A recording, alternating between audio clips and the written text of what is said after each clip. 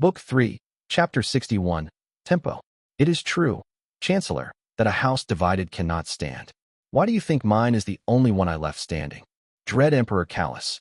Legionaries were dying like flies. I'd never seen infantry assault a dug-in position held by mages and engines before, and now that I could only say it was ugly work. The enemy had been trained in counter-siege tactics. That much was obvious. The first killing grounds were the trench, deep and wide, and filled with stakes at the bottom. The men of the 5th set down planks to bridge it, but planks were mere wood, and wood was no match for the sorcery being flung at it. The bridges rarely lasted longer than 20 heartbeats, forcing the legionaries to come at the palisade in clumps instead of a single, overwhelming wave. The palisade itself was nothing special, tall and well-built, but lacking wards or anything arcane, but behind it stood an awaiting sea of wights. Goblin munitions made half a dozen breaches along the length of the fortification, but the legionaries were failing repeatedly to push back the undead behind the openings. This, I thought, would be where we began. Men scattered around the three of us, as much because they knew what we could do as because of some animalistic instinct that screamed, named, "Move aside while you still can." I could have leapt the trench easily enough, but that would be defeating the purpose. My sword arced along the ground, and thick, dark ice formed in a bridge large enough for ranks of 10 to pass. Retaliation was immediate. The fluid, silvery spell that flowed towards my chest I cleaved through without missing a beat and felt the sorcery coming apart at the seams. The 5 scorpion bolts were a touch more difficult to deal with. My name pulsed, and I let the world slow around me, winter coursing through my veins. The first bolt froze and shattered with but a twist of will, and the 2 behind it followed suit effortlessly, but the trajectory of the other 2 was angled too far. Plucking my tongue, I ducked under the shots, but the sound of screaming and flesh being pierced behind me told me the men of the 5th had not been so quick on their feet. They were not the first legionaries to die today, nor would they be the last. "Archer," I said, "silence those engines." Leftmost bastion. The arrow she knocked was more javelin than anything else, not even fletched, given the ridiculous size of her bow, though it still fit. Golden stripes ran down the side of the wood, glinting with something like power. Not a spell, I thought, but power inherent. That was much more dangerous. "Cover your ears, my darlings," she drawled.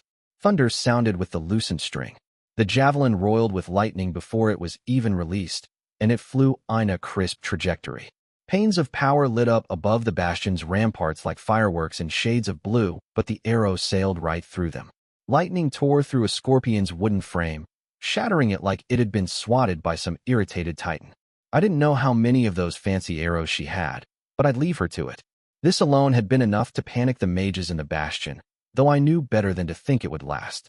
"Adjutant," I said, idly spinning my blade to limber my wrist. "Let's make the 5th a beachhead." I heard Archer cackle behind me as I strode across the ice bridge, followed by the sound of spells tearing into the ground where she'd previously stood. Hakram and I advanced, shields raised, and found nothing but palisade ahead. The legionaries pouring in behind us were already making for the sides where breaches had been made instead of remaining here. "Hold," I barked. "Just wood," I thought, and almost snorted. There'd been a time where that would have been enough to slow me down, but I'd left that behind me years ago. My shield whipped into the palisade, and there was a loud, splintering sound. I'd felt the braces on the other side shake, and so I struck again. Again, 5 times in whole before the entire section collapsed ahead of me. There was a heartbeat where the palisade fell back, and that was all within my sight. But then the wights raged forward, and the fight began. In the distance, thunder struck again, archers laughed like the ring of doom, and then I rammed into the enemy ranks. There was no place for elegance or subtlety here. It was just a slog through mud, blood, and steel. The kind of graceless fight that had first seen me rise, back in lore and the pit. It was almost like coming home, and there was a beat to it, a song of crushed skulls and scattered men, and as I sunk deep within myself I embraced it. Adjutant's blurring axe was another of my limbs, moving in accord to a will that was not entirely my own, but still mine to shape. The howling corpses of my people came for my head, and they were swept aside.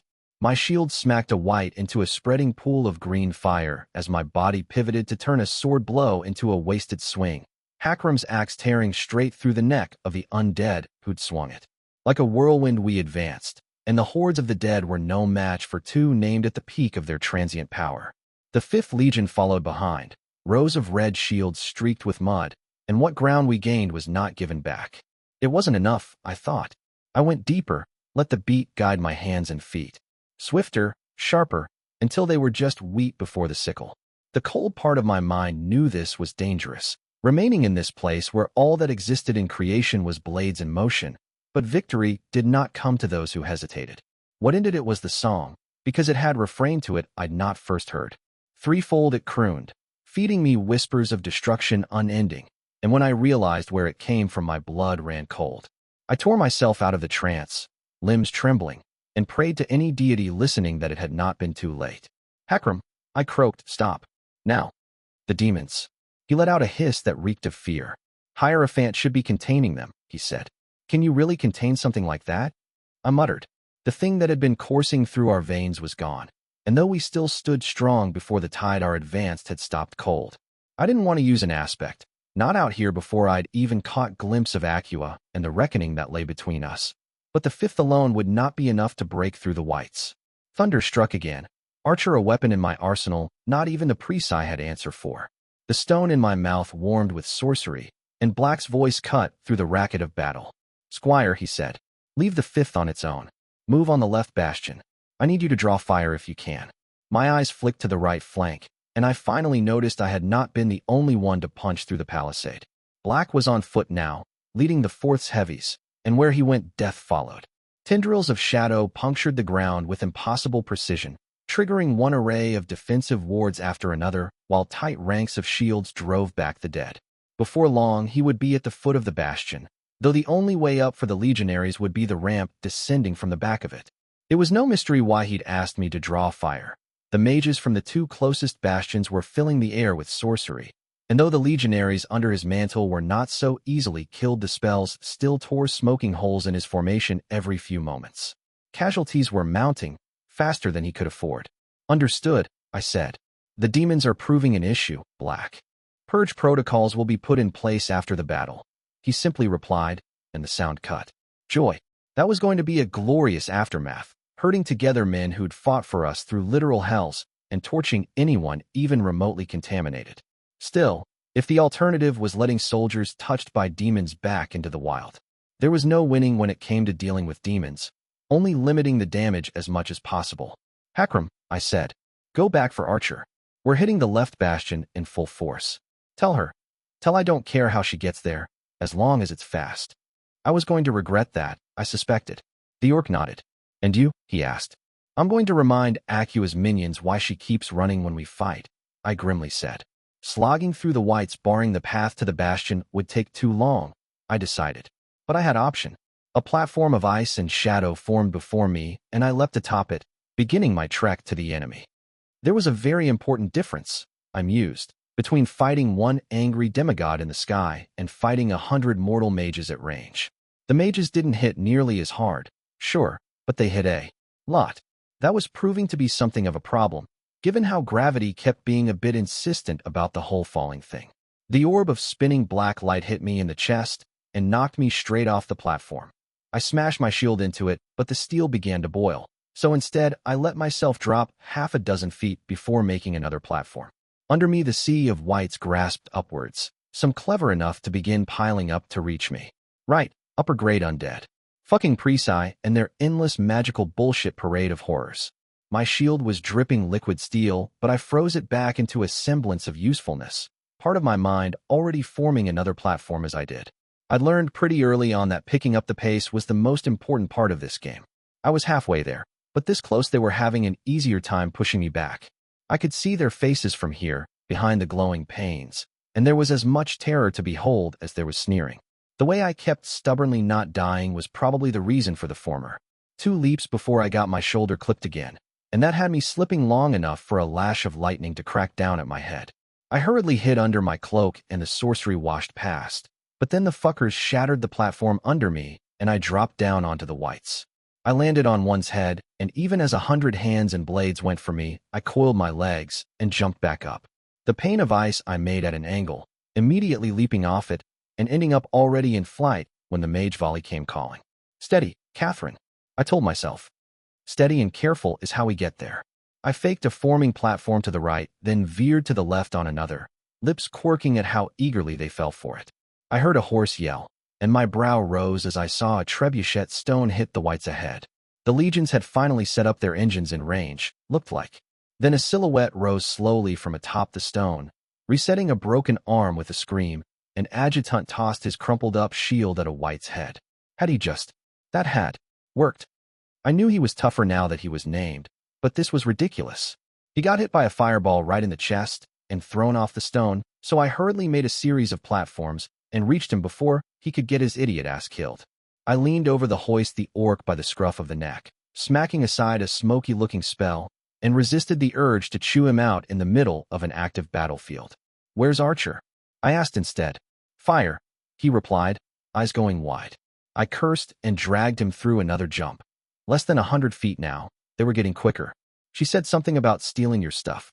He got out. "She would," I bitterly complained. I focused on the little bundle in the back of my mind and found Zombie the Third in flight, Archer on his back and whooping joyfully. Her tone was not any less obnoxious heard through a necromantic abomination's ears, apparently. "I'd learned something today. This is going to hurt," I told Adjutant. "Catherine, don't dash." I threw him, right at the bastion.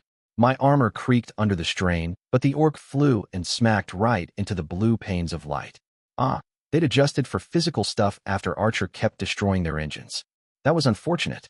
On the bright side, they were now panicking, so another 2 platforms had me landing atop the bastion while they did their level best to incinerate Hakram with Hellflame.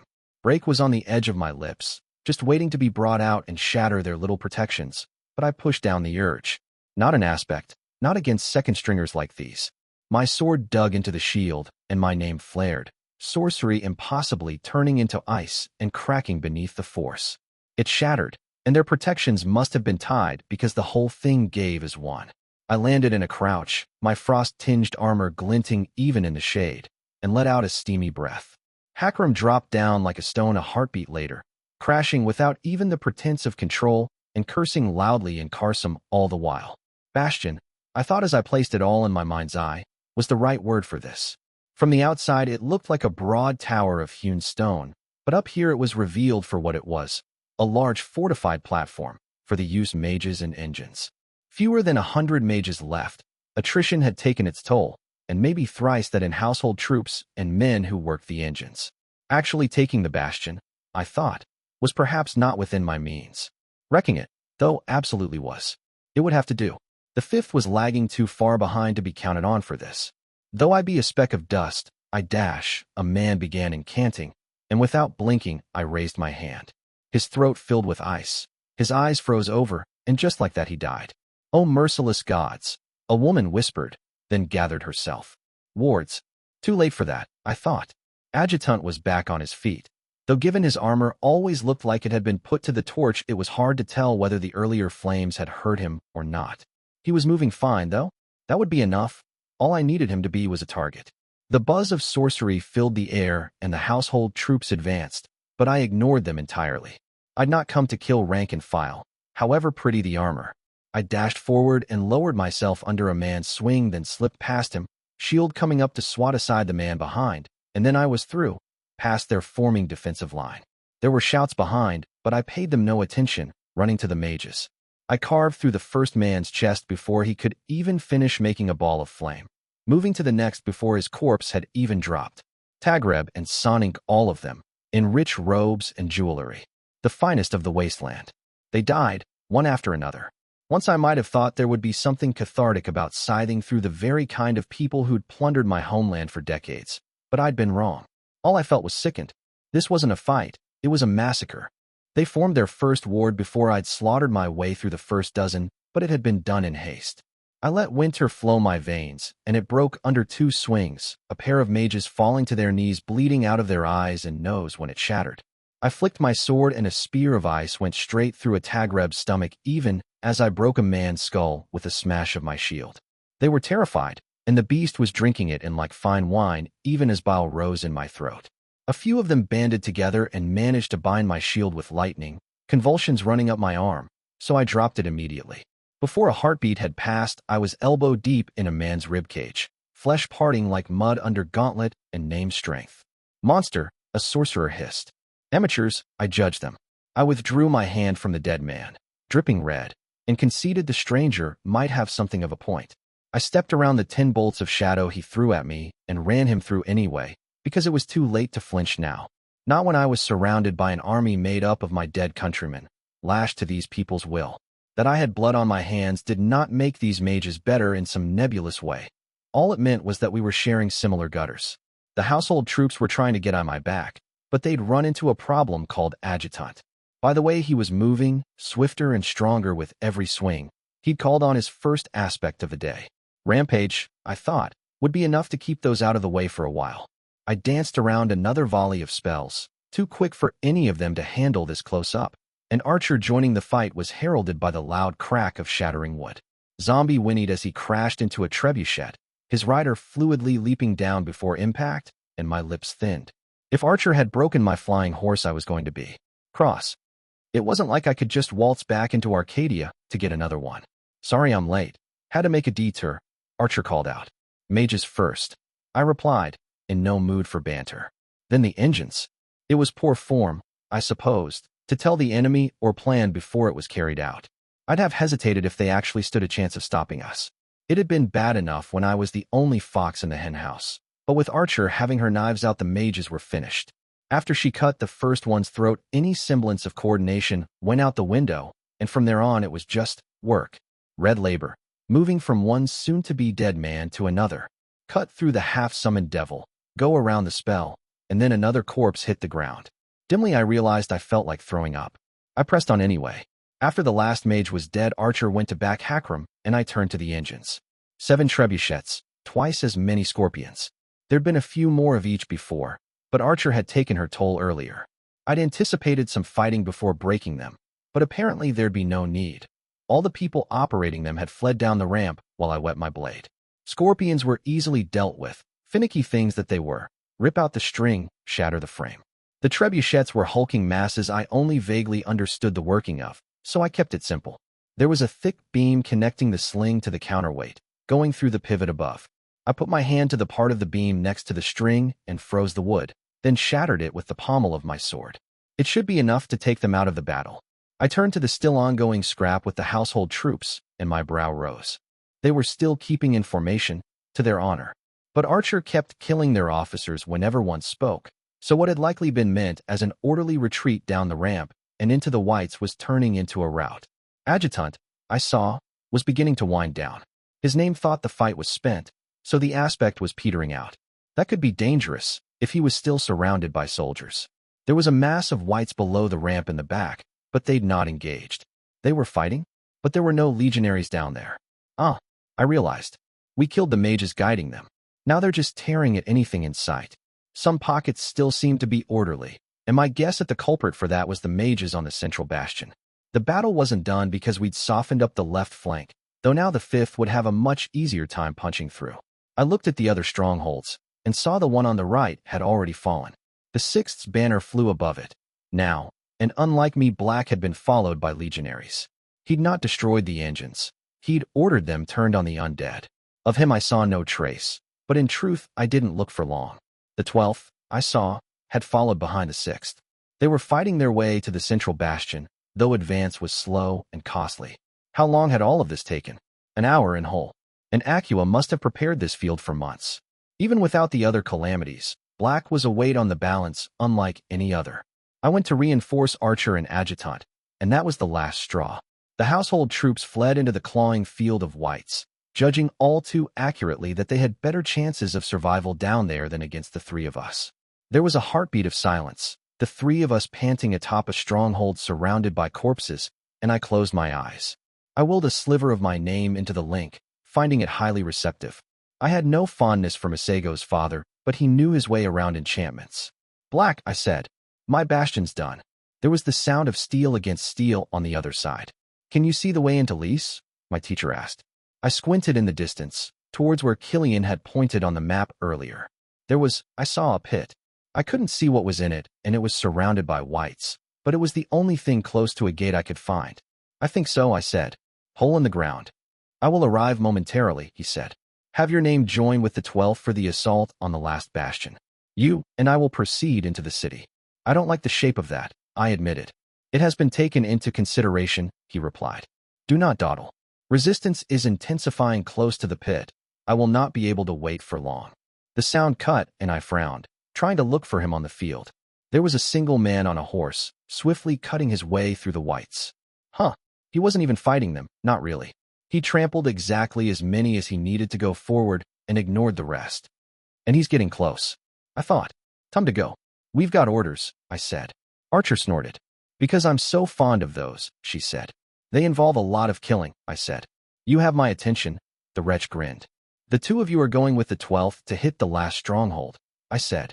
Follow into the city after if you can, but that might not be feasible. Hakram frowned. You're going on without us, he said. Bonding time with Black, I said. I assume some form of murder will be involved, possibly also a chilling speech on the nature of power, as prelude to further murdering. You have the weirdest relationships with people, Archer muttered. Archer had said that. I did not dignify it with a response. I whistled sharply, and Zombie rose from the trebuchet wreckage where he'd been lazing about this whole time, trotting up to me. I slipped a foot in the stirrup and mounted the saddle. Try not to bite off more than you can chew, I said. I have a hard time believing. This is the best Diabolist could do with months of preparation. I'll keep her out of trouble, Adjutant said. Yeah, from that look on her face, that wasn't happening. Ah well, so long as neither of them died, I'd live with it. Sheathing my sword, I spurred on my mount, and after a gallop to the edge of the bastion his wings unfolded, and we took flight. Black, I saw, was already at the edge of the pit. He'd either dismounted or lost his horse, but didn't seem all that hindered for it. I winced as I saw his shadow and blade move simultaneously, tendrils severing 3 spines, and sword sending a head flying over the span of the same heartbeat. I used more power making a platform than he had using his shadow right then. He'd be able to keep this up for hours, no matter that he'd told me to hurry. Still, I guided Zombie in a low pass and threw myself down. I landed at his side, legs bending, and watched a dead hand flop the ground neatly severed. Charming. Zombie flew off, and I straightened my back. Green eyes took in the state of me, then returned to the enemy. So, is there a secret knock to get in? I asked, glancing at the pit. All I saw inside was darkness, and not even a kind my name's sight could see through. We're going to jump, he said. You're enjoying this, I accused. Am I? He hummed and pushed me. I said some very unkind things about his ancestry in Tagreb as I dropped, and didn't stop even when he started falling at my side. You've considerably improved your vocabulary, he noted. I sighed. Around us was only darkness, anchored by the sensation of falling. Considering this place was out of phase with creation, I was wary of the fact that this felt like so long a drop. Acua had already shown she could meddle with the span of time in her little horror bubbles. After half an eternity, our fall slowed, and we landed softly on what felt like stone. Nice touch, that. She wasn't even going to pretend she'd not expected company. There was a tunnel ahead, its boundaries not marked by solid so much as absence. I could see again, at least. And what I saw was a large and looming silhouette at the end of it, ram horns sprouting from its head. A gatekeeper, Black said. Quaint.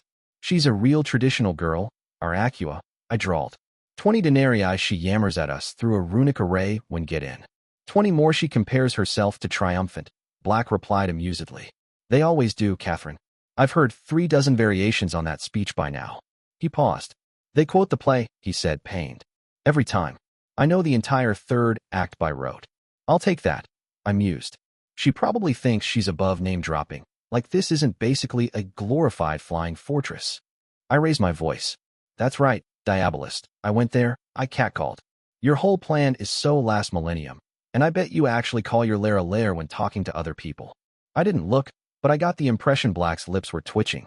Heavy footsteps sounded ahead, followed by the cloying smell of brimstone wafting up to us. 2 blades left their scabbard as one, and we advanced.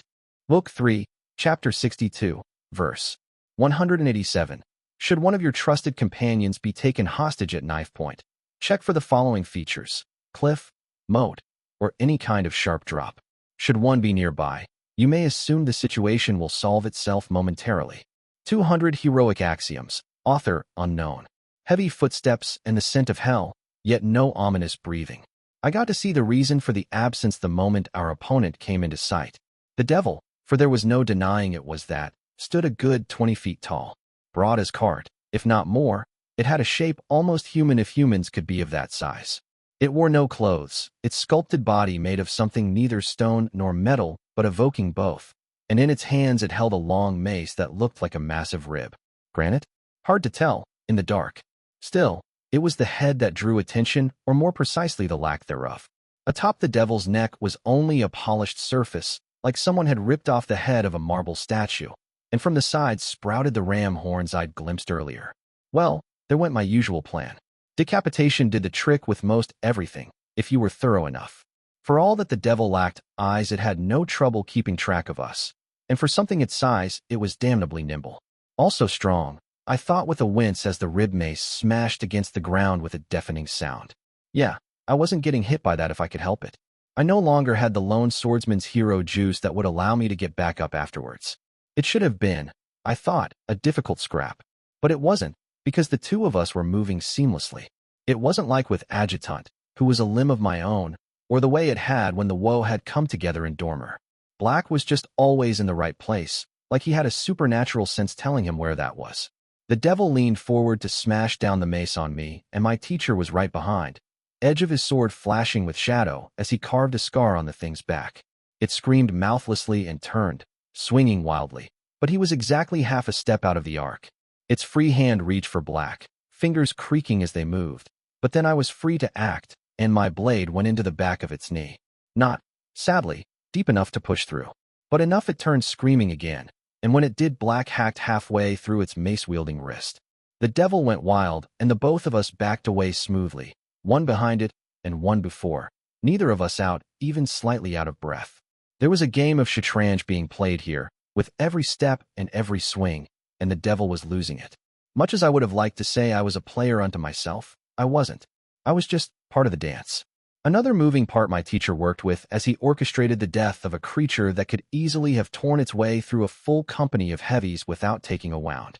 Sometimes I forgot that, for all that I'd mostly seen Black scheme and lead men, his name was that of a killer of heroes. To be the Black Knight was to be the right hand of the dread Emperor, the slayer of the anointed champions of the heavens. There was no searing light or shouted righteousness down here, but there was death, being painted on a canvas of flesh, one stroke at a time. I enjoyed being part of that as much as I hated it. Following the lead of a professional was soothing, and the victory being arranged would be sweet. But it had been some time since I'd had anyone above me in the pecking order on the battlefield. The feel of it was like fly that wouldn't quit buzzing around me. When the devil emerged from the wild frenzy that had seized it, we advanced again. It leapt back, over my head, but nimble or not it was. Heavy. A twist of wool had a spear of frost ramming into its side, doing little but breaking skin, but slamming it against the side of the corridor. Absence, that was what the boundary looked like, but whatever it was not lightly shaken. The devil smashed against it, and fell scrabbling to its feet. Neither of us intended to give it the breathing room. The rib mace skidded against the ground, moving so blindingly fast it was a blur, but I leaned into my instincts. I felt the breath of death under my feet, cloak rustling, but already I was rolling forward and beneath its guard. There was a sound like stone breaking, and the devil half collapsed forward. I stepped to the side of the falling torso and hacked at its sides, for lack of better target, frost touching the wounds I made and never leaving. I smelled a kill. Withdraw, Black said. I moved without hesitation. The creature did not attack, and I got a look at why. While I'd been distracting it in the front, my teacher had slipped behind and deepened the wound in the back of the knee until the entirely limb was cut off. The devil, struggling to keep us at bay with its mace, roughly tried to force back its severed parts together. To my distaste, I saw the unearthly material began to mend itself. Of course, Acua had some kind of self-healing abomination, which also shrugged off my power in anything but strong concentration, and who was fucking 20 feet tall as a gatekeeper. Her ego probably didn't allow her to be any random asshole. She had to be queen asshole, reigning queen of all the assholes in the world. Now, Black said, when the stitch job was half done. The devil screamed again, and I was close enough to feel the sound coming from its entire body. It was the thing itself screaming, and the act that nothing to do with mouth or throat. I pressed forward without flinching. I realized what my teacher's intent had been a moment before it bore fruit. The devil attempted to rise to its feet to fight us, but the stitching was not yet complete. The moment it put weight on the limb, the healing broke and it fell down again. Typical Black, I thought. I might have been to kill the thing brawling up close. but in his eyes the uncertainty was not worth the risk. Instead, we'd withdrawn to create another occasion, one for a clean kill. It was the fighting style of a man who'd spent his entire life killing heroes. Knowing the dice would always favor the other side, he'd learned to remove chance from the equation entirely. It was an alien way of killing to me, who tended to double down when things got risky instead. But there's a reason he's lived this long when heroes keep taking a swing at his neck, and I'm looking at it. Frost swept up my sword, and I drove the blade into the back of the devil fallen at my feet. From the corner, I could see Black cutting through the back of its mace-wielding elbow, motions fluid and not a single one wasted. The devil screamed, but it was done. With a last attempt at taking me in hand, it tried to rally, but from where my blade had sunk into its flesh, ice was spreading inside.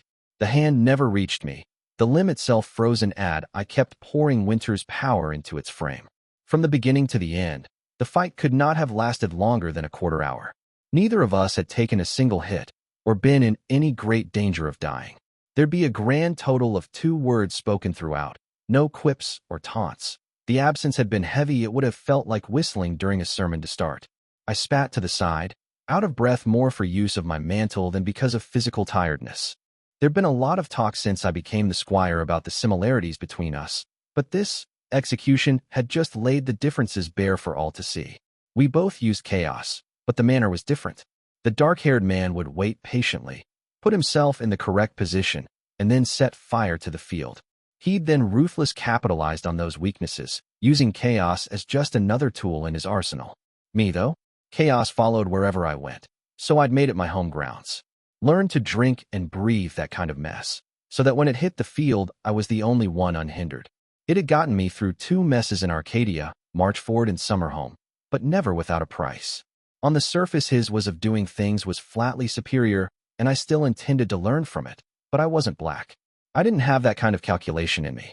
And though Acua had been full of shit when she'd called him a rat in a maze of traps, she'd touched something true. My teacher's way only worked so long as he was prepared. It was, in a word, fragile. I could learn from him without turning in a shoddier version of who he was. I had to, or the fights ahead would cost me a lot more than knock. Mongawa Yuman, Black said in Tethwa. It was a greater devil, though not a famous one. Likely an old Sahelian contract kept secret for a rainy day. She only had one of those left, according to my sources, I replied. I expected it to be deeper in the city, to be honest. There will be worse, Black said, shaking his head. A host, yes, but that will not be the thrust of her defense. The old breed has always preferred sorcery to armies, in the end. Sorcery comes from a single will. Armies have to share victory. Wards, I said, but we have a layout of those. Thief saw to that. 2 things must you face when breaking a high lord, Black murmured, quoting from one of Terribilis II's treatises. Tall and ancient walls, manned by wrath. Then the seat of power, where old devils lie. This isn't a wasteland city, I said.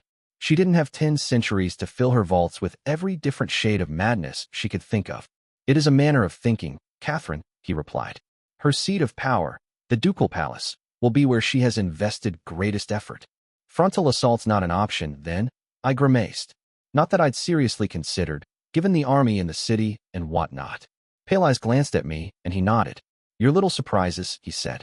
Do you have a way to contact them? There's a mage along, I admitted. But it's not like either of us can scry. Acua bailing out of creation wasn't part of the plan. Instructions were given before the operation began. I am uncertain what that would result in, if currently carried out, Black said. There is a need to account for that liability. You want me to find them? I said. I never liked the metaphor, but needle and haystack. And in this case the needle is both murderous and actively hiding. Think, Catherine, he softly said, about the fight ahead of us. The shape of it. In the process of that confrontation, can we afford to have a sudden tipping point of unknown timing and effect? I grimaced. If this were just me, I'd say yes. I was confident that, whatever came of it, I'd be better at dealing with it than Diabolist. I didn't care about what actually happened as much as I did what I could make from that. But that wasn't the way Black worked, and considering he was the mentor in this little John of ours, maybe sticking to the safe side was the better notion. I was still wary that he'd told me to leave Adjutant and Archer behind. There were a lot of stories that could spring from the 2 of us hitting Diabolist's lair alone, and few ended well for him. So I looked for them, I said, in the trapped horror city swarming with undead and mages. Gods, you always take me to the worst places. No, he said. I have a notion for their use. Make your way to the ducal palace and prepare an approach. Quietly. My fingers clenched. I studied his face and found it as inscrutable as ever, pale and calm and seemingly in control. You know I'm not great at the courtesies, so you'll have to forgive if I'm being too blunt, I said. Are you trying to get yourself killed? He cocked his head to the side, but did not reply. He didn't seem offended, but then he didn't seem much of anything at all. I was well aware that the only reason I saw mild curiosity on his face was because he was letting me. I went along with this because I thought you had a plan, I said. Something that doesn't end up with you taking a spell from me or dying to free me from some trap. But I have to ask, Black, are you actually trying to die? Because us going off on our own before we pick a fight with Diabolist reeks of you being there in chains when I enter her throne room. My tone turned harsh. I don't care if you think you've reached the end of the rope, I bit out. I'm not going to help you go out in a blaze of futility. Gods below, this is Acua. She has a magic weapon and a fortress of doom. But you've taught me since the moment I became a claimant that the story she began only ends one way. This isn't just foolish, it's actively detrimental to the Empire. I don't care if you're named. We're on the eve of war with the Principate. Now is not the time to start sacrificing our best generals. I was panting by the end of it, fear and anger having bled out into my voice. I hated how vulnerable I'd sounded, even if I'd scrupulously avoided making this personal. If you are quite finished? Black calmly asked, and I grunted in agreement. Good. You misunderstand me. I've no intention of dying today, Catherine, though it is certainly possible regardless. You have not seen my full hand, so to speak. You know better than that, I said. Tricks going against the current don't stick. It makes it seem like you have a chance for the moment, but then creation fucks you anyway because it's a very large machine and you're a very small grain of sand. Of this, he replied, I am aware. And yet I would proceed. It was tempting to ask him what had him so sure he'd make it out, but even if there'd been a guarantee Acua wasn't listening in, which there wasn't, I didn't believe he would have told me. Black was more pile of secrets than man, sometimes, and he did not share those without good reason. My fear, even for him, did not qualify. This is what you'd say, I murmured, if you were trying to force a succession on me. Yes, he acknowledged serenely. And you know how to fool the name tricks for lying, I said. He'd been the one to teach them to me, after all. I do, he agreed. But you want me to believe you anyway, I finished. He inclined his head, conceding the point. A leap of faith, the Black Knight said, and for some reason he sounded amused. I'd learned to recognize pivots, to feel the weight of their touch on my life. I'd come a long way since first hearing the word, Juniper telling me of it under the stars months after I'd made my first choice that mattered. Not a choice, no, not the way the Book of All Things spoke of it, but perhaps something touching the facet of that greater concept. In the collection of decisions and acts that made up a name, the stuff of it, some mattered more than others. This was not one. I breathed out and sharpened my mind, but there was no fulcrum to be found. No sense that scales could be shifted. Was it because he was being truthful that my wariness was unfounded? Or is it because he has already made a choice of his own, and it has long been out of my hands? I could not keep a man who sought death from it, I knew. Much less one as able as my teacher. The part of me that was Catherine foundling yet not, the girl I was and had been but seen through the darkened ice that was winter in my name, crept up my spine inexorably. It told me that if this was unacceptable, I should force my will upon it. Brand his soul with a queen's decree, that he would struggle for life whatever the costs. But that whispering thing met pale green eyes, so calm and measured, and it faltered. It would be fair, it insisted. Once, in summer home, he had robbed me of my own will before swinging nooses. Though that debt had grown muddled by the ways we had intertwined since, it would stand so long as it was not repaid. I was Calawan, after all, even now. We were a people of long grudges. I forced the set of ugly instincts down. Warlock had not been wrong to call me other. I wondered if all the villains I'd jeered at in the old stories, called fools for not thinking it through, had started out like me. Bargain after bargain, one desperate compromise after another until you hardly recognized the creature looking back at you in the mirror. Damnation never felt like damnation until it was too late, did it? I forced myself to be Catherine Foundling and no one else, the coldness in my veins slowly receding. You told me once that you thought of martyrdom as an act of cowardice, I said. Symbolic vanity. And I stand by those words, Black said. I closed my eyes and breathed out. Don't you dare make me grieve you, I whispered. The sentiment passed, and my eyes opened. I found his matching mine, brown and green, and neither giving ground. Into the breach we go, Black Knight, I said. Into the breach, Squire, he softly agreed. Book 3, Interlude, Liesse. Do not ever speak of victory before the last foe is dead. Queen Elizabeth Albin of Callow. Juniper of the Red Shields spat to the side. This was going to be messy business, and she told Aisha as much. The Lord Warlock should be able to hold the gate until we arrive, her old friend replied. The named had mustered up a storm of green acid in front of the opening, and for now nothing was coming out, but already the spell was thinning. The Lord fucking Warlock wants us to establish a beachhead on the other side, the general said. He better pull his goddamned weight if he wants it done. Spellcasters, always a finicky lot. Orcs as a rule put little stock in them. The Mizens has slaughtered the old shaman lines wholesale, and what remained after was little more than bone tellers and mystics. They made ceremonies worth bearing with, but in a fight they were decoration. The clans lived and died on steel. Preci were made for them, though, meddled with all kinds of nasty shit in the blood to get better with the gift. No wonder the whole breed was half mad. Mages had their place in the modern legions, as field artillery and field healers, but something like the Sovereign of Red Skies could only make her uneasy. You couldn't have that kind of power without it costing you somewhere else. Even Catherine had changed, since she'd killer her way to a Fey title, and not just that her temper froze tables now. She only had one foot on the ground now with the rest of them. Now, Juniper could live with it. Foundling's mind had always been like a bag of rabid badgers. As long as she kept that pointed at the enemy, it wasn't too much of an issue. She'd ordered the 15th to begin reorienting before she ever got the order from Lord Black, reading the lay of the battlefield. Someone needed to plug the gap, else the 4th would be cut off from the rest of the army, and only her legion was in the right place. The Diaraith were technically closer, but they were a fucking mess at the moment. When Sahelian's people had brought out the demons, aside with screwing with Legion scrying it had also made an impassable wall in the enemy center.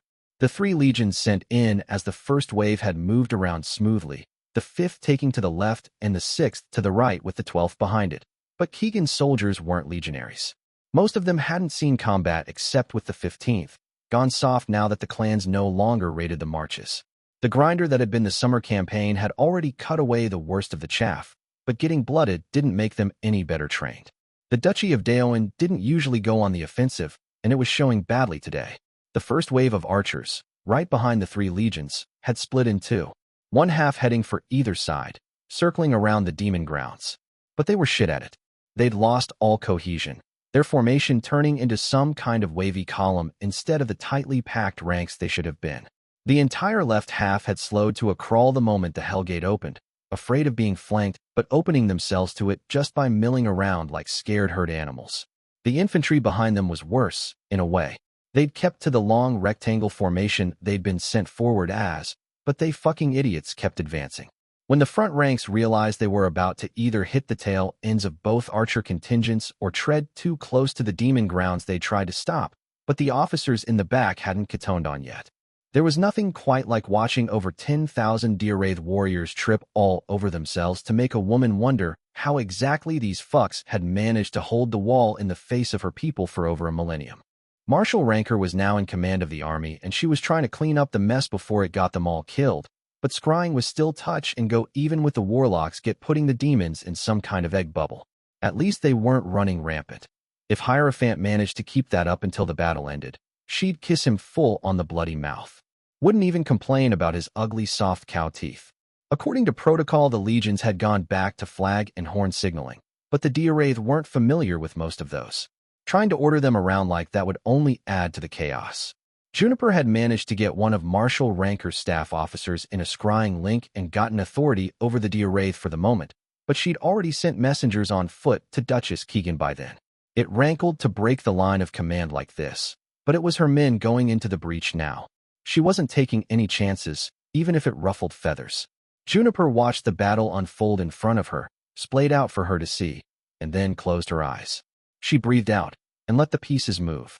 The 5th under General Orem had managed to take the leftmost bastion after Catherine slaughtered her way through the mages there, but it was having trouble to pierce further in. Her mother's 6th had the rightmost bastion, but they'd gained too much ground under the Black Knight. They wouldn't be able to go back on the offensive until they'd consolidated their lines. General Afalabi's 12th was getting ripped apart, taking a swing at the last remaining bastion, but they'd earned their cognomen the hard way. Hold fast. They'd proved the truth of that at Dormer against summer nobles, and they were showing it again. Losses were heavy, but they were going forward, and they weren't flinching in the slightest. Gods, the 12th would be a skeleton of a legion by nightfall. The 9th under General Sacker hadn't even tried to swing around the entire army to get at the Hellgate. They were headed straight for the fields of stakes making up the flanks beyond the right palisade. If she got there quick enough, she could smash into the Whites, form the side, and take the pressure off the 6th. Good. The front wasn't in danger of collapsing, so long as General Orem remained cautious and Hierophant didn't drop the ball.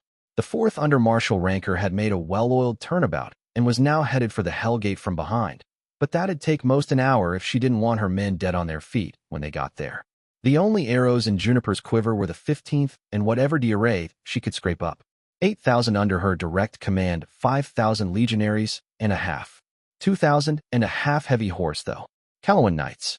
There was much that could be done with that, at least on this side of the gate. She had no intelligence on what lay on the other side, so initial approach would have to be centered around advance and containment. The breach would have to wait until she had area secured, and she was not looking forward to sending men into that. Much as she hated to even think it, she was missing Nock. The man was an unseemly emotional brute without finesse, but if you had to send a vanguard into hell, he was the breed of officers you wanted at the head of it. Senior Tribune Jwahir was steadier than the legate had been, but she didn't have the same bite. Juniper, Aisha said. The storm's broken. I don't know how many they gathered on the other side, but it's not a trickle coming out. Full battalions and... Shit. Acalypsa. Those are our... Acalypsa. Tagreb loan word. The orc's mind spun back to the lessons at the college until she found where she'd heard it before. Imperial Civil War, Battle of the Black Grounds. Summoned by the warlock of the time to bolster the usurping chancellor's expedition into the steppes. Dog devils, Juniper said. Incarnations of blind hatred. An old favorite of Tagreb mages, much like the Wallenfaum. For the Sonic. No wings, but swift on their feet, and they bore their own arms and armor. It had long endeared them to the desert tribes, who in ancient times had lacked the means to provide these to their war-summoned devils. The general opened her eyes and watched the flood pour out. Aisha, sound the horns, she said, baring her teeth. The horse is to peel to the left and await my signal to charge. The 15th is to stagger as follows. Right forward, then center, then left. Her friend's slender face creased, but she nodded. Juniper watched her legion move and waited. The waltz had begun.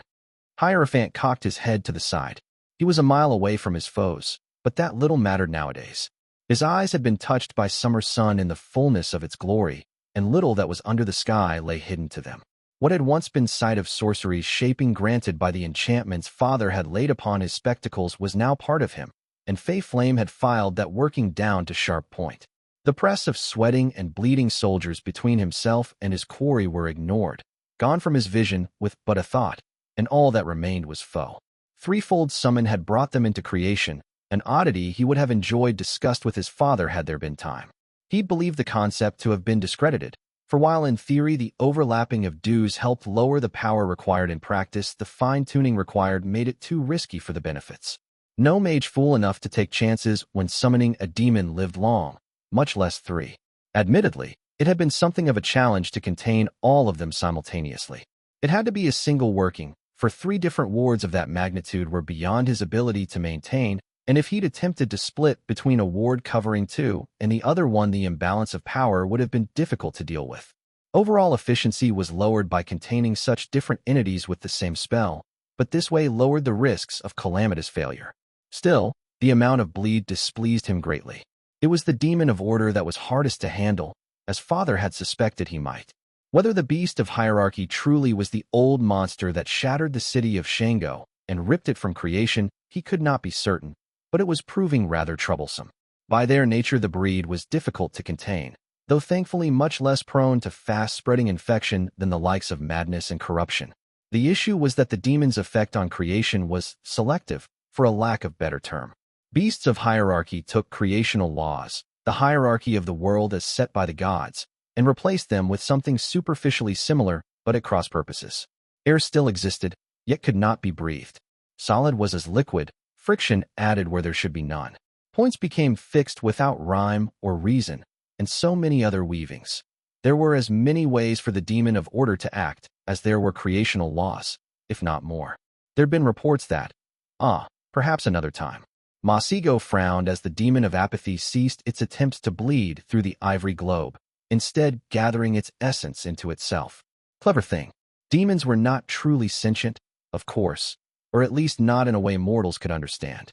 At best, they could imitate such intelligence, but they could solve problems, regardless. And this demon was attempting to turn its own corruption onto the very ward containing it. Apathy, this kind had been given as a title, but it ran deeper. It slowed and ended the movement of all forces, physical and metaphysical. The trick at work was an attempt to make his ward cease to flow, becoming so brittle it would shatter. Runes forming under his fingers, the braided mage hummed.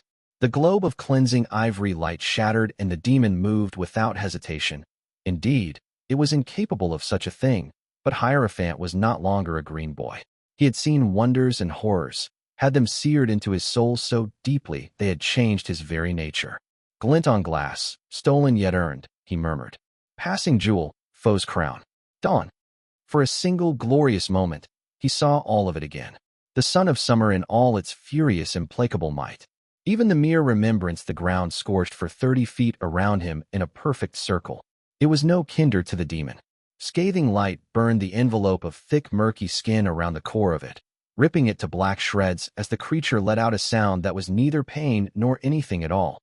Their mere excretion of it was a burden upon creation wherever it sounded, a slowing of all it touched. The demon folded upon itself, surrendering its outer essence. And as the dawn passed, Masigo formed the ivory glow anew around it. It had gone, he saw, 20 feet forward. Another 40, and it would be close enough to affect nearby soldiery, who would have panicked had they enough of their mind left to do so. The touch of apathy would fade after a few more moments, but never entirely leave them. There would always be that empty space within, sapping away at all they were. The beast of hierarchy had changed law while he'd been distracted, and with a downturn of the lips, Masigo adjusted the ivory globe's frequency. Too much went through anyway. Keeping the demon fixed in its current position, he mused, would not be the issue. It could not apply its essence to the ivory globe itself, for Hierophant had usurped the properties of the divine in crafting them. His study of the angel's corpse near Liesse had borne fruit in this regard. Yet their struggle was, ultimately, one of repertoire. So long as Masigo could grasp the creational law being substituted and knew of a working to remedy this, its grasp outside the ward would be highly limited. The moment he failed on either counts, however, the spread would begin to work its way through the battlefield. The demon of madness was proving difficult enough already, concerning that, though in no danger of escaping. At the very moment his ward ebbed low, a sliver of the creature's essence pushed through. With order and apathy, this was regrettable, but of no great concern. Madness was another story. Its effect lingered, accumulated, and spread. Already for 20 feet around it, the fabric of creation was irremediably tainted and would have to be purified beyond recognition, lest anyone wandering these grounds from here to the end of time be taken by red madness. Though not the most dangerous of breeds to fight, the true ability of their kind was in the spread. The longer it remained, the more dangerous it became. It was no wonder that when Triumphant had come upon Liesse, though she had myriad demons of all hells, it was a demon of madness she had sent to the city.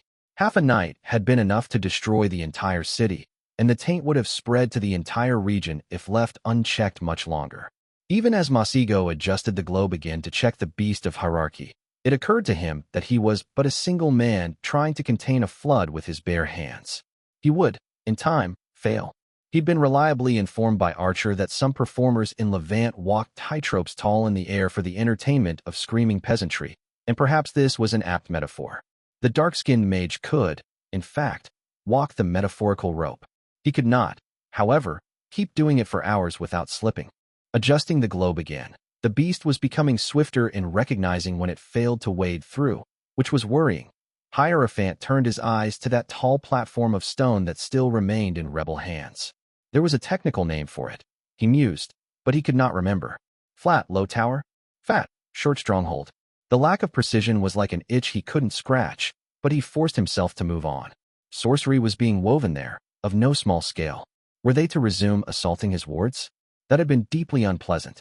Unable to strike directly at them, he'd had to pour power to fix the holes being made, which would have exhausted him into sloppiness if they'd kept it up for much longer.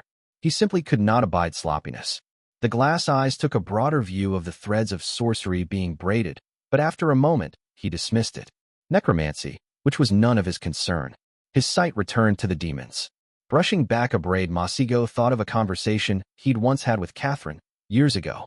They'd been speaking of the hero hunter, then still among the living, and she'd uttered the strange saying that when that kind of man smiled you called what he showed arrow catchers.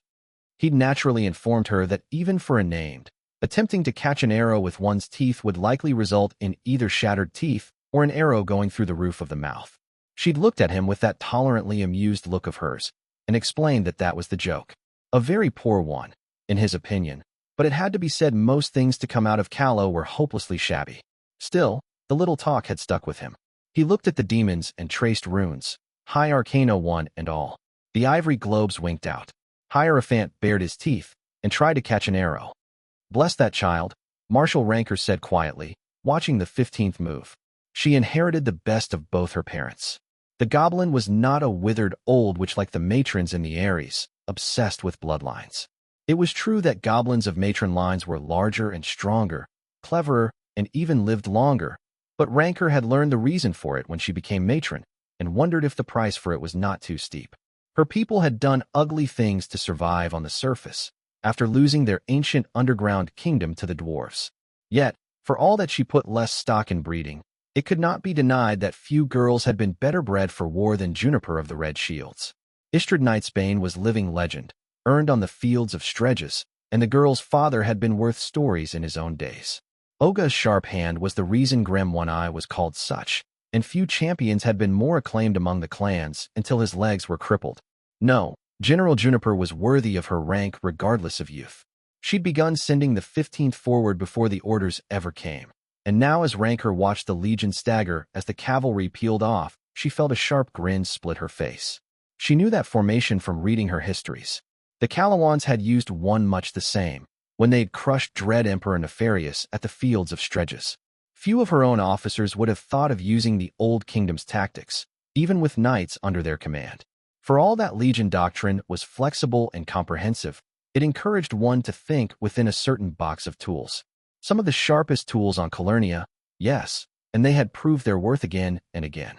Yet for a commander to ever be considered for marshal, they had to prove they were able to think beyond that box. Istrid's daughter had that steel in her, though it was not yet properly tempered. Grim is come again, she thought. The torch had hands worthy of being passed to. The fourth was heavier on sappers than most legions, and so turning it around after the Hellgate opened had not been so slow as it should have been. The regulars would lag slightly behind, but if General Juniper succeeded in seizing this side of the gate, then sappers would be useful in keeping it even alone. There was need to hurry, regardless. The Sahelian shit had pulled a fast one on them with that gate. Deploying it just after Ranker's Legion was too far gone to pull back in time. Orem was getting the short end of the stick, much like he had after the conquest when he'd been sent to watch over Liesse and a pack of squabbling Calawans. The squire had fallen onto that flank like an avalanche of death and ripped straight through the bastion. But she was gone now, and the fifth had to stand its ground against foes that outnumbered it brutally. The whites without necromancers guiding them were not as much as a threat, however, and in truth the lot of them had not impressed Ranker overmuch. If the Dead King's host was of this make, then the Proserans must be even more shit soldiers than she'd thought. Any nation that warred so much had no business being so bad at it, though she wouldn't look a gift horse in the mouth considering the fights ahead. Her fourth was halfway to the Hellgate, when she felt the ripple. Felt it, like a physical thing. Roomy eyes turned back to the battle behind, and what she saw had her blood run cold. The rebels were raising the dead. This, they had expected. It was an old wasteland trick to have the enemy's own dead turn against them halfway into the battle. The legions had followed protocol, keeping sappers near corpse piles when feasible. But it was more than that. The whites, it was the whites that had been the true intent. They'd thought that killing the mages meant they could no longer be controlled, that more casters were needed, but now the tide turned on the overextended legions as one, and they were no longer mindless. The undead stood in ranks now, in formations instead of an unruly mass. They moved and killed with purpose. Marshal Ranker had seen more battles than nearly anyone alive in the Empire. This, she realized in moment of perfect clarity, had been a trap. Since the beginning. From the positioning of the demons in the center to split their forces to ground being given, all to draw them in as deep as possible with reinforcements split and too far behind. The rebels had sacrificed hundreds of their own mages, the favorite sons and daughters of praise, to set up this very moment where the jaws closed in on the legions of terror. They'd been too used to winning, Rancor understood with anguish. We didn't think they'd learned. Mind spinning, she unfolded what was going to happen. The 5th, too far deep, was about to be overwhelmed. Afalabi's 12th Legion would be ground into the 6th flank until it collapsed, weakened as it was. And though the right flank would hold, Orem would break and the whites would spill through. Either they'd swing around and hit Istrid, or they'd ram into the back of the 15th while it attempted to contain the gate. If the 5th was scattered, the battle was lost. Sound the horns, Rancor ordered hoarsely. We're reinforcing Orem. Now at running speed. Then the wards keeping the demons contained winked out and screams beyond mortal understanding sounded across shadowed sky. Hierarchy. Heed my warning, princes and princesses of Procure. For every empire laid low by evil, 100 were wrecked by mere greed and stupidity. Extract from The Ruin of Empire, or A Call to Reform of the Highest Assembly, by Princess Eliza of Solomons. They kept telling him he had servants now. The League of Free Cities had no official seat, even when a hierarch ruled, since Procopia Lakine, first of that name, had never established one. Her native Penthess was too far from the heart of the Free Cities, and she'd preferred playing off cities against each other to aligning with a single one. In the end, Liesse was where the conclave was called, with the tyrant's armies still camped outside the recently breached walls. Delegations from the cities arrived within days of each other, begun to travel long before the siege of Liesse came to its bloody end. They all came to answer the call to elect the hierarch of the free cities. Atalanta, now freed of Helikian occupation for the price of its vote. Delos, whose secretariat had sent a swarm of Ascretus to harass him with scrolls before the conclave, even confirmed his ascension. Magisters of Stygia from the ruling faction in their magisterium, politely inquiring if he desired slaves to run his household affairs. The filthy Penthesians had sent 5 claimants to the title of exarch of their wretched city, all demanding his arbitrage. The strategos of Liesse was dead, slain in battle while she fought the Helikians, and until one could be appointed the Basilius of the city had seized power in full. The man had granted him the ancient palace of the Strategoi as a residence, as much a bribe to Anaxares as a slight to the office that was ancient rival to his own. For Helike the tyrant stood alone, and the Republic had sent only one diplomat. The rest of the delegation were caninas that followed him like a second shadow wherever he went. He'd refused it. The palace, the servants, as if any soul in creation was suborned to anything but the will of the people, the soft bed and the draperies. Anaxares would have naught to do with this madness. He could not return to Bellerophon, to the Republic, and so he had tried to find work in the city. But the fishermen knelt and shook when he'd asked if hands were needed, and the fields outside the city went without tilling for they were still covered by soldiers. He knew nothing of smithing or shoemaking. For his entire life he had been nothing but a diplomat for his people, and he had learned no trade. And so he had wandered into the ruined parts of the city, freshly sacked, and sat in the ashes with a begging bowl. For warmth, he burnt trash, for unlike civilized Bellerophon, where such things could only be done where an assembly of citizens from the quarter decided to allow in Liesse, anyone could do so wherever they wished. He had a threadbare blanket ripped from a burnt house for his bed, and the sea for bathing water. It was a wretched living, but better than this talk of palace. Anaxares had become a curiosity, to his distaste. Noblemen and functionaries came to his alley to drop coins in the bowl and attempt conversation, though he never replied. Some left gold, and that he tossed aside for other vagrants to have. Copper he took as alms, and silver if there were few enough, not that merchants accepted to take his coin. He had to leave it on their stalls over their protests, and some even tried to force it back into his hands. Mighty hierarch. They wept. Glorious one, all I have is yours. When he first heard the words he threw up in an alley afterwards, shaken to his core. It was wrong, all wrong, and there was nothing he could do to fix it. There was no hope some delegation would come to its senses at the last moment and gave the single vote against that was needed to prevent his election. The gods had elected him before men ever spoke their piece, cursing him with a name regardless of his desires.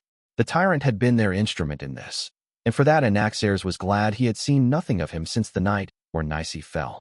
Kairos had ordered dragged at his feet a bloodied hunk of meat that he said was the White Knight, a hero anointed by the heavens.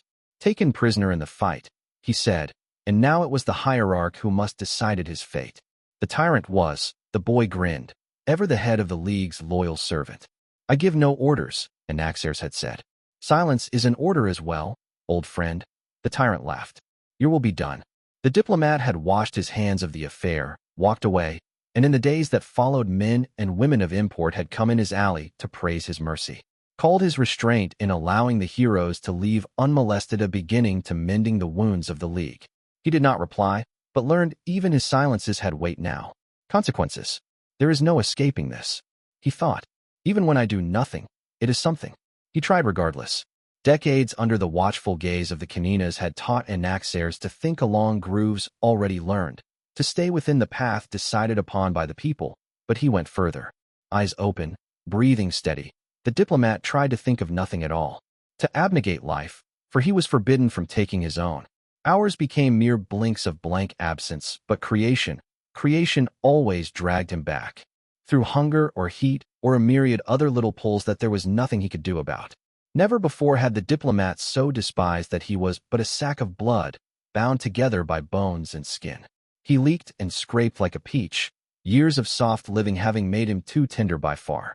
The scrolls from the Secretariat kept coming, and though he was tempted to use them to feed the flames, he refrained. That would be statement as well. He let them pile up at his side instead, pretending they did no exist and ignoring anyone telling him otherwise. He only understood his mistake too late. Anaxares had made himself a story, and stories were the beating heart of names. He bit his tongue until it bled to avoid saying the word, but it sounded in his mind anyway. Receive. Another curse forced upon him, beyond his control. To his eyes and ears came whispers and images on the wind, and there was no avoiding them. There was no rhyme or reason to the aspect. It came and went as it wished, sometimes twice in an hour, and sometimes absent for 2 days. You're sure he's just staying there? A man in Panthesian robes said. Our men say so, some kneeling figure replied. The hierarch has gone mad. All Bellerophons are mad, the Panthesians said. This is something else. The morning after the man he'd glimpsed came and left gold in the begging bowl, speaking of supporting him as exarch to restore order to Penthas. The third request for war reparations had been delivered, a plain-faced woman said.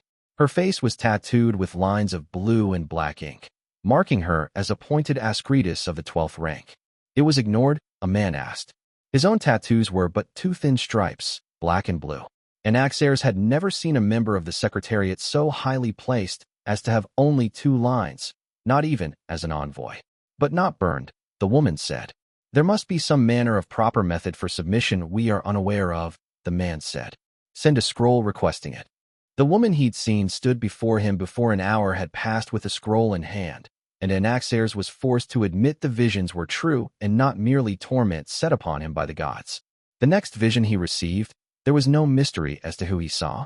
The Basilius of Liesse had visited him before, a young olive-skinned man with perfect teeth and braided black hair. It would be improper to appoint a strategos before the conclave has taken place, the Basilius told an assembly of nobles. We must not slight the hierarch by proceeding without his guidance. A strategos would best represent us. At the conclave, an old man in armor bit back. The Bellerophons demented, Your Excellency. A woman intervened soothingly, addressing the Basilius. The tyrant will be the power behind the throne. No one knows what the tyrant wants, the Basilius said, looking wary. He could have seized the free cities by force, if he so wished, yet he's withdrawn from all his conquests. I will not act recklessly before knowing his plan. Bickering erupted after, and Anaxares was reminded of the debates in the Republic for a moment. It passed. These were richly dressed, in some closed room away from the people they claimed to rule for. There was not even an empty space left for the gods below to fill, should they care to vote. They never had in the history of Bellerophon, but the right had been granted, and so it remained. The vision did not die, it merely shifted to another site. The diplomat felt his fingers clench. Kairos Theodosian was seated alone in his tent, sipping at a goblet of water with a slice of lemon in it. His hand shook like a lead as he added some pale powder to the water from a satchel. A pair of gargoyles were fanning him with long feathered fans, though not very well. Their movements were too choppy. His red eye closed as he sighed in pleasure, drinking deep, but when it opened it was looking straight at Anaxares. "So which one is this?" the tyrant grinned. "Bard likes the personal touch, and scrying's not that subtle. Is it you, my glorious liege?" The monster cackled. "Already an aspect," he crowed. "I knew you'd take well to this. Belief, hierarch. That's what makes names, and it's not something you can fight." The vision ended, and Anaxares was unsure whether it had ended naturally or been broken. He forced himself not to consider the ways of his aspect more closely. It would have been leaning into the madness to embrace this name even slightly. Once begun, there was no going back. In the end, 2 weeks passed before the conclave was held. Every delegation sent messenger to inform him of it, the Basilius even coming to the alley. The young man looked at the filth and ashes with barely veiled distaste, repeating the hour and location thrice as Anaxares ignored him. "It would be in the palace," he said one last time as he dropped coppers into the bowl. The day came and Anaxares did not go. It was near nightfall when they sought him out in the alley. Servants preceded them, a swarm carrying carpets and wooden seats so that no part of the representatives would have to be soiled. Only Bellerophon, he saw, did not bother. When the diplomat came, she sat on the ground. Anaxares spared her a glance, but did not recognize her. She was too young to have served with him. In that broken alley, a crowd of the most powerful men and women in the free cities assembled around him. 5 exarch claimants from Penthes, 2 two-striped Ascretus of the Secretariat, the Basilius and the Tyrant, and from Atlanta a pair of grim-faced preachers clutching beads representing the 7 heavenly choirs the city claimed as patrons. From Stygia a familiar face watched him, Magister Zoe, the only other delegate spared when Helice first began the war. Mercantus had no representative. The consortium had right to sit on league session, but this was not one like the others. The city of bought and sold had no say in the election of a hierarch, as it was not member of the league. In the end, the Basilius was the first to speak. It was his right as host. "A powerful message, my lord," the young man said, "making us come to you." Anaxares' fingers clenched. "If I cut out my tongue," he bitterly said, "you would expect me to give verdict in ink. If I cut off my hands, you would demand I blink my agreement. Were I but a burnt husk, still answers would be asked of me." He bared his teeth. "Fine then," he said. "I will speak. I am no Lord Nicean. The very existence of that title is offensive to me. Do not ever call me such again." The man's face flushed with anger, but he mastered himself. Young, the diplomat thought. He was too young and green to participate in such matters. Ambition had blinded him. No offense was meant, the Basilius said through gritted teeth. I misspoke. The moment of silence that followed was broken by the Bellerophon diplomat. Once upon a time, Anaxares thought, he might have been the one sitting there. "The people have decreed the Republic is to put forward motion for the election of Anaxares the diplomat as hierarch of the free cities," she said. "Would that I could rip that treason from their mouths," he replied harshly. Delos vote for. The Ascretus he'd seen in the vision said. Atalanta votes for. One of the preachers said. Mercy smile on us all. Penthes an exarch claimant began, but he was interrupted. Votes for. Another barreled through. Liesse votes for. The Basilius flatly added. I bear mandate from the magisterium to vote in favor, Magister Zoe said. Helice, the tyrant smiled, red eye shining in triumph. Votes for. Damn you all, the hierarch whispered hoarsely. All rise for the hierarch, the Bellerophon diplomat said. The sheer wrongness of watching one of his own people honor a foreign despot. For what else could he be called now? Sabal rise in his throat. The delegates rose one and all, bowing low. Kairos was the first to be seated again, allowing a gargoyle to feed him grapes. It kept hitting his chin instead and chattering in anguish, but of anything it brought the boy enjoyment. The League of Free Cities now stands united again, the other two-striped Ascretus said, her voice solemn. And so Delos now presents a matter for the hierarch's arbitrage. None of the delegates showed surprise. This, he thought, had been arranged before they ever came here. First, Prince Hazenbach has been corresponding with the Secretariat, she said, and most other cities as well. She seeks truce, an alliance if she may. This is no longer a matter that can be settled by the cities.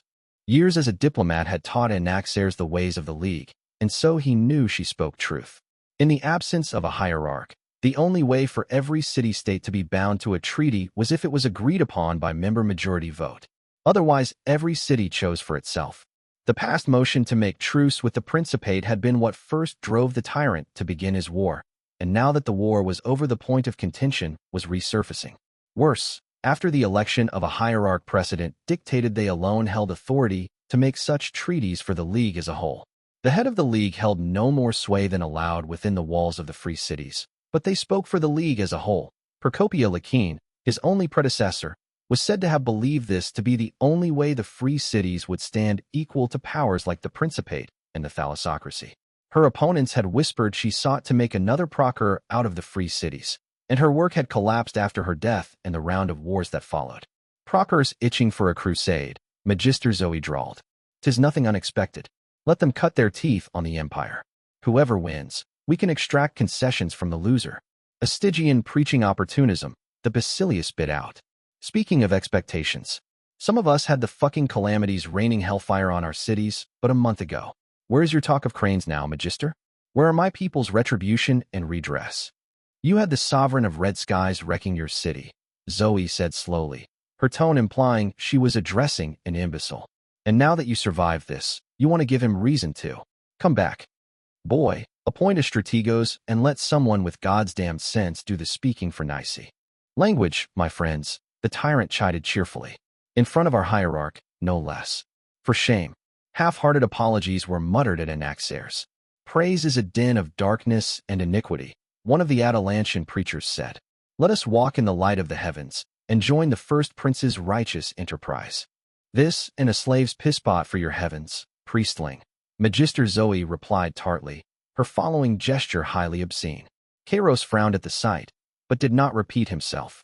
"There are still 3 calamities left," the male Ascletus said. "This is not a war to be undertaken lightly. What do we stand to gain by fighting monsters in their own lair? Let us make truce with Hazenbach and wash our hands of it." "Truce doesn't mean the end of trade," a Penthesian claimant said. "The empire will be hungry for grain and steel. Procure will need truce before it feels safe to invade, but we need not grant them more. The longer the war lasts, the greater our profits. And if Procure wins," another claimant sneered, "will Hazenbach think fondly of us then? Best we side with her now and avoid trouble after the dust settles." "It is the belief of the people that nothing is owed," the Bellerophon diplomat said. "The wars in the north are of no import to mighty Bellerophon, first and greatest of the free cities. Involvement is unnecessary." Spoken as a delegate whose city shares no river with the Presi, the female Ascletus said. "Isolation is a valid choice only for those who are isolated. There'll be a flood of refugees going south if Procure manages to take the Valais," a Penthesian predicted. "The Wastelanders will dig in and flip open the grimoires, but the Calawans? We've all heard the rumors. Open rebellion followed by the Fae, and they've got some girl villains stirring the pot. The place is a wreck, and it'll bleed people down the Weird and the Wassilidi on every boat they can find. Mercantis will take in many," Magister Zoe said. "The consortium will welcome the rich and send the desperate on their way."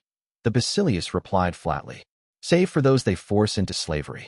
The red flower vallas are not so easily breached," the male Ascletus said. "And the legions of terror are no mere footmen. None of us believed Calo would fall 20 years ago, yet the dread Empress surprised us. She may yet again. The vallas are only one flank, Delosi," a preacher said. "If Ashur lands an expeditionary force on the coast of Praise, the empire may well collapse from the inside, as is ever the lot of evil. We do not know for a fact the Thalassocracies siding with the Principate," the Basilius warned. "Ashurans are a treacherous people by nature. It springs from the Balite blood." Magan Hadast pulled the rug out from under Levant to her benefit last year, a Penthesian snorted. "The man's made his choice, and the rest of the citizenship tiers will follow his word like heavenly decree." "Blasphemy," an Atalantian hissed. "Kiss angel feet all you like, priest. It makes you no holier," the Penthesian sneered. Anaxares let the squabbling wash over him and studied the envoys, tightening the blanket around his shoulders. The diplomat from Bellerophon had not spoken again, and watching her he had no trouble guessing whys. The Republic had not granted her right of negotiation, only to present its position. Her hands were tied. 2 of the cities, he understood, were truly married to their stances. Stygia pushed for absence of treaty because it desired to raid the losing side for slaves. It had no real allies in this, but Magister Zoe was unmoved. The magisterium must have given her strict orders. Atalanta, though fresh out of Helician occupation, was intent on joining the shaping crusade. Why? The city was broken. He had seen it with his own eyes. Was it truly faith guiding the preachers, or the need for plunder to fill the coffers for the rebuilding? It may be both.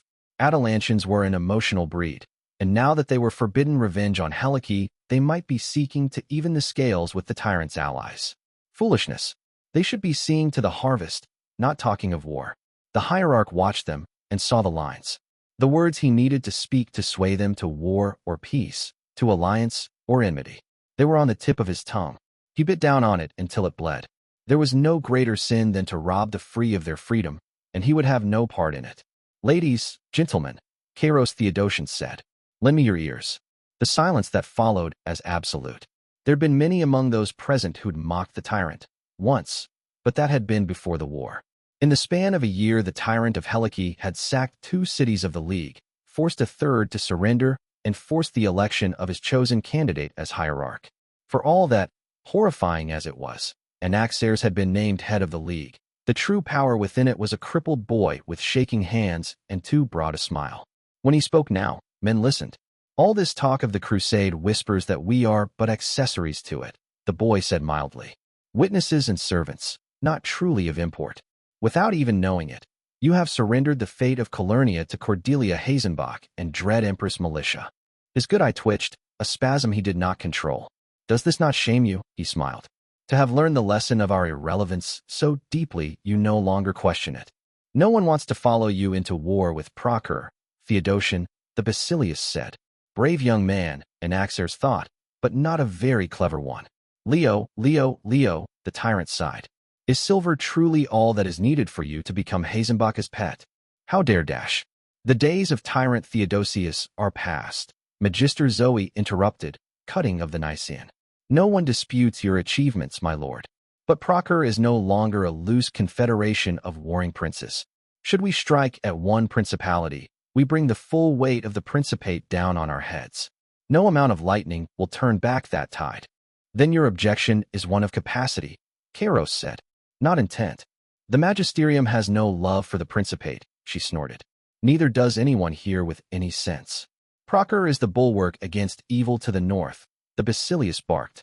The Lycanes have served such a purpose with distinction, the female Ascletus said. This does not erase the many bloody deeds of the Arlesites. Many a war has the League fought against the principalities of the south. The League of Free Cities, the tyrant said smilingly, is pathetic. We have held on to our borders by the skin of our teeth, but what great power has not humbled us? Praise occupied half our cities for 2 decades under the second Maleficent. Ashur strangles our trade whenever it pleases, and Procur, have you all forgotten why this league exists at all? How close we came to being under the rule of princes. Tyrants ever speak of war, an Atalantian said, yet always defeat finds them. How many of our people need die for your ambitions? Look at the world, my friends, Kairos chuckled. Look at the lay of the land. The empire stands besieged, Procur prepares to bleed breaching it. Ashur is led by an old man who would send the Thalassocracies fleets to war very, very far away. The boy's eye shone red like blood, and his grin was a villain's grin. When has such an opportunity ever come to us? He asked. Never before, and it may never come again. Do you want to be remembered as the men and women who had a chance to bring greatness to their people, but flinched away out of mere fear? His bad hand was steady now, curled like claws. Are you not tired, my friends, he asked, of kneeling to these greater nations? Are you content with forever remaining pressed between titans, hoping none turns and rolls over us? He bared his teeth. I want the Samite Gulf, he said. I want Tenerife and Solomons and Valences to be cities freed, brought into our league. I want Presi and Proserans to cease warring over who rules our own streets. He raised his hand. And so I call for war, he hissed. A good old war, my friends, the kind that carves up a continent forever. I want sieges and desperate charges. I want hosts breaking and smoke darkening the sky. I want the rivers to run red and palaces to burn. Give me the sound of horns and shields shattering, the sound of arrows falling like a rain of steel. Want victories so great they will tremble to hear of us from Smyrna to Rhenia.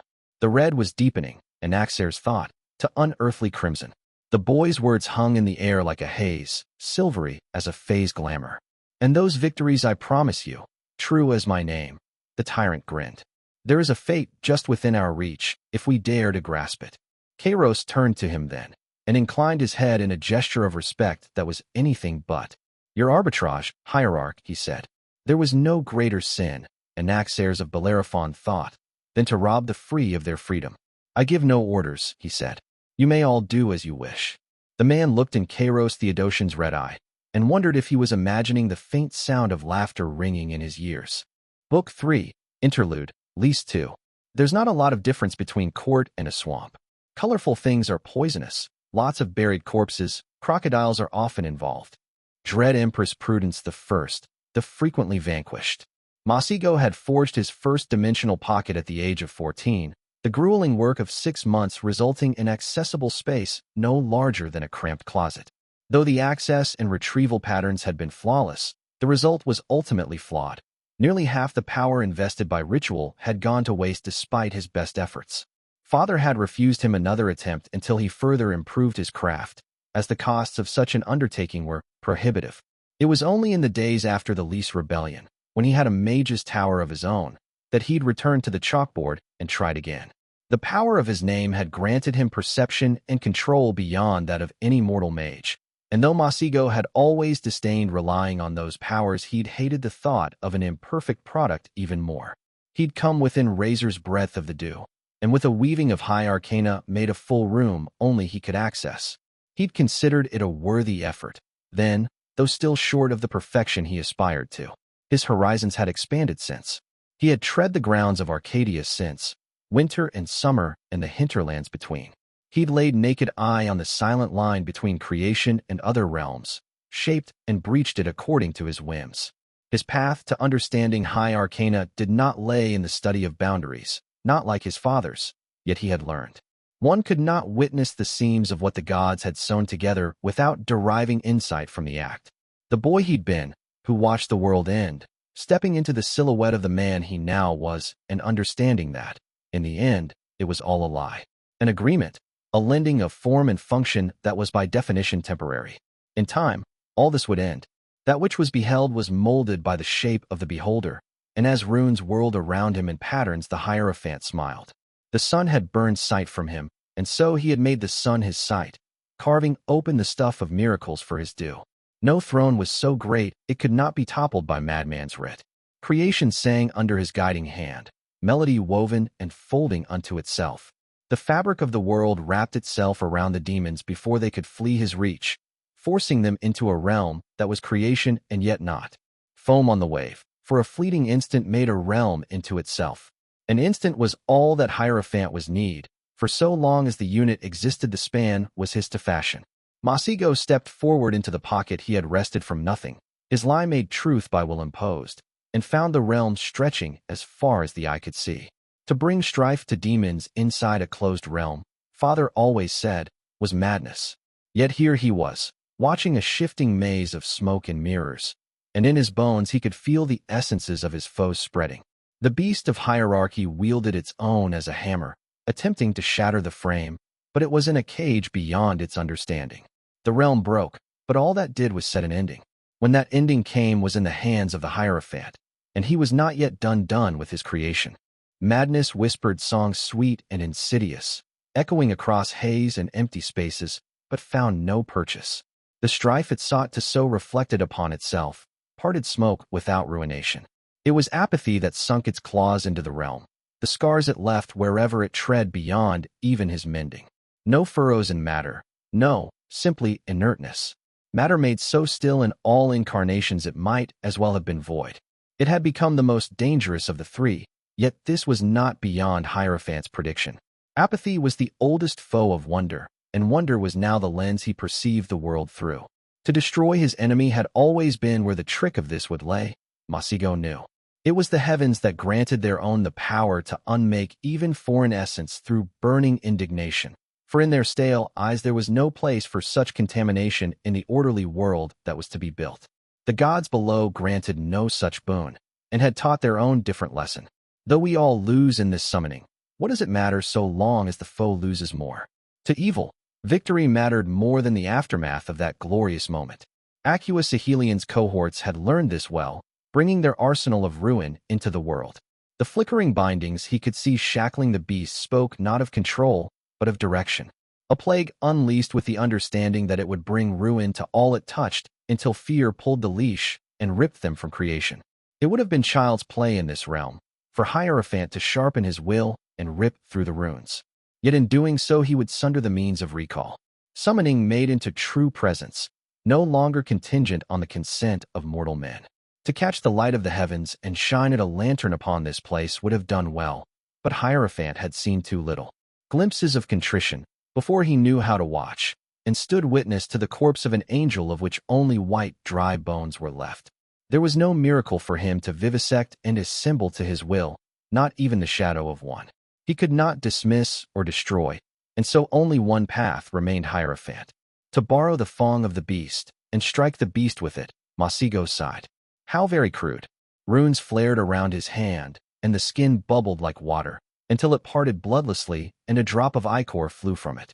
It had remained there since March forward, so weak as to be cauterized and contained yet never entirely gone. Corruption. A perfect drop of it. The dark-skinned man turned to the maze of his own making, and felt the weight of his foe's attention bearing down on him. Let us play a game, creatures, he said mildly. I call it burning down the house with everyone in it. The drop of ichor sunk into the ground, and Hierophant began. Brandon Talbot, Grandmaster of the Order of the Broken Bell, leaned forward on his mount. Heliotrope's flanks were covered with sweat under the armor, but the Liesse charger was still far from exhausted. They were a hardy breed, raised for war, once the favored mounts of many chivalric orders, when their kind had still been the pride of Callow instead of the last remnant. But that remnant still stood, under its own banner if one suborned to the tower through complicated ties of rule and authority. That was worthy of pride, if only a little, and today the last scion of House Talbot allowed himself to feel it. This, he thought, was the kind of battles he'd been born for, that they had all been born for. Not bitter struggles with Fae or the petty butchering of traitors in his liege's own camp. Though the foot at the side of his knights was legion instead of royal guard, against them both was arrayed the old enemy. Hellspawn garbed in stone, with the fangs and faces of rabid dogs baying for the death of all men. There was purity to this moment that he'd sorely missed from his days as a rebel vagrant in the south, a beautiful clarity. One side rode knights, to protect the people of Callow. On the other stood devils and sorcerers, spawn of the vicious east. It was the manner of battles his ancestors had fought, and there was honor to be found in this. The painting was marred by the truth that his comrades were often greenskins and wastelanders, but Brandon had been taught patience by the woe the Liesse rebellion had brought to the cause.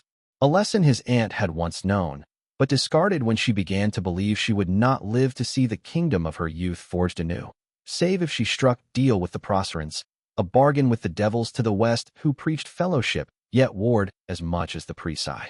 Brandon was not so old as to grow desperate, not yet, and so he had looked to the lay of the kingdom and made his choice. Better a tyrant born of Callow than the Empress' own leash at their throat. And he'd been right, he knew that now. Already so many of the 15th were Callowans, and the further Queen Catherine broke with the tower the more she would grow to rely on her own people. Not rebellion, no, not in the Grandmaster's day. But there would be a day where Callow would be kingdom in truth even if the wasteland denied it the name. Where a great and fierce army having learned from the victors of the conquest would give the tower pause should it seek to overstep again. He would play the long game and win. But for that scheme to bear fruit, Brandon mused, he first had to survive this day. The order had sallied out at the order of that scowling orc general, the one they called the Hellhound, and at first the Talbot had thought it foolishness. A young girl's blunder, for General Juniper was said to have seen barely 20 summers. The Grandmaster had once been heir to March Ford and Elizabeth Talbot, once held to be the greatest commander of the Kingdom of Callow when that name was more than a dream. He had fought in no wars before the Arcadian campaign, but he had been taught strategy and war-making, to lead men in battle as his forebears had for centuries. He'd thought it best to have his knights stay at the flank of the legionaries, ready to swoop on the enemy when they engaged the infantry. Yet the Hellhound had oddly staggered her foot and sent him out into the wilderness to await signal for a charge. It had seemed an ever-worsening blunder as he obeyed and impotently watched the devils spill out from the gate and spread along the length of this oblique formation of he generals. Oblique. That had been the word that led him to understand. His aunt had once spoken it to him when he'd been a boy, in her solar at Talbot Manor as she sat him in a chair and placed iron figurines on a drawn map. The fields of Stredges she'd been showing him. It would have been a lie to call them the first ones, for that stretch of field had seen 100 battles between Callow and Praise, but the battle she showed him had been the one before the Carians' Lord massacre on that plain, when dread Emperor Nefarious, fresh to his throne and cocksure of his might, had attempted an invasion. Good King Robert had met the old legions and their hordes of greenskin auxiliaries on flat grounds, and staggered his advance much like this. Even as the Wizard of the West fought the Emperor, the Black Knight of those days had ordered greenskins to pour down the staggered side and sweep it aside. It had been a bloodbath, though not the one the Wastelanders wished for. And now Brandon stood in the place of the old knightly orders, under banner of bronze and black, ready to unleash death at the end of 1,000 lances. The stage General Juniper had crafted them went like this. At the back lay the Hellgate. From it flood of devils still poured, but that flow was slowed for lack of space. In the face of the approaching 15th, the Dog Devils had formed ranks, at least in part. The 15th was staggered in 3 sections. The rightmost was most ahead, followed after beat by the center and a beat after by the left. The Hellspawn stood steady before the right tip of that oblique line, but they were pouring unheeding down the left, without line or formation, without even the semblance of orders. From where his horse stood, Brandon could see the shape of it as a long diagonal line, at the bottom of which was the Order of the Broken Bell. Before the Hellhound ever sounded the horns, the aristocrat prepared his knights in 3 wedges, 3 blades ready to plunge in the enemy's flank. The Grand Master raised his lance, and within 10 heartbeats all the knights had gone silent at the sight as he cantered ahead of his riders. "Knights of Callow," he said, voice pitched and clear across the field. "Truth's not the point of a battle address, Brandon. Aunt Elizabeth had taught him. Put fire in the bellies for the fight ahead. You all know it was her grace who named us," he said. "Silence, to heighten what was to come." "The Order of the Broken Bell," the Grand Master said slowly, enunciating precisely.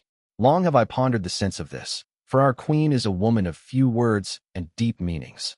He raised his lance high, steel tip shining bright even under the shadowed sun. "It was no slight, my knights," he said. "It was a reminder that in years past we failed. The fracture across our banner is warning, remembrance of that dark day where our weakness broke Callow." There was murmur across the lines, but no denial. They had all been raised to the truth of this, that for all the might of the old kingdom, the might of the Presi had been greater still. "But there is still a bell on our standard," he shouted. "We have a people still, if no kingdom.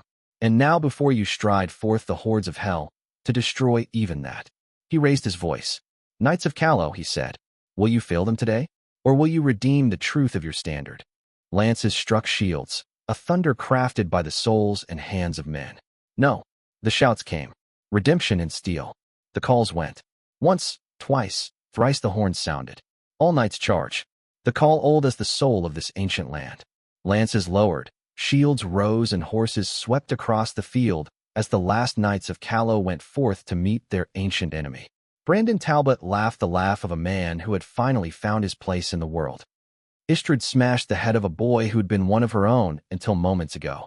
One of the fucking whites ran him through, and within a heartbeat of hitting the ground dead, he'd risen as one of the enemy. The rebels had pulled a new trick.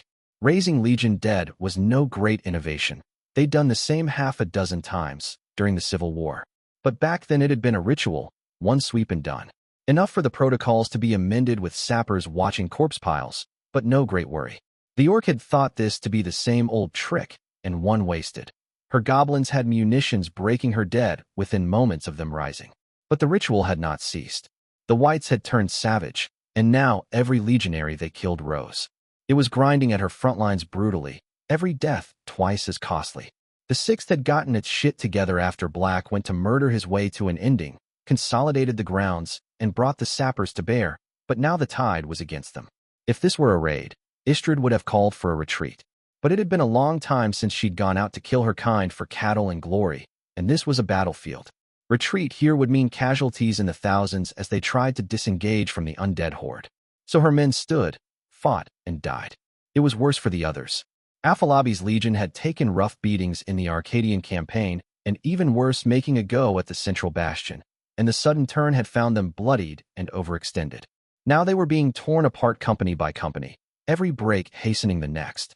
Sacker and her 9th were giving pitched battle over the fields of stakes north of this mess, but no amount of sharpers would allow her boys to break through in time.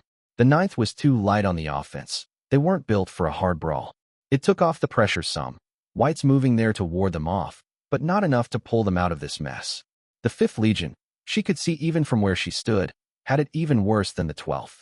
Orem was retreating back to the palisades he'd taken as Marshal Ranker hurried to his aid, but she was too far, and the Whites were in close pursuit. How much of the 5th would be left by the time they had the palisades protecting them? Half, maybe less. Unlike the 12th, they had no other legion to hold one of their flanks. Istrid spat phlegm on blood-sodden ground and left the front lines, legionaries filling the gap she'd left. She needed better vantage before making a decision, or better yet Bagram's take. Her legate would have been watching the whole time. Making her way through closely pressed ranks took too long for her tastes, though it was no fault of her men's. The more the Whites pressed around them, the tighter the shield wall became to compensate. She felt the current of it as she moved, the way ground was being lost inch by inch. The 6th was no longer fighting forward, it was trying to hold its grounds, and failing. General, Bagram saluted when she found him, arriving blood-streaked and tired. Legate, she rasped. The 12th. How long do they have? Every legionary will be dead within an hour, he said, not mincing words. General Afalabi's own standard went down not long ago. He may very well be dead. Fuck, Istrid thought. She had no love for the arrogant Sonic, but commanders of his caliber didn't groan on fucking trees.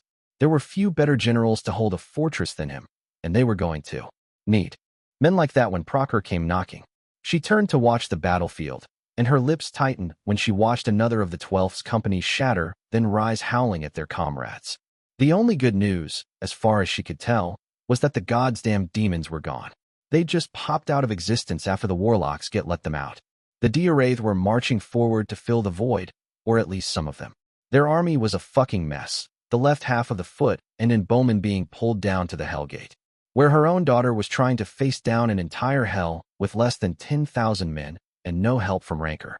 Gods, this had all turned into a fuck-up faster than you could blink. The entire army was falling to pieces, and no one was in a position to do anything about it than her. I'm taking our reserves, she told her legate. We're backing the 12th, then withdrawing behind the palisades. Bagram grimaced. We'll be thinly spread, General, he said. If the Whites punch through our lines, the entire formation will collapse. We'll have no men to plug the gap. We'll be surrounded on 3 sides if Afalabi's boys break, she growled. Better bloody than buried. And so she went, near 1,000 with her. Heavies and regulars, sweeping through the dead at her command. Advance was slow, slower than she would have liked or the 12th could truly afford, but what choice did she have? If she hurried, she was handing her men to the enemy as fresh fodder to spend against her own. They hammered into the Whites, pressing down on the other legion, buying enough time for them to retreat with a semblance of order. Hold fast, a cognomen earned. Even with half the 12th gone, terror did not rule its ranks. The sorcerers guiding the undead struck back at the reverse, the horde turning on them like a pack of hounds. Her 6th was made of sterner stuff, but the center of the 12th crumpled like wet parchment when Whites threw themselves over the shields, and Istrid had to lead berserkers to prevent the whole formation coming down on her head. Howls filled the air as red rage held back the tide where Legion discipline had failed, and she screamed until the 12th fell back in line and the retreat was shored up. Elbowing men aside, Istrid of the red shields moved like flame through the ranks and hardened resistance. She was tiring, she knew, but far from done. Neither was this battle, if she had anything to say about it. Tumbling through a knot of legionaries too slow to withdraw, she slapped a man upside the head and swatted down a White too eager for the kill with a backhand, barking order for them to pick up the pace. She'd taken wounds. She felt as the red haze ebbed low, but nothing that would kill her. More scars with stories for the telling. Yet one stung. She passed a steel-clad hand over the throb, and her gauntlet came back with yellow as well as red. Istrid blinked and twisted to look at the cut on her flank. Shallow little thing, she thought as her heartbeat slowed. Just deep enough to get the poison in. Istrid Nightsbane fell to her knees, but her last thoughts were not of her husband or daughter. Goblin Steel, she rasped as the world went dark. Goblin Steel had made that cut. Book 3, Interlude, Liesse 3. Oh, woe is me, you've destroyed my army. Ha ha ha, you fell for it again. I haven't paid them in a year, they were about to depose me. Once more, Irritant triumphs against all odds. Dread Emperor Irritant I, the oddly successful. Orem was dead. Ranker had hoped otherwise even after seeing his standard go down. But now that Weeks's boy had disappeared, the demon's scrying links were stable again, and confirmation followed swiftly. The Fifth's mages had commanded that his senior legate was now in command. Even worse, the bloody havoc was not singular to the left flank. Istrud was gone, allegedly to sorcery, and Afalabi had been hacked to pieces by his own dead men. It had been a long time since the goblin had seen one of her own kind fearful, much less one of matron blood, but when Sacker had contacted her, there had been that recognizable ugly glint in the other woman's eyes. The reformed command structure of the Legions of Terror had been born of long conversations around fires she'd had with Black and Grim back in the days when they had been rebels on the run, and so Rancor knew the legions would not be taken out of the battle by the death of their generals. To blunt that old weakness of Precise armies, who had once collapsed the moment the Black Knight or the Emperor was slain, had been one of their first reforms. Yet it would have been willful blindness to say morale would not be butchered by the sudden deaths of old and beloved commanders. Reputation always cut both ways. The chain for supreme mastery of the host now ran 3 deep: herself, Sacker, and then young Juniper. Istrud's daughter was making sweeping advance against the devils, but was too far to be of true use. Sacker was on the wrong side of the battlefield, and fresh in engaging the whites through the field of stakes. After them, legate seniority would be the rule of law, but Rancor trusted no career second with a battle like this. It would have to be her. Salvaging the remains of the Fifth had been her first maneuver, and to achieve this, she had not been shy in spending the lives of the Calawan levies. They came back undead, true enough, but better guards arisen than legionaries. She was willing to trade 3 Calawan for every proper soldier pulled out, if not 4. Some tried to run after the first bloody clash. She had crossbows tear through the deserters, and calls made that the same fate awaited all cowards. It put spine in them, long enough for it to matter. Less than 2,000 of the 5th Legion pulled back behind the barricades, losses utterly disastrous. A year would not be long enough to train replacements for that, she thought. And Procker will not even give us that much. The ditch that had once been meant to hinder Legion advance had now become its very line of defense, shield wall clustered tight behind it, as sappers turned the thin space between ditch and palisade in a storm of munitions. The 5th siege engines were trained on the horde of whites, and her own hastily assembled to join them. The left flank steadied, slowly but surely, and the danger of complete and utter rout passed. For now, Legate Bagram had led the 6th and 12th into similar retreat on the other flank, his giving ground made easier by the 9th swinging at the whites from the side. The rebels in the last bastion saw opening in that, and took it. The moment the 9th stood alone, the whites turned towards it as one, to break the solitary legion, but they were not dealing with an orc. Sacker was a cunning old fox, and she'd prepared the grounds. The undead tumbled through a field of buried munitions and razor wires with mass casualties as Sacker retreated at her own pace, long gone by the time the undead had broken through her traps. The 9th marched down to anchor the side of the bloodied 6th and 12th, and Marshal Rancor had that side's combined command officially ceded to the only general there. They would hold long enough for the Diarraith advancing to prop them up. Cursory reading of the field would have one think that would allow their side to turn the tide, begin a counterattack backed by Daoan bowmen and fresh infantry. But the old goblin had been watching more than troops' movements with her rheumy eyes. Numbers. It was always about the numbers, and if nothing changed, Marshal Rancor knew this battle was lost. Casualties were starkly heavier on the side of the rebels now that the legions had a proper position, but that moment of overextension had been too costly. They'd been weakened, and now the rebels were grinding away at them with their own dead. A Legion of Terror was a complex and carefully crafted engine, meant to serve multiple purposes and consequently involving a great many specialized parts. There was a truth underlying that Rancor had never put to ink in any of her treatises, and neither had the other 2 architects of the legions. There were a series of lines in the sand that dictated the combat efficiency of a legion. Lines defined by casualties and supply expenditures. Not simple ones, as a legion was made of too many parts for that. But the 2 most salient points of failure were dead regulars and lack of goblin munitions. One of these lines crossed would cripple a legion. 2 ended it as a fighting force. On both flanks, the numbers were teetering dangerously close to both red lines for most the legions on the field. Her 4th and Sacker's 9th were fresh in comparison, but also the most fragile of the legions. They had higher proportion of sappers and engineers, and lower proportions of heavies. There was a reason the 9th was nigh always paired with the 6th, the largest heavy infantry force in the Empire. Her own legion was not quite so delicate, but it was still far from the heavy assault force she needed now. Good for holding grounds, as it currently did.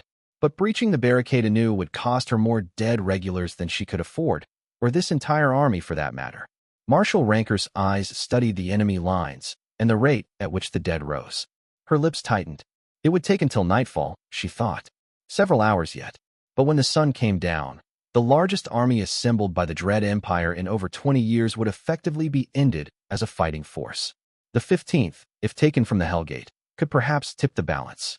Liesse had implied it could be dealt with, and so Ranker grit her teeth and sent near half the forces of Daoin to hurry that fight along.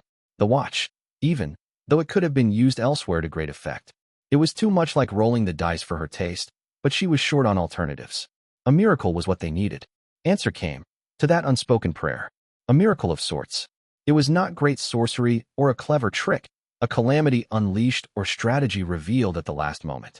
It was a screaming fool riding a flying horse, dragging an orc by the neck as they crashed into the central bastion, which then exploded. Liesse was used to feeling admiration for others. It was a sentiment usually reserved for Aleia or Amadeus, whose aptitudes shone brightest in areas of no real interest to him. Domisai of Oxum, the father of the girl currently giving them some trouble, had occasionally earned a sliver of respect for his research as well. Though not groundbreaking work by any means, the man's enlightened refinement of old wasteland rituals was often worth a second glance.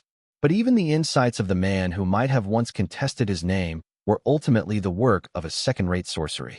Domisai was to sorcery what goblins were to engineering, a skilled craftsman, but very rarely the herald of true innovation. He improved, but did not create. His daughter, it seemed, was of a different breed. The warlock silently studied what appeared to be a perfectly stable greater breach and inclined his head in genuine respect at the other mage's achievement. This was match for any work of his that fell under the Dark Day Protocol, and truthfully above most his own devices. The core of the work was hopelessly precise, of course. Pure Trismegistan design, from the set of secondary stabilizing arrays to the displacement of the energy source to the sky in order to limit the effects of the bleed on the immediate surroundings. Yet Acus Elision had starkly surpassed every single preceding effort ascribed to that branch of magical theory with her magnificent use of escapements to ensure even Keter's did not go to waste. It was, he would concede, a masterful thing. The precision involved was mind-boggling, likely the result of years of calculations, and the sheer variety of arrays involved was worthy of praise. Liesse had runic base for flight, for planar displacement, and for repeated breach ritual use. This might be the single most variable magical weapon in the history of praise. It would be delight and the occupation of entire decades to study her work after the Diabolist was killed. Still, reproduction was not possible. This much he'd already determined. The greater breach before him was simplistic. There'd been a binding inscribed in the heart of the Hellgate that bound any devil crossing it, along with a mild compulsion to cross for any who looked upon it. But the binding itself could only be called incomplete. To function properly, it required one with the name of Diabolist to be the one initiating the ritual. This city artifact was tailored so that only one soul in all of creation could use its full potential, the very same villain who'd built it. In his estimation, with the right modifications, part of the functionality could be maintained without Sahelion. A greater breach would still be possible to open, though with nowhere as large of breadth of range and precision. But the devils pouring through that breach would be so loosely bound as to be effectively independent. At best, given 6 months, Warlock could ensure they were barred from a specific territory. Any modifications more extensive would require years of research and a complete redesign of all major arrays. Everything was interlinked. The slightest change would unbalance every other system. It was no wonder, he thought, that Diabolist had chosen displacement as a protective measure. Devices this sophisticated had a dangerous tendency towards fragility, one of the many reasons Liesse himself preferred to rely on imbricated forces rather than runic arrays. Amadeus and his liability of an apprentice were currently traipsing the belly of the beast, and he was glad to have impressed on his old friend the dangers of meddling with such delicate arrangements. He would know better than start breaking every array in sight, and though the girl was an ignorant thug who did not, she would be reined in by her teacher's orders. Gaze leaving the breach, Warlock considered the soldiers fighting before it. The 15th was making short work of the devils. Acalypsa, of all things, How very provincial of Sahelian. Some things were not so easily outgrown, it seemed. The Knightsbane's daughter, by the looks of it, had arranged some sort of tactical trap and torn apart the devils with the same horsemen her mother was famous for breaking. The irony was not quite worth a chuckle, but close. Annihilation did not seem to be the intent here, curiously enough. A path of retreat had been left open to the Apocalypse, and the devils were fleeing through it, simultaneously destroying the last of their formation and preventing more devils passing through the breach by their panicked stampede. Within moments, a mass of shield-locking legionaries had the opening secured, and sappers lined up behind them. A killing field in the making, weeks of thought. Clever girl. This was, he decided, nearly sufficient preparation for him to begging intervening. Lashing to the shape-shifted devils that dragged his chariot, the sovereign of the red skies began his descent. Masigo had always deeply disliked when scholars spoke of sorcery as an art, for it was anything but. Mages were often compared to painters and singers, spellcrafting termed as a piece instead of the precise formulas they truly were. It was only the ignorant who found more beauty in such subjective matters than in the perfect arithmetic of imposing one's will upon creation. There was greater splendor in one flawlessly balanced formula than in all the statues and painting of the world.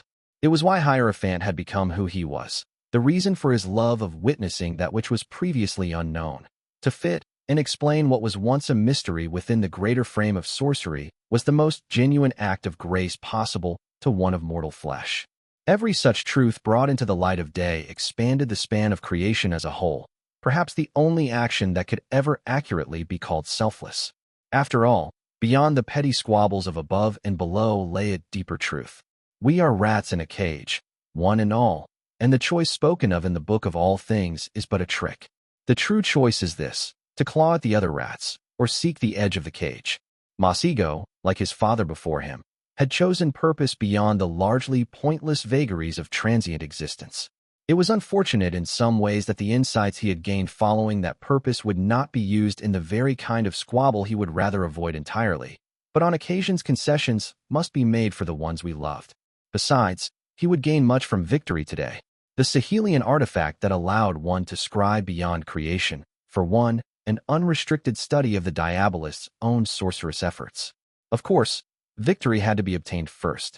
This was proving more tedious than he would have liked. It was a noted fact that demons, for reasons not yet understood, did not affect each other. When two different such entities attempted to contaminate with their essence the same portion of creation, one saturated the fabric of reality first, and the other's effect simply washed over it. The phenomenon had not been studied in great depth, sadly, or rather it had, but that research had not been preserved.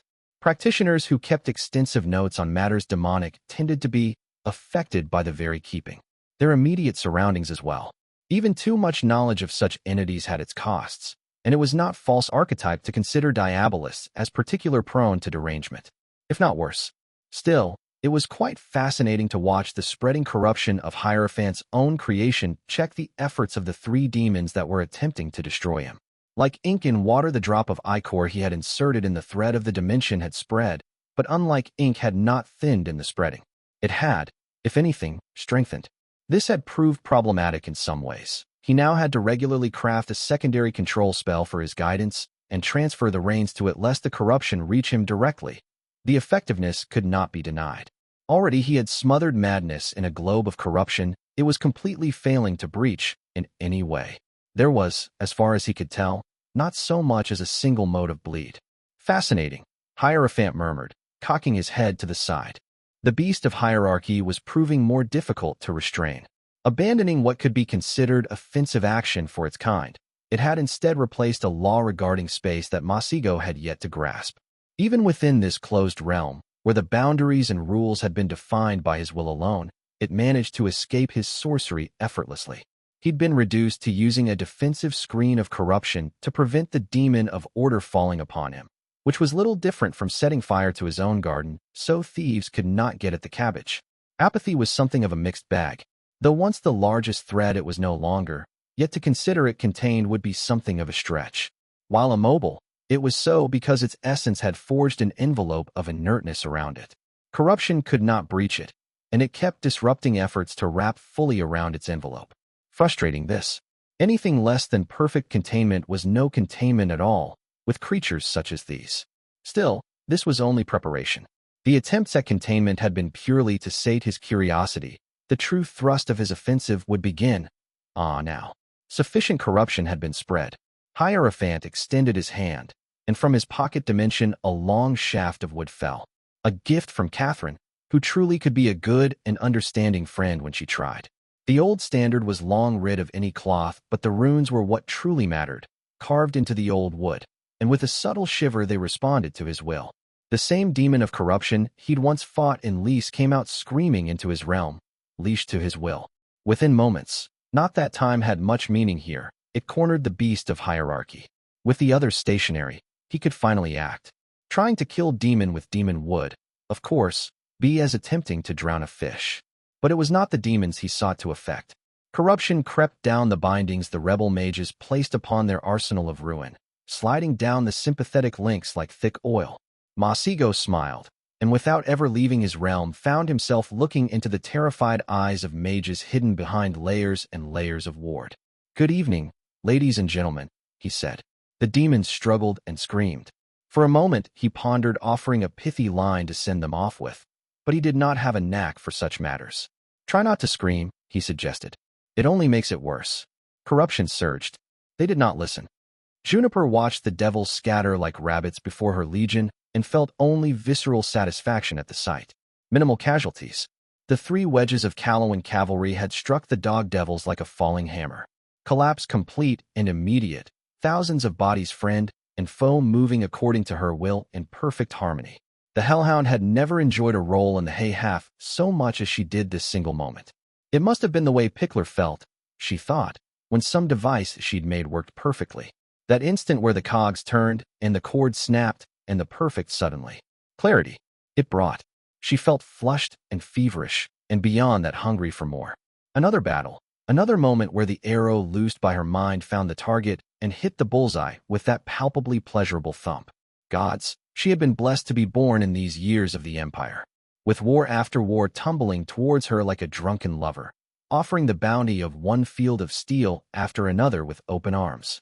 Juniper felt Aisha's stare lingering on her, and so wiped away the unseemliness on her face before the tagreb decided to comment on it. Teasing would only detract from the glorious lightness now running through her veins, no matter whose mouth it came from. Besides, she knew Aisha had touched this feeling as well. The orc remembered the war games of the college, the bright eyes shining on Aisha Bishara's face when Wolf Company tore into the flank of some astonished company of fools with fire and sword. Her staff tribune saw more parchment than steel these days, but it was inside her still. The desert tribes of the Tagreb had been raiders as famed as her own people in the olden days before the Mizans came. The Empire liked to paint a veneer of civilization over its peoples nowadays, but blood always ran red. No one could escape the truth of that. "The Diaraith," Juniper said, gathering herself together. "Report." Aisha's face bobbed down, though not deep enough to hide the smirk on her lips.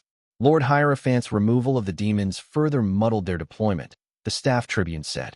"But we have 3,000 archers, and the same in foot headed our way. Duchess Keegan has, reluctantly, ceded operational command over them." "And the watch?" Juniper gravelled. "Marshal Ranker has granted us use of it," she replied, cheeks dimpling. "The Lord Warlock's statement that the gate could yet be ended has her invested." The battle's other front was too far for the Hellhound to have a good look at what was happening, but the situation did seem dire from what she could see. Both flanks had fallen back behind the palisades and ditches they'd once taken, and the Diaraith in the center were rushing too slowly to fill the void left by the demons. If the Hellgate could be taken care of quickly enough, the 15th could move up to reinforce the flagging legions. Swiftness was of the essence, more than ever. "The order of the Broken Bell is to pursue the fleeing devils," Juniper said. "Prepare fresh lines for a push into the breach. I'll want the watch to back them as soon as possible, too. But before that, the Warlock said he needs us to clear a space. So we'll clear him a fucking space." General Juniper of the 15th Legion bared her fangs. "Tell Pickler her moment's come. Engines free." Senior Sapper Pickler of the High Ridge tribe hopped from one foot to the other, feeling like the young girl she'd never before been. Finally, the Hellhound had let her off the leash. All this talk of strategic surprise, of comparative advantages, and blah blah blah. Gobbler be witness. The orc could prattle on like an old raider sometimes. A depression in the grounds had one of her engines bumping as the oxen tore it free, and the goblin turned on the legionary, driving the beast. You, she hissed. If there's a single cog ask you, I swear on all the gods I will flay you piece by piece and make you eat it. The goblin paled and started babbling excuses, but she cared little for his inanities. She crept to her lovely scorpion and stroked the rough wood, checking the beauty for damages. Nothing. Good. Not that she'd take back her words. Pickler was not her mother and despised all she stood for, but she was matron blood nonetheless. Punishments as unusual as they were cruel were her birthright. I'm watching you, she barked at the legionary. If you don't have any use for your eyes, you despicable little vandal, maybe robber should have them instead. Satisfied the ignorant masses had been sufficiently cowed, she stalked forward to the gate. Juniper was fronting heavies with sappers behind them, breaking up the devils that had begun pouring out again with sharpers, and then letting them wash up against the shield wall. But that was just a temporary arrangement. They needed to pierce through, since the warlock apparently had some kind of scheme to close the gate. Not her concern, and she'd not asked for further information.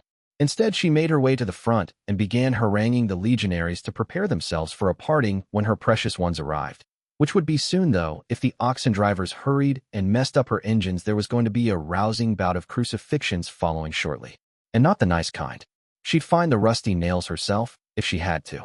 10 scorpions of her own design were set down as she hovered, and 2 of the never-before unveiled spitters. Getting Ratface to sign off on the logistics of providing ammunition for her 2 latest wonders had been like pulling a bald dragon's teeth, but she'd gone above his head and arranged for the squire to stamp her seal of approval. It had been an easy sell, given the other woman's love affair with all forms of wanton destruction. That the half-blood Wraith had immediately suggested goblin fire be used as ammunition as well was one of the things that helped Pickler believe there might be worth in following her. Ratface had later redeemed himself of his sins by using his talents to ensure her childhood dream came true. Before her, delicately being set down on the ground and deployed, were the first 10 built examples of the gloriously named Pickler model of the Imperial Artillery templates. The Supply Tribune had managed to push the official acceptance of the design in a tear, with only 3 separate instances of blackmail and bribery, a splendid navigation of the maze of squabbling and obstructionism that was the imperial bureaucracy. Fast-tracking the review had not even required a murder. The Tagreb would truly have made a halfway decent consort to a matron, had he been born of her people. Not a breeding partner, of course, or even a first consort. Those were expected to be properly demure and covered in scars, but perhaps a 4th or even 3rd. The scorpions she ordered set in a straight line, with some room between them, and the sappers taught to handle them eagerly began field preparations. The 2 spitters were set at an interval behind, the munition carts behind them very carefully unloaded. Even with cloth-filled crates, carrying them on wheels had been risky business, but if that much had not been possible, the Hellhound would have never allowed them to be deployed. She had no appreciation for real engineering, their general. Pickler did not usually hold battlefield command, save in case of sieges, but in this particular instance, she had left behind the general staff to personally supervise. She'd told the others it was to keep an eye on finicky machines, but that was an ugly lie. Her designs were flawless. She just wanted to see them unveiled for the first time from up close. Sauntering ahead, the senior sapper gauged the wind and distance before ordering a last series of adjustments. Then she screamed for the legionaries ahead to part, and glory unfolded before her very eyes. 10 bolts sprang forward, steel-tipped, and shattered their way through the first 3 ranks of stone-garbed devils. Before the killing was even over, the strings on her scorpions loosened, and with a mere pulling of the lever reset. The wooden store above the scorpion's length unclenched, and another bolt dropped. Chuck! And death flew. Lever drop. Chuck! And death flew. A manic grin split the goblin's face as she watched the poetry of the world in motion, the work of her mind and hands unleashed. This, she thought, was worth every strapping she'd received for stealing chalk and drawing designs on den walls. Worth every bleeding she'd suffered through for tinkering with her own hands, disgracing her line by doing man's work. It was worth her mother smilingly telling her she'd slit her throat and leave her body to the buzzards if she ever tried to return to the tribe. The Pickler models sighed their way through the devils, until the 6 shots in the stores were emptied and the wooden boxes had to be changed. In that heartbeat, as the devils surged again, the spitters fired. It pained Pickler to say it, but these were not her sole work. The engines were, of course, but not the ammunition. Alchemy, the use of it, of course, not the production, as that secret would never leave the Ares, had never been a true interest of hers. She had designed the clay projectiles, but within the concoction that awaited was Robber's own recipe. 3 sappers had gone blind in the experimental process and twice that many deaf, but as she saw the seedlings fly, she thought it had been entirely worth it. Only one per spitter, who as machines were almost more a long sling than anything resembling a scorpion. Flat, but angled upwards, kept as close to the ground as possible to limit the shaking. They were not yet able to be fired from behind a shield wall, though already she was planning a second model that would remedy that weakness. The seedlings, each half as large as trebuchet stone, arced up and then fell among the throng of devils. What ensued was sheer artistry. First an explosion, for sharpers had been used to make much of the substance, but then spread a blinding white flame spilling from that blast.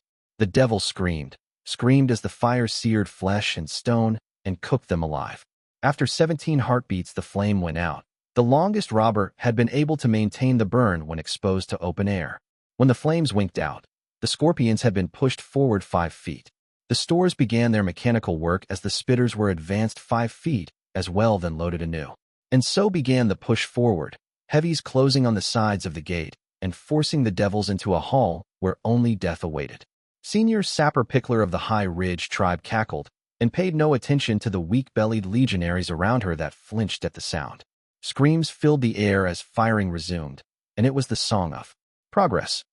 Book 3, Interlude, Liesse 4. Rulers must exercise restraint.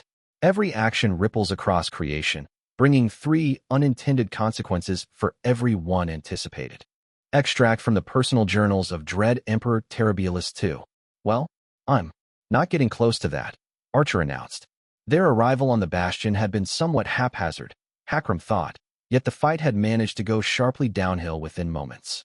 Before they even got their bearings, fully half a dozen wards had blown up and mages had begun screaming, their flesh boiling and twisting violently. The orc calmly considered the sight even as he rose to his feet, eyes moving from one roiling shape to another. This was not, he decided, sorcery. Or not just that. The effects were too varied. Some rebels were growing spores on their skin, others had bones protruding from their skin in a crown of spikes, and yet more had stranger outcomes. A woman's silk robes turned into a carapace, the ruby set in her thick golden necklace blinking like an eye. He had seen the likes of this before, in Marchford, when a warband of young named had picked a fight beyond their understanding and come so very close to annihilation for that arrogance. The rest of the dots connected themselves without effort. Diabolist had surrendered the demon she'd unleashed there as part of the terms of settlement in Liesse, and the custody of it had been granted to Masigo. Adjutant felt like shivering. It was one thing, he thought, for Catherine to fight fire with oil, quite another for Hierophant to do the same. The consequences of Masigo making a mistake would be graver in many ways. It occurred to him for the first time, then, that they had perhaps learned the recklessness of the woman they followed too well. We are no calamities, the orc thought. The crucible of our forging was one of desperation, and we have learned both the best and the worst of that. Victory against all odds, victory snatched from the jaws of defeat, could never be gained without a cost. Habit had taught them to disregard that, because behind them more steady hands always swept away the mess. But those steady hands were dying now. If they did not learn to check this recklessness, it would bury them. Or worse, the orc thought as he watched the corruption take hold of the mages. In the distance, a sound like 1,000 sharpers sounded, and Hierophant returned to creation in a storm of power. The orc's eyes flicked, and his face grew grim. The Diawraith had advanced where the demons once stood before Masigo spirited them away, and now that the blind sorcerer had returned, he'd come back among them. Tendrils of power washed over the heart of the bowman, corruption spreading with them. They had traded 3 great catastrophes for 2 lesser ones. Hakram seized serenity, let it sink through his mind, and wash away doubts and fears. Clarity took the scales from his eyes, and he assessed the situation on the bastion. Corrupted mages, more than 100. It was no longer spreading actively, but the taint had taken them whole. Presi household troops were hesitating, split between the duty to clear out the 2 named who'd just dropped down among them, and the dim realization that the mages they sought to protect might no longer be on their side. On anyone's. Could he and Archer take care of both forces alone? No, he assessed. Their intention here had been to disrupt, and Hierophant had achieved that without them. They must now contain instead, and the two of them were not enough. Without hesitation, he made his decision. "Who is in command among you?" he called out to the soldiers. "Shut your fucking mouth, Greens dash." Archer had put an arrow through the roof of the woman's mouth before she was done speaking and was already knocking a second. "Not the answer we were looking for, my darlings," she smiled. "Your sorcerers are corrupted," Hakram said. "They must be cleared out before we all die." Power began to feel the air, so heavy he could taste it, but it was wrong. Like stagnant water. "Listen to me," Adjutant barked, and his name flared. Like coal being dipped in an inkwell, void filled for purpose. It was not speaking, not quite. He was not Catherine, able to bridge the gap of a name too young and thin by sheer stubborn will. But he was the adjutant, and they were soldiers. That mattered, in the eyes of creation. They turned to him, and there was a glint in their eyes that spoke of orders awaited. Just a glint, but it would be enough. "About turn," he ordered. "Rapid advance, watch your formation. Strike before they can start rituals." There was heartbeat of stillness, then the world pivoted. They moved. "Archer," he began, turning to the other named. "Disrupt anything big," she sighed. "I know how this goes. Gods, you take all the fun out of this. It could have been a real messy scrap, but you've gone and made it all orderly." Adjutant hefted up his axe and joined the ranks of the men he'd been about to kill mere moments ago. Sorcery lashed forward, and he bared his fangs in answer. Liesse had always considered the works of goblins with fond but distinct contempt. Short-lived creatures that they were, their kind always strove to leave behind a legacy of steel and cords to pull curtain over the tragic frailty of their existence. There were occasional sparks of brilliance in the dross, but in the end, even the very best of engines only ever managed to match a single trick of the many a properly trained mage had in their arsenal. It was one thing for Amadeus, who had the preoccupations of an entire empire on his shoulders, to find worth in this. Sorcerers truly worth the name were few, and even fewer were willing to have anything to do with the legions. But for him, the toys of children were rarely worth a second glance, and those that were worth more than that tended to attract untoward attention. Warlock was confident he could survive the carnage that would follow the reception of a third red letter, but the same could not be said for the Empire. Still, for all that the little engines under him were proving to have some use in clearing out the devils, they should not warrant anything of the sort. It was hard to grasp exactly what incurred the wrath of the gnomes, but they'd tolerated the existence of both scorpions and goblin munitions for centuries. Greater efficiency in the employment of both should pass without making any waves being made. The 15th did swift work of taking the creational side of the gate, and afterwards swept forward through the breach in an orderly manner. The warlock's chariot tumbled through the air above the advancing ranks, passing a boundary that few alive would be able to sense. The hell that awaited him on the side had amusingly mundane scenery by the standards of such things. Endless yellow sands spread in every direction, shifting dunes and scorching winds. The sky was deep crimson and bereft of any celestial orbs, a hint in the location of this particular hell among the lay of them. Though his people swore by below, when they swore at all, this was broadly mistaken. The hells were, as much as direction could apply to them, somewhat to the left of creation. Attempting to map them was a fool's errand, of course. Emperors and empresses and ruined praised dozens of times attempting to do as much, only for it to become undeniable the labyrinth of hellscapes was constantly shifting. It was a pit of writhing snakes, moving with every heartbeat. It was said that as soon as a mortal mind thought of a hell that did not exist, it would come into being. Liesse had never managed to conclusively prove or disprove that adage, but he had reliably established that the hells were in constant expansion. That had forced him to reconsider some theories as to the nature of creation. Liesse had long suspected that the reason for the existence of angels and devils was that the gods could not intervene directly in creation or any of its adjacent realms. Not, like the Book of All Things stated, because a wager forbade it, but because the gods were creation, that their power had been made into the world all mortals inhabited and could not be withdrawn without unraveling the entire edifice. Hence the establishment of cat spas defined as opposite, but ultimately serving the same purpose, advancing the experiment. It was beautiful work, he'd thought, well deserving of the word divine. Yet if the gods were invested in the making of creation, what power fed the expansion of the hells? The heavens and their choirs, after all, did not grow, but neither did they lessen, which was perhaps a hint. Angels had been slain or made to fall in the past, but no choir had ever been measurably weakened. His current theory was that there was fixed quantity of power behind heavens and hells, and that above had chosen fixed figure, where below had preferred endless mutability, at the risk of thinning the brew. Few devils could withstand even the gaze of an angel, after all. So much to study, and yet he had to settle these irritating distractions before returning to what mattered.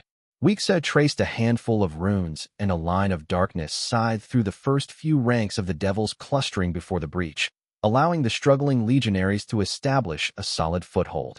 The chariot rose into the sky again, and his gaze swept to the distance. The devils here seemed endless in number, though it was not so. Still, 24 columns slithering along the dunes like giant snakes of soldiers were trudging forward towards the breach. Tedious, this. Warlock could have begun the work of slaughtering them, but he could not spare such expensive power if he was to build upon the work of the Sicilian girl.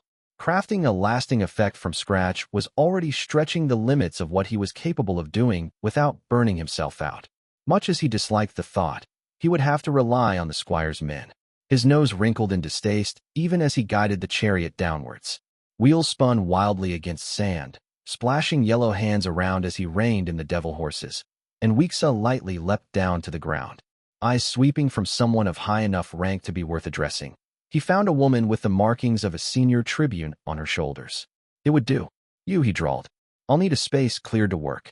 A circle with a diameter of 70 feet, and add another dozen around that where your soldiery is not to step.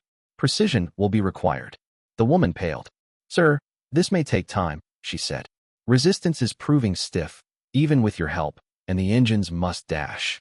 "I've not interest in the practicalities," Liesse said flatly. "See it done. Now, I'll mark the boundaries visibly as a courtesy to your general, but do not expect any legionaries crossing it to survive the experience." He truly did miss working with the likes of Rancor and Istrid. Their officers knew better than to question his orders. Warlock had no taste for groveling, but he did believe that the occasional bout of terror would do a great deal to temper these young bloods. As promised, he began by setting a boundary. Dots of red light formed around the area he claimed for his own, legionaries hastily getting out of the way before consequences could ensure. With that dealt with, the true casting could begin. First, an outer ward. Circular, diameter of 73 feet. Little more than a filter to prevent the elements touching his work. Liesse snapped his wrist, and 3 red flames formed, burning bright, and began moving. His brow created and guided them with his mind, burning the sand to glass in the form of a perfect circle. Even as they began elaborating on that initial pattern, he stepped forward into the circle and knelt in the center, every lesser rune added as he moved leading towards him. The warlock closed his eyes and let time ebb away. The flames wove in intricate patterns across the sand, arrays and runes he bolstered by drawing foci from his treasury dimension. Amethysts taken from lifeless grounds first, clarity touched by death to prevent the bleed from cascading, chalcedony from a riverbed, to nurture the currents of sorcery without them struggling against each other. Branches of still-living alder for precision, lead ripped straight from the earth to draw the impurities. Lesser reagents. But he did not dare bring materials with inherent properties into this ritual. Aspect sorcery was difficult enough to shape without additional variables being brought into the formula. How long the work took him, he did not know. But eventually his eyes opened, and around him an intricate series of interlocking runic arrays marked the grounds of hell. Liesse looked for imperfections carefully, ignoring the sound of fighting ahead and to the sides. None he could see, and he forced himself to go over the calculations one last time. He'd done workings of a similar nature in the past, but never one exactly the same. It would suffice, he decided. Leave him all but burned out, but not so much he was unable to defend himself if needed. "I do apologize," he murmured, words meant for the Sicilian girl who would never hear them. "It is beautiful work, truly, and to meddle with it is unseemly. But you have made yourself an obstacle." Imbricate. His mind spoke, and the aspect shivered across this realm. Closing the greater breach was, of course, impossible. The ritual lit up around him, lights to blind all the world, and the sovereign of the red skies turned his will on the span of the gate. Usurpation had even been the essence of sorcery.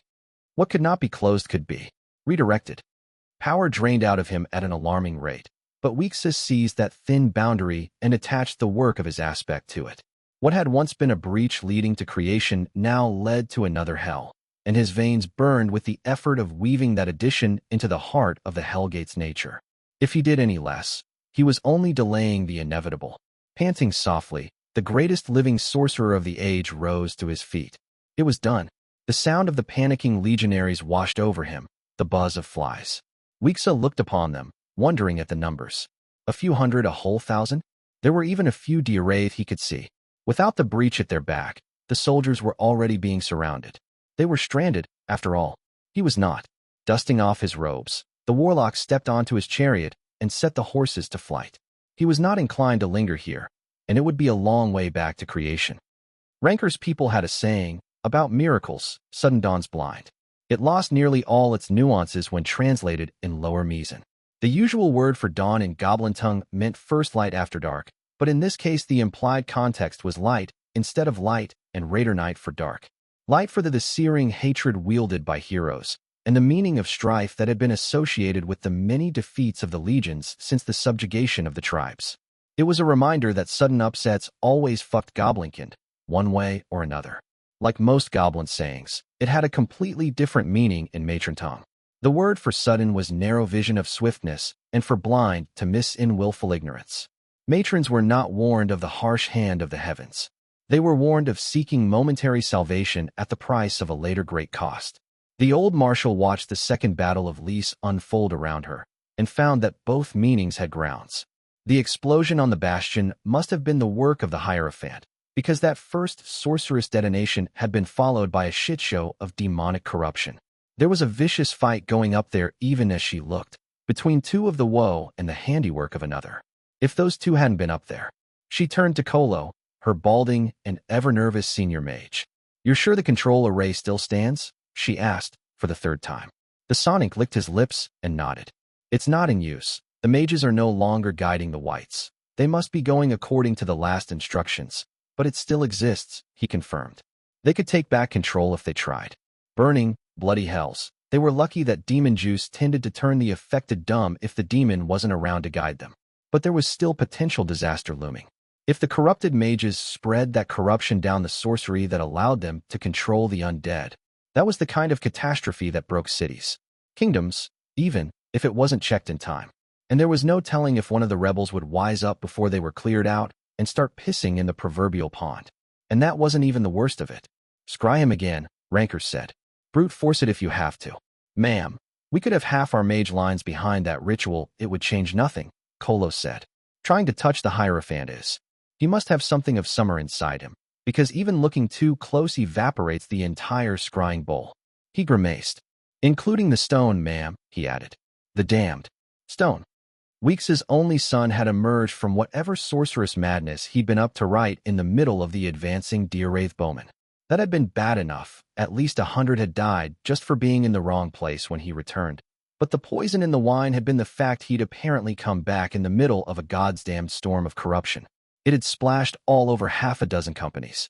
The boy had immediately started scouring the area with flame, which was the right decision to make. But it also meant he was now torching his way through the middle of the first wave troops headed to prop up the center, killing dozens with every heartbeat. The infantry coming behind the archers had no idea he was killing only corrupted.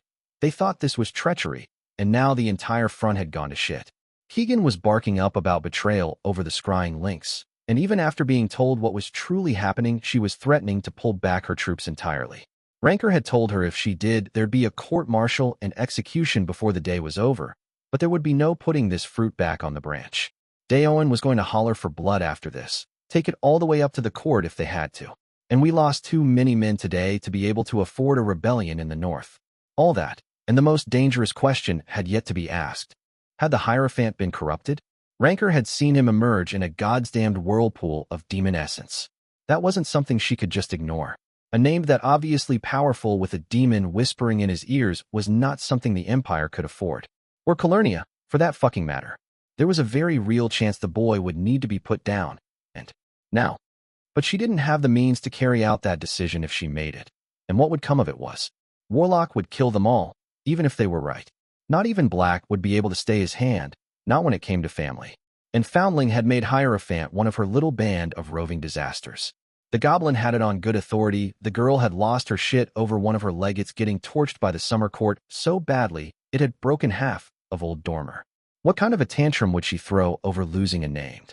The only saving grace in this entire blunder of a battle was that Liesse had come through and the Hellgate was closed. Or something like that, anyway. Her mage lines couldn't give her a straight answer, but they agreed that the way the gate had become see-through meant nothing would come out of it anymore. The troops that had gone through had yet to come back, though, and Ranker suspected they would never. She'd ordered for the 15th to prop up the center anyway, and they were on the move. The sight of those legionaries marching towards her people had gone a long way in making Keegan shut up. With the whites rudderless, for now, the flanks were holding steady. This battle, the marshal thought, could still be turned around. If they were careful and lucky, and there were no great upsets. The old goblin's eyes turned to the Hierophant standing alone in a storm of flame, surrounded by charred corpses, and she wet her lips. Her senior mage stayed at her side in silence, knowing better than to speak. There was a decision to be made, and Marshal Ranker made it. Book 3, Chapter 63, Bridge. A dilemma is no such thing if it is flammable. Dread Empress Sulfurious, the technically correct. Liesse looked like it had spent a few years rolling around in nightmare juice, but at least the result's old floor plan still more or less held up. I'd taken this city once before, and though this time I'd come knocking without an army at my back, I still knew my way around. The new occupants, though, were something of a problem. For one, they were all dead, which was not a desired quality in the inhabitants of what had been one of the most thriving cities in Callow, and the entire place had gone to hell. Literally. Acua's idea of a garrison apparently involved a generous helping of devils let loose in the streets. Which, hey, not a problem if I stuck to the rooftops. But the devils with wings were, and the penumbra that hung over Liesse like a veil wasn't quite enough on its own to hide me. The inevitable long periods spent huddled under whatever was available to hide allowed me to stew in anger that was growing sharper by the moment. It wasn't enough that Diabolist had slaughtered everyone within these walls, the population of the second largest city in Callow, and all the refugees from the south that had been fleeing the Fae. No, she had to wreck the actual city as well. There would be no salvaging Liesse after this. Setting aside the madwoman's little helpers currently having the run of the streets, the entire place had been turned into some fucking Precise ritual tool. There were runes everywhere, wards I could feel buzzing when I came too close, and even the lay of the streets had been fucked with. Acua or one of her minions had ordered the already messy sprawl of Liesse and streets to be turned into a maze of collapsed dead ends and barricades. This was no longer a livable city. It might become one again eventually, but that'd take years of highly dangerous and professional work as well as what I could only qualify as a prodigious amount of money. Which, even if I did have, which I didn't, because rebuilding a twice war-torn nation in my own ravaged domain wasn't exactly cheap work, I wouldn't be able to spare. Because, once again, fuck you, Acua. This little murderous tantrum was the call for every goddamn nation on Calernia that could spare an army to march for the Red Flower Valles.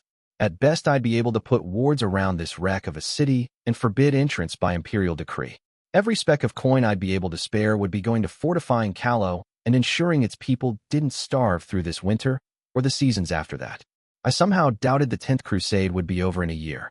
It was going to be a long and brutal slugging match between the most powerful nations on the continent, and my people were troublingly unprepared for it. My advance was slow, but it was still an advance. The deeper I got into the city, sticking to shadows and hiding places, the thicker the patrols became. I'd half expected Diabolist to send an army of 10,000 whites just outside the tunnel that Black and I entered the city through, but there'd been no one in sight when we did. Just a set of hidden runic arrays that my teacher promptly tore apart with his shadow before we made a run for it. That had me wary. Diabolist was of the old breed, but she wasn't stupid. I kept having to repeat that these days, but that made it no less true. Just because we'd torn apart her vanguard outside Liesse didn't mean she was done. If anything, that probably meant the heart of her plan was in here. What that plan actually was, I still couldn't tell. Sure, she'd opened a greater breach in the worst place possible at the worst time possible for our army. She'd followed up that disaster by tossing 3 demons at us, which meant both Warlock and Hierophant had their hands tied with damage control. But how long did she expect that to last, really? At some point, one of those 2 threats would give, and then the name that was freed up would turn to cleaning up the remaining whites. Black and I had come into the city ahead of the rest, but I fully expected that before too long we'd be followed by the legions. I wouldn't even be surprised if the Watch had already begun landing at the bottom of the pit. Was that her plan then? Forcing an engagement in a narrow tunnel that couldn't really be bypassed? Once more, that might work for a while. But we had two sorcerers on par with, if not outright superior to her outside, and I really doubted her little get-out-of-creation trick was impervious to the warlock's entire bag of tricks. Right now, I couldn't see a way for her to get out of this alive. She'd last a while, there was no denying that. She'd even cost us a horrible butcher's bill before it was all said and done. But tonight, or in a week, even without Black and I lifting a hand, this path led to her head on a pike, or the Hall of Screams, if the Empress was feeling vindictive, which meant I was missing something, because Diabolist only ever planned for defeat when it got her something she wanted, and she was too fucking arrogant to care for something that sprang from her death. Acua Sahelian's cause was herself. Everything else was, ultimately, expendable. It wasn't the kind of thinking that led to a woman martyring herself for some kind of philosophical point. Not that it would succeed, anyway. Black had already made it clear that the aftermath of Second Liesse was going to be one long, thorough purge of everything and everyone even remotely associated to the True Bloods. And she has to know that. I thought that she gave him the excuse he'd been waiting on for decades. There was a way, in Diabolist's eyes, where today ended up with her on top and beyond reprisal. I was going to have to find what that way was and shove blades into it until it stopped twitching. The first step towards that was getting eyes on the Ducal Palace, which was where Diabolist was bound to be holed up, probably on an overly ornate throne, drinking expensive wine. I just knew her armor would be nicer than mine, too. Shame about all that blood that I was going to get all over it. I ended up on a rooftop overlooking the outside of the palace, and grimaced when I took a closer look. I'd grilled Robber after he'd infiltrated the place a few months back, then Thief after she did the same a great deal more recently, and they'd not been wrong to call it a fortress. They'd both mentioned that the area in front of the outer walls was open field, with space once occupied by shops and mansions torn down and cleared out to make it even harder to approach unnoticed. That part had changed, I saw. It was now entirely filled with tight ranks of perfectly still wights in full arms and armor. How many did that make? Thousands, at least. This was easily larger than the biggest marketplace in lore, and it could fit that many people during festivals. Behind the walls I saw runes and stalking devils, and even clusters of mages she'd kept back. Frontal assault wasn't looking all that feasible, but there weren't any obvious backdoors to exploit. It had been a little too much to hope for that there would be. It wasn't like Diabolist lacked the manpower to cover every nook and cranny. A distraction, maybe? Something loud enough she'd send men to quell the mess, making an opening for us to sneak through. But she'll be expecting that, I thought. She knows we're in the city.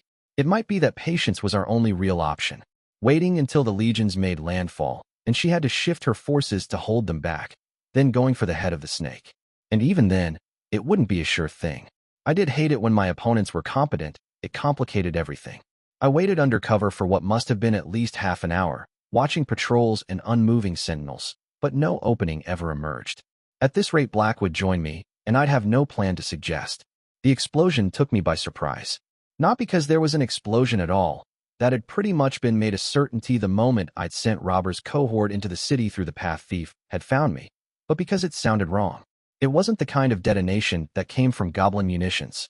It got worse when I quietly shifted rooftops to have a look at where the noise came from. One of the wings of the Ducal Palace was half collapsed, and smoke was trailing into the sky. Shit, I thought. If that was what I thought it was. A good plan, Diabolist said. Or rather it was, the first time you used it. My blade was out before she finished the first word, and I twisted around only to find Acua Sahelian in all her glory leaning against the edge of the rooftop, looking down at her assembly of wights. I'd been incorrect in assuming she would put on armor. Instead, she had draped over her full curves a complicated robe of red and gold with snow-white silk borders. The back of her neck was covered by a low-hanging veil set with patterns of precious stones, and the oblique cut of her skirt revealed legs covered by form-fitting soft leather trousers. Even her boots, I thought, looked like they cost a year's salary. My first thought was, well, that's 20 denarii. My second thought was really more of a response, namely forming a spear of shadow and tossing it through her throat. It made a hole in the silhouette that glowed around the edges, but almost immediately closed. An illusion. Diabolist raised an eyebrow. How uncouth, she chided. As I was saying, there was some cleverness to the thought. Sending Thief after the keystone of my ritual while my eyes were on you and the Carrion Lord. Some cleverness, I replied flatly, keeping eye on the whites below. How kind of you to concede that. They weren't moving, at least not those I could see. That was little comfort, given where I was currently standing. Dearest Catherine, Diabolus drawled, sounding amused. You employed this same trick to steal the very sun of summer. Did you truly think that would go unnoticed? Of course I prepared for the eventuality. It was a trap, I sighed. This entire city was. I'd known that going in, but I'd thought that my little contingencies might be snuck past her. Just because the keystone needed to be there once does not mean it needed to remain there, Acua languidly said. Even if your little burglar survives my precautions, she will find nothing there to steal. I frowned at her. So is this a back-patting session, Acua? I asked. Because I'm kind of busy. You know, working out the logistics of killing you. She waved away my words airily. It really was shame I'd only be able to brutally murder her the once. I felt kind of cheated by that fact. I am in no hurry, she said. You are. After all, your army is losing the battle outside quite spectacularly. I went still. She could be lying, of course. Very likely she was. When I'd left 2/3 of her mages on the field were dead, Masigo had her demons imprisoned, and the whites were collapsing on 2 fronts. Juniper was headed out to contain her Hellgate with the warlock at her back. And so while I wouldn't consider that situation under control, it should at least not be outright fucking us over for the foreseeable future. On the other hand, I'd thought since the beginning that this was going to. While considering the amount of time she'd had to prepare her defenses, there was a chance, however slight, she wasn't lying through her teeth. Istrad Knightsbane is dead, Diabolus said. General Orem and General Afalabi are as well. Their legions were gutted around them, then rose in my service. The remaining commanders are hanging on by a thread, and that thread is thinning. Gee, with every heartbeat. Even if they manage to retreat, this cannot be called anything but a defeat. My fingers clenched. If it's true, that's a mess that's going to cost us badly, I said. But it doesn't really matter, does it? The moment you used your ritual, you made this about named. Even if you wipe out my whole army, your side collapses the moment you die. Can you? Diabolus asked, and she sounded genuinely curious. Put aside your pride and your hatred for a moment. Do you truly believe that even if you came to stand before me, you would come out the victor of that confrontation? I've killed more terrifying things than you, Acua Sahelian, I hissed. She laughed and gracefully arced her arm to display our surroundings. No, the Sonic smiled. No, you have not. I am not a fettered god you can trick or a petty tool hollowed out by the heavens. I am heiress crowned by inheritance, in the fullness of her might.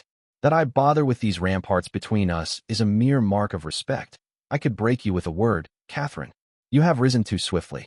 It has made you fragile. I think I'm supposed to pity you, I said, for being so far gone that you can't even understand what a repulsive creature you are and how it's going to get you killed. The worst part of it, Acua, is that you have all these gifts. You're so fucking capable, and I have bad enough a need for capable people. I might actually have ignored what a monster you are if you'd not proven again and again you're poison to everything you touch. But you just had to cross those lines, the ones that mean I have to put you down whatever the cost. Diabolus sighed. Must you still bother with the pretense of righteousness, even at this late hour? She said. It has grown increasingly quite tedious. Is this the part where you trying telling me we're not so different? I said, fuck you and the flying murder fortress you rode in on, Sahelian. I've done some nasty stuff, but you don't have limits. It's worse than a sickness of the mind, because you chose to be like this. You glorify it. She seemed amused, and in that expression I saw a lot I'd rather I hadn't. I saw the Empress weaving plots that bound me ever tighter to her reign. I saw Black imparting a lesson that was always as brutal as it was practical. We'd both been raised in the shadows of the same monsters. It had left marks on both of us, and the knowledge of that shared brand had bitter taste in my mouth. Tell me, old friend, Acua said fondly, what are your principles exactly? I keep hearing of these lines and the way I cross them, yet you never elaborate. I have murdered for my ambitions. This is true. But then, so have you. Is it simply the scale of the killing that is your objection? Friend? Gods, when people say your kind gets drunk in power, I didn't think it was quite that literal. You've loosed devils on innocents, Acua, I said coldly. You summon demons to make use of them in war. You're racist, backstabbing, and utterly amoral. You murdered 100,000 of my countrymen in cold blood to make a fucking point. Nearly all these acts have been committed by those you call allies as well, Diabolus mildly said. Your own teacher has methodically butchered Calawans for decades to cow them. Perhaps never 100,000 at once, this I'll grant. But between the conquest and the occupation, my dear, I broke a city. He broke a nation, and kept it so. I dare say the sum of corpses to his name is a few graveyards ahead of mine. She stretched lazily. You've yourself made pacts with entities that are hostile to creation, she continued, and even now bear their mantle, a diabolist in frost instead of brimstone. You've consistently put Calawan lives above those of Prisai and greenskins, which indicates a certain disregard. In matters of treachery, shall we revisit the inception of the Liesse rebellion? She laughed, the sound of it rich and almost enchanting enough the urge to kill her didn't have my hand tightening into a fist. As for the same moral fiber you so often chide me for lacking, she said, and met my eyes calmly. Catherine, when have you ever displayed it yourself? I was under the impression that to be righteous one needed to do more than merely commit lesser sins instead of great. The difference, I replied coldly, is that killing is something I'm driven to, while it's your starting point. What difference is truly there, Diabolist asked, if we both come to kill? Does hemming and hawing over bloodying your blade somehow exempt you from the nature of your actions? The difference is that at some point I stop. Acua, I said. I have an end. You don't. It's one massacre after another until someone puts you down. The payoff for all the ugly things done at my hands or my orders is peace. Real, lasting peace. A way out of the loop that's fucked over both our peoples since the first dawn. What's your payoff, Diabolist? Progressively greater atrocities, until you finally run into someone stronger than you. That, Acua said smilingly, sounds like a justification. I flinched, because it was just true enough to cut. Did you ever wonder why all these renowned villains displayed such immediate fondness for you? Diabolist said. Or did you merely assume you were unfathomably charming? You have always been a threat to the very order they've spent a lifetime building, even when you set out to serve their purpose. I'm aware I'm being used, I replied flatly. I can live with that, so long as I'm using them as well. The Sonic clicked her tongue against the roof, her mouth disapprovingly. Sentiment is a blinder, Catherine, she said. Consider the facts. From the moment you've become the squire, Callow has been graced with one bloody reaping after another. Did you ever stop to consider this was no accident, but the actual intent? She leaned forward. Did you ever consider that Callow cannot rebel if it's too busy burning? She said. That the ashes of a kingdom are easier to subjugate in full than a resurgent nation under your hand. I know exactly what they're after, I flatly replied. You know what two of the most exquisitely manipulative villains alive have told you, Diabolist corrected. Is a few scraps of affection all it takes to bind you? Did you think a clever speech would be all that was needed to sway me? I said, I know what you are, Acua. It's what I would be if I believed in nothing. If I thought I was the only thing that mattered on creation. You will hate me, Diabolist said. That is as it should be. But I know you as well, Catherine Foundling. And there is a truth you have flinched from looking in the eye, for it is distasteful to you. The Empress and the Carrion Lord, though you may be fond of them, have a plan for Callow. Me, she shrugged. Its existence is a matter of indifference to me, so long as tribute is paid, Acua said. And so now I ask, is there truly a bridge you will not burn, if it means better outcome for your people? Her smile was thin and sharp, a slice of ivory between red lips. Let us find out, she said. We will begin, I think, by severing the ties holding you back. She looked towards the ducal palace, the very picture of nonchalance. Do hurry, Catherine. I have the Black Knight. My blood ran cold, even as the illusion dispersed and the undead below began to move. A reminder, those, that no matter how convincing she could be, I was still mere feet away from thousands of my people she had murdered and enslaved. There were some things that could not be painted over by eloquence. The wisps of sorcery that Diabolist had left behind spun again, and even as I prepared to forcefully disrupt them, a silhouette formed and my hand was stayed. Exactly one sentence was spoken to me, and then the silhouette was gone before I could so much as open my mouth. Loudly I swallowed.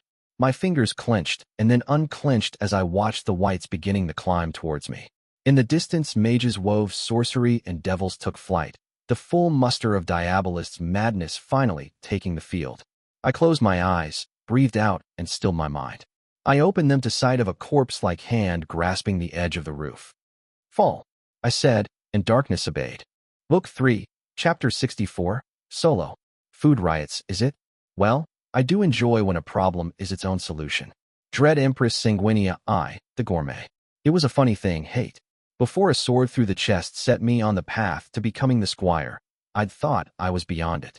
That learning to see beyond the grudges and the anger was what set me apart from the heroes that died like flies as I grew up. I'd thought that by setting aside the hate, I would be able to act with my hands unfettered, to bring lasting change instead of raging against the tower for half a year and getting my throat slit in my sleep. It had been a peculiar kind of arrogance, but arrogance nonetheless. None of us could ever be clear as spring water, not even black. His brand of vainglory was just shrewder than most. Because could you really call one man setting himself against the entire heavens anything but arrogance? People could step on ants without even noticing it, no matter how clever the ant. Oh, when names spoke to each other, we didn't call it arrogance. It was will, or madness, or half a dozen other little euphemisms that allowed us to feel slightly better about what we were doing. But at the end of the day, one truth always came out. To be named was to believe, bone deep, that creation should be a certain way. Beyond that, it was just quibbling about the means you used to make sure it did. It was conceit to believe I could be more than I was, some pure instrumentality of outcome or ideal. When I'd fought the greatest monsters of Arcadia, we'd called them gods. Lesser gods, of course. Even in hushed whispers, deference must be afforded to the prickly holders of the penultimate thrones, but gods nonetheless.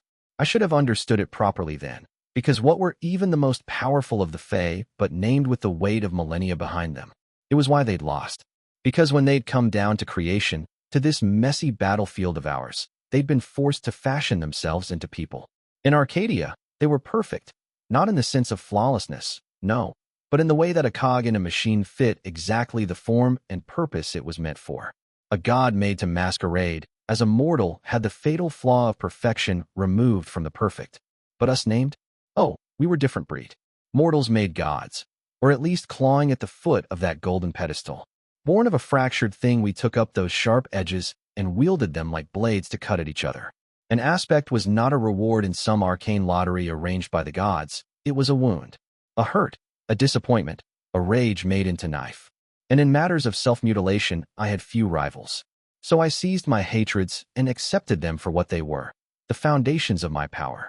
I'd been told once that a name could not spring from void, but that had been untrue. It was roles that were shaped by the currents of creation, left glittering and polished stones at the bottom of the riverbed.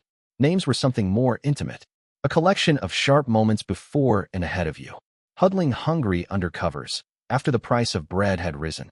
Blood in my mouth as I fought a man too large and strong to beat, defeat crawling ever closer. It was a lesson on the nature of stories, learned by burned shores. It was a faceless tribunal whose verdict I had refused. I tried for so long to make something of all this, to weave together a tale that did not have bile rising in my throat. But there was nothing sacred about bearing your blade, nothing laudable about telling the world it must bend or break. If I disdained the lay of creation as ordained by the gods, the banners of black and white, then I must either make my own or find myself nothing but a butcher among butchers. And so I took those vivid moments and made them a blade, and that blade I bared once more. It could begin here, under cover of moonless night. It would. The darkness did not spread, it fell. There was a sky above, but not one that could be touched. It was not a boundary, a ceiling. It was a pit above, a biting void of nothingness that could not be filled. In front of me the hand of the white froze with a snapping sound, and my boot came down, shattering flesh and bone. I leapt down onto the street, and found myself among a host of silent statues. Stillness alone reigned as I tread forward, leather creaking softly against the frosted ground. The diabolist had set an army before me, one a squire could not hope to scatter. But it had been some time since I was only that, and where Catherine Foundling would have been checked, the Duchess of Moonless Nights strode unimpeded. I was not truly doing any of this. I thought as I walked through the ranks and passed a wight that simply fell apart when my cloak brushed its frame. This was not a spell, sorcery as I understood it. It was, as Masigo had said, a domain. The old and merciless cold of this place was as much a part of it as the unbroken black of the sky. My own kingdom of winter and night, and in this place all but me were guests. I wondered what it said of me, that this was the shape my own soul-made realm had come to take. Nothing pleasant, I suspected. The silhouettes and edifices were juxtaposed, I instinctively knew, not fully drawn into the domain. They had existence both inside and outside of it, and so did I. A domain, not merely a weapon. I mused. There was more to this than an eldritch killing blow. The gate to the ducal palace was closed, and had once been warded. But this was winter, the land of soft, silent deaths and unending hunger. The cold devoured it all, stripping it bare until a flick of my fingers had the gates falling from the hinges, and even the last wisps of sorcery died. Beyond the gate awaited men and devils, and these were not so empty as the whites.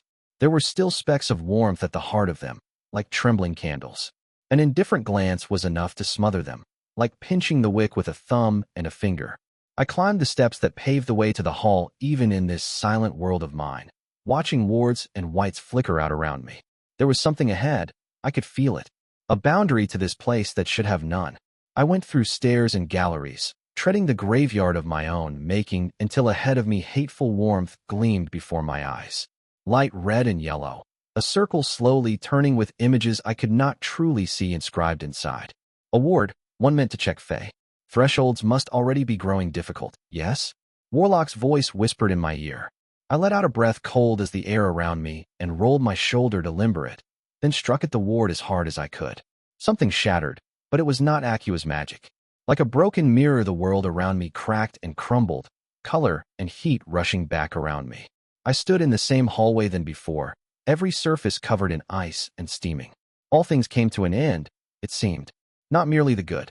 I was tempted to unsheath my blade and try to force my way through the ward again, now looking like an innocuous door of oak, but I was not a rat running through Acua's maze. I would not spend my strength against walls she had tailored to hold me back. Instead, I closed my eyes and sharpened my senses, sinking deeper into my name. I'd slaughtered my way into here, but I'd not been that thorough in the killing. There would be remains to find. After 10 long breaths, I finally heard heartbeats and footsteps, but not to the sides. There was only the silence of the grave there.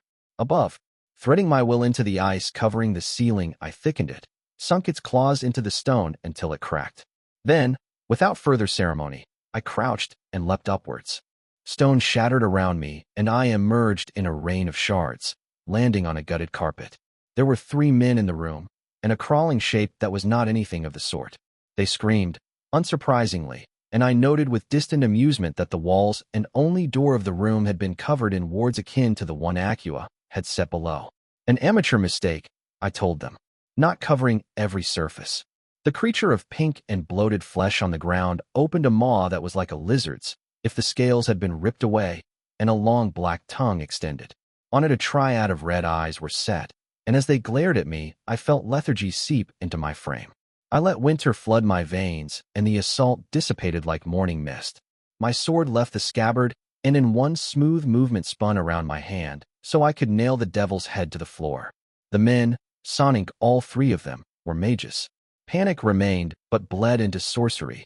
Hasty incantations barked. A spear of purple flames sizzled to my side as I stepped around the spell, pivoting fluidly to avoid the stream of dark tar-like fluid shot by another mage. The third, to my amusement, did not even attempt to blow. He disappeared into thin air, veiled behind an illusion. I moved forward, sword carving through the fire-wielder's chest, then taking him by the shoulder and spinning the dying man around, so he could shield me from the shower of white sparks the other one cast. Flesh melted under them, eaten away cleanly, but that did not prevent the mage from being bowled over by his comrade's corpse when I tossed it at him. Sharpening my ears, I waited for the sound of footsteps and found the last one attempting to flee by the door. Predictable, I chided. I flicked my wrist and a spear of shadow tore through the illusion, going straight through the man's stomach, but splashing harmlessly against the warded wall. I did not spare another glance for the corpse, instead turning to the only survivor. He managed to push the corpse I'd thrown at him to the side, only to find the tip of my sword resting on his throat. He swallowed, the lump in his throat moving as he did. "Mercy, High One," he croaked. "I surrender." "I thought about it," I said, "having one of you still breathing guide me through the mess. But there's always the risk you'll lie, you see." "I would never," he swore. "You won't," I agreed, and the sword point flicked down to plunge into his heart. He twitched, gurgled, and even as life began to leave him, I poured winter inside his frame. When I tore out my sword, his eyes were already blue. "Get up," I told my newest helper. "I haven't damaged your throat, so you should be able to talk." He rose, but said nothing. I sighed. "Undead. Say something," I ordered. "Something," the corpse said. I rubbed the bridge of my nose. It had to be said, had literally asked for that. "Tell me everything you know about the defenses the Diabolist built in the palace," I ordered. "We can begin with that ward down below, and how I can get past it. Dead men, as it turned out, did tell tales. To absolutely no one's surprise, Diabolist redefined the meanings of overly complicated and cripplingly paranoid. The ducal palace was essentially a labyrinth of wards and traps that no one but her knew the full lay of. Acua was rumored, but not confirmed, to have a metaphorical skeleton key that would let her pass through everything unharmed, but her many minions had to make do with being keyed in on at most a handful of wards.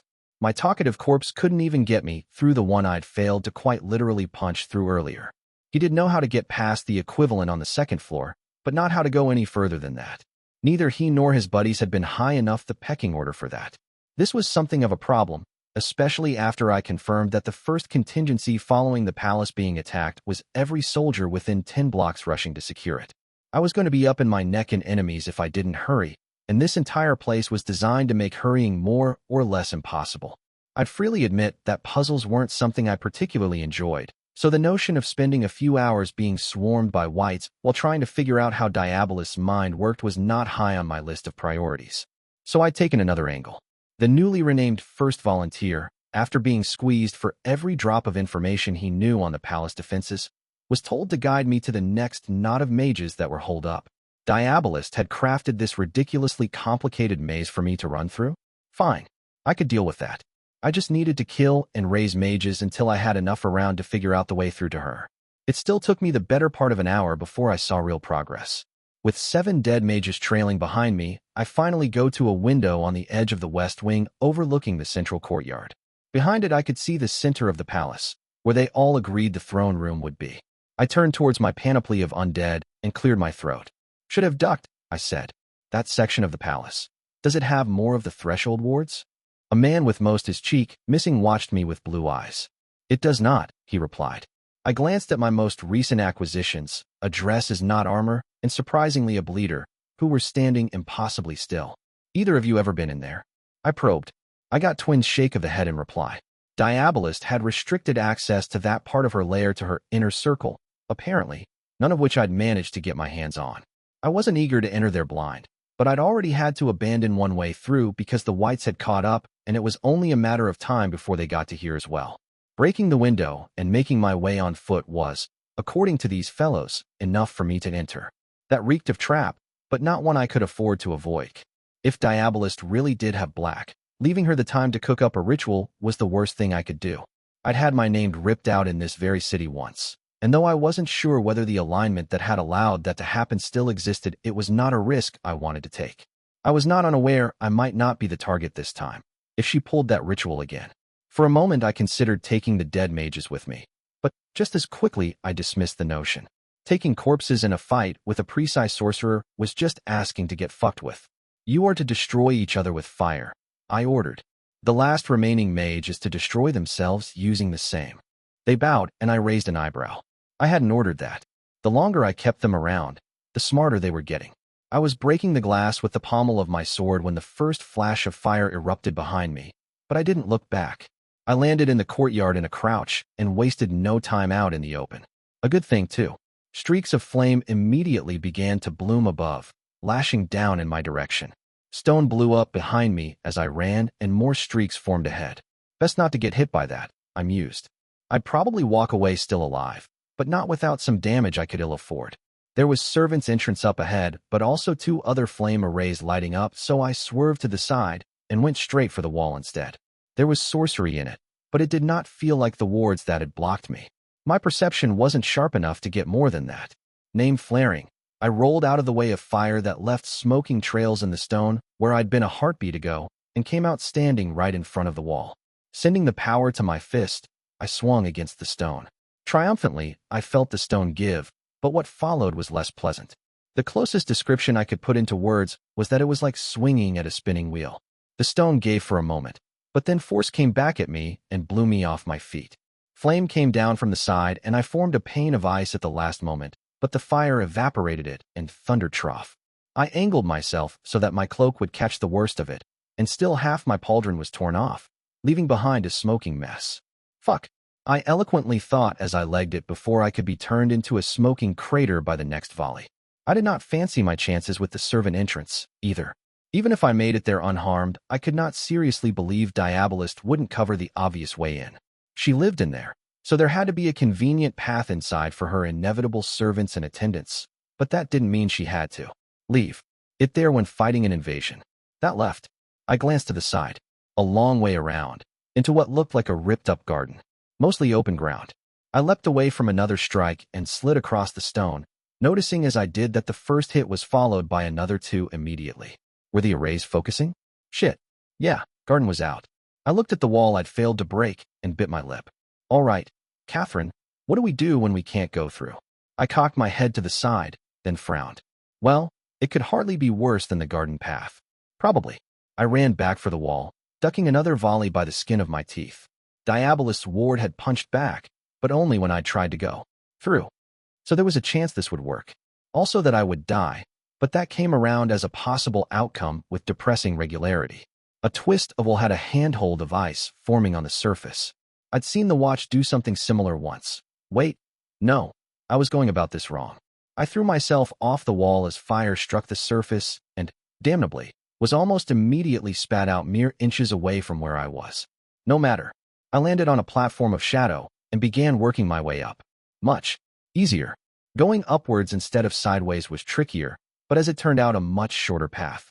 For passes had me leaping through a window that had felt absent of wards, and I rolled through the wood and glass shards to rise smoothly to my feet. The window had felt like an oversight. It had not been, I learned almost immediately. All the surrounding surfaces were warded, more discreetly, and behind me, I heard the sound of flame lashing out through the opening. I can't believe I fell for that, I admitted. Definitely should have kept going up all the way to the roof, I mused.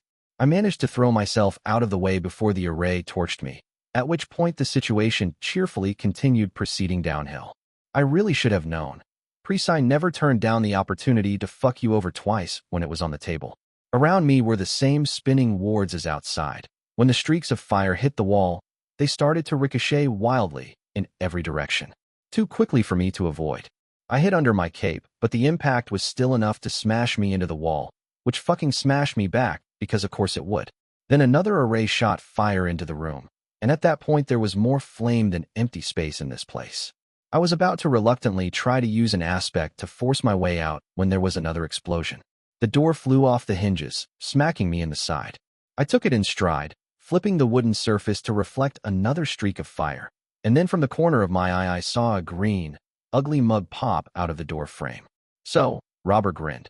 About that promotion. Book 3, Chapter 65, Elision.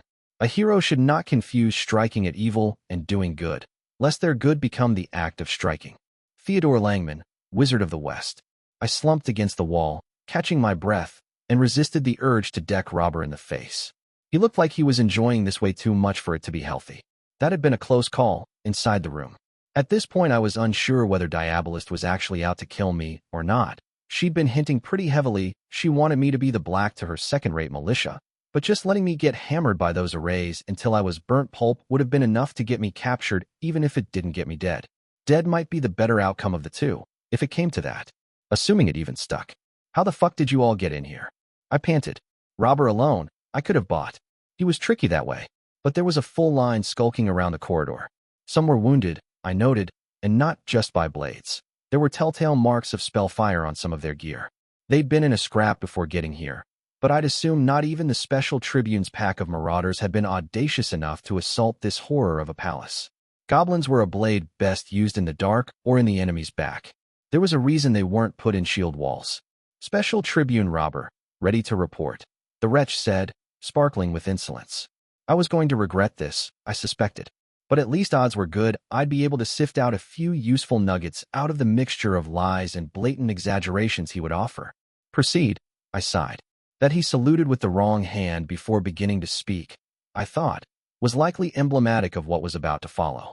So, Robber said, we were just walking around, staying out of trouble. Were you? I flatly said. I'm a great believer in the sanctity of law and order, Robber said, putting hand over his chest. It was, I noticed as a splitting headache dawned, over the wrong side to be covering his heart.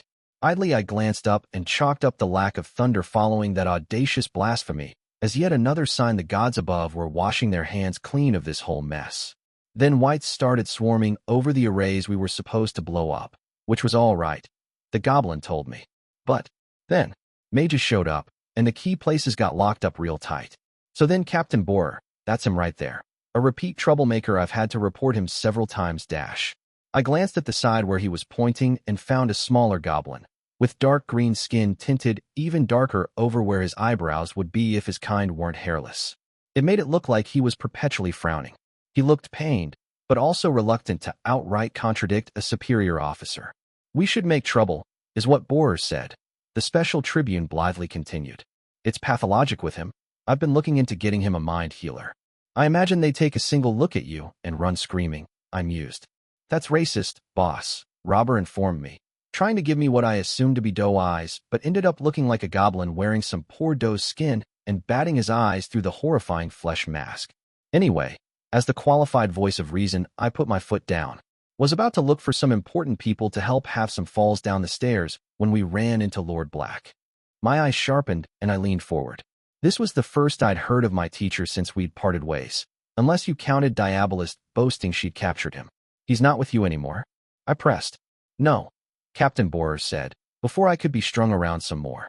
That's another gold star of shame for you, Captain, Robber told him with a leering grin.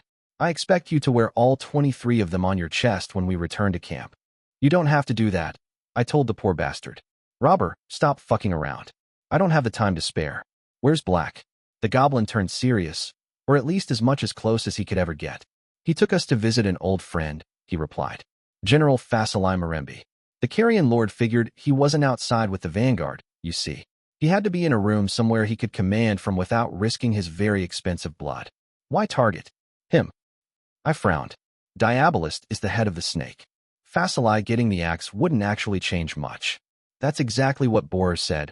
Robber baldly lied. Only much less respectful. The Black Knight did that weird smile thing. I see where you get it from now. It was kind of uncomfortable seeing it on another face, and told us that if you want to learn how to bury a villain, the first person to hit up is always their second. My fingers clenched. He was after something that Fasilai would have, I said. Skeleton key, the goblin said. There's only supposed to be one, but you can't stab your war chief in the back if you can't get to her. That's how you got in here, I deduced. But your people look like they've fought. There was resistance. There was a whole garrison of dead around him, Robber acknowledged. We couldn't handle that much, not even going in quiet. So Lord Black made a distraction. I closed my eyes and silently cursed. Fucking hells, Black. A dangerous gamble at the darkest hour that would allow extremely important information to reach me in my moment of need? That explained why Robber had gotten here exactly when I needed him to. My teacher had effectively twisted creation's arm into ensuring as much. At the price, it seemed, of getting overwhelmed by Akua's minions and taken prisoner. He was playing Shatranj with us all and treating himself a piece like any other. I spat to the side and turned my gaze onto Robber. If it went down this way, you'll have gotten more than a key, I said. That large a sacrifice would have impact. It would get me an edge of some sort. He told me to pass along a message, the goblin said, and this time there was no humor in his voice. It went only one strike. Make it count. And there it was. The way out of the coming trap that Diabolist would have laid for me. I grit my teeth. We would have words about this if he survived the day. How much of your cohort is left? I asked Robber. A bare 100, the special tribune replied. Dug-in mages are tricky to handle. Considering that meant half his men were gone, that was something of an understatement. I rose to my feet and rolled my shoulder. Those fire arrays had stone, cloak or not. All right, I said. Here's what you're going to do. I spoke, and as I did his grin got a whole lot nastier.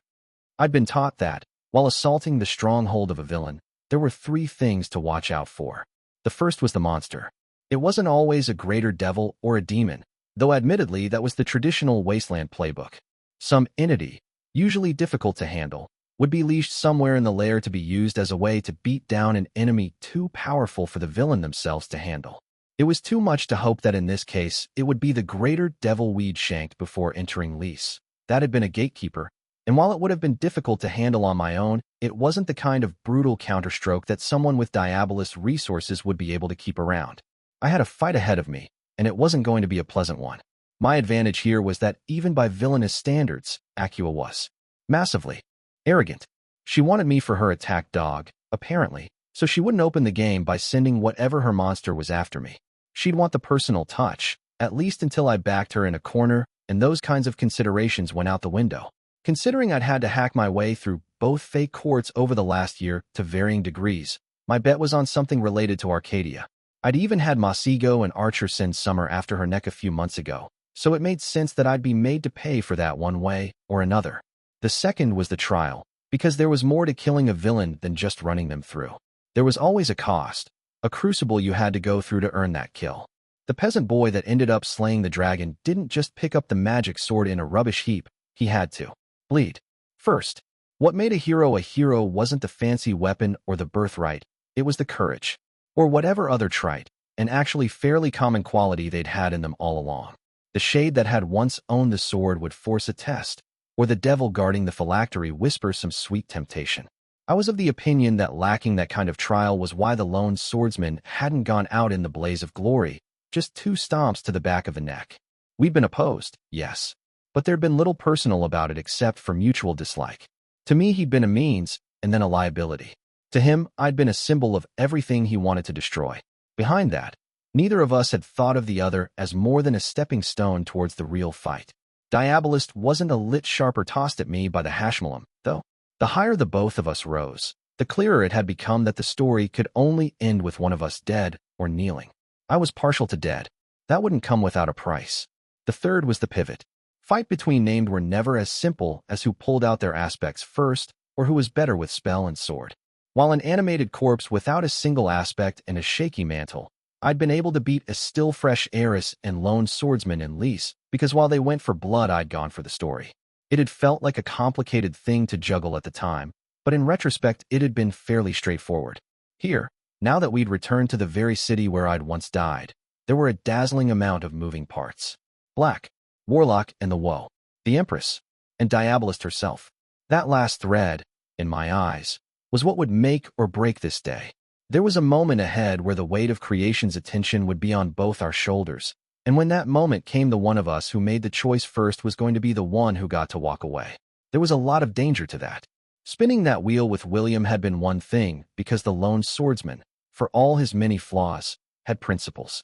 He had lines he hesitated to cross even for a win, if only a few. Diabolist did not. Her principle, ironically enough, was the same that the legions had chanted outside her gate. Victory mattered. Everything else was dross. If I wanted to win, I had to go into that room ready to cut down something I loved. She had black.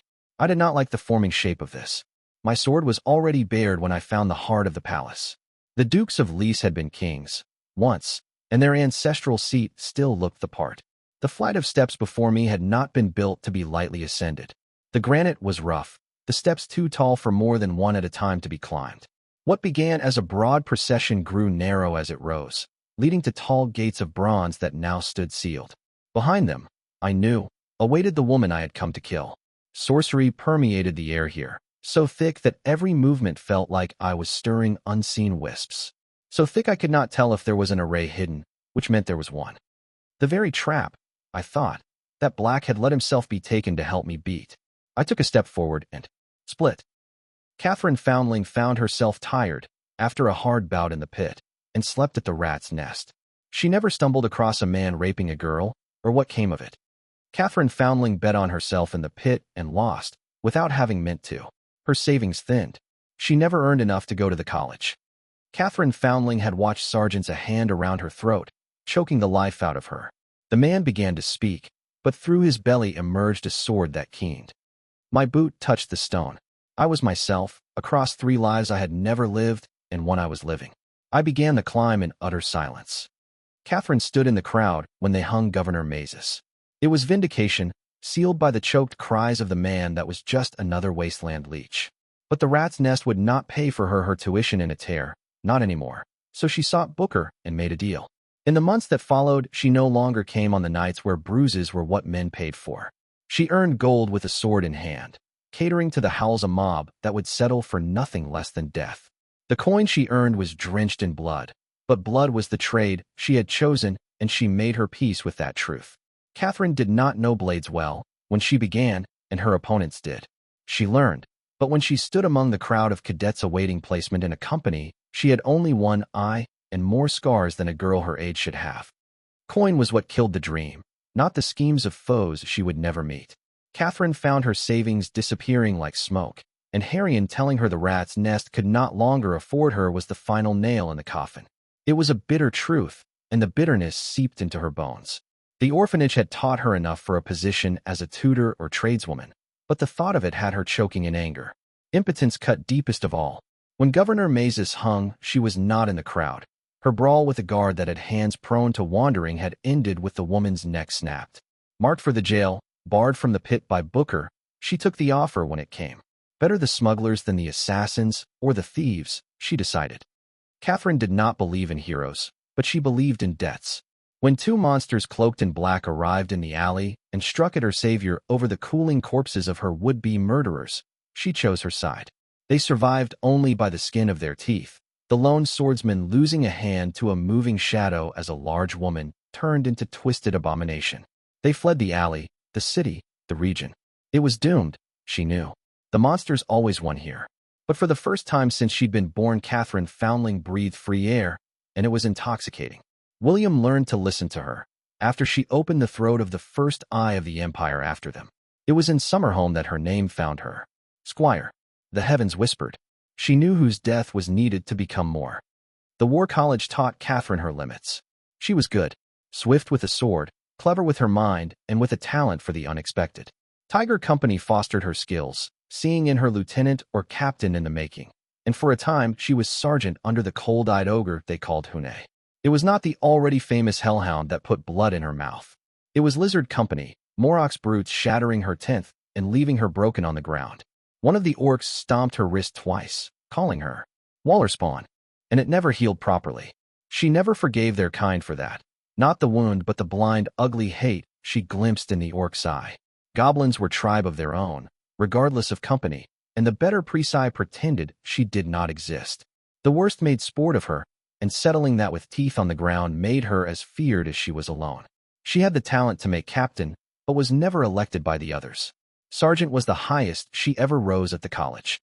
Catherine could afford the tuition now, and she could 10 times over, because she was good with a lie and even better with a knife, but she no longer wanted to go. She'd had a glimpse of the true face of her people, beyond the well-worn stories of the Old Kingdom. Every night, she rubbed elbows with murderers and thieves, not one of them wastelander. What was there to save? Within 2 years, there were only 2 above her in Liesse who belonged to the Guild of Smugglers, and only 1 after gold and whispers were traded. She left the title to the other, but the reins were her own. The quotas imposed by the tower rankled, but she knew better than provoke that beast. It was the rest of the gutter she turned to, the forgotten and the ignored. The Hedge Guild folded first, after their most dangerous mage was found strung up downtown. The King of Thieves stole 2 shipments from Mercantis as a warning against great ambitions. So when she got her hands on him, she melted down his pretty crown and poured it down his throat. The assassins offered truce. She told them to kneel. Blood followed. They killed their first calamity the day before she turned 18. The warlock was a monster, but a monster who loved his son. That was the death of him, and half Summerholm as well.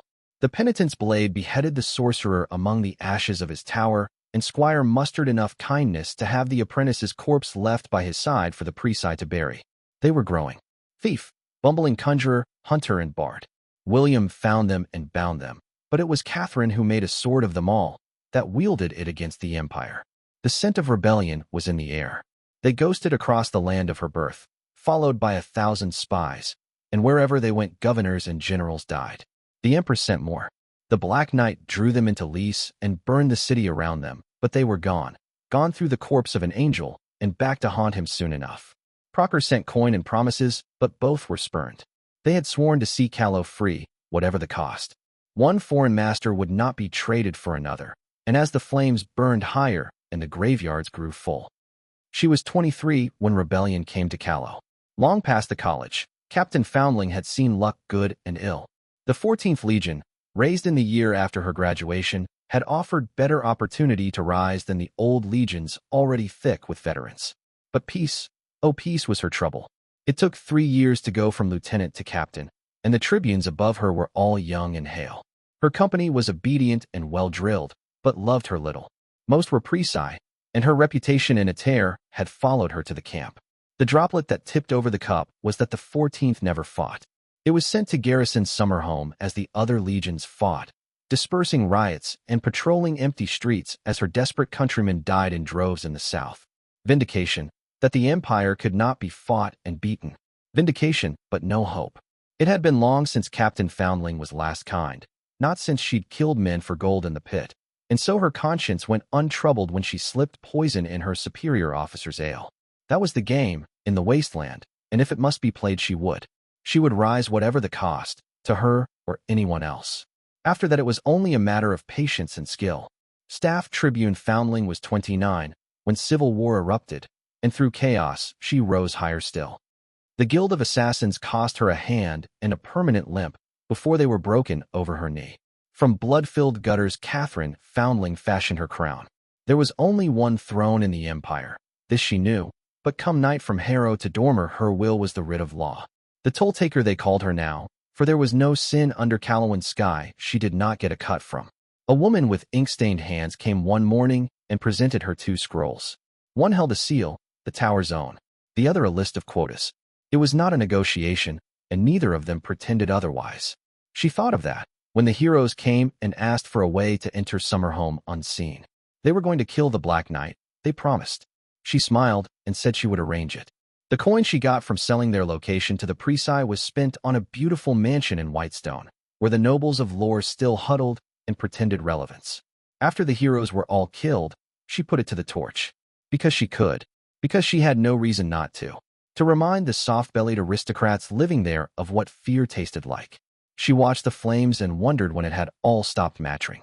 My boot scuffed the last step and I stood before the gate. Closed, but kept so by sorcery. It parted without a sound when I pushed, and before me the throne room stretched. Tapestries hung from the rafters like columns, each an old triumph of the Empire presented in colorful cloth. The contrast to the bare stone of the floor was stark. Runes shone on the walls and balls of blue flame lit up the darkness bright as day. My gaze moved to the back, where the Diabolist awaited. Languidly sprawled on the old throne of the kings of the south, Acuus Elision watched me with bright eyes. There was no sign of Black. She wasn't keeping him here, then. Swiftness, Catherine, she smiled, has ever been your unmaking. You never learned patience. Break, I replied coldly. The throne shattered like a cheap bauble, and the wall behind it too. Diabolist fell prone, laughing, and I had no intention of allowing her to cast. Frost formed at the edge of my sword as I shot forward, granite cracking under the force. What your Hierophant has wrought, I claim, Acuus said. The last word reverberated. Aspect, I thought. Then it felt like a hand around my throat, and I screamed. There was a vice around me, and as my name desperately clawed at it, I found myself stumbling while Diabolist rose. I told you, didn't I? The dark-skinned woman said. That this ends with you kneeling. What I have claimed, I bind. It is mine. I fought it. My knees shook and slowly began to bend, so I wrested my hand from her control and stabbed my blade into the leg. Pain flooded my mind, and I embraced it. Kneel, Catherine Foundling, Acuus Elision ordered, and rise, my Black Knight. Fuck you, I gasped. He's dead, Diabolist said. He was not the kind of man easily kept prisoner. Why take the risk? I buckled, and one knee touched the floor. Rebellion spread across Callow like a wildfire. Liesse first. But then the south rose up, and wherever they went spears were dug out from fields and cellars, plowshares hammered into swords. Old banners were dusted off, and when the knights of Callow knelt before her the whole kingdom boiled over. It was a bloodletting unlike any Catherine had ever seen. Garrisons swarmed by angry mobs, mages killed with stones and knives and clubs. The Empress gave answer with a hard hand. The day after Summerhome was liberated, legions surrounded the city and torched it with goblin fire. The rebellion flinched. Assassin dogged them every step, even slit Hunter's throat, and though she killed him twice with William's help he always came back. They fought the Reprise near March Ford, a pitched battle, and they would have won had some orc commander not disobeyed her general's orders and attacked instead of retreated. In the wake of the defeat, madness spread. There had gone their last chance to keep any of this contained. It was no longer a war but 100 smaller ones, and wherever they went they won, but they could not be everywhere. The South held, nonetheless, and though the Central burned, the fight was far from lost. Then Procer invaded, seizing the Red Flower Vallis. The Reprise had been ready for it, unlike Squire. They retreated to the ashes of Summerhome, destroying everything as they went. Fields salted, villages torched, and wells fouled. If they could not have Callow, it would be as much a wasteland as their home. The banner of the kingdom grew ragged, but still the people rallied to it. Every man and woman who could hold a sword took one up, and though the levies died by the thousands, the tide was turned back. The lone swordsman hung 7 princes, and the conjurer, long grown beyond the bumbling, brought down the mountains on the Valais. Shut for good. The host marched to the ruins of Summerhome, the last foothold of praise in the kingdom, and there the Black Knight awaited. 3 days and 3 nights the battle went. The Weart ran red with blood, but in the end Catherine Foundling rammed her sword through the back of the Black Knight's neck, and from that death rose Knight as well, decked in white. The monster's bag of tricks had finally run out, but oh, the cost. Callow was not a kingdom, it was a graveyard and an army. The fields of Stredges were taken back, and through those lands Callow reborn marched to reclaim the Blessed Isle. Whispers awaited them there. Dread Empress Militia was dead, murdered in the tower. Dread Empress Magnificent, first of her name, awaited them as well, with a host the likes of which had not been seen since the days of Triumphant. Demons and fortresses aflight, swarms of devils, and every greenskin not buried in Callowan fields. Kneel. Acua Sahelian ordered, crowned in dread. General Foundling had struck a deal with the devil. The Empress had been losing her grasp for years now, and High Lady Tasia Sahelian might be a viper, but she was a viper on the rise. She swore the damning oaths, and over the corpse of every other senior officer in the 14th rose a general. It was on the fields of Callow she fought her part of the war. The nests of rebellion that sprang up all over the Old Kingdom when the Presi turned their knives on each other were carefully brought into the fold of her legion, promised the settling of old grudges against the same generals that had crushed Callow in the conquest. Even the knights came to her banner, after High Lady Tasia's mages broke the right minds and reformed them into something more flexible. One occupying legion after another shattered even as the war became a thing of horror in the wasteland, and from that destruction General Foundling made herself a force to reckon with. The Knight's Bane, drawn and quarried by Liesse chargers. General Sacker given a true red throat instead of one her legion affected. Orm the Grim, a smile carved on his lips as he bled out. Marshal Ranker burned alive, save for the black hand that was her old boast. Wherever she went, legends died. Nearly every cadet that had gone through the college in her days was dead, either at her hand or that of Sahelian assassins. It was Grim One Eye and his second, the one they called the Hellhound, that broke her siege of Summerhome and pushed her back in the heartlands of Callow. With but a handful of ragged legions they beat her again at Dinier and smashed her one last time near Marchford. It didn't matter. The High Lords had risen one and all in the backing of a villain for the tower, going by the name of Eris. Tasia's own daughter, it was said, and if One Eye was fighting General Foundling in Callow, he was not winning the war for militia in the wasteland. Word trickled that Eris leveled half of a tear winning a duel against the Warlock, that the Black Knight had retreated to the steppes to raise another army with the Empress. Marshal Grim and the Hellhound retreated to Summerhome, and Callow was Catherine's, finally. The imperial governors were seized and executed, even those allied to the Sahelians, and General Foundling refused a crown but prepared for the next part of the war. It never came. The embers smothered when a Hellgate was opened in the heart of Summerhome. The last true stronghold of loyalist resistance, wiped out in a single night. Before dawn, precisely 100 Callowans died for every governor she had killed. A warning that did not go unheard. Procker seized the Red Flower Valais, declaring the 10th Crusade and forming a coalition that spanned half of Calernia. General Foundling began talks with the First Prince, but they ended when a ziggurat of stone large as lore cast its long shadow over the very city. Dread Empress Magnificent, first of her name, had come to remind her of oaths taken. Kneel. Acua Sahelian ordered, crowned in dread. The Presi were at each other's throats, but what did the toll-taker care? The quotas would not change no matter who held the tower. But then, oh wonder of wonders, months passed, and the war continued. Then the first 2 legions were pulled out of Callow to reinforce the wasteland. And that was just the sin of opportunity, wasn't it? Catherine Foundling had left behind the illusion that there was something remarkable about her people along with her girlhood years, but she was Callowan still. For small slights long prices, and there had been so many slights offered since the conquest. The toll-taker mustered her empire of ghosts and crooks, and began a waltz with the many devils claiming the floor. It was a long and bloody night. when every imperial governor in the Old Kingdom found death knocking at their door. The nobles, feckless wastes that they were, gathered in hidden rooms and plotted a nation born anew.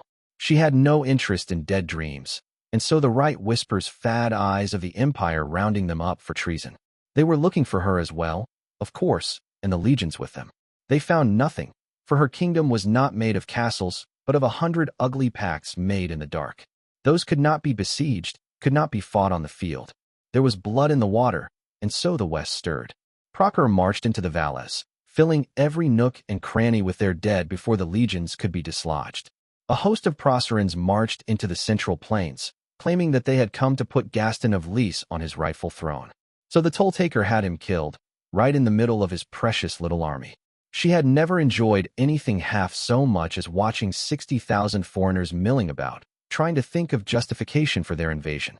They spoke of liberating Calais, in the end, and as they tangled with the remaining legions, Catherine found her own amusements. The pot of rebellion was already boiling, so she helped it along. Weapons from the kingdom below, acquired through Mercantis, reached the hands of mobs. The assassin came for her, but she set the warehouse aflame with stolen goblin fire, and whatever the creature had been, it did not crawl out. She learned to live with a hole through the lung, her breath always rasping. One by one the last aristocrats of Calais found knife in the back or poison in the cup, even as knights emerged from the south and fought both Proserans and Reprise for rule of the land. There was no great plan, no matter what her lieutenants believed. There was only the dance, and every day she lasted against the monsters was yet another victory. The rebel in the wasteland won, though that part of creation had come to deserve the name twice over in that making. And after claiming the tower, she moved west with all her strength. Hellgates bloomed across the land, and Procure retreated back behind the valleys before calling for a crusade no one else wanted. The knights fought against the tide, valiantly, and equally valiantly they died. In the wreckage of it all, dread Empress Magnificent, first of her name, came to Lore. The call came, and the toll-taker went, for someone who cared for nothing had nothing to lose. In the throne room of ancient Fairfax kings, a Reprise stood and looked down at her. Kneel. Elision ordered, crowned in dread. Across 3 lives I had never lived, and one I was living, I knelt. A face as beautiful as it was terrible allowed a smile of triumph to flicker. Only one strike. Make it count. I slashed General Foundling / the toll-taker / the White Knight rose, and shoved steel through her throat. My boot touched the stone. I looked up to doors of bronze wide open and began the climb, humming the tune to a song I had never heard. Book 3, Chapter 66, Refrain. On the 3rd month of the year, I found myself on the outskirts of the city of Okoro and stumbled upon one of the famous Reprise field rituals. The throats of 10 and 3 men were slit on dusty ground, and from the lifeblood spilled the earth turned from yellow to black. Granted audience with the Lord presiding, I asked him the meaning of the ceremony. Everywhere men bleed, he told me. In praise we get the full worth of it. Extract from Horrors and Wonders, famed travelogue of Annabah the Assuran. The diabolist was lounging on a Calawan throne when I stepped into the hall, and wasn't that just the image of my people's lot since the conquest? The Reprise had crawled into the country in the wake of Black's victories and claimed every seat and symbol of power, masquerading as rulers when all they'd been were thieves. Not, I thought damningly, even particularly skillful ones.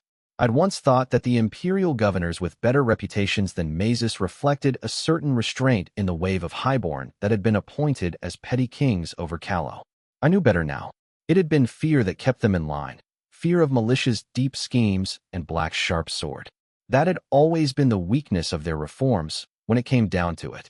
The aristocracy of the wasteland, the people that really held power in the empire, had never bought into the ideologies they peddled.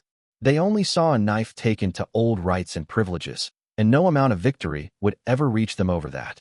No matter. I'd put fear in them as well, if that was what it took, and forging that fear would start with Elision's death. She looked the same as she had in the dream, I noted, save for one detail. Around her neck hung a necklace, the centerpiece of which was a small cylinder of obsidian. My eyes lingered on it, my name sniffing out the soul that lay within. Trap, I decided. She'd been clever enough so far to keep her soul out of anyone's grasp. She wouldn't risk it here and now. Likely it was meant to bait out an aspect from me. But a liar lost power when you knew them as one. The hall was empty and echoing as I strode forward. the tapestries hanging from the rafters stirred by some invisible current. The whole room was thick with sorcery, more than my senses could parse. She had prepared her grounds, and that was a mark on the right side of my earlier assumption. Diabolist intended to get her hands dirty. Maybe not with a blade. I couldn't see one on her, and she wasn't wearing proper armor, but neither of those things meant much, but she intended on fighting me herself. At least in the beginning. I disliked it, that I wasn't able to tell where she'd pull her monster from. It put an itch between my shoulder blades. Against that caliber of opponent, one mistake was all it took. You were forewarned, Diabolist said. Was I? I drawled. Please, do elaborate. I could read it on her face, no matter how blank she kept it. The urge to tell me what that trap in the stairs had been, to expound on her own cleverness. I'd been struck with it a few times as well, that need to tell your opponent exactly how you'd screwed them over, but it was different in her. More intense, and not just because she ran deeper to the source of villainy than I did. It occurred to me, in that moment, how lonely a person Acua must really be. Unable to trust anyone, to do so much as offer a genuine laugh. It was no way to live. The highborn of the wasteland were inhuman as much because of their history as because they denied themselves the basic trappings of humanity. If all you were was artifice, what was there left? But I had no pity to spare for the likes of Diabolist, and the only reason I refrained from further mockery was that her extolling her own virtues would be useful to me. Hypocrite, Acua chided me. You cast disdain at my feet for the occasional exegesis.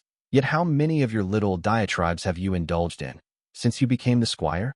If I cast anything at you, Diabolist, you can rest assured it won't be the feet. Still, I don't actually know what that word means, I grinned. You know, on account of being a mudfoot peasant. Monologue, she sighed. Your fixation on your origins is unseemly, Catherine. The promise of the tower is that anyone can rise, regardless of birth. See, I mused, the way you felt the need to add. Regardless, kind of defeats your point. Should I be ashamed of what I am? Acua asked, amused. I mean, I could give you a list of reasons why, but that'd take a while, I said. It's a pretty long list. In essence, God's yes. Barring assassination, I will live at least 3 decades older than a baseborn, Diabolist said. My natural capacity for sorcery is beyond even that of your Hierophant. I know more, can accomplish more, I am. Objectively, more than others. Why should I apologize for this? Got not issue with the whole wasteland breeding program. I began, then adjusted. No, that's a lie. I think it's disturbing as hells, but not all that worse than the usual marriage alliances everybody else does. I don't take issue with your talents, Acua, just what you do with them. It was too much to hope for that the fourfold crossing would rid you of the attitude, I suppose, Diabolist said, particularly given that you cheated your way out of it. I'll admit to some curiosity as to how you accomplished that. Come closer, I smiled. I can show you. Her nose wrinkled. Violence, she said. The Carrion Lord's doing, then. He does like to keep you in the dark, doesn't he? I raised an eyebrow. Yeah, Black helped me out of that trap you laid for me, I deadpanned. Treachery. What betrayal? I will never forgive him. It was more than a trap, Acua sharply said. It was refinement. The clearing of impurities. Or it would have been, without his meddling. As always, he sees defeat in you where he found his own. Was I supposed to derive some kind of lesson from that? I snorted. 'Cause I came in ready to stab you in throat. Not much was learned there. The mention of defeat pricked my ears, though. Black had never been shy about teaching me through examples of when he'd screwed up in the past, but it was the first time I was hearing about this fourfold crossing. The part one disliked the most about dealing with people like Acua was that they could read me like a book, unless I made a conscious effort not to. She found the hint of interest in me, and expanded. I let her. Usually I'd go in sword swinging to prevent her from making any preparations. But at the moment I could see both her hands, I really doubted she was going to pull out anything throughout this conversation she hadn't managed to prepare while I was getting smacked around by her defenses outside. 3 months, he remained under, Diabolist said. He might have stayed forever, had the apprentice not pulled him out. I was the opposite of an expert on magic, but if this wasn't high arcana, I'd eat my own toes, and high arcana did tend to operate through a kind of logic I could make sense of. Black had sent me in with a warning I'd only be able to strike once. That meant there would have been consequences if I hadn't gone after Acua in all 4 lives. That this was the detail he'd warned me about told me something about how his own go at it had unfolded. He didn't tend to warn me about specific things unless it was something that had tripped him up in the past, preferring to offer general knowledge and let me figure out my own way from it. So he'd fucked up in one of his lives. I wasn't surprised.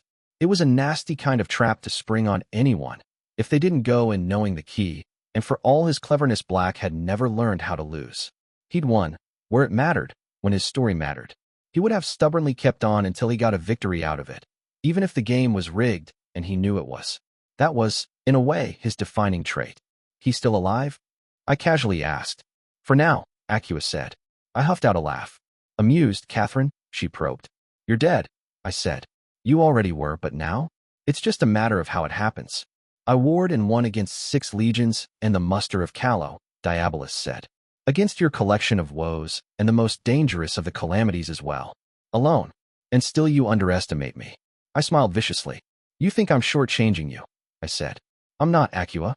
What offends you is the lack of respect, but there's nothing about this I can respect. I dash. Lose, I interrupted. You always lose. That's your outcome. You use methods that lead to defeat, because every time you win you make another dozen enemies fitted just for you. I just happen to be the one closest at hand. It only takes once to change everything, Diabolus said. The refrain of every empress before you. I said. It's time that was buried. I have axes to grind with the new way, but the old one is in dire need of a grave. Do resist. I've been looking forward to the screaming.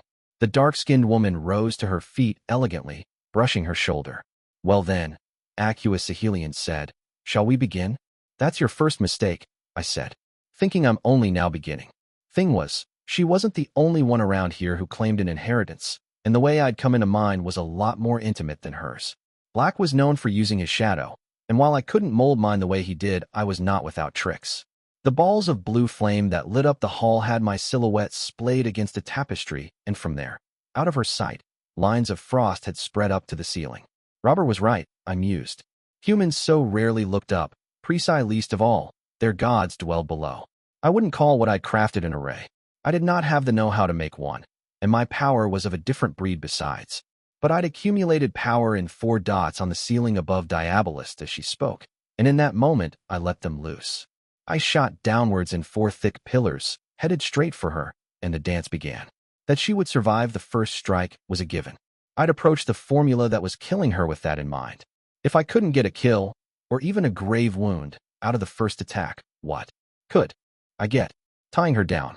That was the most that was feasible, and so I opened the waltz with something she'd need to be stationary to deal with. That was how mages died, even named.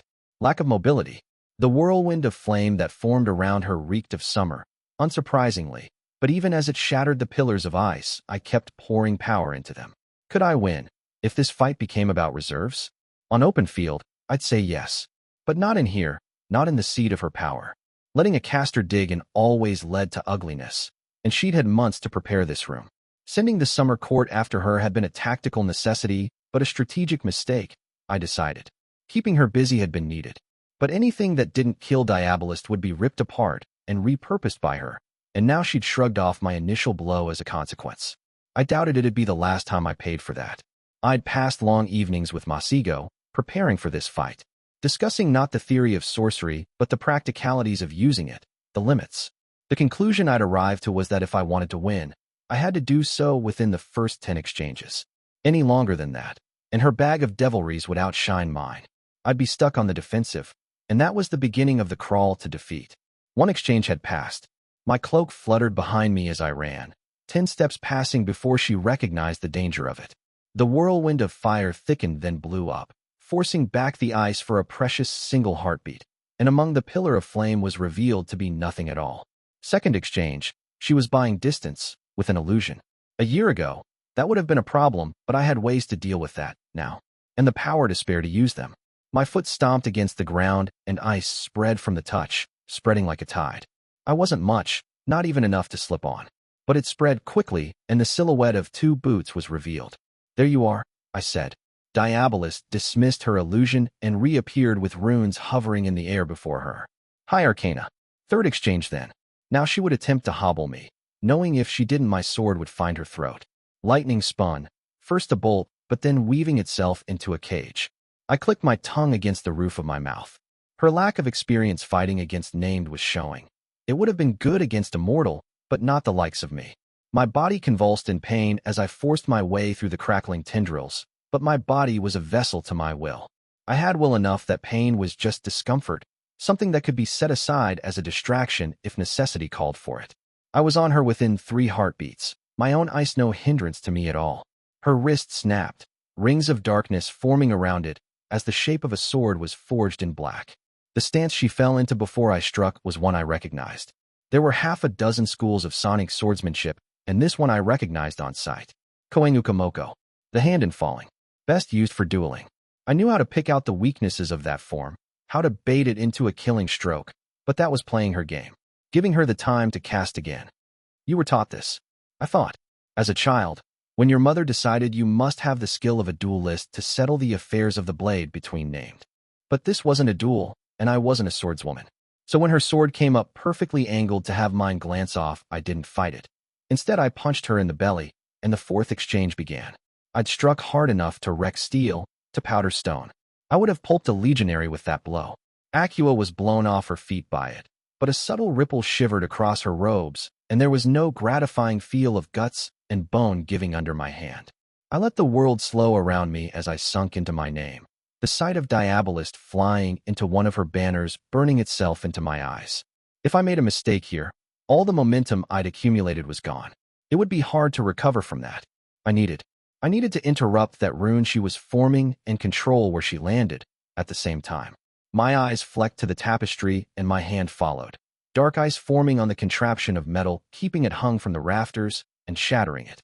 When Acua hit the tapestry, it folded under her, but I got a glimpse of her face, of the small quirk of the lips that betrayed triumph.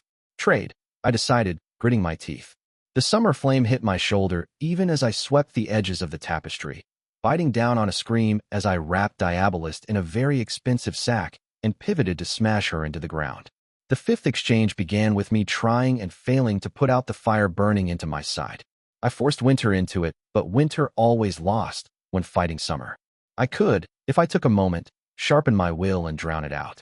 But it would take time I did not have, and this wasn't my sword arm. I'd wait until I was in danger of losing the arm.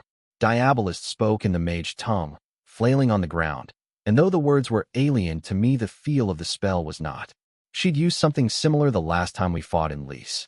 Even as the floor beneath me roiled with sorcery, I leapt, boots landing sideways on a platform of shade as the ground turned to liquid save for a circle around her. I leapt off and came upon her just as she forced aside the tapestry over her, sword point crisp and clear. I rammed it into her chest, an inch away to the left of her heart. Angle would have been awkward otherwise, and given her protections, I wasn't taking the risk of it glancing off entirely. Acua's lips thinned with pain, and she lay her hand on my good shoulder even as I twisted the blade to worsen the wound. Too late for me to the dodge, I assessed. The force that came from her hand blew me off my feet, but I took it in stride. I had, after all, won 2 victories going into the 6th exchange. The first was that she'd had to dismiss her liquefying spell to cast this one. The second was that, while she rose to her feet and healed her wound with a pale face, I rose to mine and finally had the time to smother the summer flame without losing the tempo. My shoulder was a ruin of melted steel and burnt flesh, but the cold ended the distraction of the pain, and I'd fought through worse in the past. I could almost run my finger along the length of the coming 4 exchanges, as if they were written in the air, and what I saw there had me smiling. She would notice it soon enough. The moment she reached for one of her arrays and found nothing, she was clever enough she'd put it together. Why I'd encouraged her to keep talking, why I'd not tried to take the fight out of a room she'd carefully crafted into her sanctum. It would have been more madness than gambit, if not for one single thing. Just because I'd never used that trick in a fight didn't mean I couldn't. The 7th exchange began when I shot forward. She'd learned from our earlier bout, and this time she didn't go for lightning. Panes of red light formed behind me, 4 of them, and when I struck at the one before me, the other span and smacked me to the side. I slid across stone and found another set before me when I tried to turn. Oh, problematic. Unless I formed a spear of ice and tossed it at the first set, getting it spinning, and carefully adjusted my angle running into the one before me. It jostled my bad arm painfully even through the cold when I was thrown, right into the first set, and from there straight at Diabolist, whose face was amusingly flabbergasted. I crouched low, sword swinging upwards, and that was the 8 exchange opening. The black sword formed again to parry my blade, but she was a second-rate swordswoman at best. I spun on myself, breaking her footing, and even as she fell I flipped my sword and the pommel came down on her pretty white teeth with a deeply satisfying shattering sound. There was nothing graceful or elegant about this. I rolled over her and sat on her body, punching hard enough her sorceress shield shivered once more and the ground cracked beneath her. She'd had to have felt that, enchantment or not. Threads of light bloomed behind her, tying around her body and ripping her out from under me. I got up to my feet before she could, though the threads hoisted up her a heartbeat later. The ninth exchange happened when she flicked her wrist at me and nothing happened at all. Her face went blank. I began gathering power into myself, shaping it. Behind us, slowly, the bronze gates collapsed. They were burning green. You set fire to your own path of retreat, Diabolus said, sorcery flaring around her as her teeth healed. Wrong again, I replied. I set fire to everything. In one of those little quirks of creation, an entire pane of the wall to our side collapsed the moment I finished speaking. Behind it lay a hell's cape of goblin fire unleashed. Robber hadn't skipped on the stuff, I noted. I wouldn't be surprised if this entire section of the palace was melted stone by the time the fire went out. Is this the sum of you, Catherine Foundling? Acua said. Were you so disbelieving of victory you decided to burn us both? Do you ever get tired? I smiled rudely. You know, of being wrong all the time. For the 10th exchange, I opened a gate into Arcadia and stepped through it. Book 3, Chapter 67, Middle 8. Change, my friend, is the admission that one falls short of perfection. A plebeian sort of doubt, best reserved for rulers who don't make their enemies eat their own hands. Dread Emperor Revenant. I'd picked my battlefield to stack the game as much in my favor as she had in hers when I'd engaged in the throne room. Much as it irritated me to admit it, there was no real chance my little fire snare would actually kill Diabolus. It was a death trap I hadn't seen through to the end. Even between villains, there was only one way that kind of play could end. That was fine, since the point hadn't been to put her down. Gods, I wish it could be that easy. What I'd accomplished was put the hurt on her before putting the torch to whatever nasty surprises she'd prepared just for me. It had always been made abundantly clear to me that taking a swing at a well-prepared mage was a bad idea, and I'd venture that warning counted twice as much if the mage in question was named. Here, though, we were on my chosen grounds, and when the time came to make that choice, I'd picked somewhere I had spilled blood before, the Fields of Wind. I honestly couldn't think of a better place to kill Acua than a mile-wide stretch of shifting and uneven glaciers in the heart of what had once been winter. I'd come out on the edge of the glacier the Fae called the Winding Heart, the tallest of them all and topped by a perfectly round platform, and moved away swiftly. Had I mouthed off at the Duke of Violent Squalls here once? It felt like I had. Admittedly, when it came to assumptions about my diplomatic proceedings, gave insult tended to be the right bet. The only downside I could figure was that there might be Fae interested in out little Scrap who came calling, but even when it came to that I had the advantage. I was still a titled Duchess, and earlier Acua had been throwing around Summerflame. Exactly how it had all come together after the wedding between the King and Queen of Arcadia was still a mystery to me, but I assumed using what could only be violently stolen power wouldn't exactly please that crowd. And, unlike me, she had no oath from the royals to guarantee her safety. This was as much as I'd be able to tilt the balance my way before it came to a head, short of having the woe at my back. I left the ferry gate wide open. Getting Diabolus here was half the point of this in the first place. And besides, I wasn't going to bet on my being better at manipulating that power than her if I tried to close it and she tried to keep it open. Call me sentimental, but if hubris had to get me killed, I'd at least require a kind, not quite so blatant. Acua strolled through indifferently, casting a look of mild curiosity around her. Ah, Catherine, she laughed throatily. Your particular mixture of cleverness and ignorance never ceases to injure, does it? I studied her carefully. She was moving too slowly, taking in her surroundings, but not really assessing them the way she had earlier. She wasn't finding good space to stand or noting places to avoid. That meant her attention was elsewhere. I sharpened my senses, but all I could hear was the loud rumble of glaciers smashing into each other. If there were Fae, I thought, I should be able to at least make out the edges of their presence. What was she looking for, then? Whatever it was, I suspected letting her have it would lead to no good. With a twist of will, I closed the gate. Claim, Diabolus said, tone casual, and ownership of it was ripped from me. All that remained was a hole in the air too small to even crawl through, but she'd just thrown away an aspect on taking it. I swallowed a breath. It looked like I had a problem on my hands. Acua never did anything without at least 3 reasons. I let winter flood my veins and found it still answered unhindered to my will. Then what? No, that was the wrong way to go about this. I was getting sucked into her tempo, and the moment that happened I was done for. It was nearly always better to disrupt than to respond. I charged forward. The sooner I got the both of us off this platform the better. The courtesy is late in the giving, Acua said, but must be afforded nonetheless. I got within 3 feet of her before the entire heart spun, and that threw me off my stride long enough for a streak of darkness to strike at my chest and send me sliding back. The tendril of black remained around Diabolist, coiled like a loyal and eager snake. How the fuck had she done that? The spinning, not the pale imitation of my teacher's trick. This was a fey place of power. She should have no sway here. Thank you, Catherine Foundling, for the valuable lessons you taught me in Liesse, Diabolist said. I wasted no breath on a reply, but my blood ran cold. This was an echo to words I'd spoke to her at the Blessed Isle, once, and to Barika Ananti right before I put a crossbow bolt into her eye. Not something to be lightly spoken. Acua was beginning a monologue, though, and that was my chance. I was warier in my approach the second time. I tested her defenses with a flick of my blade, and when the tendril of darkness struck out, I bent under it and stepped behind her guard. My blade whistled as I carved through her throat, but fuck, I'd lost the tempo, and she was 1 step ahead of me. All I cut was a shade, an illusion, and Acua shivered back into sight at the opposite edge of the heart. I pivoted without hesitation and returned on the offensive. On that night where you broke my bones, the dark-skinned woman said. The two of us began a conversation about power that went unfinished. Shall we resume it? I breathed out and sought calm. Splashing around like a fool trying to catch a fish barehanded wasn't going to get my anywhere. Method was how I turned this around. First, finding out if what I saw was real. I touched winter, the howling desolation made even thicker here in the very place where I had earned my mantle, and ice formed around Diabolist's feet. She did not even spare it a glance before it began melting, but it was confirmation. I moved then, quick as wink. There are weaknesses to my ways, the villain acknowledged. Repeated conflict with you has made this clear, but you seem under the impression that means they are without worth. A dangerous assumption. I expected the blow to come the moment I was within a foot of coming in striking range, and she did not disappoint.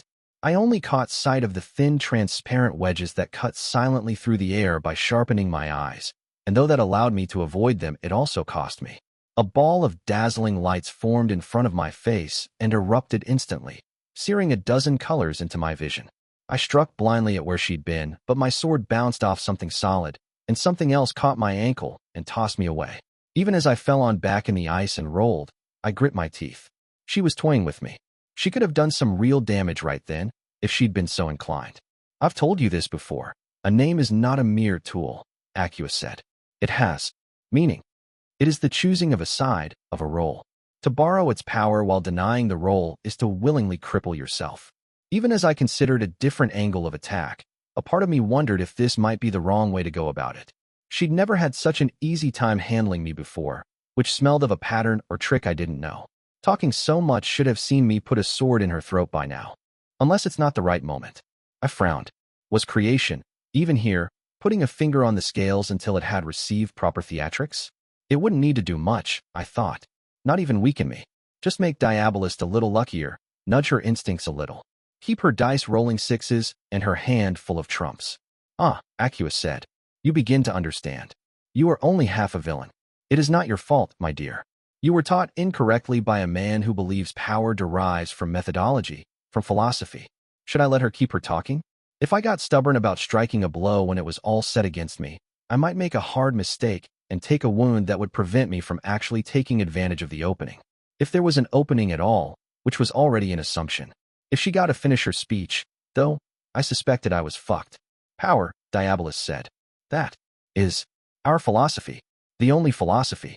The rest we craft in the wake of seizing, in a vain attempt to justify what was never just, for justice is as much an invention as the rest, a trinket built by the hands of men. It's an empty world you peddle, I told her. That's why you get stabbed at the end, Acua. No one wants to live in it, but you. Shall I tell you a secret, Catherine? She smiled. The true altar before which every man and woman in the Empire kneels is not dedicated to the gods below. It is the tower, that nameless god that wears ever-changing faces anointed in the blood of the last. The Empress is dead, so the Empress rules. Backstabbing isn't a fucking virtue. Diabolist, I bit out. It's why praise fails all the time. Why, even with all its power, it lost to Callow again and again for over a millennium. Not a virtue, no, she said. A liturgy, worship sincerer than any pact made in the dark through ancient prayers.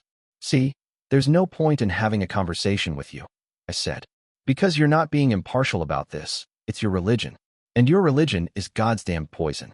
Even when given a real functioning alternative, you'd rather throw a tangible victory away than consider you might have been wrong. Ah, Diabolus smiled. But am I? It always comes back to the same thing with you, doesn't it? I grimly said. Until the very moment someone put a knife in you, you'll pretend just the fact you're breathing means you're right. And it's not just you. Militia was wrong. There should have been a fucking culling after the Civil War. You can't negotiate with people who see negotiation as a sin. You mistake me, Accius said. I ask if you truly believe I am wrong. You stand before me bearing a mantle won through theft and murder, the old sacraments of our kind. Having assembled a host that would follow you against the Empress, having seduced into your service talents slighted by the old order. Protest all you like. The path you tread is old and well-worn. I'm not you, I hissed. No, Diabolus agreed. You lack that purity of purpose, dulled by those who should have sharpened you. I will cure you of this, Catherine. I used to think there was the remains of a person in you, I said. Something left of the child that was beaten into becoming this. But there isn't, is there? You can't even understand what affection is anymore. I could not let myself be drawn too deeply into this. Slowly, quietly, I gathered power to myself. It would all ride on that single opening. If I managed to overpower her then, I could turn this into the kind of brawl she was utterly unfit to fight. Why so shy? Accius laughed. Use the word you truly meant. Love. And that is where they robbed you, Catherine. It is the leash they used to keep you in line. And so you stand before me a squire instead of a knight, expecting to win when you have no. Wait. What story carries you in this place? What squire could possibly stand where you do? I'm a little more than that, I said, and that was my one chance. I struck. Every speck of power I'd managed to draw in, a deafening clap sounding as I filled the world with ice. Half the heart was made a jagged thing of frost, and I was moving. Merciless. Gods, I thought as the ice shivered. She can't possibly. The strength of winter sagged. The ice broke, and along the lines I had struck thin ropes of sorcery came back to me. I struggled against them, but they were like draining ditches, the power flooding through them and going nowhere. The bindings began to tighten, and there was only one way out of this. Break, I said. The ropes shattered, and in that very moment I felt Accius smile as she strode through shards of ice. Finally, she said. Bind. I'd felt something like this before, mere feet away from where I now stood, and the irony of it was cloying. Alone of all the things in the world, I was trapped in amber. Sweat slowly trickled down my cheek, leaving a salty trail behind, and even as the first drop fell with a soft sound on my armor, I felt winter go still. Not all of it. Around me the glaciers still creaked and broke in their ceaseless dance, but the mantle I had claimed from the Duke of Violent Squall sat like an obedient dog who did not even dare to breathe. No, more than that. Warlock had warned me that I was not entirely human anymore. The Fey title had been woven into my name, its domain becoming an aspect, and so when Diabolus bound Winter, she bound my name as well. I felt my mind scrabbling against a wall of glass, reaching desperately for my last aspect, which even if unsuited would do something, anything, but there was no purchase. I no longer ruled my name, my mantle, or even my own body. I was appalled, then, at the arrogance I'd had in trying to kill this woman with the very instrument she could use to crush me. Accius slowly circled around me, her long dark hair made shining by melted frost. It would have been a fight, she said, if you were not merely dwelling in the penumbra of villainy instead of embracing your better nature. A black night anointed the last of winter would have been difficult to call to heel. I would have preferred it, nonetheless. They cheated the both of us our true iron. Instead, all she'd had to do was talk, and bait out my only aspect that might feasibly break her hold. For all that Diabolist had pretended to be absorbed in her words, she'd had me dancing to her tune since the moment she stepped into Arcadia. Accius' hand strayed to my face, and she wiped away the sweat almost tenderly. It felt like a violation, however fleeting the touch, and one made even worse by the pretense of warmth.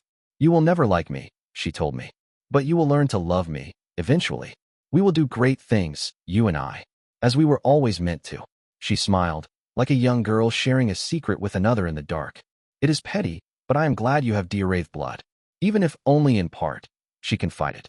They are a greater kind than the rest of Calawans, nearly precise in their settling of grudges. I was not a person in her eyes, I realized. Just cattle to be inspected for good teeth and lustrous coat. I'd ceased being someone to her, if I'd ever been, the moment she decided she had a use for me. Her hand withdrew from my face, instead adjusting my cloak around my neck. The throne room would have seen you lose as well, she mused. But here? Oh, the mistake that was. Diabolist. Dearest. Strange vistas such as these are not foreign to me. You took us to a place of usurpation and murder, and though you have learned of those ways, you are yet young to that learning and came late to it besides. Her lips quirked and she stepped away. You will already be thinking of ways to cross me, she said. So let me disabuse you of that possibility. I should have been, I thought, but I was stuck in a quagmire of my own horror, beginning to realize how badly I'd fucked up and how it might destroy everything. Even if Black somehow got me out of this, I knew what the price to that would be. There were no longer good outcomes to this. This fight was a disaster there would be no recovering from. Entire legions shattered on the eve of a great war, an entire city of Calawans lost and made to serve beyond death, and beyond all that someone was going to have to die over this. Me or Black, and the possibility was one that for all my previous confidence I could no longer deny. I might just lose. Completely, utterly, beyond denial. It only takes once to change everything. Diabolist had said earlier. I'd crawled from victory to victory these last few years, leaving burning wrecks behind me, but still coming out ahead. There'd been nights where I wondered if some of those could be called victories at all, but now that I met the eyes of an actual defeat, I knew the answer. I had my skin crawling, the crystal-clear understanding of exactly how fragile all I'd built was. How? One bad day would be all it took to unmake it entirely. You will kill the Black Knight with your own hands, and in doing so become my second, Acua said, bringing me back to there and then. Because there is no going back from that, you see. The calamities will hunt you regardless of whether or not your own will guided the blow. The Empress, given the choice of keeping them or you, will choose them. And so your only salvation will lie in my service. Would she? Would Militia really? If it meant losing the woe, maybe not, but then she might nor really be losing them. Hakram would stay by my side. But Masigo had been raised with Black as an uncle and Archer's teacher was his lover. Where their loyalties would lie, I couldn't be sure. Thief might bail before it ever came to that. She had a history of doing it. And if one side had both Hierophant and Warlock on it, and Scribe as well, the Empress couldn't afford not to choose it, not if she was facing a rebellion from Diabolist. Spies and powerful mages would be what she needed most of all in the days to come, if Black died. That was always your side's conceit, Diabolist fondly said, thinking that being clever and quick enough, you could have the power without paying the price. The dark-skinned woman inclined her head, and without my prompting my hand rose, tearing open a portal back into Liesse. Not, I grasped, blindly aiming. Going through Arcadia was like threading a needle, and in owning both the place where the needle had first passed and the place where it would come out, Diabolist had been able to control. Exactly, where that fairy gate would lead. There's always a price, Catherine, Acua chided me. She went through the portal, and I followed. Behind it Black awaited. Book 3, Chapter 68, Coda. Here, have a butter knife. Let it not be said I do not tend to the needs of my beloved subjects. Dread Emperor Revenant, having dinner with an enemy. It was a pretty room for an abattoir. As usual, Diabolist had indulged in a decor that was halfway between an overly ornate brothel and a cult secret altar. The walls were pure bas-relief of pale gray marble, and even as my body obeyed instructions not my own, I caught glimpses of what they displayed. Hells, 21 layers of them forming progressively smaller circles centered around the pedestal in the center of Ital. Braziers of blood-red flame cast flickering shadows that seemed to make the reliefs of the devils move just out of sight, but my attention rested squarely on the man hanging in the air. Above a raised pedestal Black was held up by golden bindings on his wrists and ankles that had him spread eagle and incapable of moving anything but his neck, which he craned at an angle to watch us coming in.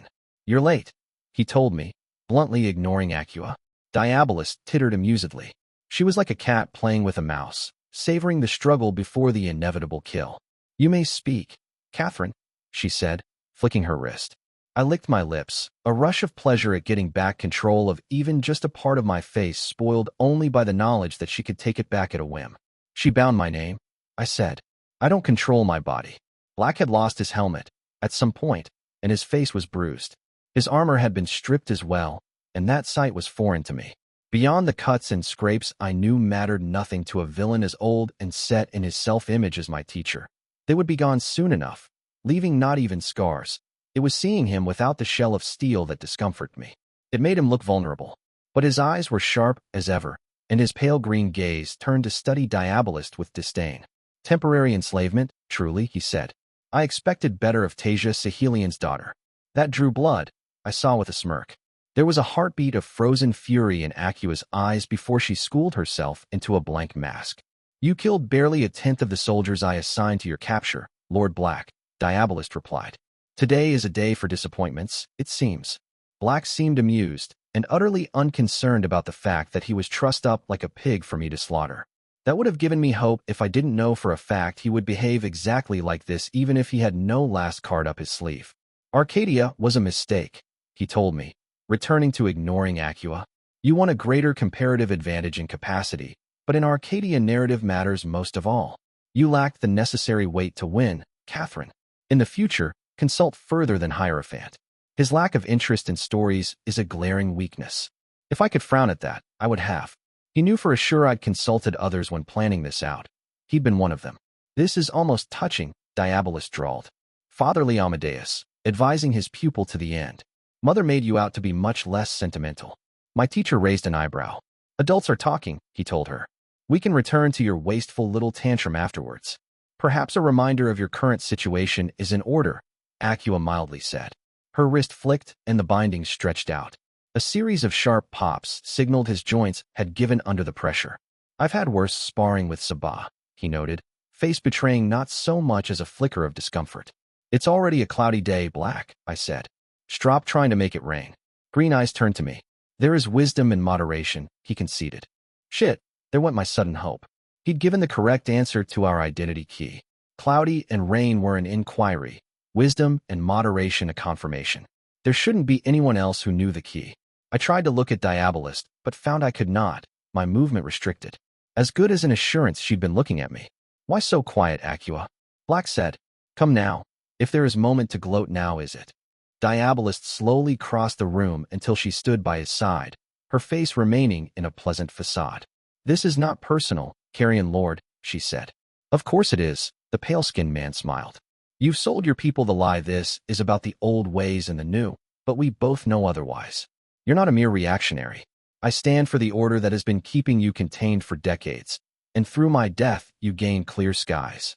You have served praise well, Diabolist said, and in this final act will serve it still.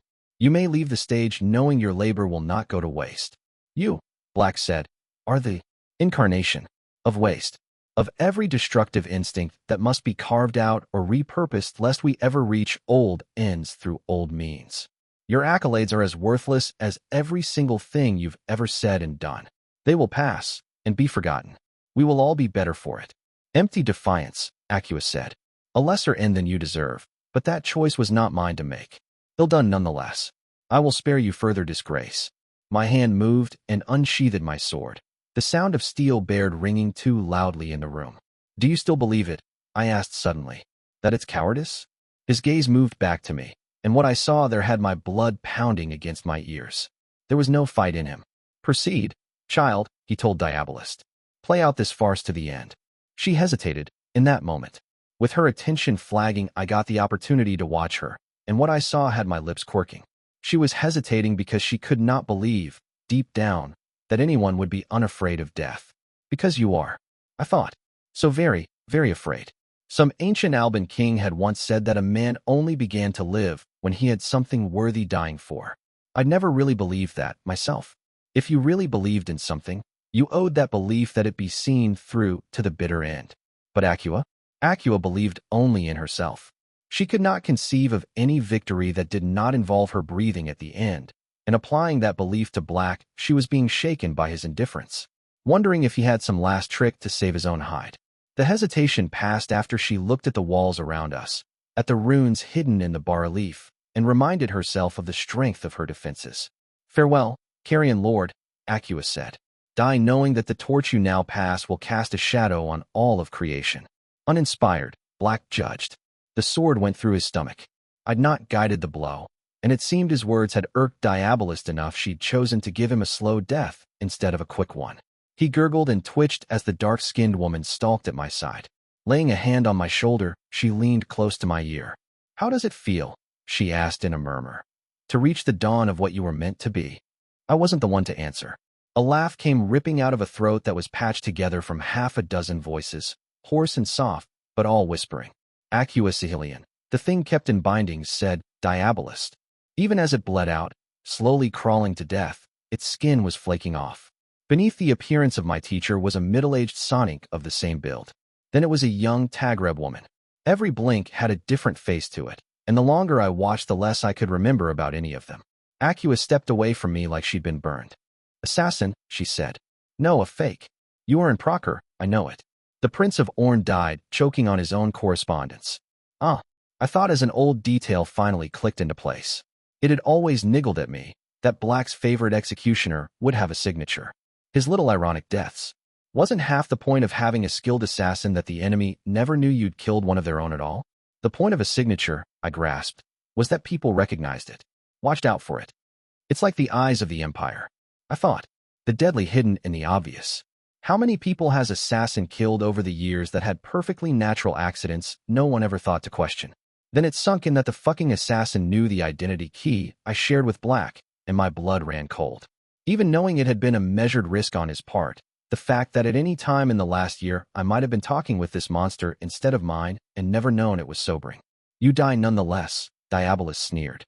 100 times before, Assassin said, in that voice was not a voice. 100 times more.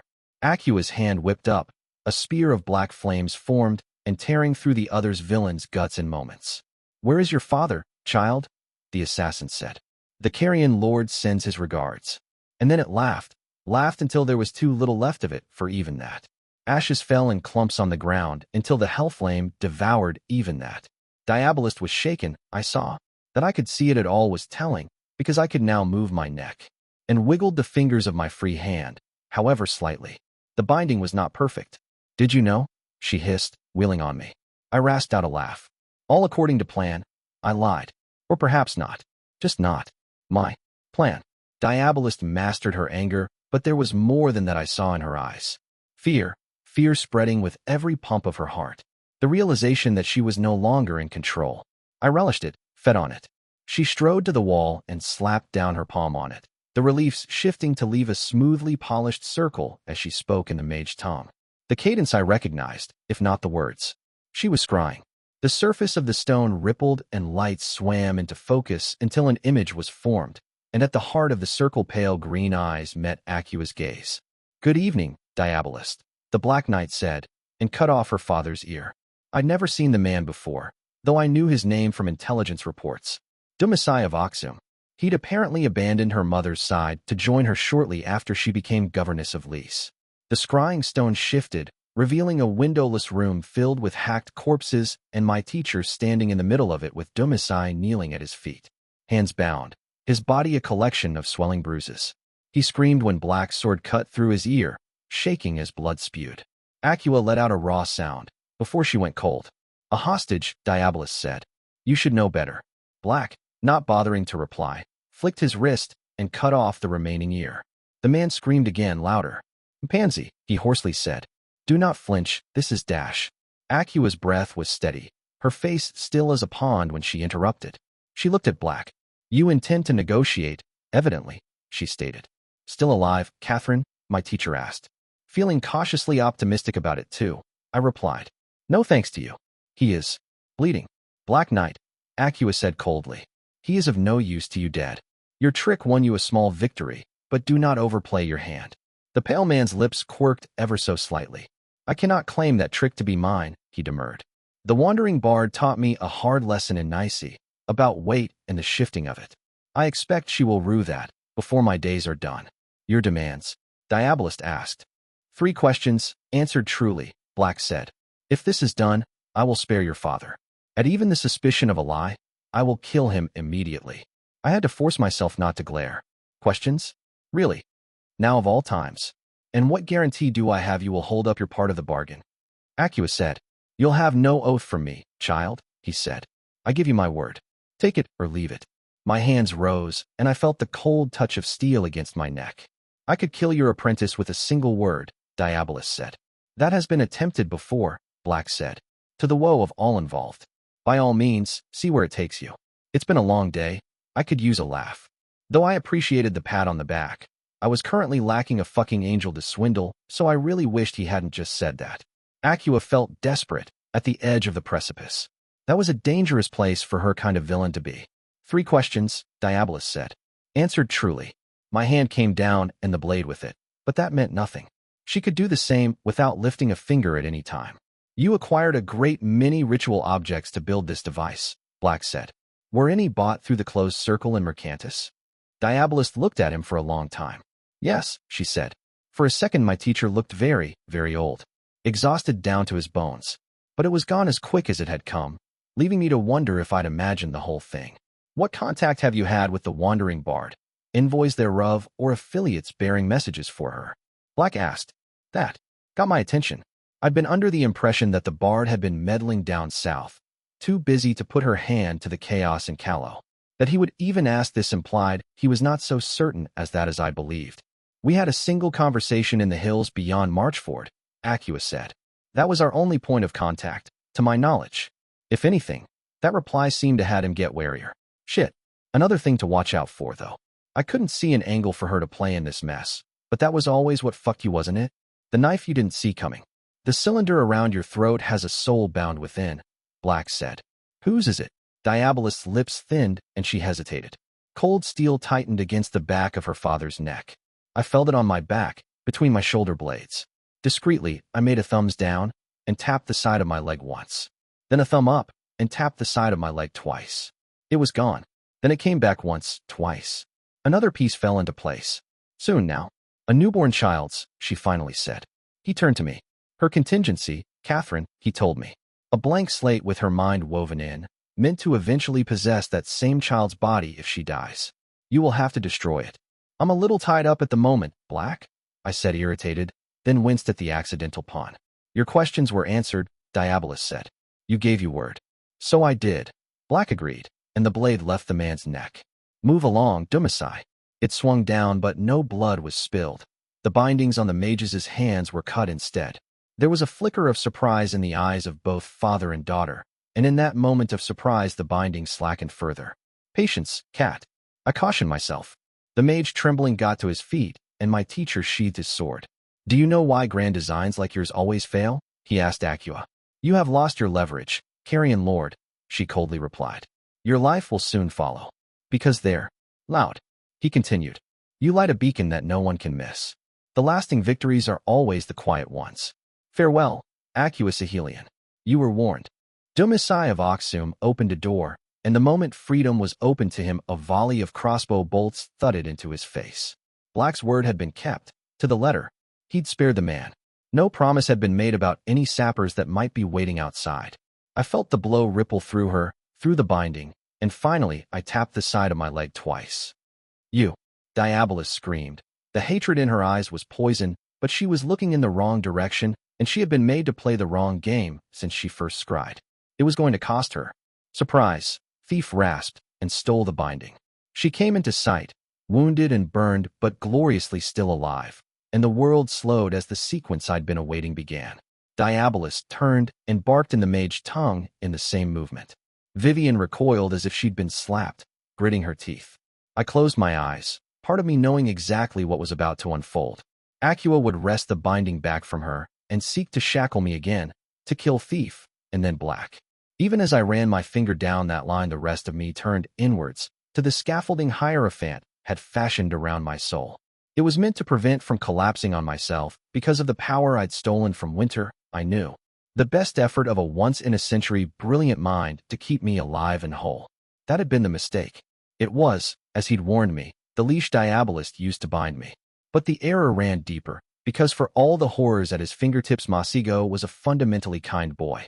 He'd try to keep me unbroken, shield me from pain, from hunger, from the many prices the decisions I'd made had laid at my feet, but had since gone unpaid. There it was, I thought. My pivot. I'd awaited some dilemma that would have my conscience or my heart bleeding. But oh, that wasn't the kind of story I'd made, was it? No. For all that I'd lashed myself with guilt when the mood took me, it had always been others paying the price. My people, my soldiers, my friends, my teachers. Again and again they bled so that I would not, and the arrogance of that had seeped into my bones as over that sea of corpses I set my throne. It had made me believe I was owed victory, deep down, perhaps even that I deserved it.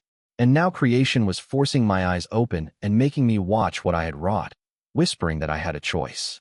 I could roll the dice once more, with a laugh in my throat and a sneer on my lips, throw my challenge and my pride in the face of Diabolist, and bet on a victory that heaped yet another ruin to the pile. There was a chance of triumph, glinting at the end of that path. I had thief and years of treading the knife's edge, hatred enough to surpass Acua's own. If I risked it all in the moment before she bound me again, I could avoid the reckoning once more. Or I could give answer. I had stood before a tribunal of merciless angels once, but this judgment was a deeper thing.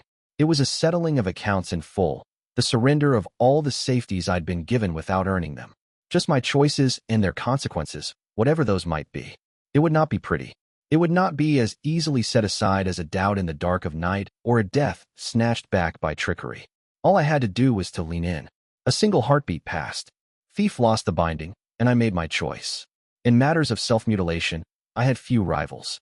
In my mind's eye, I looked up the scaffolding Hierophant had built and I ripped it off.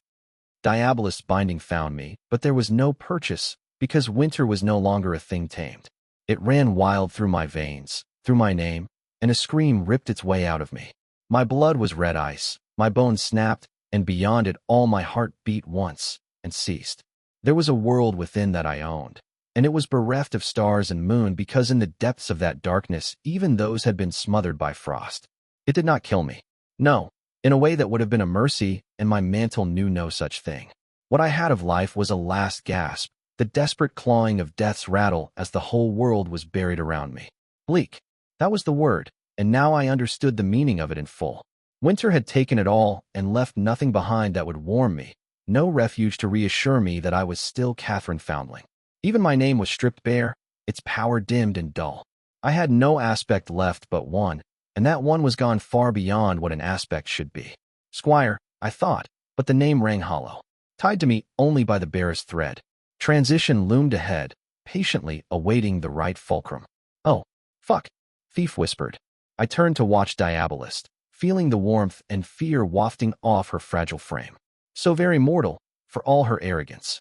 Your trial I have cheated, I said, and suffered defeat for that crooked passing. Call, Elision said. A bundle of power inside her unfolded under my patient eye, and I flicked my wrist. I spread through it, cracks spreading as she flinched. I thought. Devoured but not gone. The corpse of her aspect I took for my own, let the winds and the snow bury it. It would await my purposes there. Vivian, I said, and when I spoke her name she shivered. I did not, though the sheer act of voicing it had felt like I was stroking her cheek. A true name, freely given. There was power in this. Stand aside, I said. It is time for me to end this. She mutely nodded, backing away as Diabolist wreathed herself in summer flame. Cold crept across the room, the air going still and the stone growing cool. I did not need to will it. It happened. The pivot I snatched from your grasp, I told Acua. And so you no longer have hold over me. I felt her will scrabbling against my own, trying to seize the threads of winter, but all she could touch was the summit of the glacier. It was beyond her ability to move. What are you? Elision gasped. The monster, I said. The one you should have bound. Tighter. I limped slightly as I advanced, an old wound once erased, but now made anew. The gods did enjoy their little ironies. I read it in the way she moved, that shifted, how she was going to wield the fire. It only took the slightest of adjustments to let it pass me. Was this how it felt, to have the weight of creation behind you? How novel. Diabolist backed away, but I touched her chest over her heart, ever so slightly, and there was a quiet snap. Her expression went still, and I buried my arm through her chest up to the elbow. I'll be seeing you soon, I told her as she died. I still have an oath to keep. Book 3, Chapter 69, Swan's Song. Thus the gods granted us the first boon. As we live we will die, and in dying be granted our just deserts. The book of all things, 4th verse of the 2nd hymn. I knelt and ripped the necklace from Acua's neck, silver links giving easily. The obsidian was warm to the touch, and my fingers clasped around it. Black had told me to destroy it.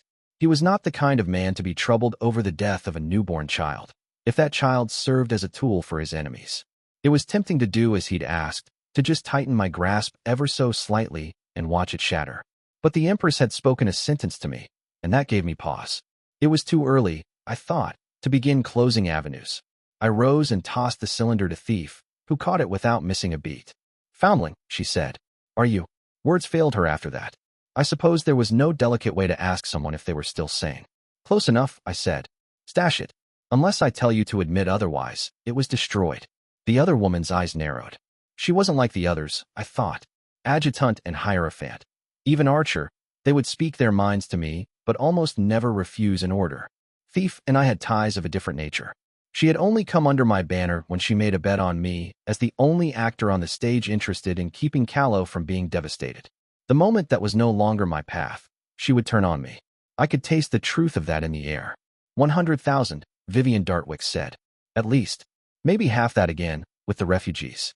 She massacred and enslaved them. Catherine. Denied them even a proper burial. And you want to keep this? I studied her closely, my eyes sharper than they should have been. I no longer needed to force a sliver of my name into them to better my vision. Claiming the mantle in full had brought consequences more than metaphysical. In the cool air of the room, I could feel the warmth of her, a bundle of life that had me disgustingly hungry. Winter did not make, it took, until nothing was left. Thief had not come out of the day's butchery untouched, for all her liveliness.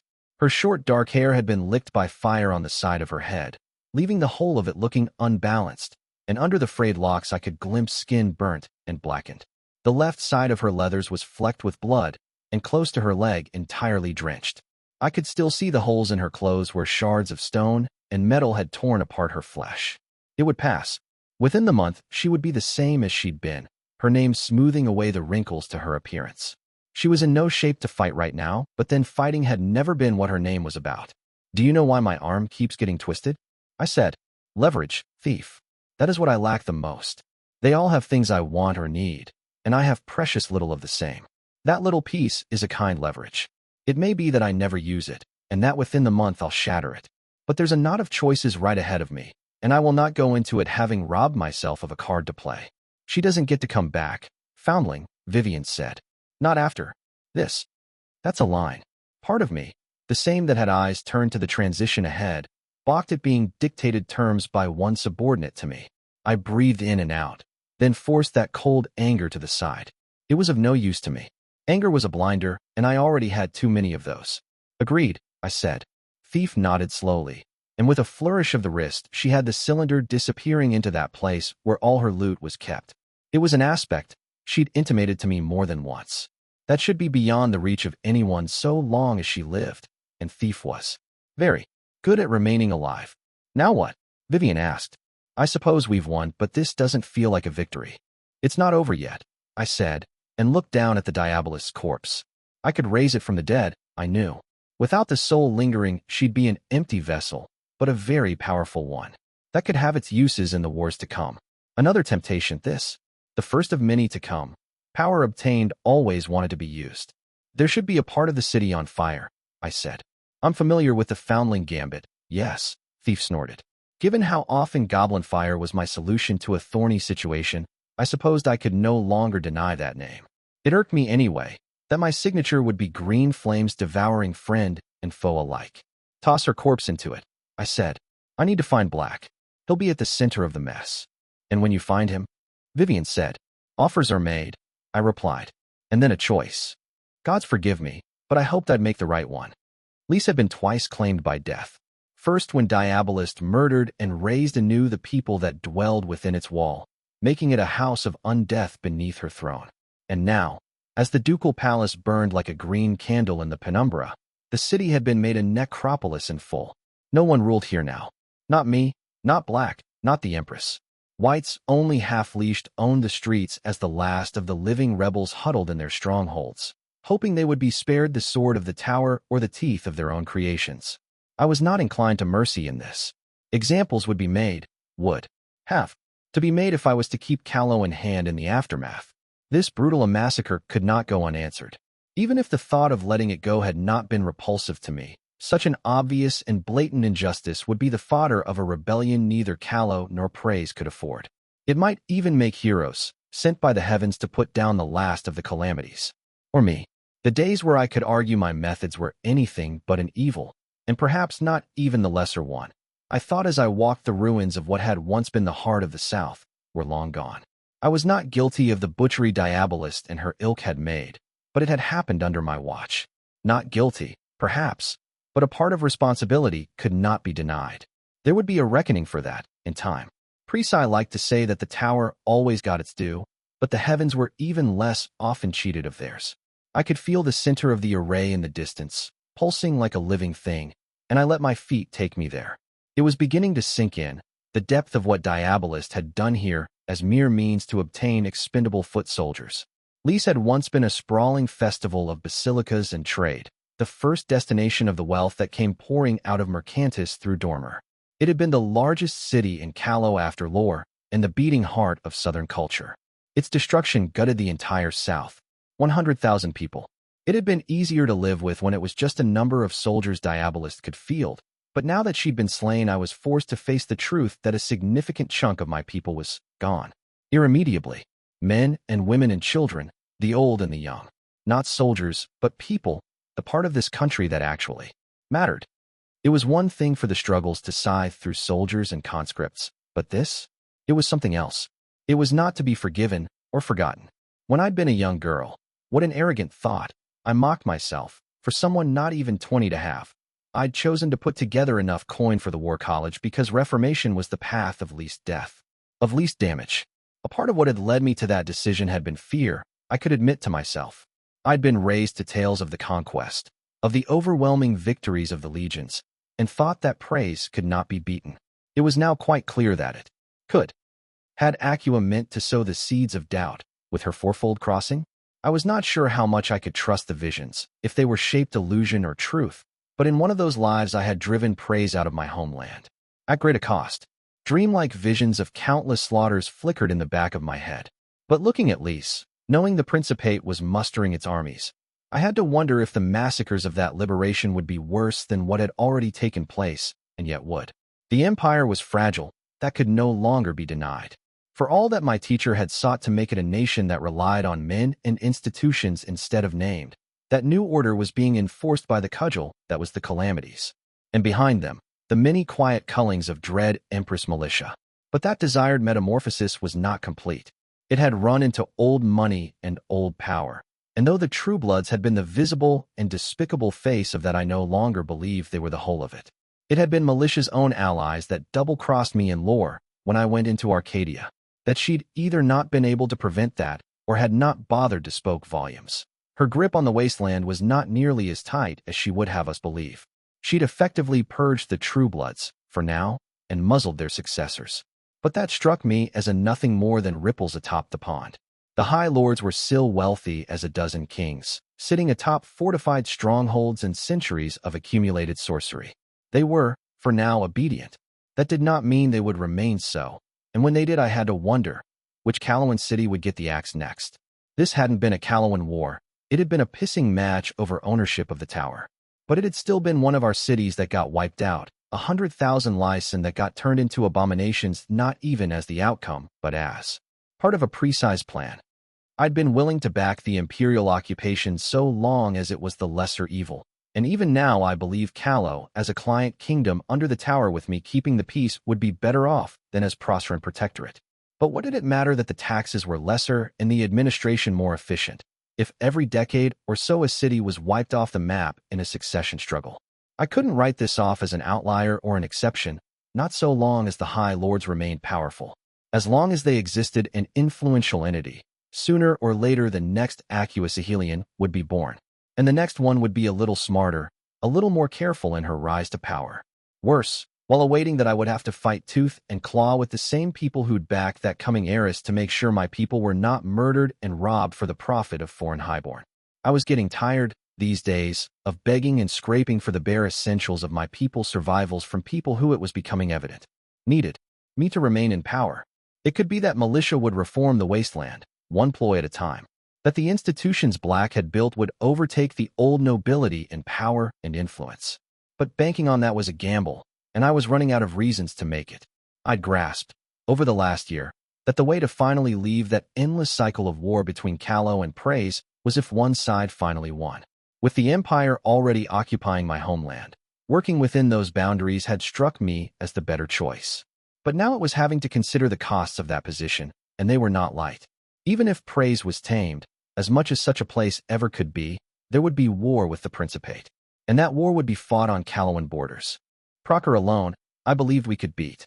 The Red Flower Valles could be defended even against the massive armies the First Prince could field, and the Principate could not afford long and costly wars. It had borders to the north that could not go undefended, and sooner or later the princes would start squabbling again. For now, the memory of their recent and vicious civil war kept the peace. But that wouldn't last forever, and keeping a few border principalities at bay was no impossible task.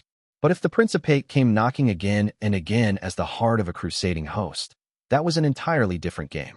I had no guarantees that Cordelia Hazenbach's successor wouldn't continue pursuing her policies of making war abroad to keep peace at home. Crusades had never been kind to Callow, even when it stood on the side of good. I'd sworn my oaths to the Tower to keep my homeland from being made a battlefield every few decades, but I was not having to consider I might just have changed the face of the invader, without even sparing Callow massacres at the hands of wastelanders. None of this could continue as it now lay.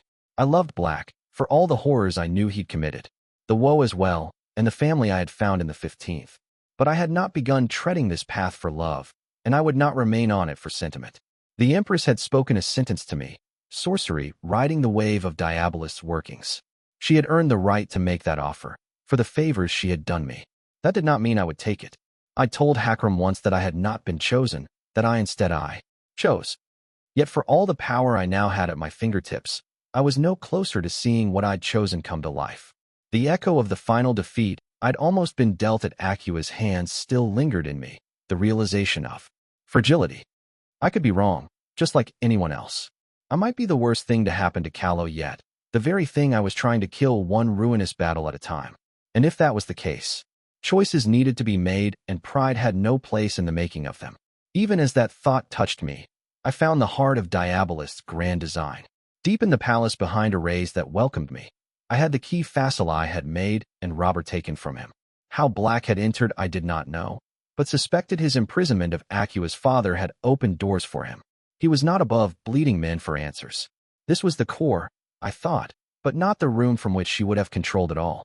That would be hidden elsewhere. But it was the keystone, where her own soul had once been the tool she used to rip apart creation before she'd hidden that as well. It had been a courtyard, before, walled in but spacious. Now runes carved into stone covered everything, power trickling towards the empty array in the center like tributaries to a river. Transparent panes of force jutted upwards high in the sky, up to the distant place where the souls of centuries of Diaraith roiled under containment. There was an altar of obsidian among a circle of carved stones, and at the edge of that circle I found Black standing in silence. I knew, objectively, that I was now taller than him.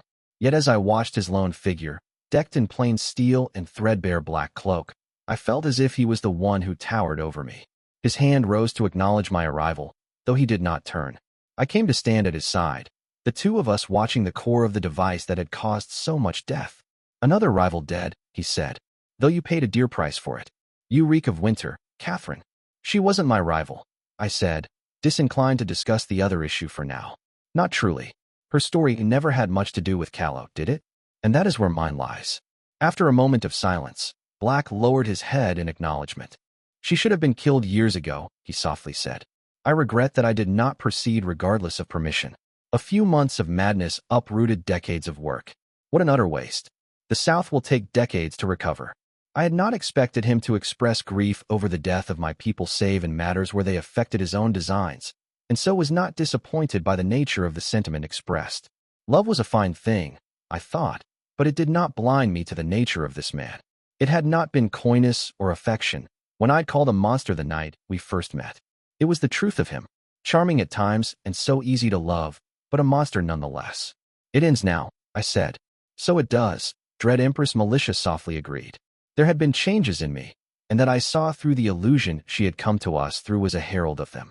Whatever trick the Empress had employed to turn Diabolist's own device to her purposes was but a pale imitation of what glamour could do. And even as I thought this, I suddenly knew I could use glamour as well as any fae. My fingers clenched. Mantles never lent power without a price. Militia, Black said. Your presence is no longer unexpected. Amadeus she began. The closed circle, Alea, he said calmly. You cannot possibly have missed that. You own 2 of the members. I turned to watch the illusion. It was no meat puppet, this time. This was the Empress in her full glory come to grace us with her presence. Even through sorcery, she was lovely beyond compare. Tall and sculpted and more perfect than any mortal could truly be.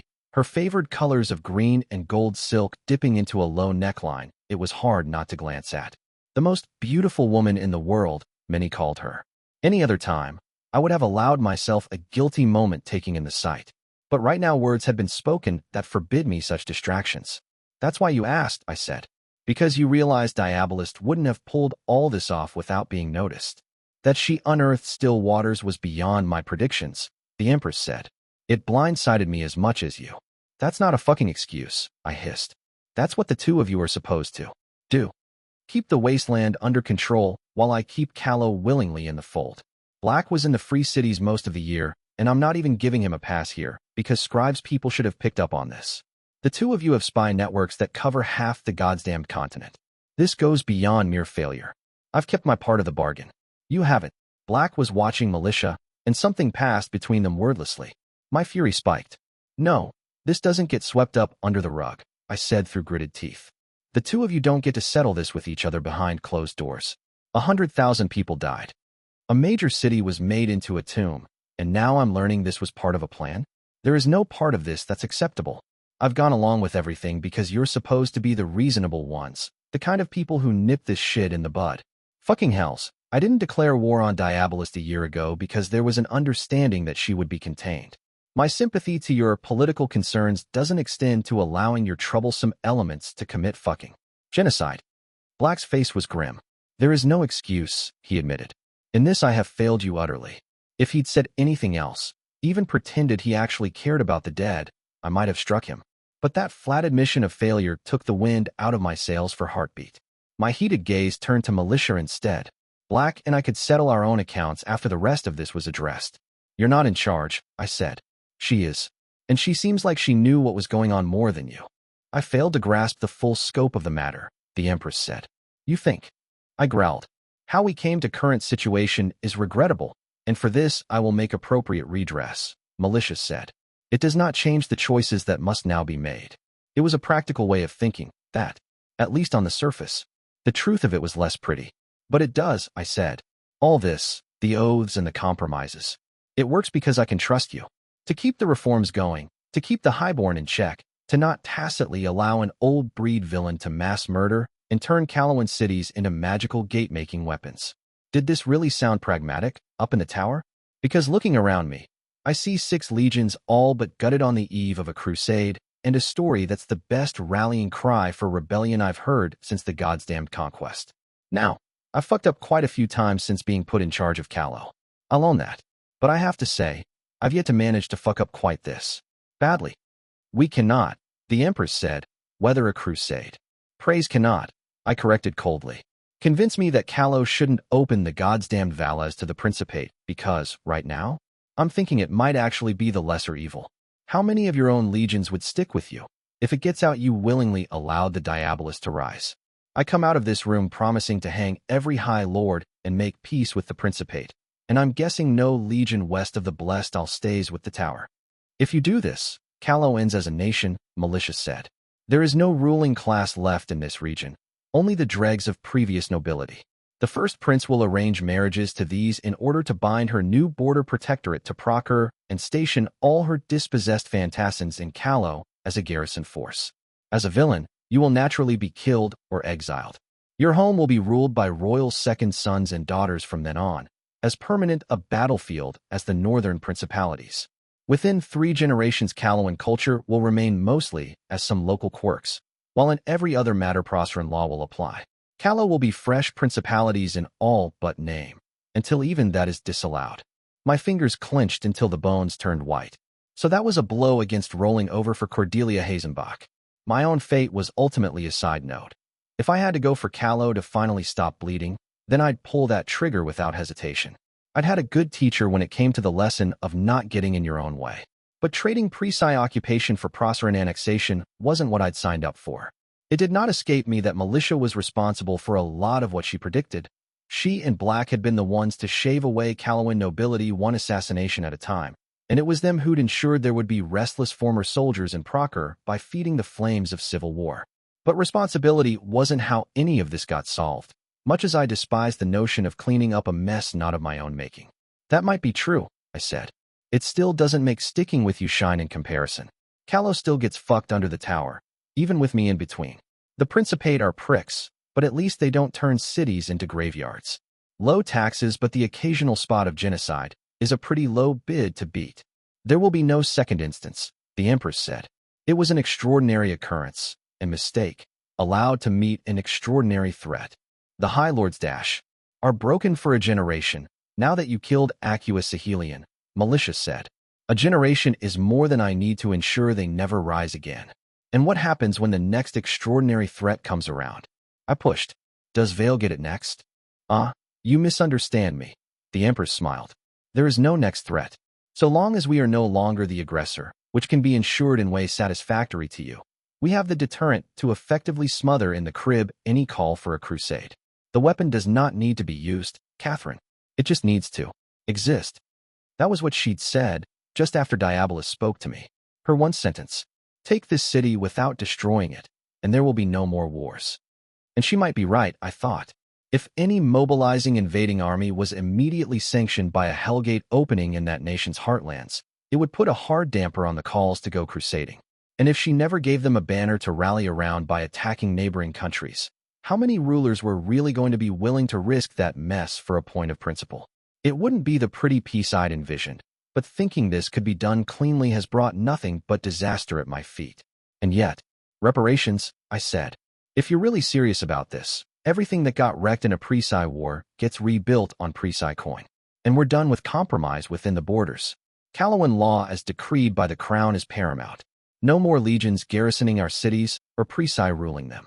Callow is now sanctioned to raise its own army, answerable directly to me. The Empress studied me. You ask for an independent nation under nominal tower authority, she finally said. Diabolus took a ride on the crazy side, I said, but she was right about one thing. There's always a cost. You want me to keep Callow in the fold? Fine. Here's my price. I will require Liesse to be under direct imperial control, Militia said, and it tasted like triumph. I'll want soldiers in the city as well, I bluntly replied, mastering myself. Your people already pulled that trigger once. It's not happening again without my permission. You can't be serious, Black said, and he sounded genuinely appalled. I turned to him, but his eyes were entirely on Militia. Catherine is young, and so I forgive the impulse of seeking easy solution, he said. But you, Alea? We built this empire on the bones of men who make fortresses like this. We have seen them fail.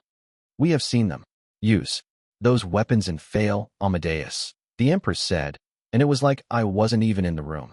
This is different. We avoid the conflict entirely. This is a clarion call for every hero on the fucking continent, Black harshly said. I almost flinched, even now. It was rare to hear him curse, much less in a tone that icy. Think beyond your precious war, Amadeus, the Empress bit out. It cannot be won. It cannot even be fought, or we risk everything. This risks everything, he spat. Let's not even talk about how it will look to keep a weapon built on Callowan corpses. This is foolish, in and of itself. It would have us dependent on a device not of our own, making we barely control, and the dependence alone is enough to bury us. It will draw heroes, Militia said. I will not deny that. But we have killed heroes before, a great many of them. And now they will lack rulers backing them. A hero without a kingdom's backing is just a dangerous vagrant, Amadeus. A lesser threat than a full crusade, by any objective measure. It will not be green boys and scrappy orphans who come calling, Militia, Black said. Every old monster hidden in some faraway corner will crawl out of the woodworks to end us. You think the White Knight is the sharpest blade the heavens have to bear. You speak of beating back half the continent, and tell me this is the threat?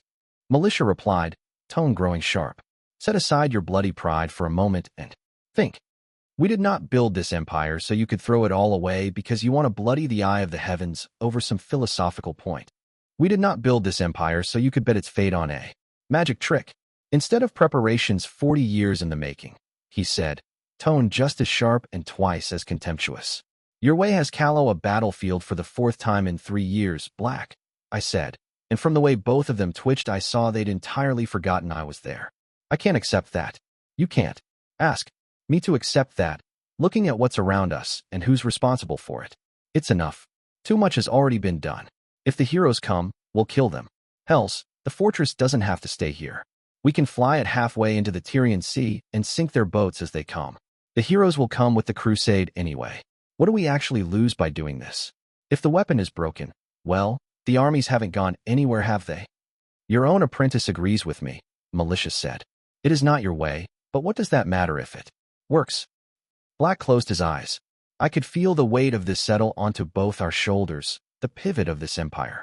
Maddie, the Elision softly said. Trust me. One last time. One last leap. He flinched like she'd struck him, and it felt wrong for me to see this at all. Like I was looking at them stripped of their skins, of all the many layers of deception and protection they had accumulated since they were young as I was. But the gears at work were greater than any of us. With the pivot came more. My mantle stirred. Queenship would be granted to me by the tower, by name and by right. But not like the rulers of the old kingdom, no? Mine would not be so pristine a reign. If I was to be queen, it would be a queen cloaked in black with hands bloodied red. Though young and half-formed, the name was taking shape, beckoning. Behind my teacher and the empress, I glimpsed a silhouette leaning against the wall in the back. A woman, with long dark curls and sloppily stained leathers. She had a silver flask in hand, and was taking a long pull from it. She met my eyes while wiping her mouth with the back of her hand. I know you, I thought. Not this face, but I know you. She winked, and just like that she was gone. I saw Black had opened his eyes, and that his hand was raised. I am done, the Black Knight said, with half measures. I moved, Liesse spoke, but we were both too late. Destroy, Amadeus of the Green Stretch said, and his name pulsed. The array broke and the souls of the dead swept us all like a tide. Book 3, Chapter 70, Reverb. 6 wars I fought since my coronation. So hear me when I say this. War may be fought for righteous reasons, but no war can ever deserve that epithet. King Jahan the Wise, apocryphal last words. It was a cork forced into a leaking barrel, not a long-term solution. I hesitated to call this luck, because Black was nothing if not calculated even at his worst, but the damage had been limited. Destroying the array had freed the souls of the dearray, but there'd been an interval between that unleashing and the city smashing back into creation. The wards Masigo had promised held, keeping the dead shades from turning a third of central Callow into a haunted wasteland, but Liesse itself was beyond salvaging. The whites inside had gone wild, tearing apart everything that wasn't nailed down, and quite a bit that was. Thrice a ruin now, the old heart of the South. There was nothing inside left alive, not even the rebel forces who'd been dug in. That close to the flood of souls their protection had been about as useful a parchment shield. As far as my people could tell, the few that had survived the initial onslaught had been killed by the rampaging whites. I'd been cheated out of my hangings, but it had been an execution nonetheless. Besides, there were survivors from the battle outside the city. I would settle my scores with Akua's lot one way or another. It remains a major strategic liability so long as we leave it like this, the Hellhound said. I was avoiding the camp and he decisions that awaited me there, at the moment, but there was no getting away from Juniper. My general's face was calm, but there was a subtle hunch to her frame she had once lacked, like she was trying to fold into herself. Her mother had died, I'd been told, while trying to hold the right flank. His risen corpse had been hacked to pieces by her own legionaries, and she'd had to be brought to the pyre in full armor to hide the marks. Juniper had put the torch herself, Adjutant said, while I lay half-conscious in a tent after crawling out of the ruins of Liesse. I might have died in there, if Thief had not come back for me. Black certainly would have, the backlash of his stand having put him in a coma he'd yet to wake from. Seated on an upturned stone, I watched the wreck of a once great city and bit into mutton jerky. I offered the Hellhound a bite, but got only a quelling glare for answer. Her loss. I'll be putting Hierophant to work, I finally said. He believes the remaining whites can be brought under control. That leaves the shades, Juniper grunted. I'm less than comfortable with having a jug of goblin fire in the middle of the supply line for the Valis. much less camping by it. Those wards break, Catherine, and up goes 2/3 of the remaining Imperial forces in Calais. And you damn well know Duchess Keegan's been making noise. Ignoring her won't work forever. The necromantic nature of the powers backing the watch was out of the bag for good, to no one's pleasure. Procker would make something of that, no doubt. There were too many people on the plains who were seeing what was undeniably the souls of the dead for containment to be even remotely feasible, not that it was my secret to keep in the first place. And since the moment the dust settled, the Duchess of Daoin had been loudly demanding her wizards be given access to the wards and the city so they could begin the work of weaving the souls back together into a gestalt.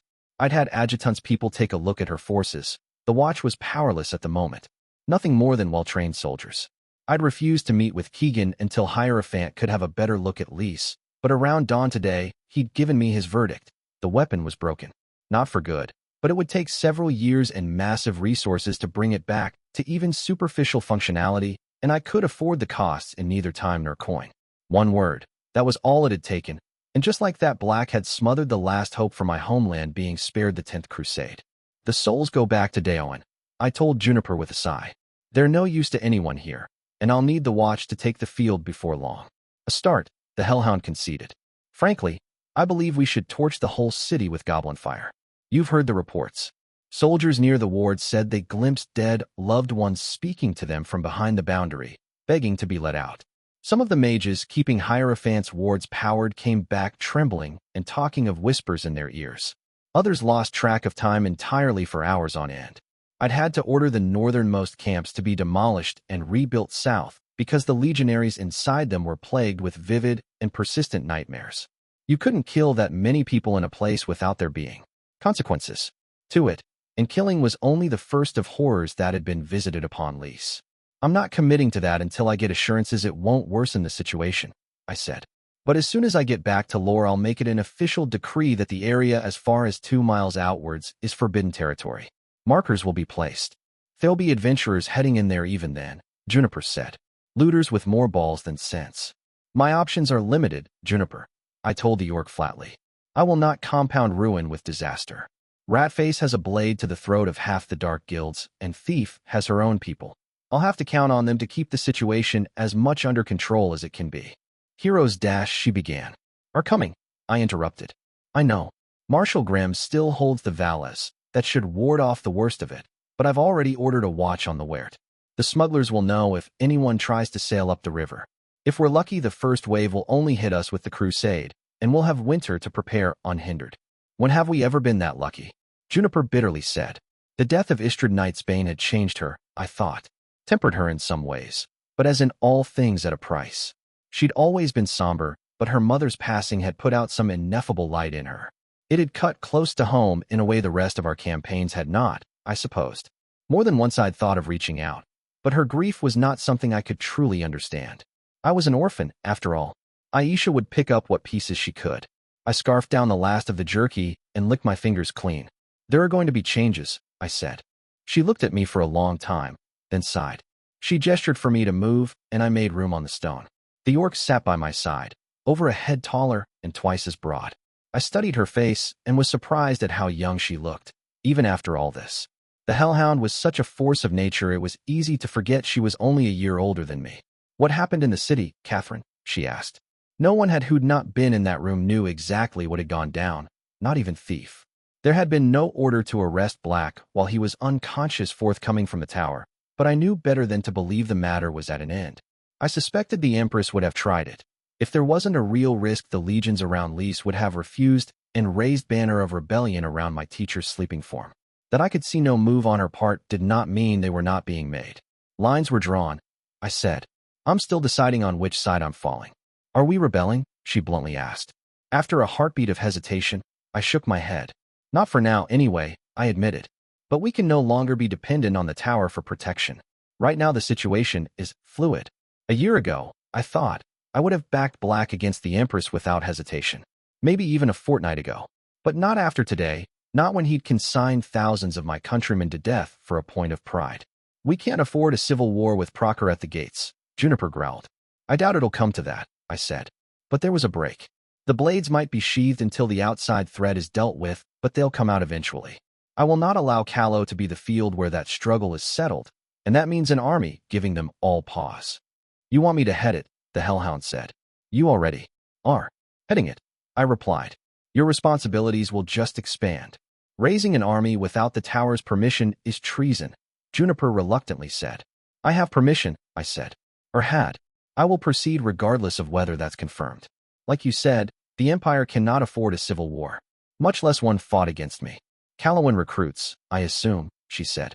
I'd grab every legionary in the country if I could, I said. As it is, I've had adjutant working on the 5th and the 12th. The York, now in interim command of the 5th, has been open to overtures. But not the 6th, Juniper said, dark eyes studying me. Her mother's legion. No, I'd not crossed that line. I would have liked to say I'd made that choice out of consideration for the feelings of a dear friend, but the truth was not as pretty. I'd refrained because Juniper in command of Callow's army was worth more to me than a chance of pulling into my orbit the remains of the 6th. No, I agreed. Not the 6th. She closed her eyes. I'll talk to Legate Bagram, the Hellhound whispered. I know him well. I'm not asking you to, I told her, wanting to be exceedingly clear about that. I have already chosen the side I fall on, Warlord, Juniper replied, eyes opening and flashing with anger. My words were not lightly spoken. Do not bring dishonor to us both by coddling me. Only an orc, I thought, would find offense in someone respecting their grief. Best not to linger on this. And as it happened, I had no lack of distractions to offer. The 4th and the 9th are the real wild cards, I said, precarious as their position is. It had not escaped anyone's attention that the only senior commanders to survive the battle were both goblins and matrons. Rumors of betrayal were already sweeping through the camps, and in truth, I'd done nothing to stamp them out. Adjutant had given me a report by voice only that I'd ordered him to never repeat. Istrid Knightsbane had been killed by poison, not sorcery or undead. He'd told me the cut that killed her was too clean to have been made with anything but goblin steel, and that raised questions. All legionary weapons were made with the stuff, straight out of the imperial forges of Foramen, and the High Lords had definitely gotten their hands on some of it. Yet I very much doubted this was Diabolus' handiwork. The timing was off, and I suspected she would have gloated about it when we fought if it was her doing. If only to make it plain she had more support among Presi than I believed, even in the legions. It shouldn't be blacks either. General Istrid had been one of his most vocal loyalists. That left 3 likely culprits in my eyes, the ones who had the most to gain from that death. First was the Empress, who'd had to know when considering her scheme that Black would stand opposed to it. Had she begun cleaning the upper ranks of his most loyal before the insurrection was over? It was unlikely she'd get an opportunity to make a kill this quiet for years. She was not to be dismissed as too practical for this, not after the flying murder fortress gambit she'd tacitly allowed. The second was the First Prince. Assassinating senior and famous commanders before an invasion was right up her wheelhouse, from what I'd heard of her. I found it hard to believe she'd managed to place an agent in the legions without the eyes noticing it. But then she had shut down major imperial operations in Proker before. With the home front settled, she might be looking outwards. The last I hesitated to even think, because if it was true the Empire was done and this entire house of cards was going to fall down on my head. It might be the matrons. Isolationist as they were said to be, Robert had told me enough about the crones ruling his people. I knew taking a few scalps to better position commanders of their own kind was not something they'd think twice about doing, if they thought they could get away with it. And if it was them, suddenly it no longer felt like a coincidence I'd been offered desperately needed coin in exchange for a goblin settlement in Marchford. It felt like a calculated move to secure an ally before an uprising could be started. It might be I was being paranoid in thinking this, but in praise the question was never if you were being paranoid or not. It was if you were being paranoid. Enough.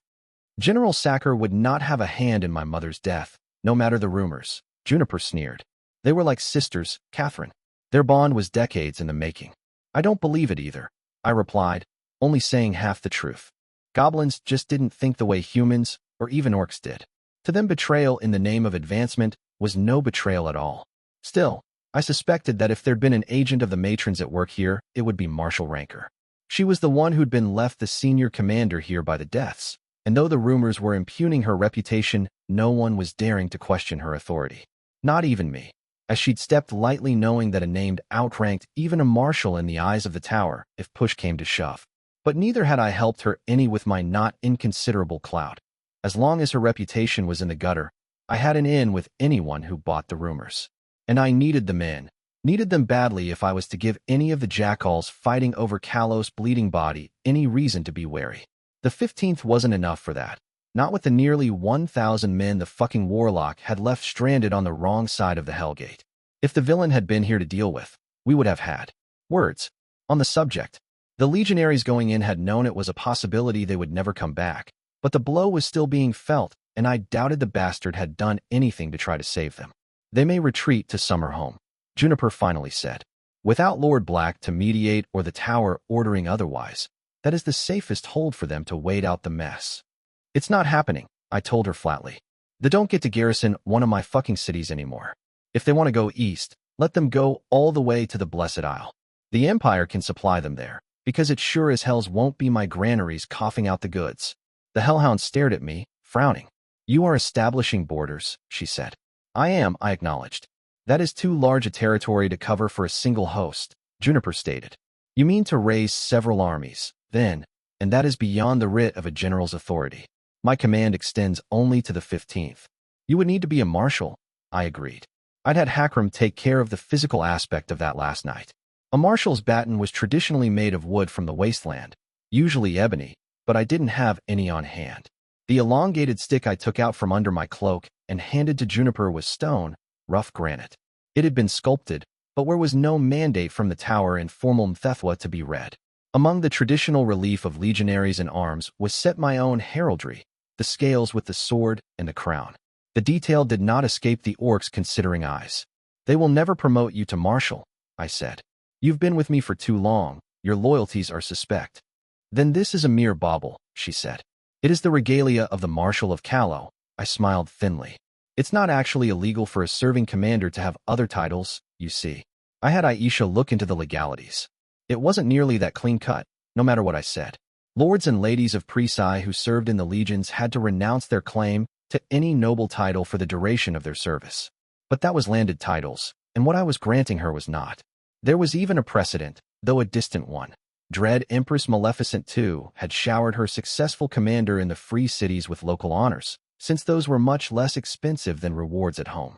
As a client state under the tower, Calo currently fell in the same areas as the subjugated territories down south the ancient empress had taken. It was a fairly thin excuse, and the high lords were bound to howl. But Militia had a lot more to prove than I did at the moment. If she couldn't even finagle her way through this, what point was there in backing her? Juniper's thick fingers clasped around the stone. I dreamed of holding a baton as a girl, she said. But not like this. Isn't that praise in a sentence? I thought. Everything you want, just not the way you want it. You're now the highest commander in this kingdom, I told her. Your rank of general is irrelevant. The 15th, while remaining a legion, is also the 1st division of the army of Calo. Congratulations, Juniper. You're the youngest marshal in the history of this empire. I am not, she said darkly, an imperial marshal. I can live with that disappointment, if I hold the command regardless. But if I am to be your second, Catherine, I will need my hands unbound. There will be conscription, even if limited. I will need forges to make what the imperial ones in Foramen will no longer provide, and granaries to feed the soldiers. And you'll have them, I promised. I will have this country ready for war when it comes. The Hellhound suddenly snorted. I suppose I should kneel, she said. Are there no ceremonies to be observed? Should a blade not be laid on my shoulders? That's for knighting, I told her. It would also involve me slapping you across the face as hard as I can. And no offense, but I'm not sure you would survive that.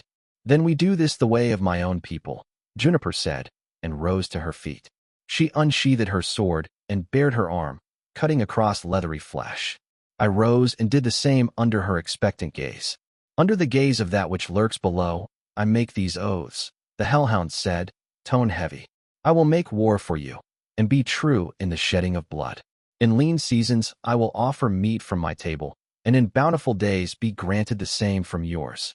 Your foe is my foe, your kin is my kin. I swear this by iron and salt, by grass and wind and the death of men. In ruin and glory, our threads are bound.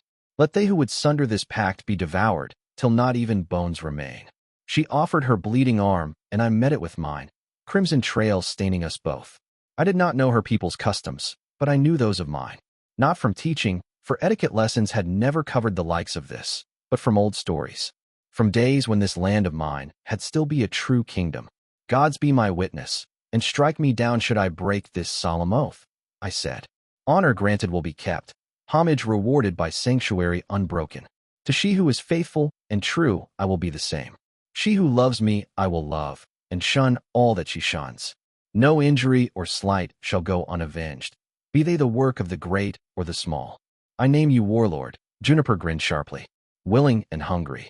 I name you Marshal of Callow, I replied, and in my own blood anoint you. The baton was touched with red when she took it, the both of us having shed droplets. Fitting, I thought. There would be more to come. Prosecution I. He who casts judgment will ever be judged in turn. Assurance saying. Hanno had borne 18 inked notches on his arm since the age of 12, yet never truly grown used to the privilege. The seeker who'd come to his native district for the yearly tests had done more than simply choose the tier of his citizenship. The man had set the path of his life until he died. Hanno's own father had been of sturdy frame, even young, and possessed no aptitude for scholarly matters, and so had kept the tier of his own parents, 20, with a note by his name indicating preferred assignment to the mines. The boy himself had been found to bear different talents. He had remembered the 7 colors of the marbles he was shown for a fleeting moment, and their respective numbers too, then proved to have some understanding of numbers and letters. 18th tier, the seeker decreed. The lowest rank of civil servants in the thalassocracy, yet a world apart from the back-breaking daily labor that was his father's lot. His mother had no ink on her arm at all. She had not been born in Asher and would never be a citizen. Even 2 decades after she had made her home in Arwood, she still needed to give way to any citizen on the street and show an official scroll proving her marriage to father when yearly taxes were collected. She would be forcefully evicted to the foreigner's district if she failed to do so even once, whether she had an assurance son or not. It sat ill with the boy. Had his father been a ship's captain of the 10th, or even sat on any of the lower councils, Zoya of Thalassina would have been safeguarded even in widowhood. But promotions up the tiers were rare, near the bottom, and that father's name was to the side of a Sonic exiles in the registers made it certainty he would never sit on any council at all. A Tenerifan would have been forgiven, perhaps even a Nicean. But mother had been born in the tower's shade, and even centuries after the great conqueror had been slain the memory of her atrocities was laid at the feet of all her people. It was a story often told in the alehouses still, though less was spoken of Asher's surrender to the villain and more of the coming of the hegemony's fleet to liberate its daughter holdings. Hanno had no fondness for the Baalites himself, and avoided those that came to Arwood as much as he could. They were arrogant, and never lower than the 7th. To offer even accidental slight to men such as these could have grave consequences, even an offhand word enough to have him demoted out of both tier and title of court scribe for the outer tribunal. It would be a hard blow to the family if it happened. The notches on his arm allowed him access to the markets deeper in the city where the better fare was sold, and earned the coin to afford it. He had been raised on black bread but enjoyed breaking his fast with the grain now, and even white bread with butter once a month. Going back to miners' food would not be pleasant for any of them. Hanno swallowed the last of his boiled egg and touched his knuckle to the table to thank the gods for the meal under his mother's tolerant gaze. He'd risen an hour before dawn so he would be able to visit the temple. But even so, father had been gone when he woke. His labor in the mine began before dawn and ended past sundown. You should make the proper gestures as well, he told his mother. It would help. He'd answered the jeers about his mother being some kind of foreign seductress with fists and in feats when he'd been younger, but now that he was 14, he could no longer risk it. If he was brought to the attention of the guards as a troublemaker, he might lose his position at the outer tribunal. You have your faith, Zoya of Thalassina smiled. I have mine. The hell gods are no true gods, Hanno muttered. Just great and mighty devils. This land knows little of devils, Hanno, she said, brushing back an errant lock of his hair. I came to these shores because of this. But do not speak such ignorant words. Below listens. Below remembers, and pays its debts in full. His lips thinned, but he did not argue, for he needed to hurry. His parents did not often speak of religion, for his father rarely set foot in a temple save on festival nights, and his mother kept her faith quiet.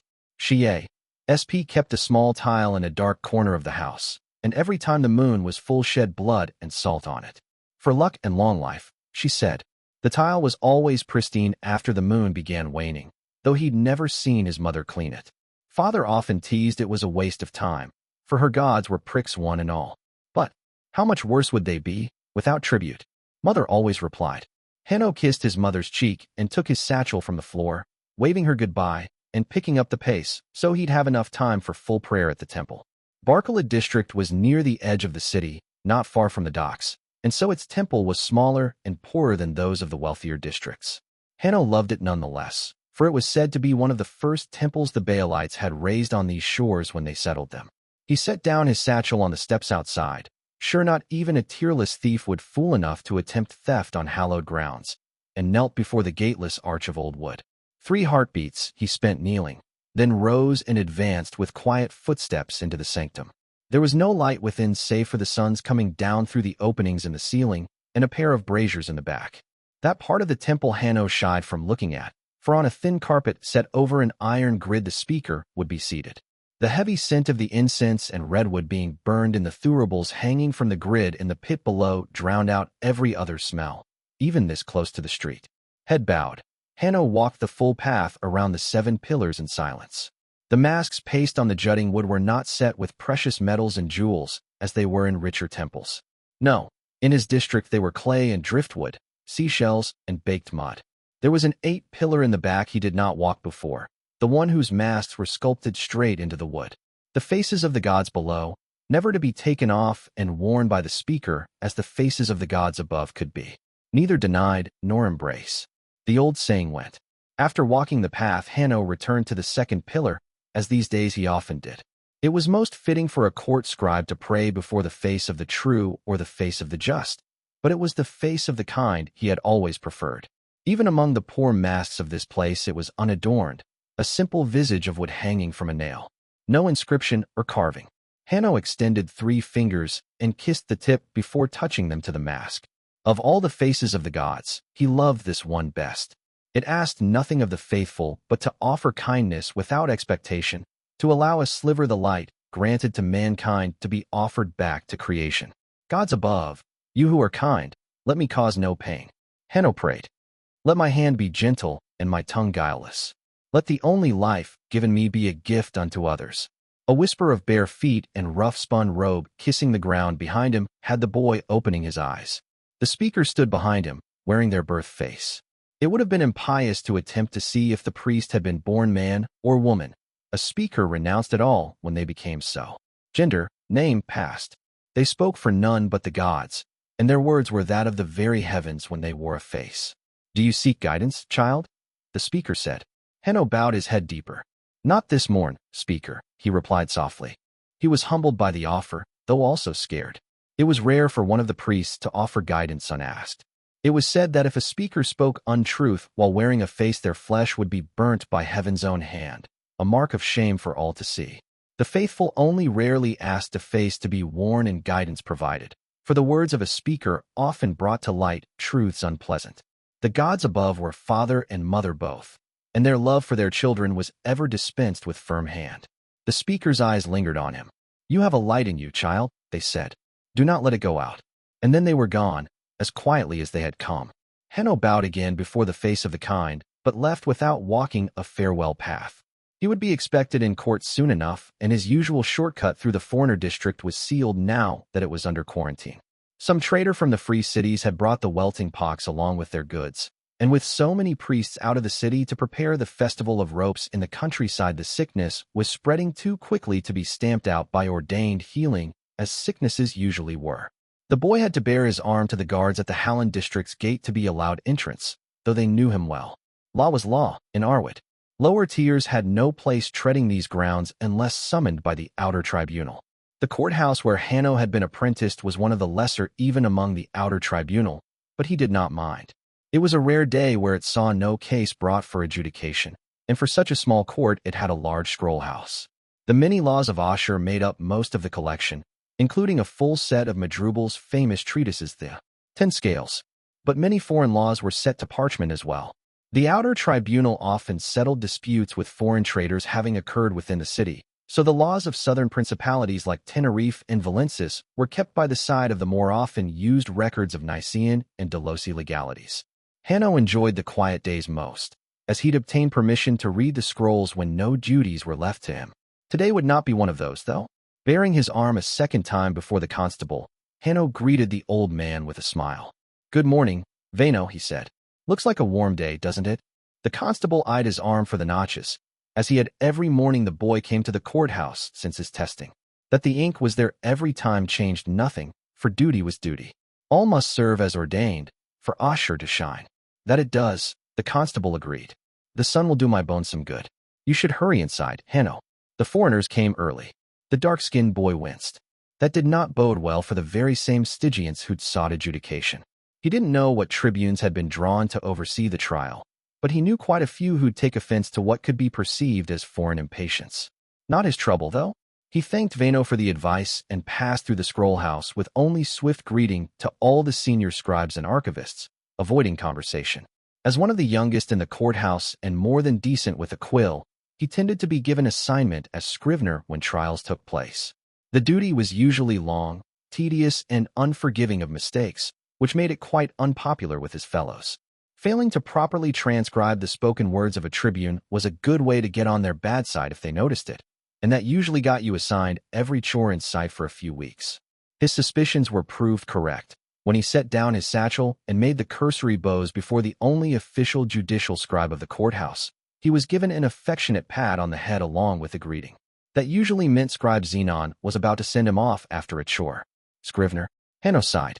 Scribe Xenon, as a duly recognized judicial scribe, was a citizen of the 14th tier. He was quite friendly, however, and often reminded the lesser citizens under him that if he'd sought to be surrounded with formality all day, he would have remained serving in the high tribunal. "Clever boy," Xenon said fondly. "It's not as bad as you think. The serving tribunes are Lagan and Discar, but the absent is a Zebel." Serving tribunes were the adjudicators of any trial brought to the outer tribunal, always in a pair. Should they prove to disagree on the verdict, a third tribune known as the absent would tip the scale one way or another. Serving tribunes usually paid little attention to the scrivener, but the absent one was seated right behind them. If said tribune was prone to reading over shoulders, the duty could become quite nerve-wracking. Tribune Isabel was nearly 70, though, and known for both terrible eyesight and motherly fondness for younger scribes. In this he had truly been fortunate, and Hanno discreetly made the 3 fingers over his heart in thanks to the face of the kind. "Go on," Xenon told him smilingly. "I'll let you use the courthouse quills this once, as reparation for this delightful morning duty." Hanno's face split in a smile. It was a little thing, but an accolade nonetheless. Scriveners were usually made to use their own ink and quills, and strictly disciplined should those be damaged in any way. The ability to take care of your own satchel was considered a mark that one was qualified for further advancement within the tier. The courthouse quills were of much better quality, though, and the inks preserved in ritual boxes said to have been made in praise, which, while a land of lawless savages, was said to be ruled by powerful mages. Both would be a pleasure to work with. Hanno bowed low in thanks and headed to the courthouse proper. Trials took place in an open courtyard, when weather permitted, with twin raised seats reserved for the serving tribunes before which those in need of adjudication would stand. A lesser seat was to the side for the absent tribune, and before it a carpet and wooden writing desk. Hanno bowed to the tribunes in the proper order, then sat at the desk, as Tribune Isabel waved him down affably. The case was not an overly complicated one. The supplicants, a pair of Stygian traders, were not disputing against assurance, but asking compensation of the thalassocracy itself. Such a demand would usually be under the authority of the high tribunal to settle, but as the loss had been incurred within Arwood itself, it had been passed off to the outer after being put before a committee. The Stygians had come to Arwood with a hold full of slaves, to obtain tea from across the Tyrian Sea before making shore in Nice with their goods and returning home to great wealth. They had been forced to remain in the city because of the quarantine, and though priests had prevented them from catching the welting pox, they had lost most their slaves to it. As they had lost goods because of an Assuran decree, they sought reparations of equal worth from the thalassocracy. Upon being asked by Tribune Lagan the provenance of their slaves, they refused to answer the question. Some eastern shore of the free cities, Hanno guessed. Villagers from some coastal nowhere taken in a raid, though the Stygians could not admit to this before the tribunal without the entire case being dismissed. The serving tribunes remained even-handed, though they must have suspected the same. Asher did not reimburse traders for natural calamities and their effects on trade, but it was law for compensation to be offered for the inconvenience of forced quarantine if it resulted in provable loss. The Stygians insisted they be offered back to their harbor fees as well, if not the worth of their slaves, but the demand had no basis in Assyrian law, and so they were sent off fuming. Hanno pinned the last of the official record and set the quill down, finding Tribune Isabel leaning close. "It looks done quite properly," she smiled, wrinkles thickening. "I would not fail the outer tribunal," Hanno replied gravely. She mussed his hair, which he rather disliked but did not object to. "Old Xenon tells me you've been spending time in the scroll house," she said. "I enjoy reading the scrolls," the boy honestly replied. "Good," Isabel said. "Some of our archivists are getting long in the tooth, young Hanno. If you keep discharging your duties so admirably, there may be a place among them for you when one retires." The boy's eye widened, and he bowed low. Archivists were of the 18th tier as well, but even within that tier there were differences in rank. To be custodian of written works was to stand above a mere scribe, and it was not unheard of for long-serving archivists to rise up a tier. They were also much appreciated among committees for their learning, and those who had seat on such things often wielded the highest authority within their own tier, if not slightly higher. He was still beaming from the tribune's words when he left the courthouse to present his transcription, though the joy was replaced by surprise when he found scribe Xenon waiting for him at the outskirts of the scroll house. "Hanno," the man grimaced. "Sir," the boy said, "I was bringing you the transcripts, if that is your need." "No," the older man said, "but hand me those anyway. Your father, he works in the mines to the south." Hanno's head dipped hesitantly. "I'm so sorry, child," the scribe said quietly. "There's been a collapse. Go back home. Your district seat should have the lists of the lost soon." He may have been lucky. His father, he learned within the hour, had not been lucky. Sorrows never came alone. There was no body to bury, and that was the blow that truly unmade his mother. The mine shaft that collapsed over his father's head had been old and already picked clean, and so the committee of 13th-tier citizens that oversaw the aftermath of the disaster decided it would be amongst those that would not be cleared out. It would be, they said, a net monetary loss for the thalassocracy. Hanno knew his family was not wealthy enough that they would have been able to afford a driftwood funeral for father, that his body would have never been set on a raft for the eastern tide to take back to the faraway home of all assurance, but that it would not even be buried in consecrated grounds wounded him.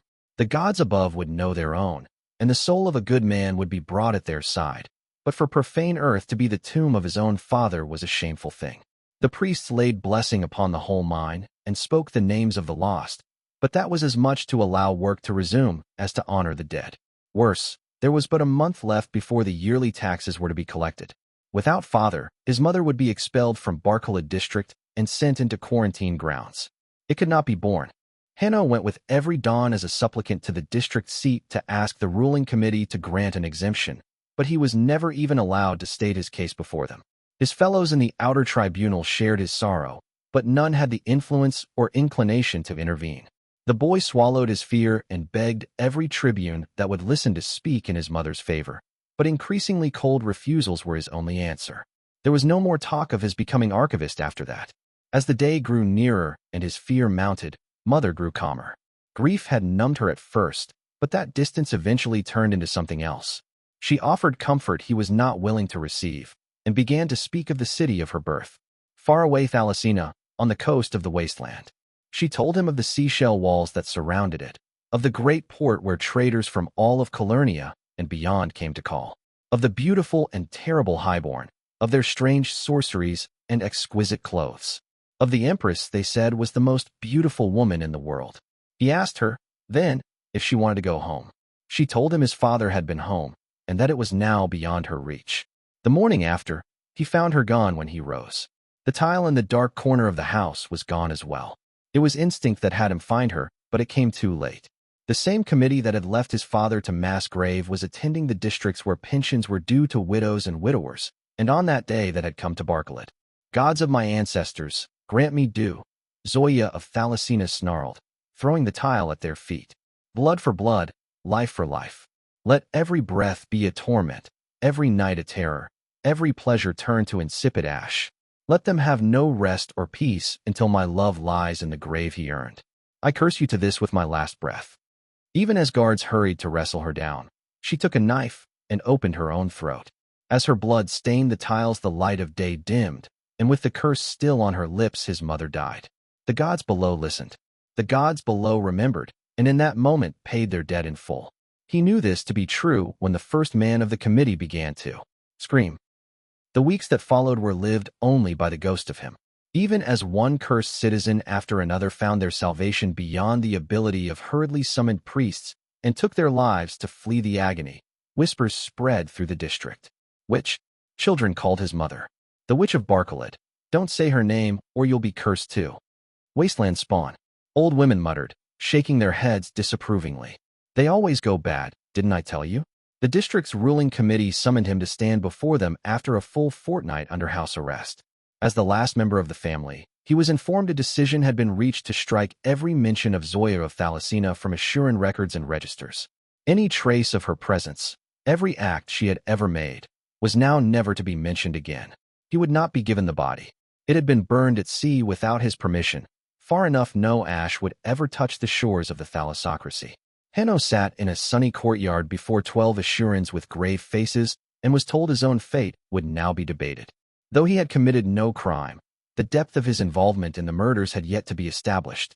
Complicity warranted punishment under the law, should he charged with such. In light of your exemplary service under the outer tribunal, a chance has been granted you to denounce the act of the woman who gave birth to you, a man told him.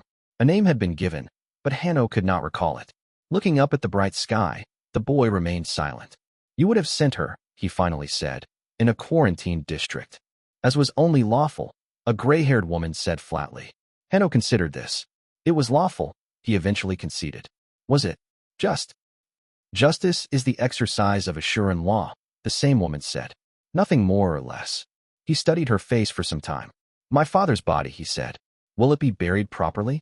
The men and women of the ruling committee looked uncomfortable, some looking away. That is not for us to decide, a man said. Another committee will be assembled to reassess the matter. They would do it, he understood in that moment, because the citizens who would be charged with that debate would be wary of the curse finding them too, because Mother had made them afraid. This matter does not fall within the business of this hearing, the gray-haired woman said. Further departures from such will be punished. Hanno of Barkalid district, citizen of the 18th tier, will you or will you not denounce the actions of the woman that gave birth to you? They would not even say her name, he thought. Even that had been stricken. Zoya, he said. Zoya of Thalasina. That was her name. You have broken censure, a man said coldly. This will be taken into consideration. No, Hanno said calmly. I will not denounce her. It is not for the likes of you to stand in her judgment. They demoted him to tierlessness, though they refrained from naming him a criminal. The ink notches on his arm were removed by a mage, his skin left smooth and unmarred. Though still a citizen, he was now stripped of all rights, even that of keeping the home he had been raised in. Hanno pondered this. It was Assuran law, and once he would not have questioned it. Now he wondered, for he had been forced to see the laws of his people were not always what he believed they should be. His eyes had been opened, and all the old truths were as smoke in the wind. If a law was not just, could it truly be a law? It shook him, because he could not trust himself to see the truth. He knew his own anger, his grief, and even without it, he would be as flawed as the men who had made the laws he now decried in his heart. It had been correct to refuse the committee, he decided. They were as blind as he, homeless and Umoerd. He found his feet taking him to temple once more. 3 heartbeats he knelt before the gateless arch and entered hallowed grounds. This time, he did not walk the path. Forward he went, and knelt again at the feet of the priest shrouded in incense. Speaker, he said, I seek guidance. They looked at him through the mist. What face would you have me bear, child? They asked. I ask, Hanno said, for the face of the just. Book 3, Chapter 71, Reprise. It is easiest to win a game when no one else knows you're playing. Dread Empress Maleficent 2.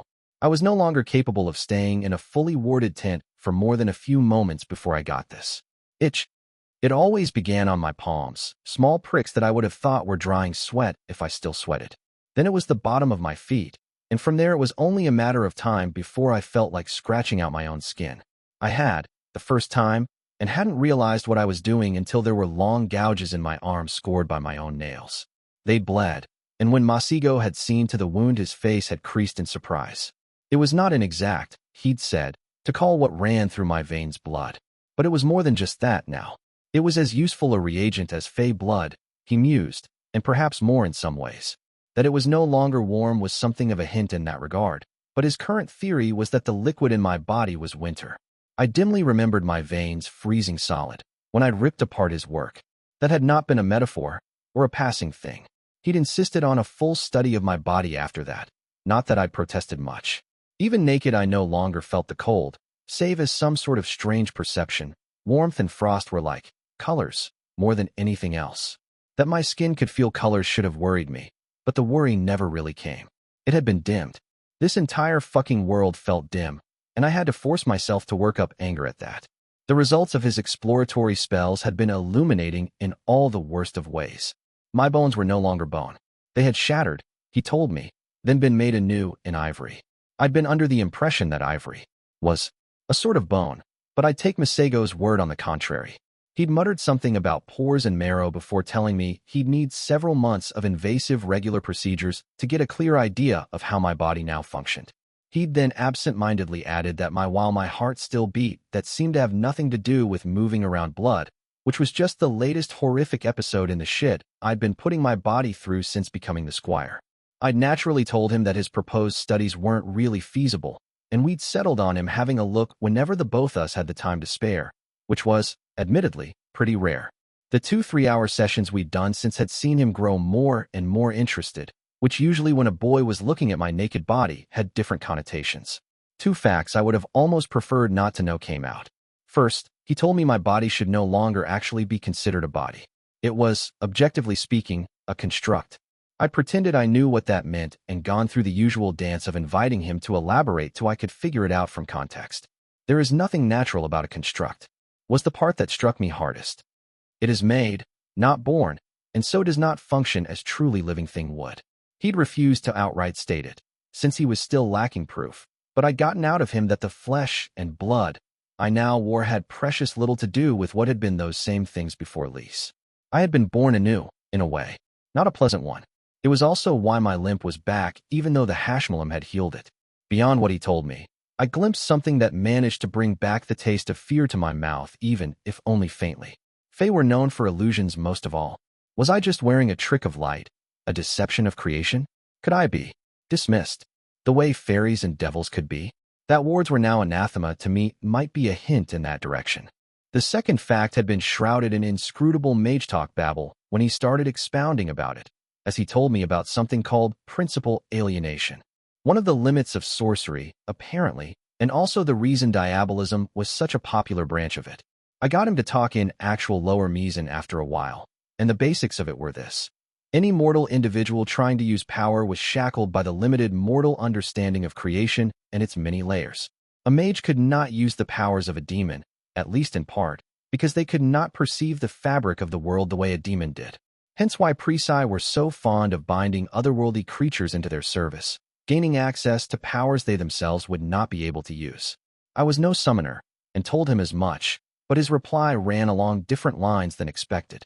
I was wielding powers a mortal could not, so it followed that whenever I used them I became less mortal. I'd not felt all that different after coming back from Liesse, and some part of me had kept to the wild hope that the consequences would not be as dire as I had foreseen. His verdict finally disabused me of the notion. The moment I began calling on winter, my mind would move along similar lines as a phase.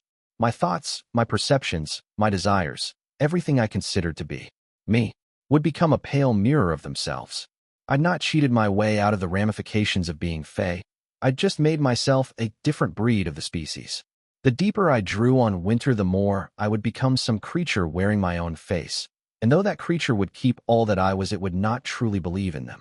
My beliefs would just become duties enshrined in ice, as binding and unmoving as those that had doomed the Queen of Summer. I could be fluid and powerless, or unbending and powerful. I spent the rest of that night in my tent getting as drunk as I could and neglect-electing a dozen urgent duties, wishing my hands could still shake at the terror I felt. I'd always treated my body as a tool, a vessel to get me where I needed to be. Now that it had become exactly that, I was realizing the deep divide between saying something and living it. Yet I had no time to spare for my own troubles, not with the catastrophes laying just beyond the horizon. And so after I sobered up, the following morning I sent for Duchess Keegan of House Ismail, Hierophant as well, and him before the other. He had an axe to grin I wanted settled before going into the other conversation. I poured myself a cup of wine as Masigo sat himself at my left, wetting my lips on the Vale summer wine and finding the taste of it almost sour.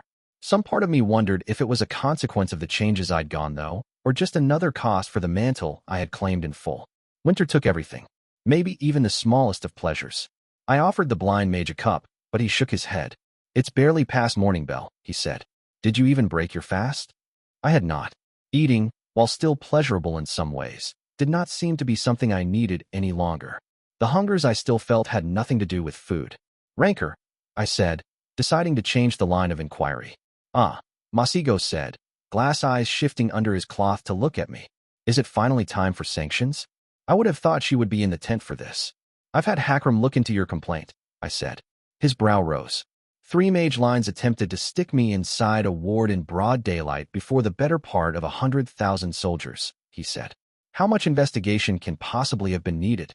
If the situation in the camps wasn't such a mess, the fact that he'd actually lodged a formal complaint with the legions would have carried a lot of weight, especially given who his father was.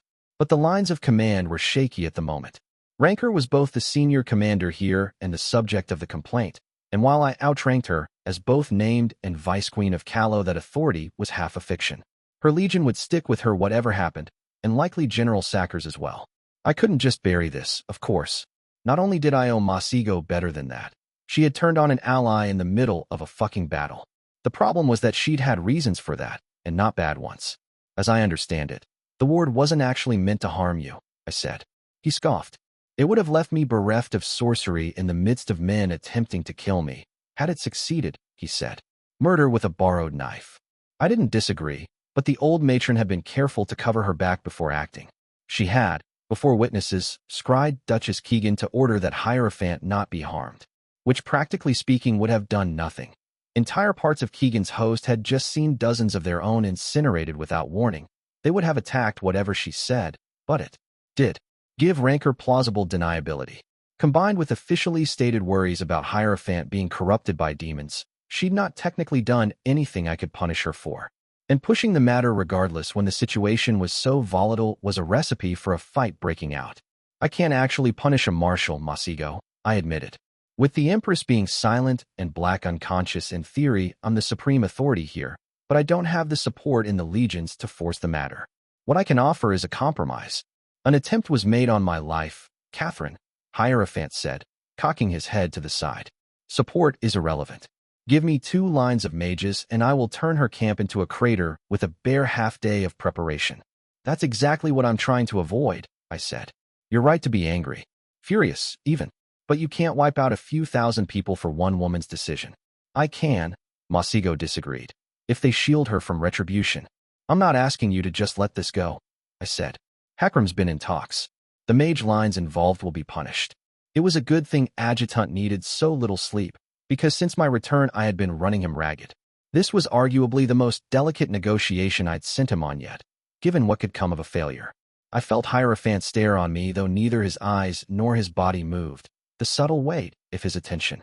Executed? He asked, and his voice was hard to read. Demoted back to the ranks, I said. All pending transfer to another legion. Pay Doc for a year's worth. A slap on the wrist, he said. This is not even symbolic. No, rather it is symbolic of them getting away with it. I thought he would say that. I'd not blamed Adjutant when he'd come back with those terms, though I'd been less than pleased. Marshal Rancor was not the kind of goblin easily talked into bending the neck, much less when she believed herself to be in the right. The days where I had considered the legions my teacher's domain and therefore sacrosanct were over, though. And the Presi were not the only ones with hired killers at their disposal. I had Adjutant push for the legions they transfer to being posted in the wasteland, I said. Out of sight is not evening of the scale, Masigo said. No, I agreed. But Ratface staff now has a representative from the Guild of Assassins attached. Those mages will be heading back to praise through cities I control. Masigo frowned for a moment. Then his expression brightened. Ah, he said, beaming. You're implying you'll have them killed before they reach the wasteland. I could have done without it being stated that bluntly, but yes, that was exactly what I was implying. It was a waste of no doubt competent mages, but Rancor should have fucking thought twice before taking a swing at one of mine.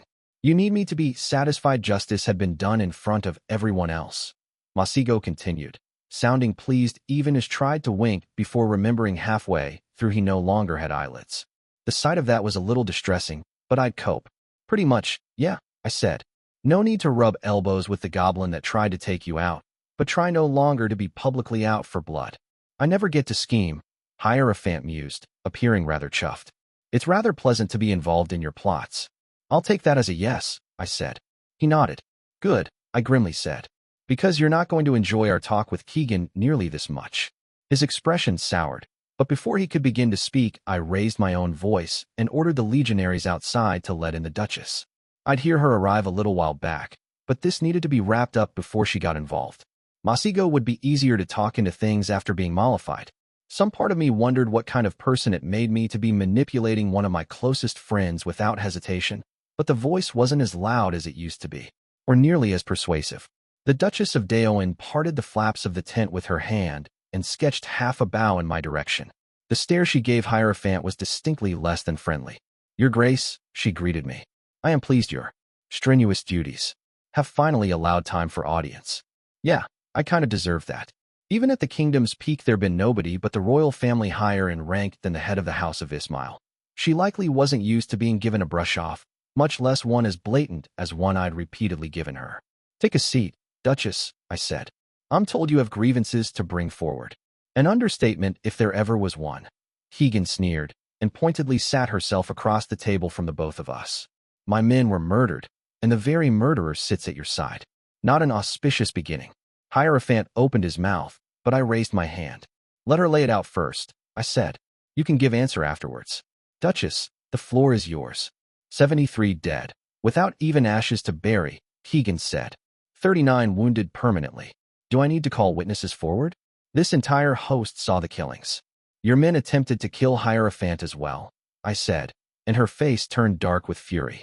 Is the defenses of one's life now a crime in the eyes of the Empire? She barked. The Empress isn't here, I said calmly. I am, and I am not condemning their actions, only establishing the full facts. Do you have anything to add? Murder of Diaraith is a breach of our treaty with the Tower, Keegan coldly said. And I believe that under the regulations of your own legions, the wanton killing of allied soldiers qualifies as treason. So it does, I agreed, and was more than a little glad I sat down with Aisha before this. Wanton killing being defined as killing without just pretext under the same regulations. Are you implying there was anything just about this? The Diaraith said, and her tone could have frozen oil. I think this was a tragedy, I said, but also a largely accidental one. Masigo, if you would explain yourself. His glass eyes were fixing the Duchess with a stare as unfriendly as her own. I was not aware I needed to explain my actions to aristocrats, Hierophant said, the disdain he put into the word ironically reminding me of the same highborn he was looking down on. I'm asking you to clarify why you did what you did, I said, lest your actions be interpreted inaccurately. That, more than anything else, jolted him into talking. Throwing around rank here would have been completely useless. Upon returning from the dimensional fold in which I battled the 3 demons, Masigo said, my sudden juxtaposition to creation brought back with it a large quantity of demonic essence. That essence having corrupted soldiers, I purged the location before it could further contaminate. Any further killing was made in my own defense. The killing of corrupted individuals regardless of precise citizenship is legal under purge protocols, I clarified for Keegan, which the Black Knight declared the moment the rebels called forward their demons. Hierophant hasn't broken Tower law by doing this, and killing men that were attacking him is similarly legal. I could have killed twice as many, Hierophant flatly said. You should be thanking me for my restraint. I almost winced. I really wished he hadn't said that. Reading a room had never been one of Masigo's talent, but even by his standards this was a blunder. Predictably, Keegan's face was a mask of bitter and poisonous fury. You feed my people to demons, murder them, and then those trying to protect them, she hissed. And you require thanks for it. The Lord Hierophant misspoke in an attempt to hide his deep regret at the tragic necessity of his actions. I lied. Please forgive his lack of manners. I am the Duchess of Daoin. Keegan of House Ismail softly replied. I do not forget. I do not forgive. It was rather sad this wasn't even the worst I'd anticipated this conversation could go. Masigo looked about to speak again, but the look I sent him smothered that in the crib. Deep regret, I stressed. I did not mean to harm them, Hierophant sighed. sounding his age for once. It was rare for him to have to face consequences for the collateral damage that followed in our wake.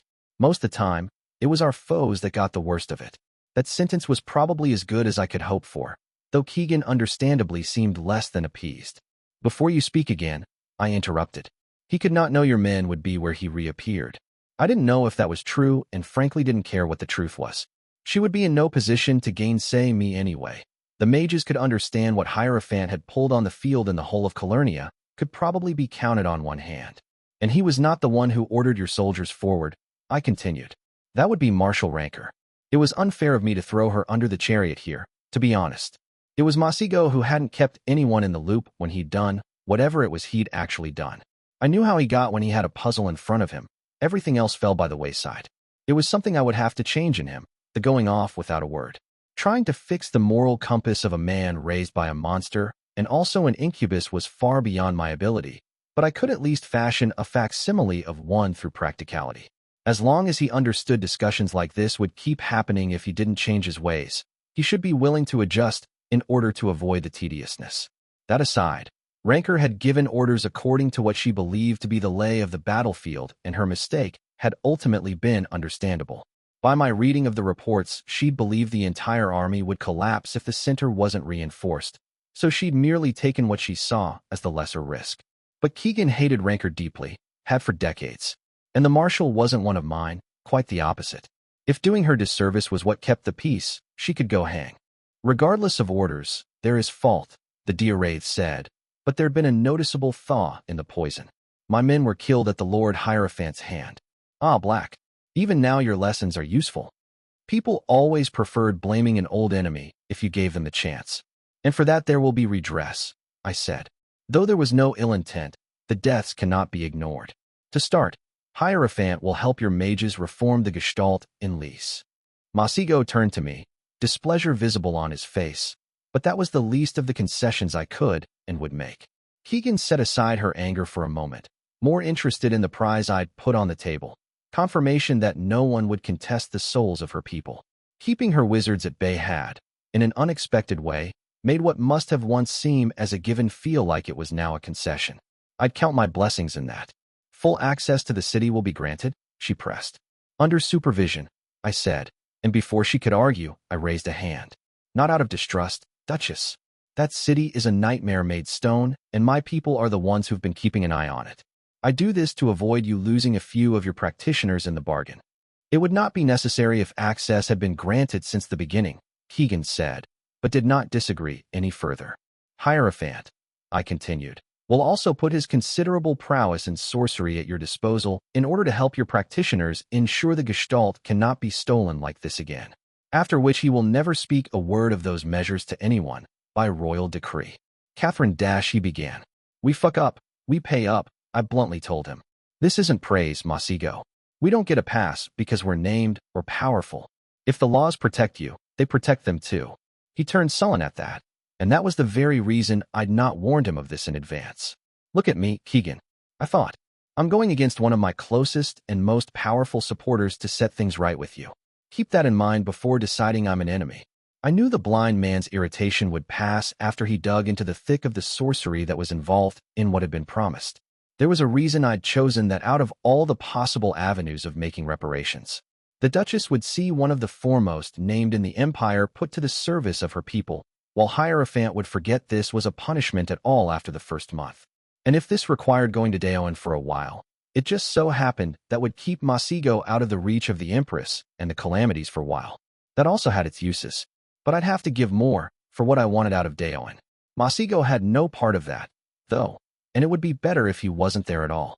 Hierophant's actions took place while he was under my command, I told Keegan. Therefore the responsibility is mine in part. In my function as Vice Queen of Callow, I'll offer further reparations, but I believe my comrade's part in this is done. Masigo mostly looked pleased he wouldn't have to keep being involved in this, but it wasn't him I was watching out for. It was the Duchess.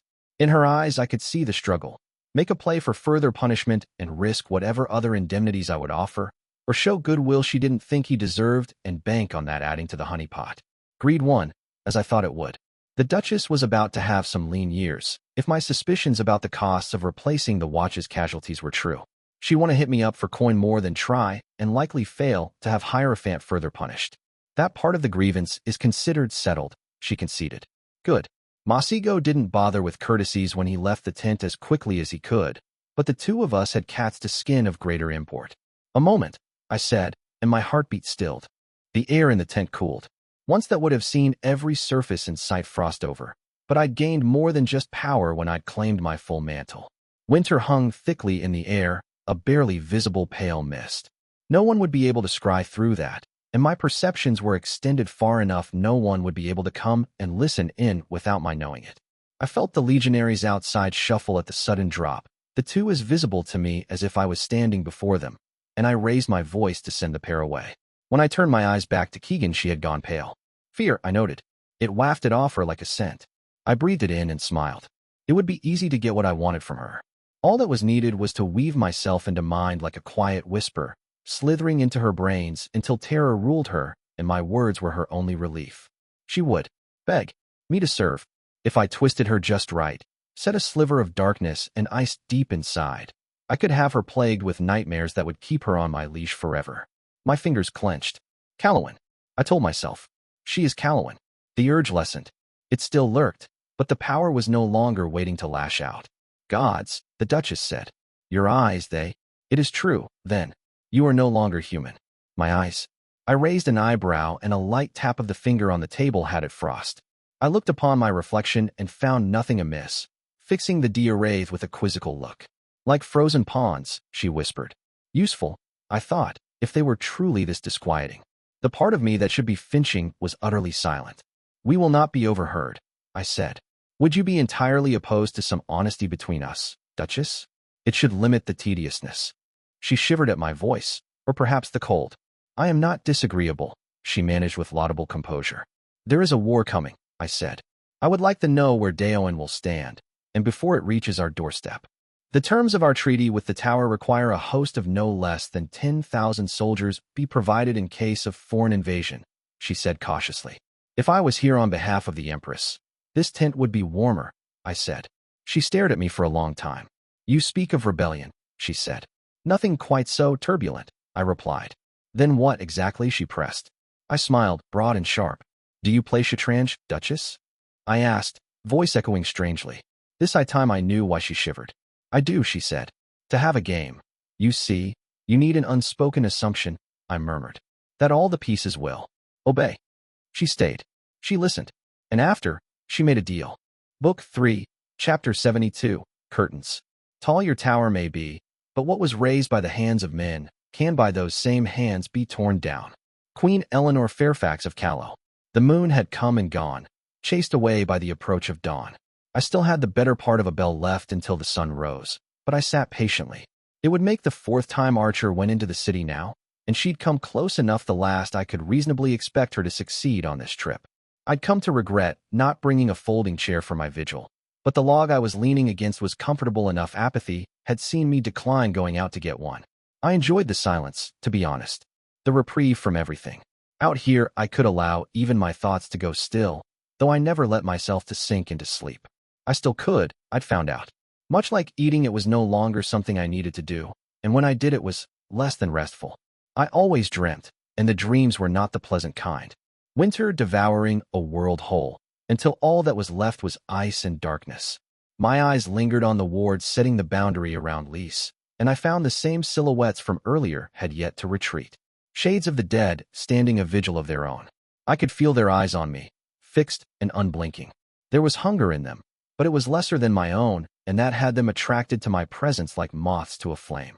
Had I truly become the Black Queen, I thought, had my teacher not broken that transition as recklessly as he had the city, they would have been mine to rule, to shape and order as I wished, wresting true ownership of the weapon Acua had made from the Empire's hands. The shape of that was still seductive. It would have been a gamble, it was true, but then so was any other path. And it had been the only outcome presented to me I'd found even slightly acceptable. Peace in my time, The freedom to rebuild Callow as it should be, safe and prosperous. That path led to a place where I was no longer needed, but that might better for all involved.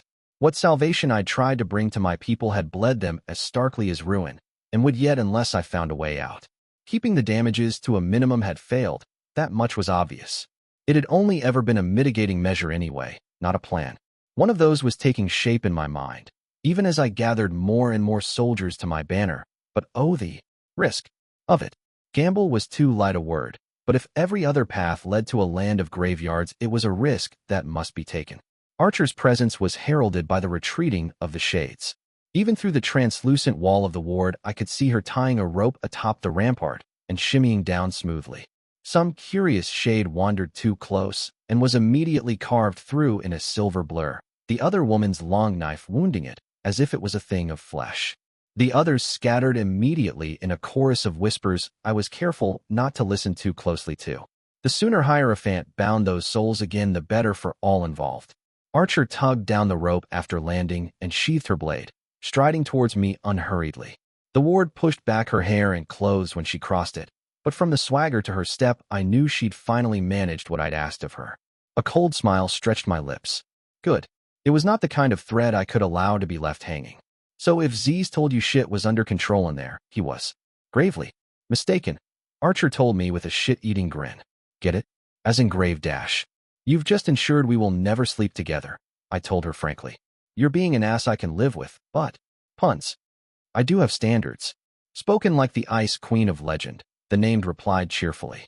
She plopped herself down at my side, sprawling over twice the amount of space I'd occupied and elbowing B out of my comfortable stance. I threw back her hand in her own face, and she yelped, more out of outrage than pain. Is that any way to treat your beloved minion? She complained. Almost half of that was true, I noted. That's a record for you. Ugh, she grunted. You're such a joyless thing. I thought villains were supposed to be the fun ones. You've been part of 2 wars and several killings that will go into legend since linking up with me, I pointed out. Maybe, but I haven't gotten laid in like a year, she whined. I'm this close to just dragging your pretty officer into a tent for the night. I glanced at her. That could mean any number of people, given that her tastes did not discriminate between genders. The one with the funny name, she elaborated. I raised an eyebrow. Rat face. I tried. That's the one, she cheered. Aisha gets real chatty after her drinks, and she had nothing but compliments for Dash. And this part of the conversation just came at an end, I announced firmly. You never gossip with me, Archer told me, displeased. I've delegated all gossiping duties to Hakram, I said, swiftly throwing my closest friend under the chariot. And if you're being this much of a pest, you have something for me. Say please, she grinned. Please stop trying my patience, I sweetly replied. I was rewarded by Archer rustling through her knapsack and dropping a cylinder of obsidian in my lap. I ran a finger down the length of it, and the soul bound within shivered. Oh, I thought. So you know who I am. That's an unexpected pleasure. Kind of wanted to stab her a few times, the brown-skinned woman told me in a conversational tone. You know, for Hunter. I tore out her heart while she was still alive to feel it, I informed Archer. The other woman blinked at me, then let out a whistle. Well shit, she said. That's a way to get your displeasure across, I guess. Old school of you, Cat. She had a way of bringing that out in me. I muttered, eyes on the soul container. I lost my temper when she sent an envoy. Made an oath, even. Not the kind of thing I can back out of nowadays. If you do this, there is no place in creation or beyond that will safeguard you from me. I'd sworn. Not heavens or hells. Not even if every lord in Arcadia swears to you. The doom I promise you will have men trembling in 1,000 years when they speak of Acua's folly and the woe that came from it. I could feel what I had spoken binding me as surely as if I'd sworn on the gods below. I thought about sending her to the tower, I admitted. She'd have a place waiting for her in the Hall of Screams. But that wouldn't be quite your vengeance then, would it? Archer knowingly said. That, and I no longer trusted the Empress with possession of Acua's soul. Not when I could no longer be certain another city wouldn't go up in flames for a weapon to be forged. It was one thing to use that weapon after it was already made, another to enable militia to commit mass murder if she got desperate enough. Even if it was Prisai who got the axe this time, which I couldn't be sure of, there was a part of me that was urging me to just destroy the soul, to make sure the possible liability was ended for good. But as reasonable as I knew that action would be, I couldn't quite bring myself to take it. I wasn't sure whether it was genuine hatred that had me stay my hand, or if I simply couldn't break the oath. Both were worrying liabilities. I have a cloak, I finally said. The murder cloak? Yeah, Archer mused. Called thus because you murdered someone for every piece you add to it. I forced myself not to sigh. It would only encourage her. Haven't added her banner to it yet, I said. I was thinking maybe something more pointed was in order. Archer eyed me sideways. Shit, she said. Her own soul, really? It can be done, I said. I've heard the warlock bound someone's soul to a chamber pot once. Masigo should be able to do something similar. I can't decide whether that's better or worse than skinning someone and making a cloak out of that, she mused. Past a certain point, the nuances don't matter much, I think, I said. That's where you're wrong, Archer said, face turning up to stare at the sky. They never do. We just tell ourselves otherwise so we can think someone else is worse. Never took you for the philosophical kind of girl, I said, head leaning back next to hers. That's because it's pointless to dig too deep, she shrugged. How long are we going to live, either of us? Not long enough to see more than the smallest bit of creation. If that's my limit, I want to sample as much of that bit as I can instead of just getting miserable about all this good and evil twaddle. Ain't no settling that, no matter how hard you try. If you get involved, you just get chewed up like all the others before you, and I don't owe anybody that. Hate to break it to you, I said, but you are involved. What do you think we've been doing for the last year? I have no idea, she admitted, sounding pleased at the notion. But you're a pretty shit villain and you gave the choir of contrition the finger, so I'm looking forward to finding out. I wouldn't get a better opening than that, I thought, so I might as well speak up now. You got a letter, I said. From Refuge. Huh, she grunted. What's in it? Are you implying I'd read your personal correspondence? I said. Haven't you? She snorted. Of course not, I said, and let a beat pass. I have people for that. I can't believe you're half-assing even you're spying on me, she sighed. Was it from the lady? I hummed in agreement. She says the debt Refuge owed the tower is settled. I told her that your mandated service as my face specialist is at an end. Didn't actually summon you back, though. She wouldn't, Archer said. It's not how Refuge works. The Lady of the Lake's not a queen, cat. She's just the woman with the biggest stick, I guess. We learned from her, but we're not like an army or anything. We do whatever we want. I made a noise of understanding, not willing to comment on any of it given my continued sharp dislike for Ranger. So what are you going to do? I asked. Don't be thick, you chump, she sighed. I'm staying. You should know that by now. But you should also know I'm going to leave eventually. I had known that, deep down. Of all the woe, she was the one least bound to me. Adjutant and Hierophant had attachment to the Empire, and Thief to Callow. But Archer? Archer had come for reasons entirely her own, and would leave when she tired of them. To where? I asked. I don't know, she laughed. But there's so much I haven't seen. The Everdark, the Titanomachy. And you must have been told this entire continent is a nowhere. There's nations on the other side of the Tyrian Sea that are larger than all of Calernia. Hells, we don't even know what's to the west. No one's ever found anything in the Skiron Ocean, I reminded her. Except sea snakes that were a tad unfriendly, and not the small kind. Doesn't mean there's not, Archer murmured. Wouldn't that be something, Cat? Being the first Calernian to walk an unknown shore. It would be, I admitted. I'd be something untainted, too, and there were few of those left in my life. Maybe I'll go with you, Archer, I said. Gods, there's bound to be a day where I'm done. Where I can finally just leave. My tone was tired, but it was not kind of tired sleep could cure. Archer stirred. Indrani, she said. Call me Indrani. We stayed there until dawn, laughing and talking of places so very far away. It was always odd to see Adjutant loaded with parchment instead of weapons, but not a bad sort of odd. It wasn't unfitting, just different from what I was used to seeing. This time, though, the look I gave the scroll he handed me was harsh. It contained names, 34 of them. Mages taken prisoner after the Second Battle of Liesse. And they're currently in containment? I asked. Under ward and guard, the orcs said. Both our own. The 15th took custody of all prisoners. I'm not recognizing a lot of those names, I told him. I expected highborn. They're all. Fuesa. Hakram informed me. The Truebloods weren't willing to gamble on Diabolist with kin, at least not important ones. Servant lines, huh? Old retainer families of the High Lords who'd been in their service for so long, they were above peasants in the Presi pecking order. Acua had sent the same to me as expendable envoys when we'd had our little chat before the battle. I shoved the scroll under my arm and unfolded the other one he'd handed me. Nearly 2,000, I said, raising an eyebrow. I knew you'd grabbed a few, Hakram, but not that many. They're not all Presi, he said. There's some Helikian mercenaries and even 7 drows. Exiles? I asked. Soldiers don't go to Mercantis when they've still got a home, he said. I wiggled my elbow at the scroll he still held in hand. And what's on that? The names of the highborn within the household troops, he said. I've had Aisha look into them, to add notes regarding their background and what could reasonably be asked for ransom. Ransom, I repeated softly. I know, he said. Not what you want. But it's not a small sum, Catherine. And the moment you start raising armies and rebuilding the country, our coffers are going to bleed like a stuck pig. The tower is meant to pay reparations, I said. The tower's gone silent, Hakram growled. That is not a good sign. That was too true for me to deny.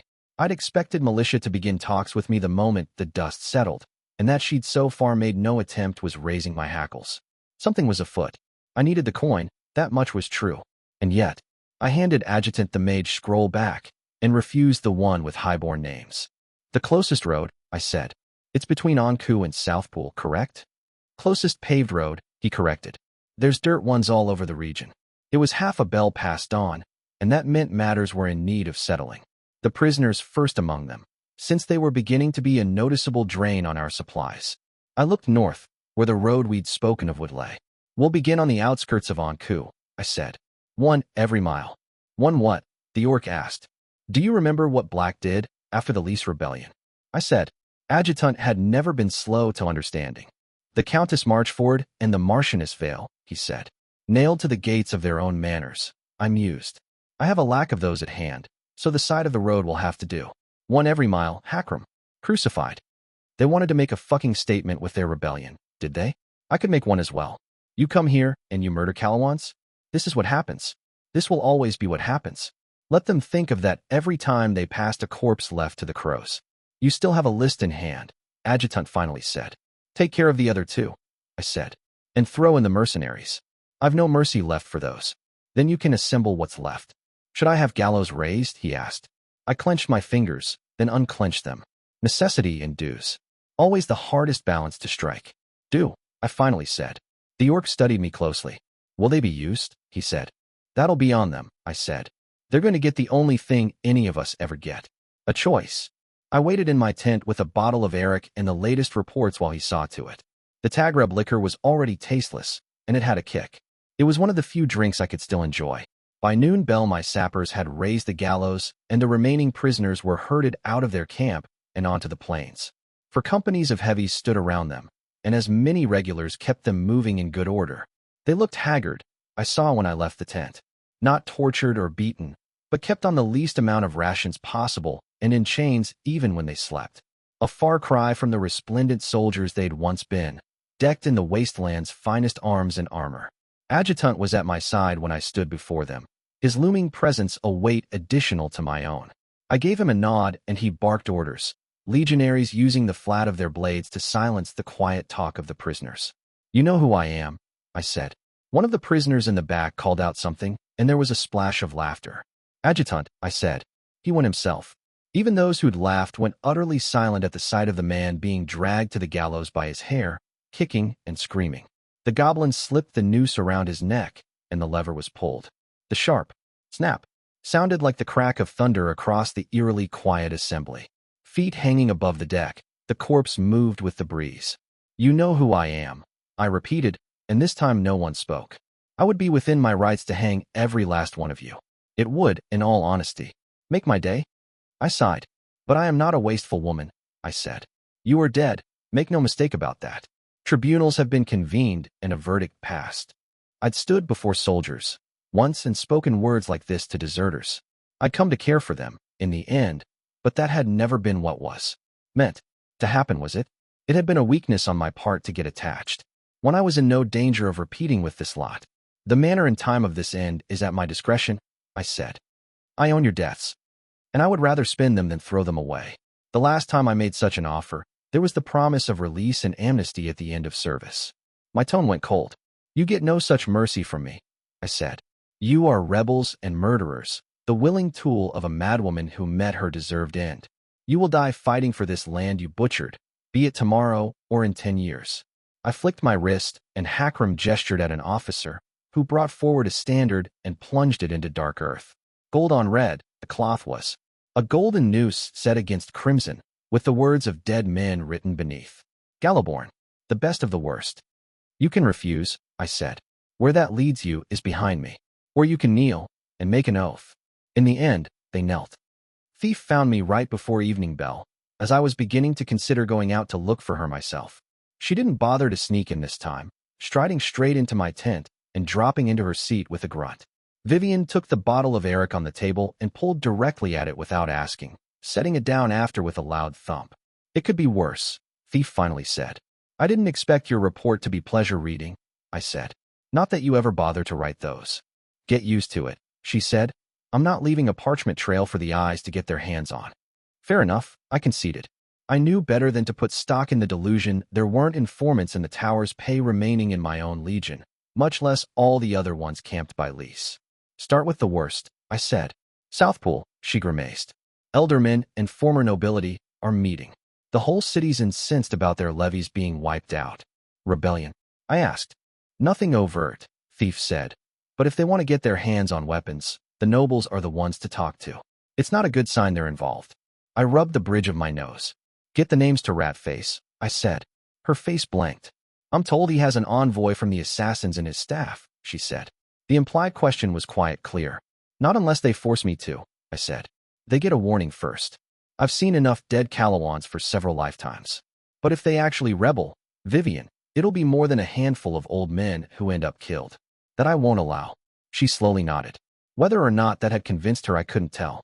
The South is a mess, but uprising's the last thing on their mind, she told me. With Dormer and Holden emptied and Liesse, well, I'm not sure there's a word for what happened to Liesse. Refugees are trickling back to the other two, but with Liesse gone, everything in sight of Hengist Lake is lawless. There's bandit packs forming to claim what food is left, and village militias aren't above looting other villages to keep their families fed through winter either. I'll send a detachment south, I grimaced. It'll take a while to get supplies in place, though. Isn't the governor in Vale doing anything? He's driving back any refugees camping in his lands with the last of the city guard, Vivian darkly said. City's under martial law, and he started rationing. Another mess to deal with. There was always another one waiting around the corner. Lore, I pressed. The governess-general has kept order, Thief said.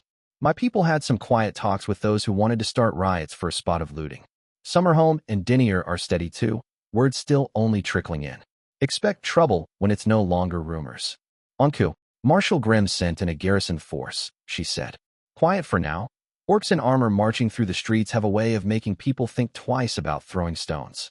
And before you ask, the North barely even noticed the rest of Callow is on fire. The Baron of Hedges has been heard saying the chaos to the south is a Presi issue, not his people's, and he won't send even a copper down in aid. Those isolationist pricks. Even during the conquest, they'd barely sent any men to fight the Empire. As far as the sheepfuckers were concerned, they were a kingdom of their own, whatever the maps said. South Polians might be backwards mudlickers, but at least they pulled their goddamned weight when catastrophe came calling. We'll see about that, I muttered. They'll be sent an invitation to Lore soon enough. Thief hummed. A little closer to home. Did you know Dash? I know, I quietly said. I have him a bell out of courtesy. If he doesn't come to me after that, I go to him. And I won't be polite. So long as you know, Vivian said. I leaned back into my chair. I need you to do something for me, I said. Quietly. Blue-gray eyes faced me. How quiet are we speaking? She asked. I'll glamour you a body double and keep her out of sight, I said. Thief let out a sharp breath. Why? I reached for the Eric and filled my cup. Not that long ago, I said. I was given a choice where none of the outcomes were really a victory. Just a different kind of ugly compromise. I knocked back the glass, allowing it to hit the table with a satisfying clang. So I had to ask myself, am I really playing the right game? I smiled grimly. Let's find out. The blackguards had made their own little camp within the camps. They'd raised palisades, had sentinels posted at all times, and allowed no one in. It didn't matter. I'd had adjutants send people to keep an eye on them, and the ripple that had gone through the soldiers earlier could only have one reason for it. Black was awake. He was awake, and his 4 hours had run out. By now Scribe would have filled him in on everything going on, that she knew about, at least. That was as far as courtesy would take me. I went directly for the gate, which is little more than a movable part of the palisade. It opened, but that was as far as I was allowed. A dozen blackguards blocked the opening behind, and one went forward to speak to me. I cocked my head to the side, inhaling the scent of him. I knew this one. Lieutenant de Base, I greeted him. He pushed up his visor, but his hand never left the pommel of his sword. Ma'am, he said. It's actually Captain now. The blackguards wore no insignias when on campaign, as my teacher disliked the notion of leaving the enemy the capacity to easily pick out his retinue's officers. Congratulations, I said. I know he's awake. Move your men aside. The Sonic grimaced. I'm under orders not to let anyone in, he said. His orders? I asked. Or scribes. Orders, he replied. That's all that matters. My eyes flicked to the men behind him. Fear I sensed. In him and the others both.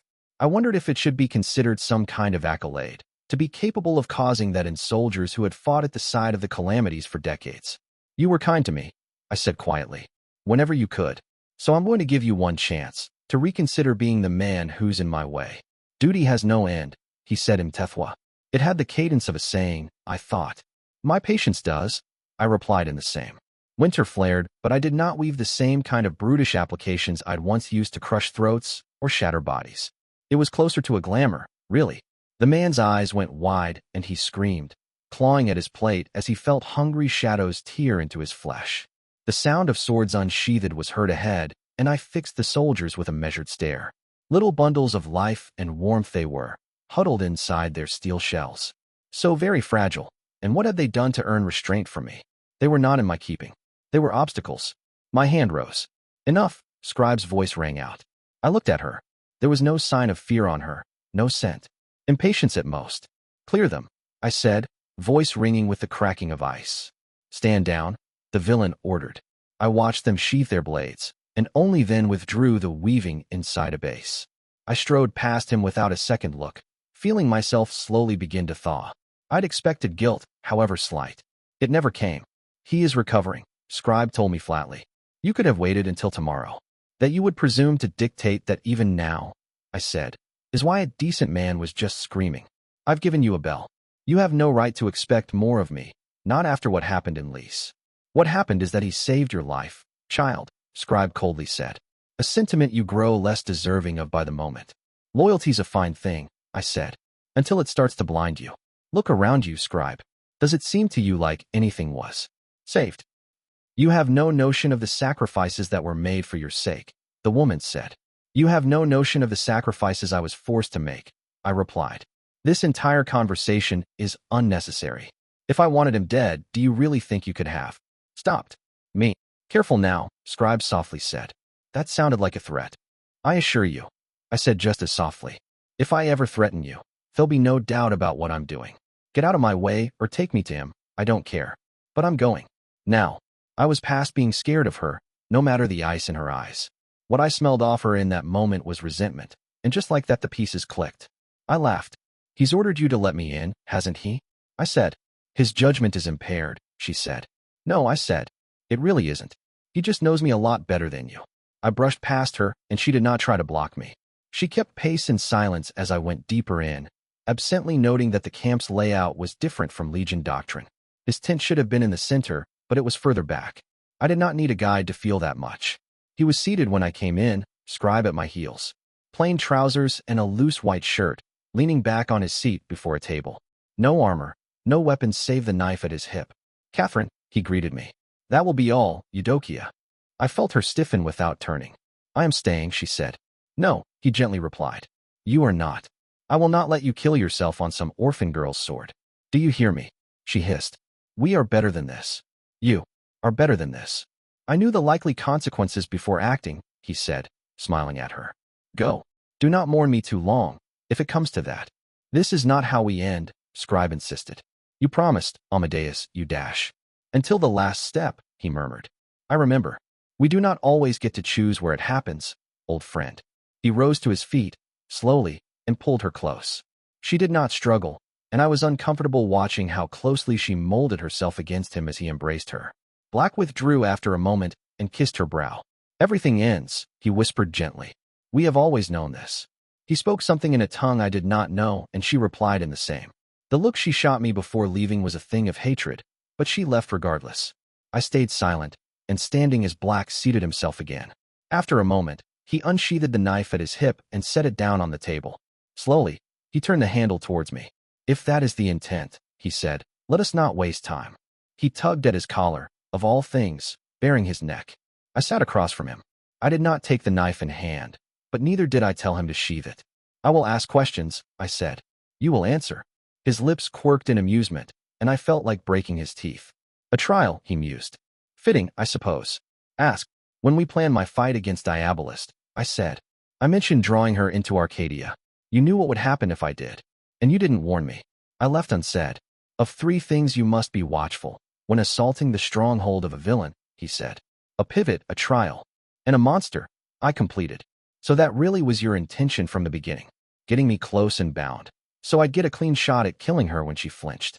It's why you went after her father from the onset. I was not confident in our breaching her defenses otherwise, Black said.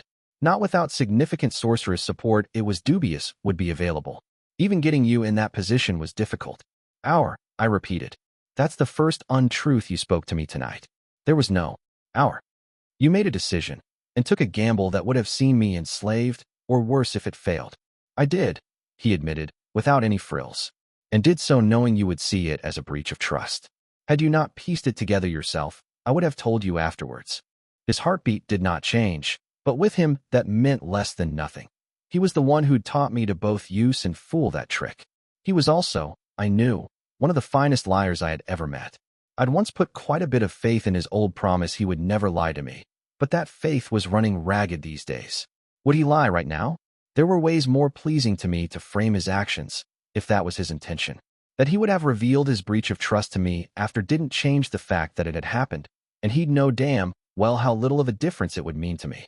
I was making me furious, having to look for deception in every sentence of a man I'd once been able to trust implicitly. He had robbed us both of that trust. You let me believe she took you prisoner, I said. You had the means to warn me you weren't. Why didn't you? In part because I was not certain you would be able to deceive her, he said. In part because of the story you used to become Duchess of Moonless Nights. It was my understanding that if you slew Assassin while believing he was me, it would prevent the eventuality of a repetition of pattern. Patricide, he danced around saying. Even now neither of us were comfortable with the implications of the word. You shot yourself in the foot, I said. No, not just that. You emptied a full goddamned quiver. If you'd spoken to me about it, we might have found a different way to take care of that. But you didn't. Trust me, Black. And so here now we fucking are. The 2 of us with a knife between, and me having genuine reason to kill you. I believed at the time that it was an elegant solution, he said. The arrogance of an old man, in retrospect. Cheating creation is never quite so simple as one would prefer. There's a lot I can forgive you for, I said. And did, though I shouldn't have. I even let go of the fact that you spoke to me in Summerhome the once, after a few years. Made excuses for it, that I was under influence myself and making what could have been a costly mistake. But this, it's actually worse, you know. Before the battle even began, you were already treating me like a tool. Not an equal, not even an apprentice. A fucking tool. That is who I am, he told me honestly. In the face of conflict, that will always be how I act. I will reduce all individuals involved to instruments, and seek what I consider the best outcome. I will not spare myself a distinction, though I do not consider this to improve the principle of the behavior in the slightest. And it didn't, I thought. It made no difference. I used to think it did, but there was nothing laudable about not particularly valuing your own life along with everyone else's. That just meant he was one of his own many victims. It was a sort of madness that seemed principled on the surface, until you saw it in action. Saw what it cost everyone around the madman. What admiration I'd once given this had just been fool's gold, the shine lent by an unbroken line of victories. Now that the break had come, only the ugliness of what it truly was remained. Black was, I could not longer deny, a fundamentally evil man. That he used practical and sometimes beneficial means to pursue his objectives in no way redeemed that. I was ashamed that this disappointed me, deep down, that I had expected more, when he had been so honest about what he was from the beginning.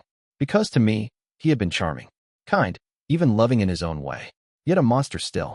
It was an effort not to reach for the knife. You disregarded every word I said, before wrecking the array. I said, tone surprisingly calm. I made, gods, you could almost call it a plea, to end the bleeding, to spare my people another war. You didn't even bother to answer. He inclined his head in disagreement. I waited, he replied. It did not tip the balance. I believed then, as I do now, that keeping the weapon was certain to ensure the destruction of the Empire at the hand of heroes. I still believe it a miscalculation on militia's part to assess that having it, even in used, would not lead to a crusade. It would not only ensure it, but begin a story that makes victory effectively impossible. She did not account, you see, for the bard. Without her existence, perhaps a piece would be feasible. With her being given this thread to use, however, I would think it likely we would all die within 2 years. You didn't either, I said. Account for the bard. She was there, right before you used your aspect. And she was smiling. Of all I had to consider, that was maybe the only mark in his favor. That he was human, and he'd been wounded like a fox being hunted so he could be herded in the right trap at the right time. That he'd run into someone better at this than him, and we were all being made to pay the price for it. That, he said mildly, is quite worrying. I did not think her capable of operating independently of a heroic band or name. I have journals that include notes from my time in the Free Cities, as well as several other matters. They will be given to you. No, I said quietly. I don't think so. I assure you, he said. The contents are both accurate and useful. I pushed back the chair and rose to my feet. The most arrogant thing you've said tonight. You didn't even bother to speak, I told him. It's the assumption that I'm still your successor. Black was not, for all his flaws, an unintelligent man. You are no longer the squire, he said. There's not enough of the name left for me to qualify, I said. Then, he began, and on his face surprise and fascination warred. I don't know yet, I smiled. But I breathe easier knowing it's not something you anticipated. Because I know you. If I walk out of this room after slitting your throat, it's still part of your plan. I'd still be playing a part you set out for me. Contingencies, I imagined, would see to the death of the Calamites. And I would left in an uneasy partnership with the Empress, preserving the legacy he had sought to build. There's a part of me right now that just wants to let you go, I said. To call our slate clean. Debt's paid for sparing your life. But that's now who I am. I'm not you either, tough, and I don't want to be. I snatched the knife and lunged over the table, driving it into his belly. He let out a soft gasp, and then I twisted the blade. You'll live, I said, but it'll scar. And whenever you look at that scar, I want you to remember tonight. The choice I'm giving you. Gods forgive me, but monster that you are, I still love you. I looked into his eyes, that pale green gaze that was always so unsettling. I am, I said, going to build a better world, even if I have to drag everyone into it kicking and screaming. So there's your choice, Black. Either you make yourself into a man that deserves to live in that world, or you're just another corpse I step over on my way there. I left the knife in him, stepped away, and paused by the edge of the tent on my way out. This should go without saying, I said. But if you're still in my lands by the moon's turn, I'll put your fucking head on a pike. A heartbeat passed, and I smiled, the burden of years leaving my shoulders. Take care. I'll see you when the war comes. I left and did not look back. Book 3, Epilogue. You who pass this gate, know yourself beyond hope. Written above the gates of Keter, earthly seat of the dead king. He would not speak to her until he was no longer in a vulnerable position. Alea had known this because she knew the man, how his mind functioned. Amadeus did not treat from position of weakness. Her Black Knight arrived a few days earlier than anticipated at the Red Flower Valles, taking refuge with the loyal legions that garrisoned it in the face of Procure. The Empress had found a degree of dark amusement in the way that Catherine Foundling's armies now lay between the armed forces most loyal to the two most powerful villains of praise. Almost like a matron breaking up a childish squabble between her wards. As always, the girl thought the worst of them. A civil war would not have been an acceptable outcome even if had a crusade not been in the making. The coming struggle would be steep enough without wasting soldiers in settling a matter best addressed privately. The current assessment of the younger villain's loyalties was growing clearer with every movement she made in the absence of instructions from the tower, and the picture painted was not promising. The remains of 2 legions had been suborned to the insolently named Army of Callow, followed by the announcement of large-scale recruitment across the kingdom. The girl's return to lore had been followed by an energetic centralization of power around the yet unbestowed crown, though it seemed she had learned from her previous blunder. A bureaucracy was forcefully being assembled by drafting any remotely competent Callowan and withdrawing talents from the 15th. Given the girl's propensity for charging at the first battlefield in sight, the power would effectively be wielded by Baroness and Kindle over the next few years. A former rebel with close ties to the House of Light and the last remnants of Callowan aristocracy. In the optic of consolidation of power within the kingdom, it was not a blunder. From the greater understanding of Callow within the empire, it was a warning sign. A cohesive power block capable of ruling was being formed in lore, one with bone-deep enmity towards the east. That the Duchy of Daoin seemed to have turned into one of the crown's backers was also worth a second look. It was a well-positioned source of manpower with hard borders and a history of resisting Prisai rule. The girl would need to squeeze the northern baronies for coin, however, or risk leaving the upset south in the lurch. An angle to use, if necessary. If it came to rebellion, further partition of Callow was now a feasible solution. When the south had been bound together by noble rule and marriage alliances, it would have been a misstep, the seed of a rebellious kingdom of Liesse being sown. But now that the city was wrecked and the aristocracy decapitated, matters had changed. A southern vassal state dependent on tower subsidies to recover would remain largely tranquil. It was what had once been the calm center of Callow that was now trouble, the cities built by the shores of the Silver Lake. Large urban populations, strategic trade location, and now a fledgling bureaucracy indebted to the crown made them the beating heart of Catherine's power within Callow. Alea had stayed her hand, for the moment. Killing the girl would ignite countrywide rebellion, and besides, she had yet to overstep the tentative terms reached in Liesse. Pressure could be applied through the promised reparations and the precarious western border, which was not in the Empress's hand at the moment, strictly speaking, but in those of her Black Knight. One of several matters in need of settling. Alea thought of the raised hand, the word spoken that had unmade over a decade of careful planning, and grew cold. Dread Empress Liesse set the unnecessary emotional spasm aside. A mistake had been made in placing blind trust. The extent that leaning should ever be indulged was in trusting individuals to act according to their nature. Anything more than that was asinine sentiment, a weakness on her part. When the mirror flickered with life, she was awaiting it. Dressed blood red, a sprawling dress with long sleeves and a neckline that was more suggestive than revealing. The golden circlet on her brow was almost an unnecessary touch. The dress alone would be enough for Amadeus to understand that it was the dread Empress of Praise that had given audience, not Alea. The silver mirror revealed the sight of a man unarmored. A loose white shirt did not quite cover the sight of bandages covering his abdomen, but the pale green eyes were as sharp as she had ever seen them. Alea felt a surge of fury. It was the Empress that had given audience, but it was Amadeus that had come. "You are wounded," she said, smoothing away the emotion. "So I am," the man agreed, tone almost amused.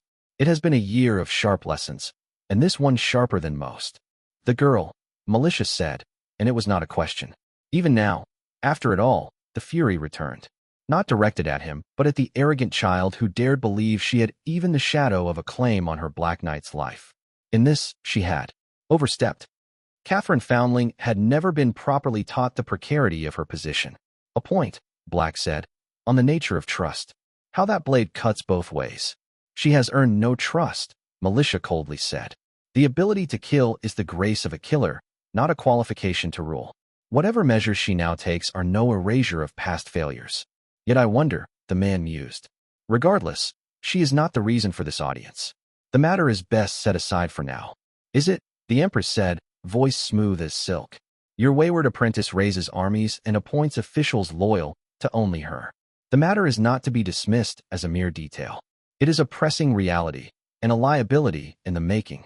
"I had hoped," Black said, "to avoid the losing game that is the attribution of fault. That line of conversation would ensure otherwise." The unspoken read thus: "Her loyalties were shaken by the Diabolist's massacre, and it was your inaction that allowed this to unfold." "I have always known fault to be as much a matter of nature as opportunity," Liesse replied. The unspoken read thus: "You gifted great power to a nobody and never bothered to instill loyalty more than skin deep. This was inevitable." Black sighed. "Do you not find it tiresome," he said, "to leave so much within the margins?" Liesse's face was a frozen mask of disdain. "You have lost the right to make that request," Alea said. "Shall we speak of trust, then, my Empress?" Black softly replied, "I am not without words to offer on that subject." Guilt never came. She would not apologize for taking measures preventing him from throwing away his life in a hopeless war, however slighted he felt by the truth that he had become a foe to his own survival. That was on his own head. Not even love would make her neck if she was in the right. "Warlock agrees that the weapon should have been kept untouched," Liesse said, and there was a part of her that enjoyed the flicker of dismay on Black's face. "Weeks would eat every child in Callow if it allowed him to research without interruptions," he replied. That endorsement rings empty. It was also first blood. He was not, she knew, plotting to seize the tower from her. But the knowledge that if he had the warlock would not have stood at his side was a crack in the certainty that lay at the heart of him. What she need break to salvage even shards of what they had once been. And who whispers agreement in your ear, Black? The Empress asked. Scribe. If you slit her own throat, she would assume you had reason. She has made a virtue of being a tool. It was not a mistake to have spoken that, though Elision regretted the sharpness of the words. But Liesse knew that the cruelty was necessary to lower the worth of the unconditional support in his eyes. The Duny's face grew cold, the first stirrings of anger. You speak of matters you understand precious little, he said. There is no part of you that does not come with condition. Liesse met his eyes with equanimity. Elision flinched at the old whisper spoken aloud. Black tiredly passed a hand through his hair. I should not have said that, he said, the threshold of an apology. You rarely speak without meaning. The Empress said, refusing the crossing. Something passed in the man's eyes she could not put a word to, and that was a rare thing. We were better than this. Once, Amadeus said. Were we? Liesse wondered. 40 years, and never once did we cease dancing around that single truth. Her eyes went hooded. There is only one throne in this empire, the Empress said. You are not sitting on it. There is a reason for that.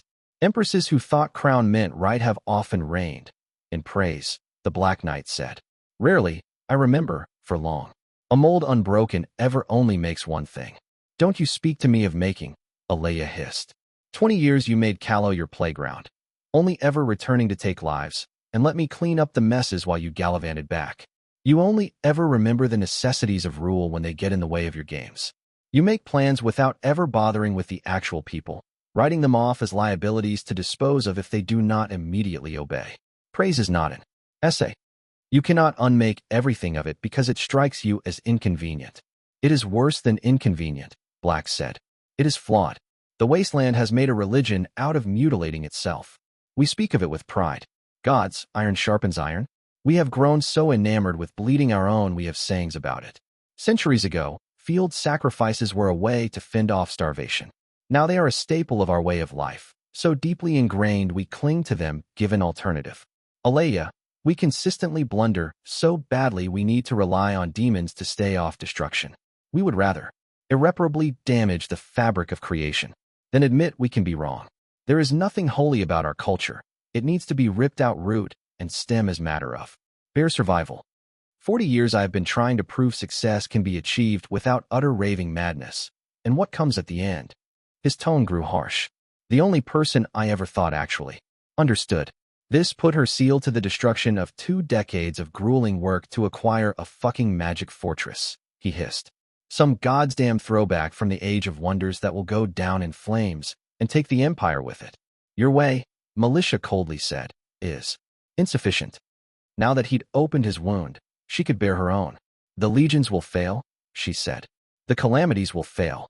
Your ramshackle effort at successors will fail. Did you think that just because you were clever, just because it was hard, it would be enough? We took Callow Black. We put chalk to the slate. The heavens will throw crusade after crusade at us until the mark made is erased, because we are not allowed to win that fight. The only way to survive is not to fight at all, and for that I needed a tool. Liesse stood ramrod straight. 100,000 dead, she said. I would bleed thrice that number without batting an eye, because without the tool we lose. We break. We end. We come at an end. I warned you off Aqueous Elision because she provided what I needed, a strong enough deterrent to keep the wolves at bay. And I did this behind your back, because if I did not you would have gotten in my way. Because you have fallen in love with your own legend. The Black Knight, undefeated. How far is that from invincible, Amadeus? Shall we talk history on that subject? This makes us a leech, Black replied coldly. And that is exactly how we lose. If we are a net drain, we are removed. That is a fact. There is no keeping Callow if by the sheer act of keeping it we foster constant rebellion. And if we lose Callow, it all comes down on our heads. We have already lost Callow, Liesse replied harshly. And 3 legions with it. All thrown into the lap of some fucking orphan girl because you thought you could be cleverer than fate. Do you truly not realize that the terms of the occupation both failed to pacify Callowans and fostered unrest in the wasteland? One does not conquer an entire kingdom to grant it effective independence 20 years down the line, Black. We were meant to profit from it. They were meant to profit from it. Were they? He said. After fighting tooth and nail against every measure that made is possible, they still deserve spoils because, what? They were born to that privilege. That they were even spared was a concession. But they were allowed to grow fat off a conquest they actively hindered. I held my tongue because you used their rapaciousness for your own purposes, but oh, what a mistake that was. The point isn't to make Callow a pack of plundered provinces. It has never been that. It's to ensure we never again destroy ourselves invading that country. Are we so enamored with that kingdom's crown we cannot allow anyone else to wear it? We win by slipping the noose, not moving the border. By breaking the pattern that has whipped us ever since Maleficent made an empire out of praise. It is irrelevant who actually rules Callow, so long as we no longer need to invade to avoid starving. From that moment on, we start to grow, to change, to be anything but a snake cursed to eat its own tail and choke. Anything less than that is defeat. Anything more than that is expendable. He was panting, after a sack of venom decades and the swelling finally emptied. There have been bad nights since I took the throne, Liesse said. Nights where I wondered if it would not have been better had you become emperor and I your chancellor. You have laid those fear to rest. This is why you cannot rule. Because you're not interested in ruling praise, only in securing a war camp for your pissing match with the heavens. You cannot butcher your way into having a different homeland, Black. It's a pretty plan you laid out. But you are not the only living man in praise, and so it fails. Because the empire is not an instrument, it is a nation, and that nation wants things. It will not docilely wait until your point is made. Enough, Black said. God's enough. There comes a time where the wound is no lanced, just bled.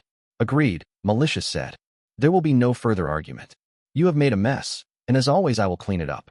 You remain in command as my Black Knight. You will hold the border as best you can, and rein in your apprentice as necessary. As for me, I will take the measures necessary for survival. You will not approve of them. I no longer care. The Empress would have ended it there, but Aleia could not. We will survive, she said. And when the danger has passed, as much as it ever can, you will come home. I will not throw you away, Maddie. We are not beyond mending. He smiled, ruefully. Can you feel it, Allie? He asked. The Empress frowned. It's quiet, he said. Subtle. I suppose it always starts out that way, when one loses control. The tower will not fall, Malicious said. It may not, he said. I genuinely don't know. For the first time in decades, Aleia, I don't know. He laughed. It's strangely invigorating, he said, to have every plan you ever made ripped apart. Do you remember what it was like when we were young, when we still felt wonder? Black, you are worrying me, she said. Your terms are accepted, Amadeus said. Not that there was any doubt. I will come home, in the end. He looked away, and strangely smiled. I wonder what it would look like, he murmured. A better world. The mirror darkened. Aleia went still, something like grief, but deeper than the word could ever mean, taking hold of her. Dread Empress Militia rose to her feet. There was no rest, the old saying went, for the wicked. Brandon Talbot had only stood in the throne room once before as a child, when King Robert still ruled and his aunt had introduced him to the royal court. He'd been so young he barely remembered any of it, and in those days he had been of precious little import. Aunt Elizabeth was to be engaged to the Shining Prince, so he'd warranted an official introduction, but nothing else. In those days there had been no talk of him ever becoming Count of Marchford. The union of Elizabeth Talbot and King Robert's eldest son had been expected to be fruitful, leaving him only the head of a cadet branch meant for knighthood and little else. How strangely the world spun, that he now stood at the side of the Queen of Callow instead of kneeling with the guests. Those he had to share that distinction with were, admittedly, something of a mixed bag.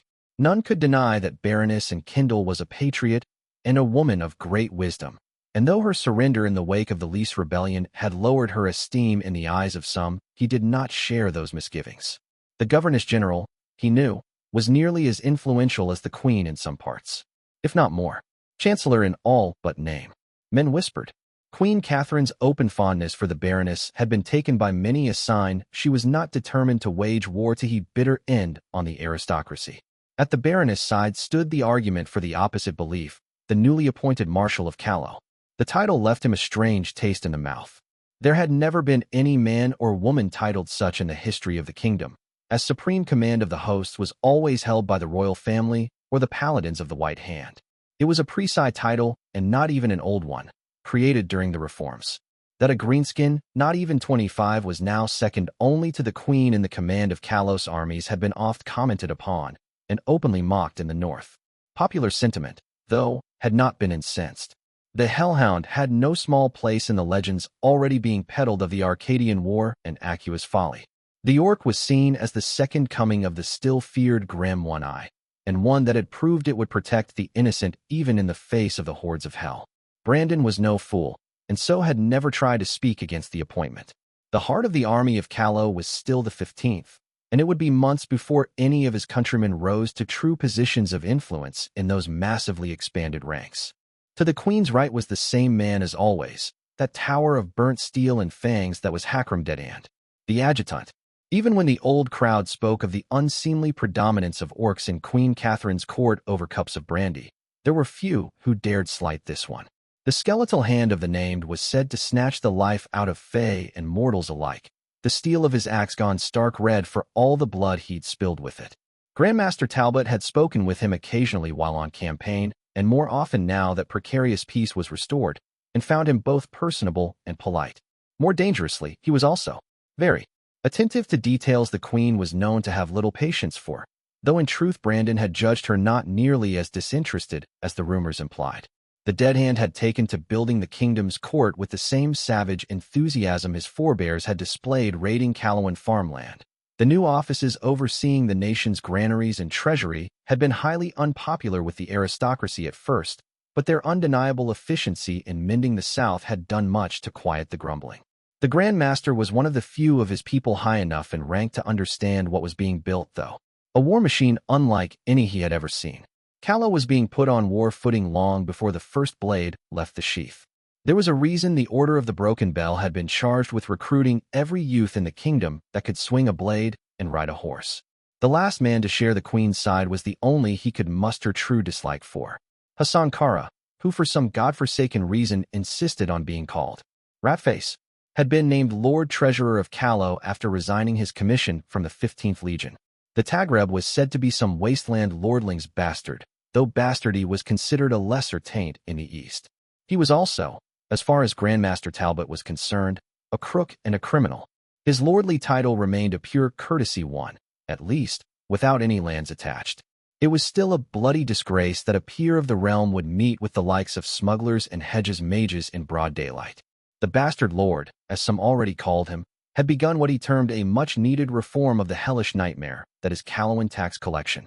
That governors no longer paid taxes directly to the Tower, or even the short-lived ruling council, had thrown the old system into disarray, every governor and noble trying to shortchange the crown whenever they could. Lord Kara's taxmen and their legion escorts were already a dreaded sight, and the complicated maze of exemptions and tariffs he'd had the Queen put her seal to always seemed to have her allies come out wealthier and her enemies poorer. He was clever, Brandon disdainfully thought, but in the way Tagreb usurers so often were. As the admittedly tedious ceremony chugged on towards the moment of proper coronation, Brandon turned his eyes to the crowd that stood witness. Baron Darlington of Hedges and Baroness Morley of Harrow were of the highest rank among those, surrounded by kin and lickspittles. Both, he'd been told, had declined the Queen's invitation to her coronation by telling her envoys their health would not allow them the journey. The second envoy she had sent came with a minstrel, and as the tune of the Lord's Lament played in their halls, the nobles had reconsidered their refusal. The pointed reminder that Queen Catherine was not above having even royalty shot when it suited her had struck true. The last landed nobles of Callow had faces too solemn to be truly pleased of being in attendance, but rumors of the crown's young reforms had seen them hurry south, so they would not be made to feel the sting of disobedience through their coffers. As far as nobility went, the only others worth the note were the envoys of Duchess Keegan of Daoin. That the ruler of the last duchy in Callow had sent her own eldest son and high-ranking officer of the watch to attend had rightly been seen by many as endorsement of the Queen's reign by the Dear Wraith. Ties had been made there, Grandmaster Talbot thought, that he knew little about. Inquiries were in order. The Queen had yet to appoint a chamberlain for her household, or a keeper of the seals to have her decrees upheld and her courts of law put to order. After all, it was no certainty that Queen Catherine I would keep all the seats of the old King's Council, but if she did, Brandon intended on seeing the remaining seats filled with proper Callowans, not Daoin interlopers. Neither did it escape his notice that Keegan's son was a handsome lad, not much older than the still unmarried Queen. Another matter to ensure never came to fruition, though he could hardly blame her for trying. He had himself ensured that his representatives at court were well-bred young men and women of comely appearance, merely to have that avenue open, should it take the queen's fancy. The rest of the guests in attendance were the representatives of governors and guilds, as well as every elder man in lore. Brandon had expected trouble when their ancient prerogatives inside the city began being taken over by the crown, but the dead hand was a clever sort. They'd been offered appointments in the new offices, and with enough accepting their influence came to benefit the reforms instead of being plied against them. They stood there with awe-befitting commoners being allowed to witness the birth of a dynasty, however fragile its line of succession.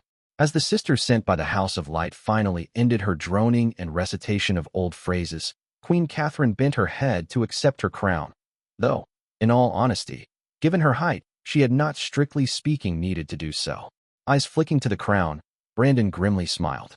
No gold or jewels in this one. It was a jagged circlet of iron that sat heavy on her brow. A warlike crown for a warlike queen. The old regalia of House Fairfax would not see use again. The cloak of black and patchwork that Queen Catherine wore, a dark replacement for the old ermine-bordered mantle of the Fairfaxes. Rumors had spread that Aqua Sahelian's own soul had been added to the banners of the defeated, that the wastelander which could be heard screaming in torment if one listened closely enough. A saying was born of it that had Grandmaster Talbot shivering every time he heard the words, "Crowned by dread and cloaked by woe. Before you stands the ordained Queen of Callow," the sister said. Kneel. One after another, they did. Only standing by the throne like him were spared that, as Catherine Foundling slowly sat the ancient throne of the kingdom. Brandon was not the first to notice. He first saw when he followed the queen's gaze, the raised eyebrow on her cold face. It was difficult to tell how many there were. A few dozens? Less than 100, surely. Brandon had fought there like before, but their garments were no longer the same. On unearthly steeds of every shade the Fae rode through the hall, the fair folk as terrible and beautiful as they'd always been. Brandon found he could not look away from the Fae at their head. Riding a horse of ebony, the man was soberly dressed for his kind. A simple tunic, though the buttons seemed made of shade, and over a pale and narrow face a black silken blindfold covered an eye. There was a sword at his hip, without a sheath, and even looking at it hurt the knight's eyes. It was that one the queen addresses. "The Prince of Nightfall," she drawled. "An unexpected, well, pleasure. A strong word." The procession of Fae ended when the prince reined in his mount before the queen, inclining his head in respectful greeting. "Prince no longer," the Fae smiled.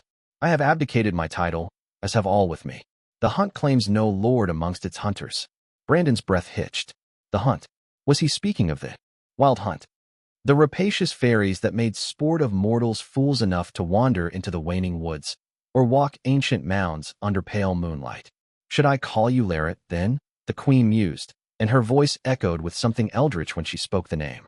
"Why do you darken my hall, Nightfall? Do we not stand before a queen, forged of winter?" the Fae asked. "I paid the price for that, thrice over," Catherine Foundling said. "If you think the mantle can be taken back, we're about to have a conversation on the subject of fatal mistakes." The Fae laughed, and it was like the tinkle of silver bells. "You mistake me," he said, and his sword rose. It clattered against the stone, laid at the feet of the queen. One after another the Fae passed, and through their own blade, a pile of death rising. Brandon Talbot was living a fever dream, witness to a scene ripped straight from legend. It was all too vivid to be real. "We swear to your service, Queen of the Hunt," the Fae said. "Queen of air and darkness, sovereign of moonless nights. We swear, till the day of last ruin, till all debts are paid, we would ride beneath your banner, in this world and every other." The Queen of Callow rose to her feet, as bright and terrible as any of them, and softly laughed. "What clever foxes you are," she said. "Your oaths I accept, in the spirit they were given." Her sword hissed as it left the sheath, and she stood before the Fae. "Kneel, and rise in my service." The hunt knelt, the hunt rose, and Brandon Talbot knew he would never forget the sight of this so long as he lived. A crusade, Cordelia Hazenbach thought, should be decided in a manner grander than this. There would be speeches in the coming months, every herald and proctor and beyond speaking the writ of the mandate of heaven handed down to the children of the gods, spreading the call to the 10th Crusade wherever there were ears to hear it. The first prince herself would address the highest assembly on the morrow's eve, giving an oration she had first prepared years ago. The motion would not warrant a vote from the assembly, though she knew it would pass should it presented. By tradition, only the highest office in the Principate could call for a crusade, though it would be an empty thing if no other nation joined their voice to it. Procher had fought crusades alone before, but every one a disaster. She would not repeat that mistake. The young woman had dedicated the span of her life to ensuring it would never be made again. For all the pageantry that was to come, the 10th Crusade was born in one of the lesser halls of the palace in Salia, with barely a dozen people seated at the table. For Procher, only she and Uncle Klaus were present. The Prince of Hanover had not been granted seat as a prince, but as the future commander of Procher's armies in the campaign to come. The grizzled old soldiers had spent more time drinking mead than speaking, so far, save when matters military were raised. Assurances had been needed that the Principate's armies were readied for war, no matter how righteous the cause or urgent the need. The thalassocracy of Ashur had sent 3 representatives only, members in good standing of their foremost war committee. Citizens of the 4th tier one and all, most of which would take command of Ashur's fleets when the hostilities began. Their very presence had been leverage for Cordelia to use, a gift from Magan Hadast. The only citizen of the 2nd tier in all of Ashur had not sent diplomats but soldiers, the agreement to join the crusade implicit to that decision. The envoys, after all, would not have leave to negotiate diplomatic matters, only those pertaining to war. The Dominion of Levant had sent the most envoys, in her judgment a consequence of its ever-fractious people. The current Seljun, the figurehead ruler of the Dominion, had officially deferred the decision of whether or not to join the 10th Crusade to the Megilis. Though literature often drew comparison between the highest assembly and the Megilis, for they were both councils composed of the highest nobility in their respective nations, Cordelia had never found much similarity beyond the surface trappings.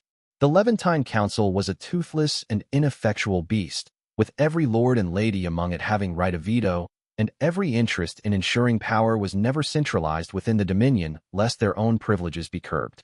Princess Eliza of Solomons had fought 2 wars and died in a tainted traitor to ensure the highest assembly would never be such a plague on Procher, or the first prince relegated to being little more than a first among equals.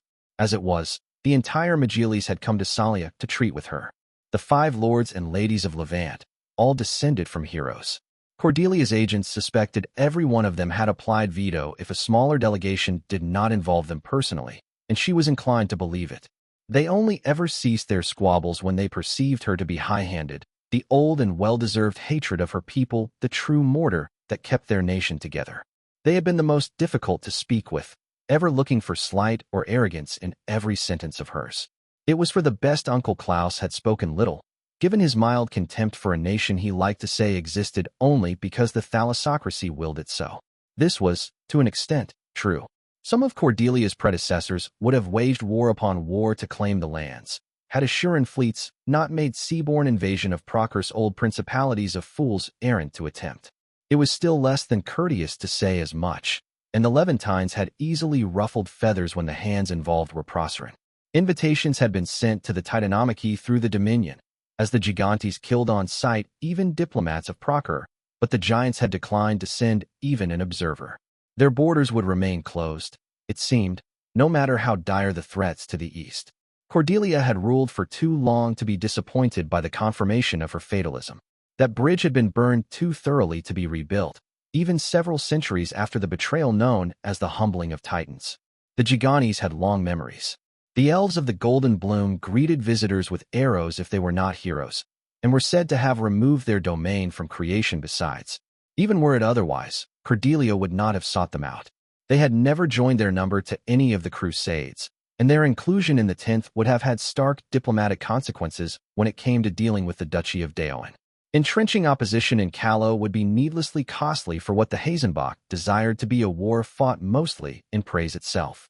Popular sentiment in Callow was rather difficult to read these days, but they were a people of long grudges who had never quite forgiven their occupation by the Principate. Should foreign soldiers fight over their fields for too long, there was no telling if the Callowans would turn on the Crusaders. Still, it was the League of Free Cities that troubled Cordelia. She'd come so very close to securing a truce and southeastern border with it, until the tyrant of Helike began his war. Even that had been an acceptable outcome, if she was to be honest.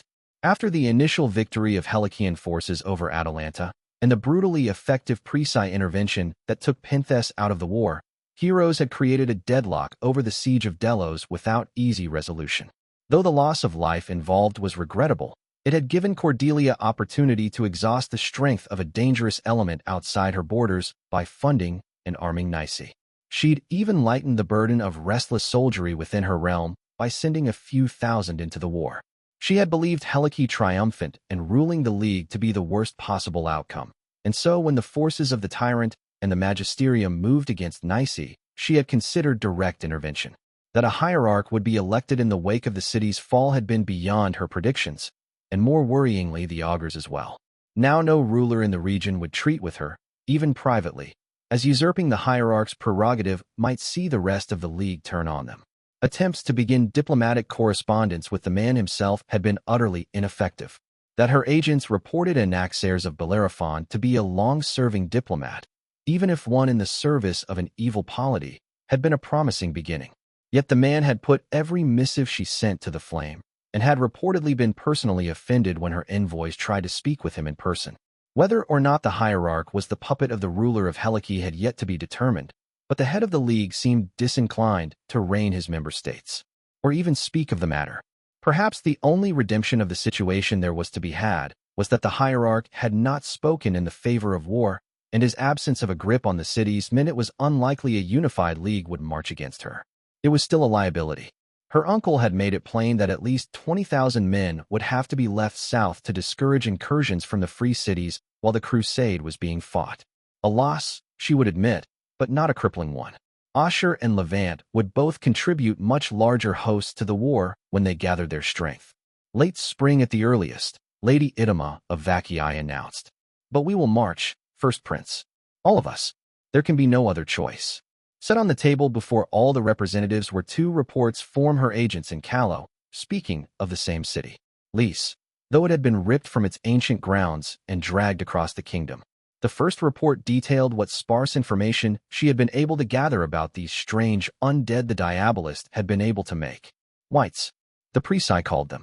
One had even been obtained and smuggled across the border, and examinations by wizards had established the alchemical nature of the transition into undeath. The Empire had unveiled two weapons through their civil war, and though this was the subtlest of the two, it was perhaps also the most terrifying. If all the Empire needed to sow undeath was access to a city's cisterns, none of them were safe. The Empress' reputation for having a large and extremely effective web of spies had cost her dearly in this. A less demonstrably far-reaching ruler would not have seemed so immediate a threat. The other report held mostly technical notes, but it was the sheet of parchment with the drawing that had truly stuck a blow. The sight of the city of Liesse with a mass of dead above it, and the greater breach the weapon had opened on a Callowan field. A hellgate, and not a passing one. Gods, Cordelia had known there was great madness waiting in the east, but even she had underestimated the depth. No crusade had ever managed to land even a glancing blow on the hellgate that lay within the depths of Kedar. It alone had been enough to maintain the terrible grip of the dead king for untold centuries, even with entire battalions of heroes failing to end him. The thought of the tower with the ability to create hellgates at will was enough to put a shiver up anyone's spine. She'd been open about the weapon being either damaged or destroyed during the Civil War. The truth of that was still uncertain, but she'd not even had to raise the notion of it being possible to repair herself. The Levantines had done so without prompting, and pressed for a dismantling of the Empire to ensure it would never be capable of making the likes of it again. "As for the charter you proposed, we are in agreement as well," the Lord of Tartessos said. "It will require the signature of the Seljun to be binding, but the Magiles can provisionally ratify it. Your appreciation of our concerns has been noted, and does you honor." Cordelia was very careful not to let the triumph show in her eyes. This was the true victory she had won today, the founding of her Grand Alliance. Though it had been presented as a council of nations participating in the 10th Crusade that could adjudicate internal disputes, there was no clause forcing the alliance to end after praise was laid low. Years of diplomacy had finally borne fruit. The treaties would prevent Procure from attempting to expand into the Dominion again long after she died, and with this foundation, she could forge ever closer ties over the length of her reign. With the three great powers of the West so aligned, the Principate's attention could be turned to the true enemies. The Chain of Hunger, the Kingdom of the Dead, the Everdark, The treaties were not even a pale shadow of those that bound together the League of Free Cities, but they could be built on. They would be. Cordelia knew she would not see the continent know true peace in her lifetime, but she could lay the foundations for those that would come after her. The envoys were entertained for refreshments after the negotiations closed, yet the first prince did not linger over long. She had spoken to the augur last night and been given prophecy. Fortune comes to you unannounced. Her cousin had whispered, you may yet grasp it. Some of the White Knights band had survived the struggle against the calamities in the Free Cities, and were said to be heading for Salia with the man himself. Crusades, Cordelia knew, were a call few heroes let pass them by. Though no formal declaration had yet been made, the ways of named were not easily understood. The heavens may have whispered secrets in their ears, as they did the augur. The flaxen-haired prince dismissed her attendants after retiring to her rooms, unweaving her braid herself. She was not unaware that it softened her features when unbound, and though she knew she was no great beauty, she could sometimes pass as one with the right ministrations.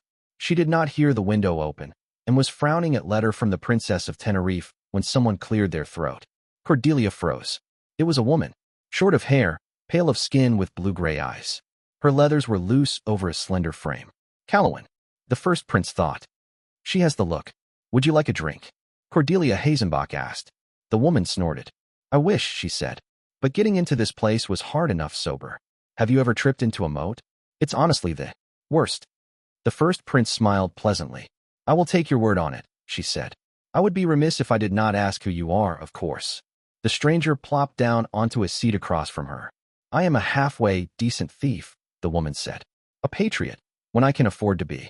But, most importantly, she sharply smiled. I am an envoy from the Queen of Callow. Are you now? Cordelia said. I believe I will be having that drink myself. We have much to talk about. The hierarch saw many things, close and far away.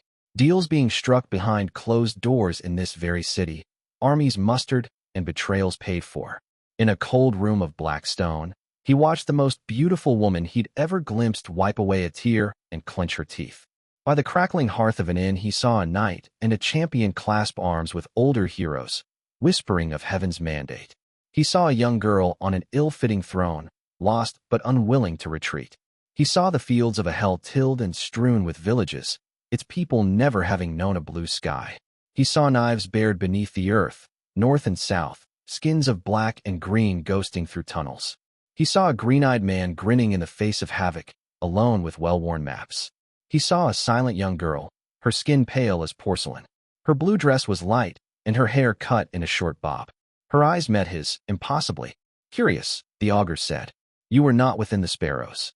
The people have decreed omens to be ignorant superstition, and Axares told her. Ah, Agnes Hazenbach murmured you too. No star left uncharted.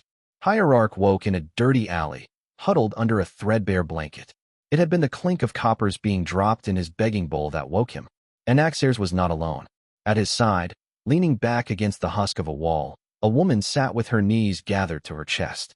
She smelled of liquor and sweat, though the black curls he could see framing her face were pristine. The stranger drank loudly from a silver flask before turning to him, and when he saw her face, he recognized her. Aude of Liesse, the wandering bard. The heroine offered him the flask, wiggling it in a farce of temptation. It's the good stuff, for once, the bard grinned. Don't skip, doesn't happen often. The hierarch of the League of Free Cities, anointed temporal ruler of hundreds of thousands of souls, tightened his blanket around his frame. He looked aside and pretended the woman did not exist. He had gained much practice in this skill of late, with envoys from the Free Cities and beyond. You know, when the second wave of Balite settles came to Ashur, they brought animals from home with them, the woman said.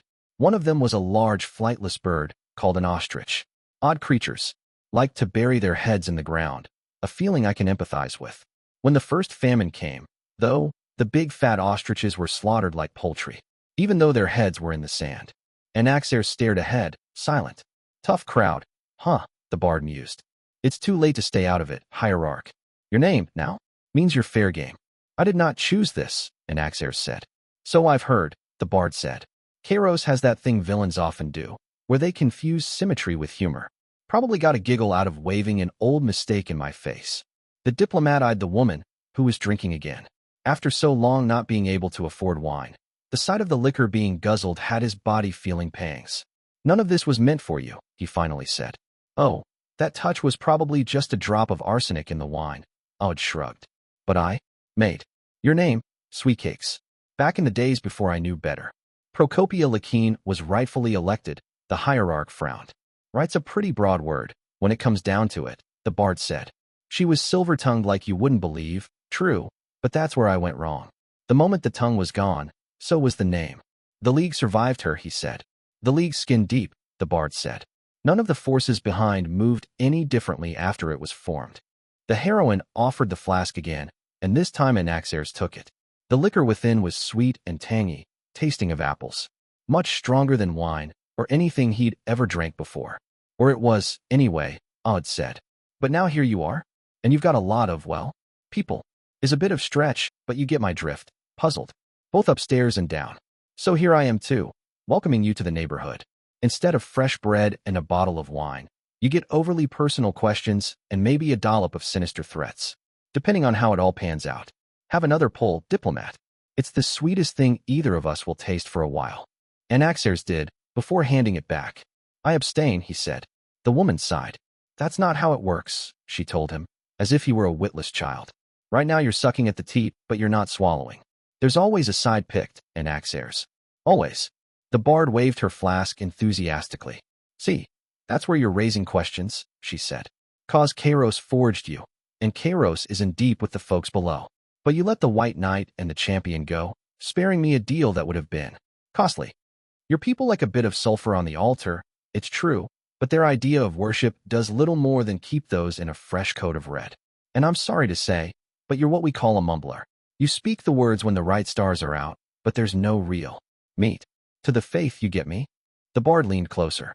It's fine if you want to fuck around like a raft on the tide for a while, hierarch, but keep in mind sooner or later you're going to hit shore, she said.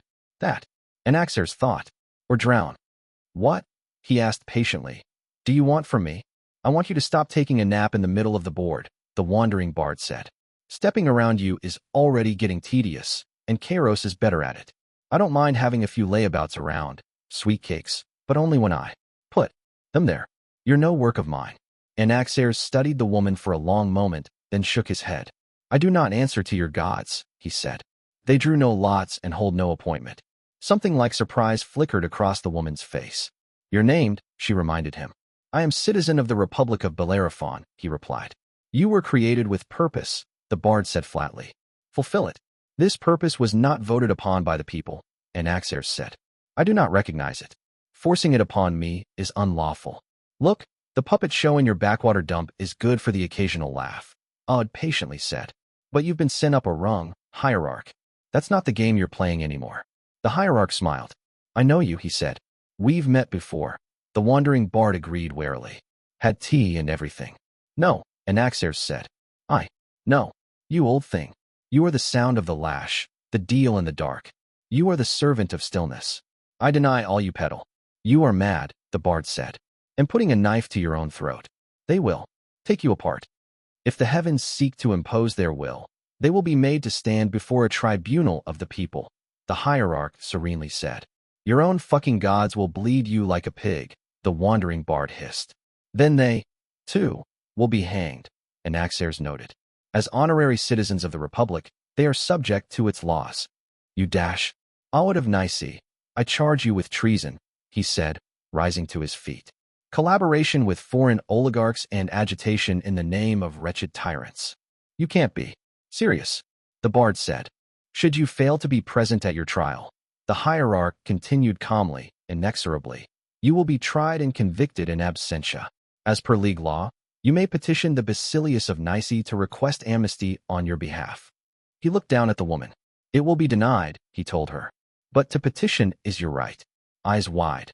The wandering bard opened her mouth to reply, but between two heartbeats span she disappeared, as if she had never been there at all. This, the hierarch of the free cities said, will be added to the record as an indication of guilt. He left the alley, the quarter, the city until he found the boy awaiting him. Kairos Theodosian took one look at him and laughed, his red eye burning. Now there, the tyrant grinned, is the madman I was waiting for. We are going to have such fun, you and I. In the depths of a hell that had long lost its name and number, a monster opened his eyes. In Keter, a stone that was an old and treasured gift shone red. It had not done this since the days of dread Empress Triumphant. The dead king laughed. Finally, Prosecution II. Men often speak of justice as the middle way, the compromise, but that is the guise of lesser evils. Justice is to uphold that which is right, and there is no place for compromise in this. King Jahan the Wise of Callow. In olden days, when creation was yet young, a mighty king in the east was entreated for judgment. A great lady had harshly struck a servant, who in his wrath at the blow wounded her with a blade. The king stood in his hall and listened to the words of both until day passed and night fled, yet found no answer to give. For the king sought to be just, and justice is a rare and fleeting thing. In his despair, the king called upon the 3 famed judges of his realm and sought their advice. The servant must die, said the first judge, himself a great lord. It was law that no servant may strike a master, and laws must be obeyed lest the realm itself fall into disarray and men wound men with impunity. There is just order to the world, the first judge said, and this order must be upheld even when that which is protected stands undeserving. The servant must be spared, the second judge said, once a servant herself. Though the wounding of the lady was a sin, so was striking of the servant. In committing sin of her own, the lady diminished the sin of the other. To be just is to shield the weak from the strong, said the second judge, and the balance of sin must be weighed by power. Forgiveness must be given, the third judge said, an old and kind man. Though order was needed and the helpless owed shielding, to take and ruin life for the passing madness of a moment was to do disservice to all. Let the lady and the servant kiss cheeks and thread hands, the third judge said, for it is in mercy that justice can be found. The mighty king heard the words of his judges, yet he was not satisfied. The answer of the first judge he found wanting, for it trusted in the laws of men, and men are flawed. The answer of the second judge he found wanting, for it placed circumstance above sin. The answer of the third judge he found wanting, for it was not judgment at all, but mere amnesty. The king slept not for months as he pondered, and thus was born the riddle of fault. You who sought the face of the just, you will give answer. Hanno had not known sleep in a fortnight where the words did not sound in his mind again and again. He caught himself whispering them under his breath after he woke, every single one singed into his mind as if a brand had been applied. Every time his eyes closed he saw the face of the just again, that slate of coal with harsh threefold eyes. 6 times 6 wings he had glimpsed through them, and scales of copper where men would have borne skin. He had knelt at the feet of the face of the just, but been granted no guidance, only more questions. That, and rusted coin so hard bitten the metal it had been minted from could no longer be discerned. The speaker had taken shaking breath, after offering the riddle, and with trembling hands blessed him. Seek the silent tide, they had said. The coin will afford passage. The boy slept in the streets, huddling in an alley in the outer districts with the other tearless beggars until the city guard roused them with spear, butts at dawn, and forced them to disperse. He was hungry and tired and aching, but he had been told to seek the silent tide, and so he did. He dragged himself to the docks, though without ink notches on his arm, he could only enter those open to foreigners. There awaited ships and men who used strange tongues, Arlesites speaking the singing Tolesian dialects, and merchants from the free cities who gabbled in trader talk among each other. None looked at him twice, after seeing his bare arm. They had learned the worths and measures of Ashur, the meaning of being stripped of duty and due. Tearless were as ghosts within a land of the living, ungainly to look upon and best driven to ruins and empty hovels. For hours Hanno wandered aimlessly, sandals beating against stone as he sought something he did not know how to seek. His mind felt dull and dim, as if he had been robbed of the fire that once warmed it, and shade had crept in its stead. As twilight came, he found the tide. There was nothing to see, and that was what he saw. Though foreigners swarmed the harbor like locusts, filling every nook and cranny, there was a bubble of stillness. As if kept separate by some unseen wall, men passed it by without ever looking at it. Hanno himself tread by it thrice before his eyes found purchase, and almost forgot as soon as they had. There was an old man, blind and crooked, who sat at the edge of the pier with a wooden fishing rod in his hands. At his side was a slender ship of creaking wood and woven reeds, left unmoved by the tides. A sail hung from a pole, unraised. Hanno sat by the man's side in silence and waited. The fishing rod never found bite, and the man's only movement was the slow rise and fall of his breathing. "They are not kind," the stranger said, voice like grinding stones. The boy considered this. "I did not ask for kindness," Hanno finally said. "Whatever squabble brought you here, they will not care," the old man said. "They do not give, child. They take and take and take until there is nothing left but smooth stone." "I have nothing," Hanno said, and it was oddly liberating to speak the truth out loud. "I am nothing. 5 I have sent, in my day," the stranger said. None returned. "Asher is not loved by them, child. There is too much rot in the flesh, and the seraphim despises that sin most of all." "Then I will not return," the boy said. "What does it matter?" "Might be that you do," the old man darkly said. "My days run out. There is always need for a boatman." "You went," Hanno said, and it was not a question. "I," the old man said, turning to offer a leering, toothless grin. "I looked away, boy. If I can offer you advice, it is to fail utterly or not at all. The middle ground is the worst of it." A shiver went down his spine. "I will tread to the end of the path," Hanno murmured. "No matter what lays at the end." "Then offer me your obol," the old man said. "I gave you fair warning." The rusted coin was in his hand before he reached for it, and he pressed it into the old man's palm. Face a mask of grief, the stranger flicked his fingers and sent it spinning into the air. It fell into the sea without a sound or a ripple. Hanno slowly rose to his feet, making for the boat, but the old man clutched his arm feverishly and drew him close. His breath was foul. "There is no riddle," the stranger whispered. "Listen to me, boy. There is no riddle." The boatman released his arm, form shivering. He let out a cackle. "What will you punish me with now, you old snakes?" he called out to the sky. "You have already done your worst. The only way left is down, and you are not so merciful." The boat was not moored. Hanno fled to it, distressed by the ugly rictus on the old man's face. He knew not how to navigate, but raised the sail and pushed off. Where must he go now? There was no path to follow on water. Wind caught the sail and the boat moved, dragging him away from Arwood and onto the sprawling sea. Was it sorcery or miracle that moved it? It did not matter. There was, he noticed then with quiet amusement, no tiller or rudder at the back. He had not been meant to find the way on his own. Days and nights passed, and though never did the ship end its journey, neither did it come in sight of any shore. Hunger tore at his belly, ate away at his limbs. Thirst burned deep in his throat without even a drop of rain to quench it. Had it truly been a fortnight? He could no longer tell, lying prone at the bottom of the boat and drifting in and out of consciousness. Hanno could barely even move now, but death did not come. His skin darkened with the sun, grew rough like leather, and only when his ribs came to ache did he drift into his final sleep. Hanno stood outside of himself, watching his silhouette brawling with another child's. He remembered this, dimly. This was Barkala district, and he was 9 years old. So was the other boy, the son of a digger in some inland mines. The whole family was born to the 20th tier and would die to it. And even within that tier, they neared the bottom. The boy's parents toiled in one of the mines where foreign prisoners were made to work through their sentences before release. Death came often and cheaply there, his father had once told him. Wasteland witch. The boy had called Hanno's mother, looking for the approval of other children all the while. They cheered when Hanno struck him across the mouth. They tangled over stone, struggling wildly, until Hanno kicked him in the stomach hard enough to make him puke. The others changed their colors with the turning tide, calling the boy weak-bellied, and abandoning him to shiver alone in the street. The younger Hanno joined them, but the older one remained. He watched the boy wipe away angry tears and spit out the last of the vomit before dragging himself to his feet. He returned home, where no one awaited.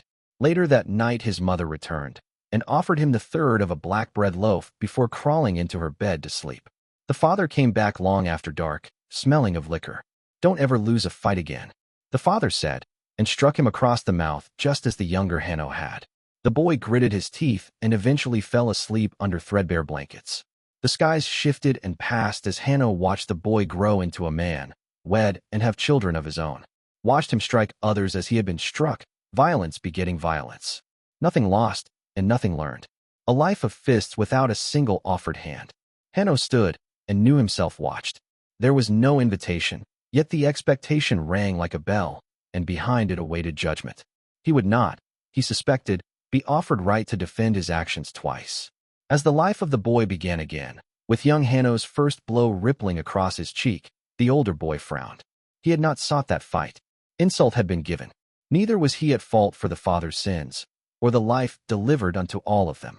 Where, then, did the fault lie? Ashur had birthed and raised them, but Ashur was but an assembly of assurance. Were they all complicit, then, simply for being born? He could not find the fault in this, or the justice.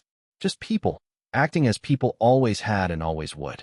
Through ignorance, I contributed to evil, Hanno Tearless said. I ask not for absolution. What is the answer to the riddle of fault? I don't know, the boy whispered. The voice had come from nowhere, and did not ask again. The world shifted once more, and Hanno stood a ghost again. He watched himself seated before 12 Assurans in a sunny courtyard as a gray-haired woman asked him to denounce his mother without ever speaking her name. He watched 6 wings of copper erupt from his back, visible to none, and his gaze grow heavy with power. He watched himself render judgment upon the would-be judges and find them wanting. I charge you, he heard himself say, with cruelty and indifference. I charge you with choosing law over right, with embracing blindness. As his eyes shone, they could not weather the light that came with it. Blindness embraced them in return. He left that courtyard a righteous man, and brought that righteousness to all of Ashur. No, Hanno said. That, too, is evil. The boy he watched bore power, but he was not just. To mete out retribution upon those he found at fault was no different than what he had despised, in the end. It was only the judgment of power. The rule of strength, bereft of equity. There was no sin in law or the defiance of it. But to clothe retribution in the guise of justice was a thing of evil. What justice could there be in the blind exertion of violence? To do such a thing would make him unworthy of the very strength being used. What is the answer to the riddle of fault? Not this, the boy whispered. The world changed once more. This time, no vision or fantasy was put before his eyes. Only a collection of moments, all his own. Wrath, first. The wanton boiling of blood. The taste of victory in his mouth as his strength triumphed over that of others. Lust and envy came hand in hand. Covetous eyes laid on women wed, but still beautiful. Resentment in knowing they would never be his. The urgent press of lips against lips. The knowledge that the girl loved him, but not him, her discarded for the heat in his veins. Deeply buried hatred for those who stood higher than him. Who ate better, who could decide their own lives. Who could see creation with eyes instead of scrolls. Disgust and fear at tearless beggars. The ugly press of reassurance when violence was dealt to make them leave his sight. Pride at his skill with a quill, at his cleverness and memory. The unadmitted contempt for those less blessed. Kindness offered only for his own pleasure, for the thrill of knowing himself good. Taking bread from his father's portion, telling himself he had earned it more. Moment after moment came before his eyes, and Hanno Tearless knew himself to be a ghastly soul. The urge was there to look away, to end the parade of shame. The burn of the admissions did not grow easier with the number, every one fresh and acute. What utter arrogance, to have thought it possible for him to be worthy of any power at all. Hanno looked at the plain rid of his life, the parts of it he had taught himself to ignore brought to light, and found nothing of worth. Not a single selfless speck of dust. All his life he had worshipped at the temple, kneeling beneath the faces, but all he had ever offered was sordid mockery.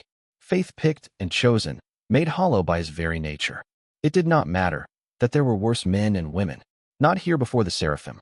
He was being made to answer for his own life. Cut clean of all ties and deceptions.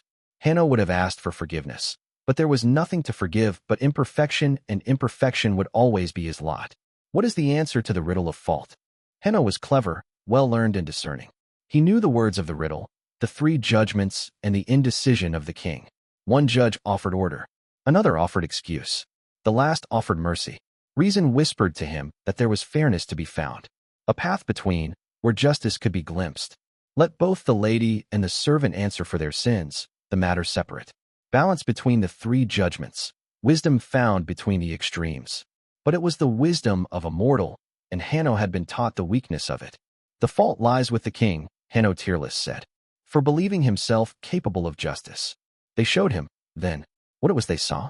The endless shifting tapestry that was all the decisions that were made and could be.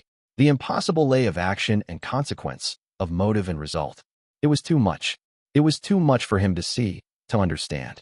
The boy screamed, felt all that he was fray as he glimpsed a whole he had never been meant to glimpse. The sum of all that was and would be, the culmination of endless paths. Hanno felt feathered wings envelop him, cold arms of metal embrace him closely. He was blind, now, and had never felt more blessed. "Do not be afraid, child," a voice whispered into his ear. "You are now beyond fear. We give you nothing. We take everything. You will win no honors. You will know no love. You will find no peace. Henno of Arwood, we claim you, truth and sum and whole. We charge you with service unending. We burden you with unknowable mandate. You will weep without solace. You will die 1,000 deaths. But in the end, you will rise. We anoint you our white knight, instrument of judgment, doom of the wicked." The seraphim embraced him, and it felt like home, like clarity in scales ripped from his eyes, never to grow again. The boy woke to a thumb and a forefinger hoisting him by the scruff of the neck. Dark eyes large as boulders studied him curiously. The giant let out a breath like a gale. "Man-child," it said, "you reek of the seraphim, yet you live. Curious, have you come to deliver sentence onto the gigantes?" In his palm lay a silver coin. One side bore laurels, the other crossed swords. He knew this to be true without laying eyes upon it. The boy considered the question he had been asked. "I," Henno slowly said, "do not judge.